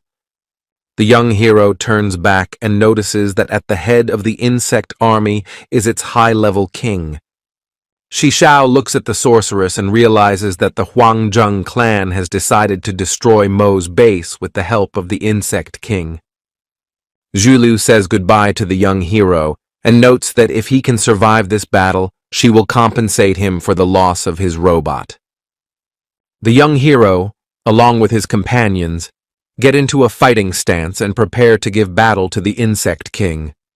Shishao's face looks very serious. He is going to destroy the insect king to protect the base from being destroyed. The young hero's small base is completely destroyed, and he cannot contact the main base to report the situation. The young hero heals Nana's wounds and asks her to go to the main base to ask for help. Shishao stares intently at the robot girl and asks her to fly away as quickly as possible. Nana quickly climbs up and hopes that the young hero can hold out until help arrives. Shishao jumps on the red comet's back and flames appear around it. The young hero asks his pet to be on standby and will bring his best to this battle. The soldiers are downhearted. They believe that the young hero has gone to the other world and now no one will help them.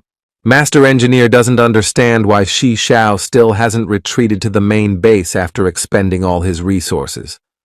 The chief engineer orders his men in a loud voice not to lose heart and promises to deal with anyone who puts his hands down. The young hero's team panics. She can't contact Shishao and doesn't know what to do next. Shi Yunfei tries to reassure her friend and says that her brother always gets out of difficult situations. Luo Feng grits his teeth in anger and wants to go to Shi Xiao's aid, but realizes it's too dangerous. Nana flies over the wasteland with great speed and tries to arrive at the main base as soon as possible. The girl robot abruptly turns around and decides to give battle to the bugs. She sends several missiles in their direction. A huge number of explosions go off, and Nana gets a huge amount of experience for massacring the insect army. Suddenly, a huge insect appears out of bright flames and destroys the robot girl's wing. The Golden Elite Warrior turns his head towards Nana and says that she should have left the scene of the battle. A girl robot falls from a great height. She looks very frightened by the sight of an elite warrior. Nana looks at the Golden Warrior in horror and hopes that Shi Xiao can save her from destruction. Shi Xiao rides a red comet and destroys the insects that have managed to get close to him. The young hero stares intently into the eyes of the huge Insect King and contemplates a battle plan. The Insect King calls Shi Xiao weak and notes that the young hero is completely unworthy of his attention. The Insect King's shell lights up brightly, and several bugs jump out of there. In front of the young hero appear 3 strong insects that look in his direction with malice in their eyes. The 3 brothers immediately rush into action and don't give Shi Xiao a chance to analyze the situation properly. The young hero creates a flaming sword in his hands and orders the red comet to go into battle. Shi Xiao strikes the high-level insect with his sword hard, but cannot destroy it. The young hero creates a huge shield behind his back and blocks the monster's powerful attack. Shi Xiao tries to fight off the insects and asks the system to increase his maximum level. The young hero spends a huge amount of his strength and struggles to hold back the onslaught of high-level monsters. Shi Xiao asks the red comet to hold off the insects for a while and decides to retreat. The young hero opens an information panel and is about to create a new weapon with the help of a robotic assistant. The robot assistant informs Shi Xiao that he will have to activate one of the accounts to create a unique weapon. Suddenly, high-level insects appear in front of the young hero and are going to massacre him. Shi Xiao surrounds himself with a barrier and carefully considers the situation. Small defense drones attack insects in response and do a little damage. The young hero holds in his hands a huge weapon that he managed to create from improvised materials. Shi Xiao opens fire with his new weapon, and the robotic assistant asks him to take his time with the action. The blue projectile flies past its target and does not hit high-level insects. The projectile creates a small black hole in its place, which attracts the attention of the monsters around it. The black hole begins to emit a large amount of energy from itself and instantly absorbs the high-level insects. A young hero and a robotic sidekick watch closely as the black hole increases in size. The heroes are extremely surprised by this turn of events. The robot assistant warns Shi Xiao to use ammunition wisely. The Insect King takes notice of the young hero and plans to deal him one blow. The young hero manages to create a blue barrier in front of him and blocks the monster's attack. Shi Xiao seals the boss in a time barrier and tries to figure out from the robot how to increase the power of the weapon. The robot assistant and the young hero end up in the system room, and Voice explains how the new account works. The young hero approaches the orange cube and unlocks a new shooter account. Shi Xiao learns the story of a gunslinger who worked alongside Moss and exterminated a huge number of monsters.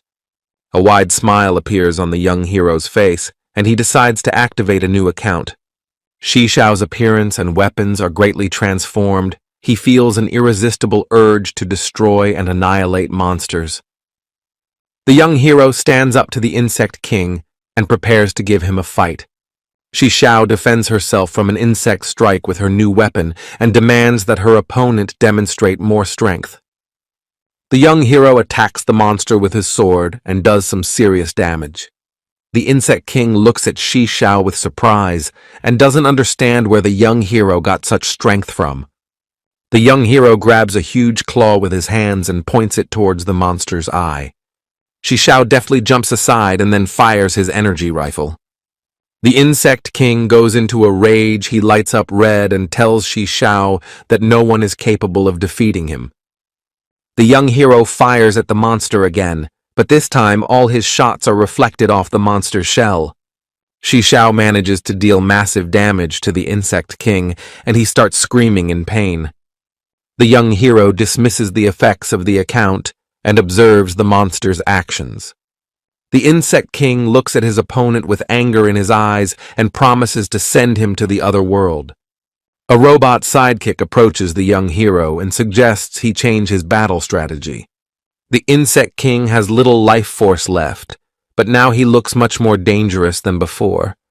The young hero flies high up and contemplates a plan to defeat the monster. The monster roars loudly with rage and demands Shishao to return to the battlefield. The young hero smiles broadly and offers to let the insect king catch up with him if he can. Shishao flies over a mountain of insect bodies and doesn't understand why there are so many of them in the area. The young hero looks at the vast number of bodies on the ground, guessing that Nana fought in this place. A robot girl is lying next to the bodies of insects. Her body is very badly damaged, and she is unconscious. Shishao takes Nana in his arms, and a wide smile appears on his face as she comes to her senses. The young hero smiles broadly and tells the girl robot that she did the right thing. Tears of joy appear on Nana's face after Shishao's warm words. She is very happy to know that the young hero is not angry with her. Nana trembles slightly in fear, but thanks the young hero for saving her from perdition. The soldiers come to the main room and report to the master engineer that most of the swarm has been destroyed. The soldiers marvel at Shishao's actions and note that the chief engineer was right in his choice. The master engineer ponders the report of his soldiers and calculates a further plan of action. The chief engineer urges his soldiers not to relax and prepare to defend the base. Huge numbers of exploding bugs head towards the wall to destroy it, and turrets bombard them. A giant bug bursts through turret fire and destroys the main gate of the base. Team Fengyun enters the battlefield to fight the insect army. The young hero's team also joins the battle and tries to contain the insect army that has broken through to the base. The mercenary leader is also in the battle and chops the huge bug in front of him into 2 pieces. The mercenary opens his mouth in surprise as he watches how skillfully Shishao's team fights.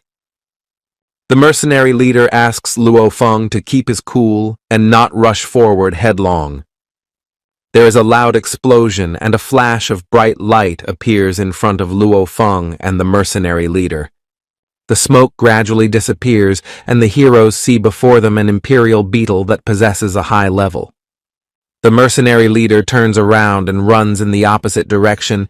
He turns his head to Luo Feng and asks him to run with him. Luo Feng is not going to back down. He raises his shield and prepares to hold off any attack from the legendary monster.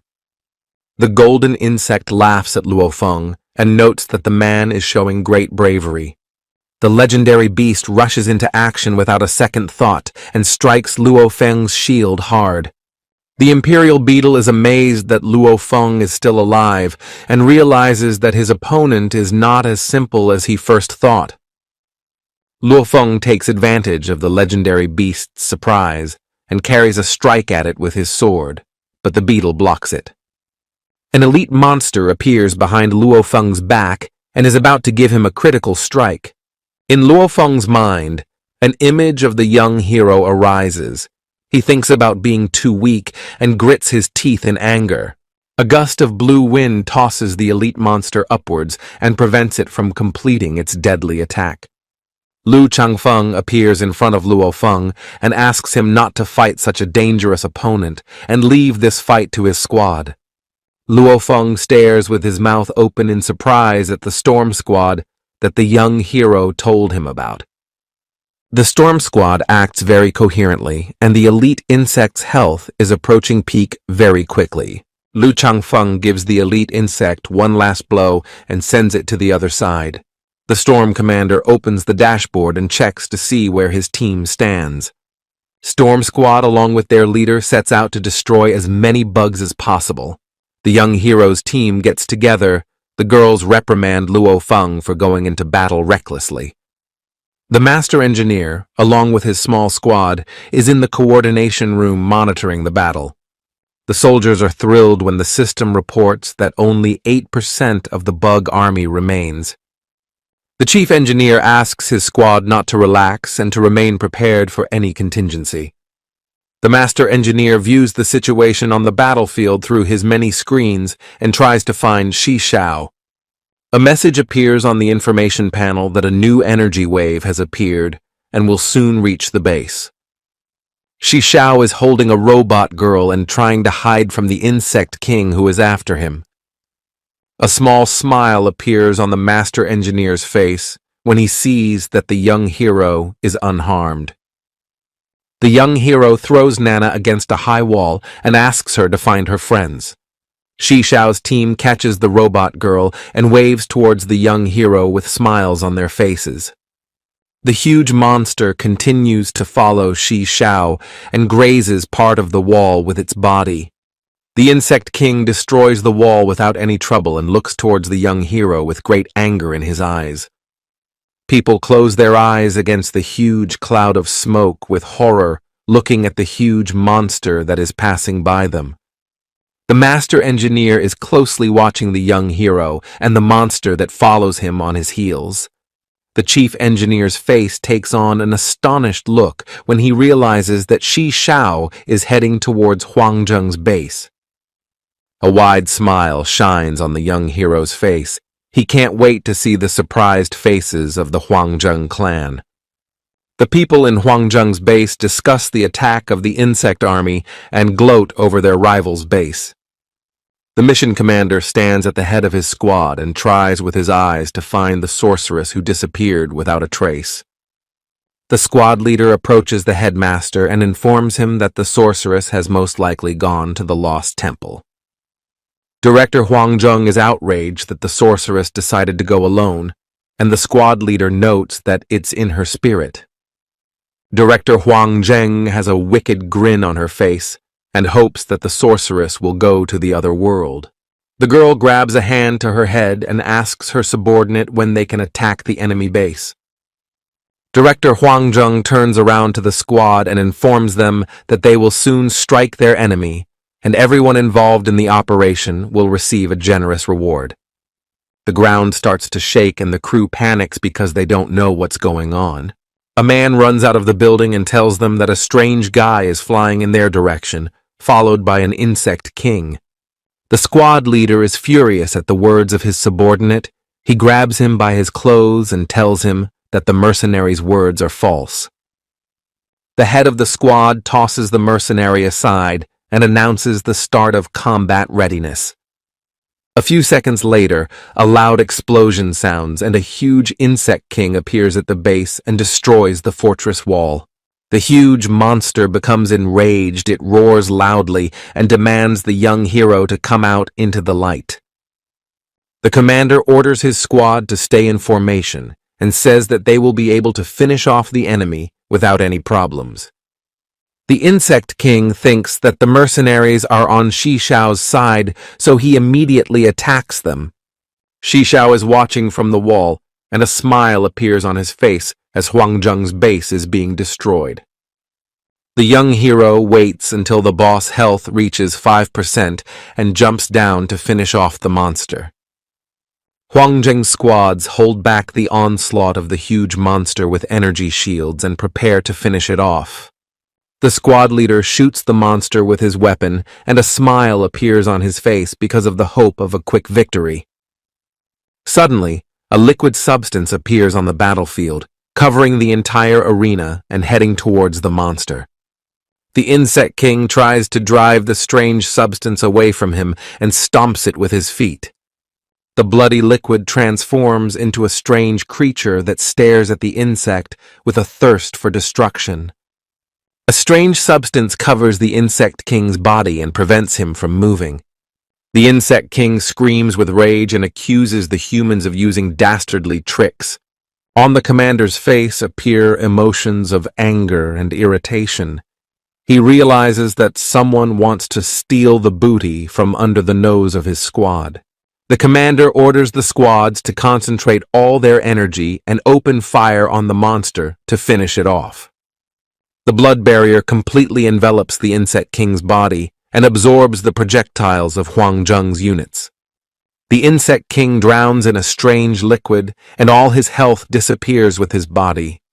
The squad leader is furious with anger on his face veins, and he demands to find the man who killed the monster. The bloody barrier transforms into a huge hand that heads towards the squad of soldiers.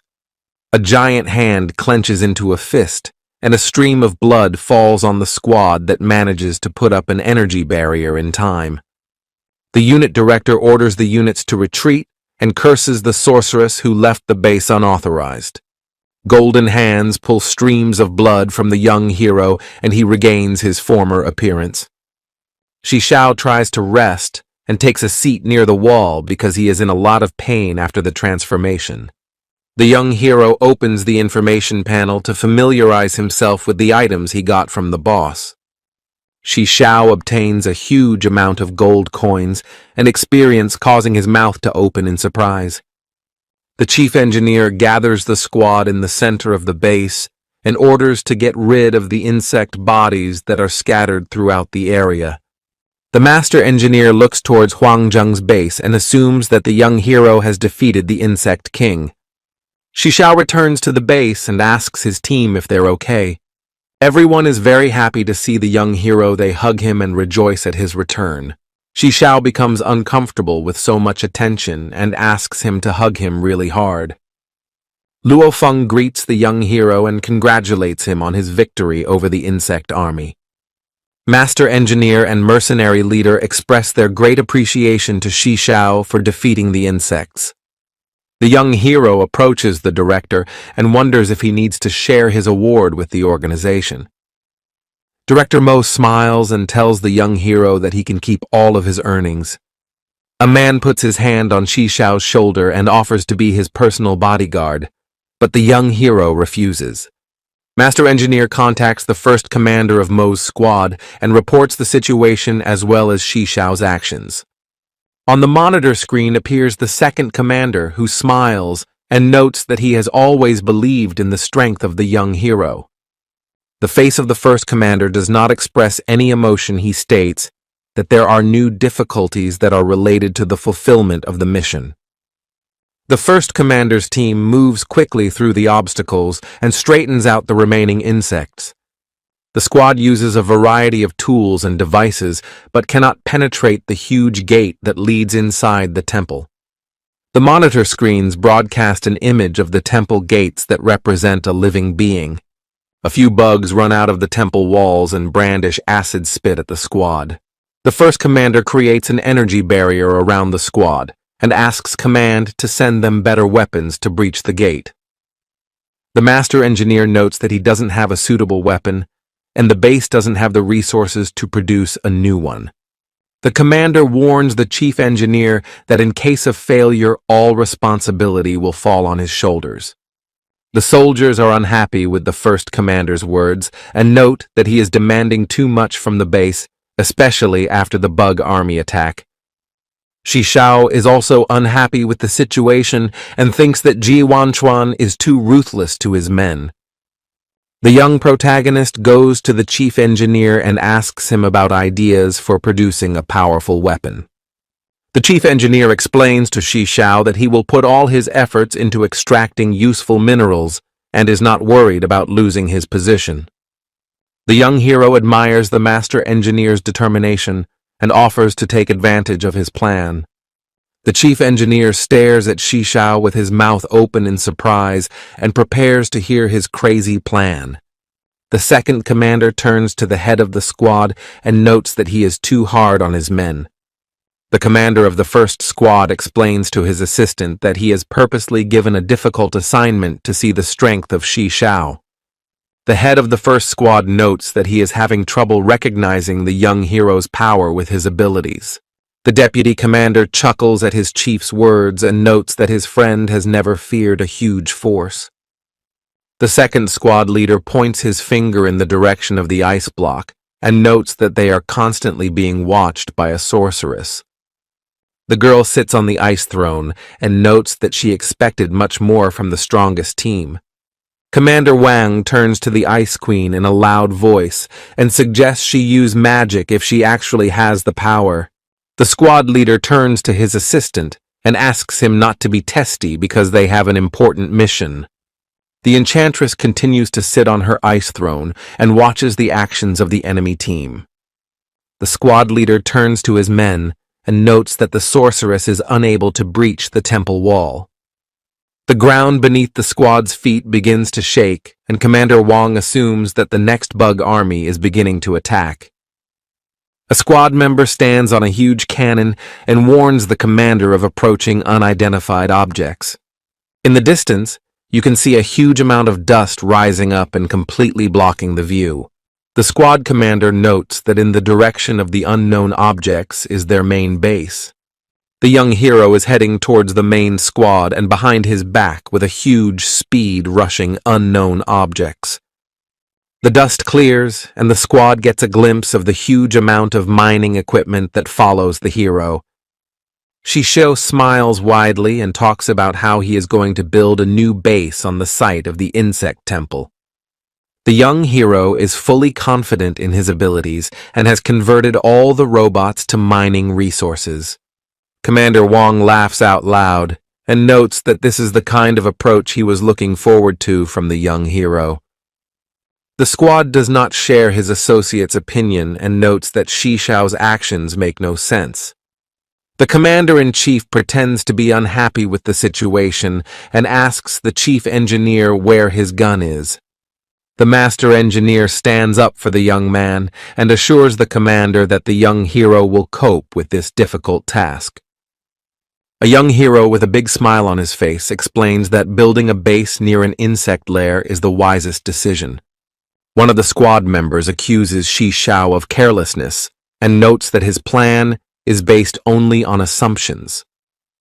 An information panel appears above the young hero's head, through which he is contacted by Nana, who informs him of the ore deposits. The squad member becomes enraged and doesn't understand how there are so many minerals under the insect temple. The young hero orders his robots to start mining resources at double speed. The master engineer orders his subordinates to start building the base as soon as possible and notes the importance of attacking guns. The young hero approaches the first captain and asks him not to worry about executing the plan and promises its success. Commander Wang asks Shishao not to get too close to the temple walls because it is very dangerous. As the young hero gets closer to the main gate, bugs appear on the walls and attack him with acid. The young hero creates a fire barrier around himself, and with a grin on his face asks the bugs not to be so nervous. Shishao scrutinizes the walls of the temple and assumes that the entire temple is entirely a living being. The young hero steps back and asks his robot assistant about the presence of underground terrain scanners. Voice reports that he will create the necessary device and notes that the temple is perfect for creating a high-level fortress. Shishao is surprised after the words of his robot assistant and notes that this is a very dangerous place. Voice smiles slightly and explains that the dungeon has a huge amount of benefits. The robot demonstrates on the monitor screen a huge amount of rare high-level materials that are necessary to create a fortress. Voice also shows on the screen a huge number of bugs that have flooded the dungeon and are guarding it. The young hero stretches out his arms and says that he is ready for any hardship for the sake of obtaining a high-level fortress. Shishao creates a huge probe to search for useful resources and passageways beneath the insect temple. The young hero, along with Commander Wang, watch as the search rig runs at full capacity. The terrain scanner shows Shishao an image of a giant insect, which is a huge temple. Commander Wang gets sick at the mere thought of having to be inside a giant insect. In the center of the temple is a huge energy core that is its heart and has great value. A wide smile appears on Shishao's face, and he believes that he can use the energy core to his advantage. The first commander asks the master engineer to sever the connection between the energy core and the temple, but the engineer responds with an emphatic refusal. The squad leader turns to Shishao for help, hoping the young hero has a trump card up his sleeve. The young hero smiles and pays no attention to the threats of the squad leader. Shishao uses her skills to create a powerful explosive device that can break the link between the core and the temple. The young hero suggests that the master engineer use maximum power to breach the temple gate. Shishao doesn't want the master engineer to be stripped of his title, so he is going to use all his strength and resources. The chief engineer puts his hand on Shishao's shoulder and notes that the young man deserves the title of master much more than he does. Shishao periodically looks towards the ice throne and thinks about how he should deal with the ice enchantress. The young hero asks the squads to continue their work, and he himself goes to the ice throne despite Commander Van's warnings. Shishao listens to the captain's warnings and asks him not to worry about his encounter with the sorceress. The young hero gets to the ice block and notes that the sorceress must be very bored sitting idle. The girl agrees with Shishao's opinion and notes that upon the young hero's arrival, she became interested again. A wry smile appears on Shishao's face, and he tells the sorceress that Huang Zheng's base was badly damaged after the boss attack. The sorceress can't believe that the base has been attacked and opens the dashboard to verify this information. The girl brings her sword up to Shishao's neck and asks if the young hero is responsible for destroying her base. The young hero tries to justify herself and talks about how it wasn't her fault that the insect king destroyed her base. The sorceress hops on her sword and without a moment's hesitation sets off towards her base. A menacing look appears on the girl's face, and she promises to take revenge on Shishao if he had anything to do with the destruction of her base. The young hero looks frightened after the girl's words and hopes that she never learns the truth about his actions. Shishao returns to his team, and Commander Wang runs to meet him with a joyful face. The young hero scratches the back of his head and talks about starting to build guns. A huge number of reinforced guns stand in front of the bug base and prepare to fire on its main gate. Master Engineer notes that the power of the guns will not be enough to destroy the temple gates, and Shishao agrees. Behind the young hero appears a huge weapon with which he is going to destroy the gates of the temple. The robot assistant informs Shishao that the gun will take a long time to reload. The main weapon begins to load, and the young hero puts his arm out in front of him and orders him to open fire. The bugs are upgrading their firepower and preparing to strike back as soon as they are ready. The master engineer notices the danger of the enemy's new guns, but the young hero assures him that there is no need to worry about it. A wide smile appears on Shishao's face. He is looking forward to test what is stronger than his firepower or insect recovery.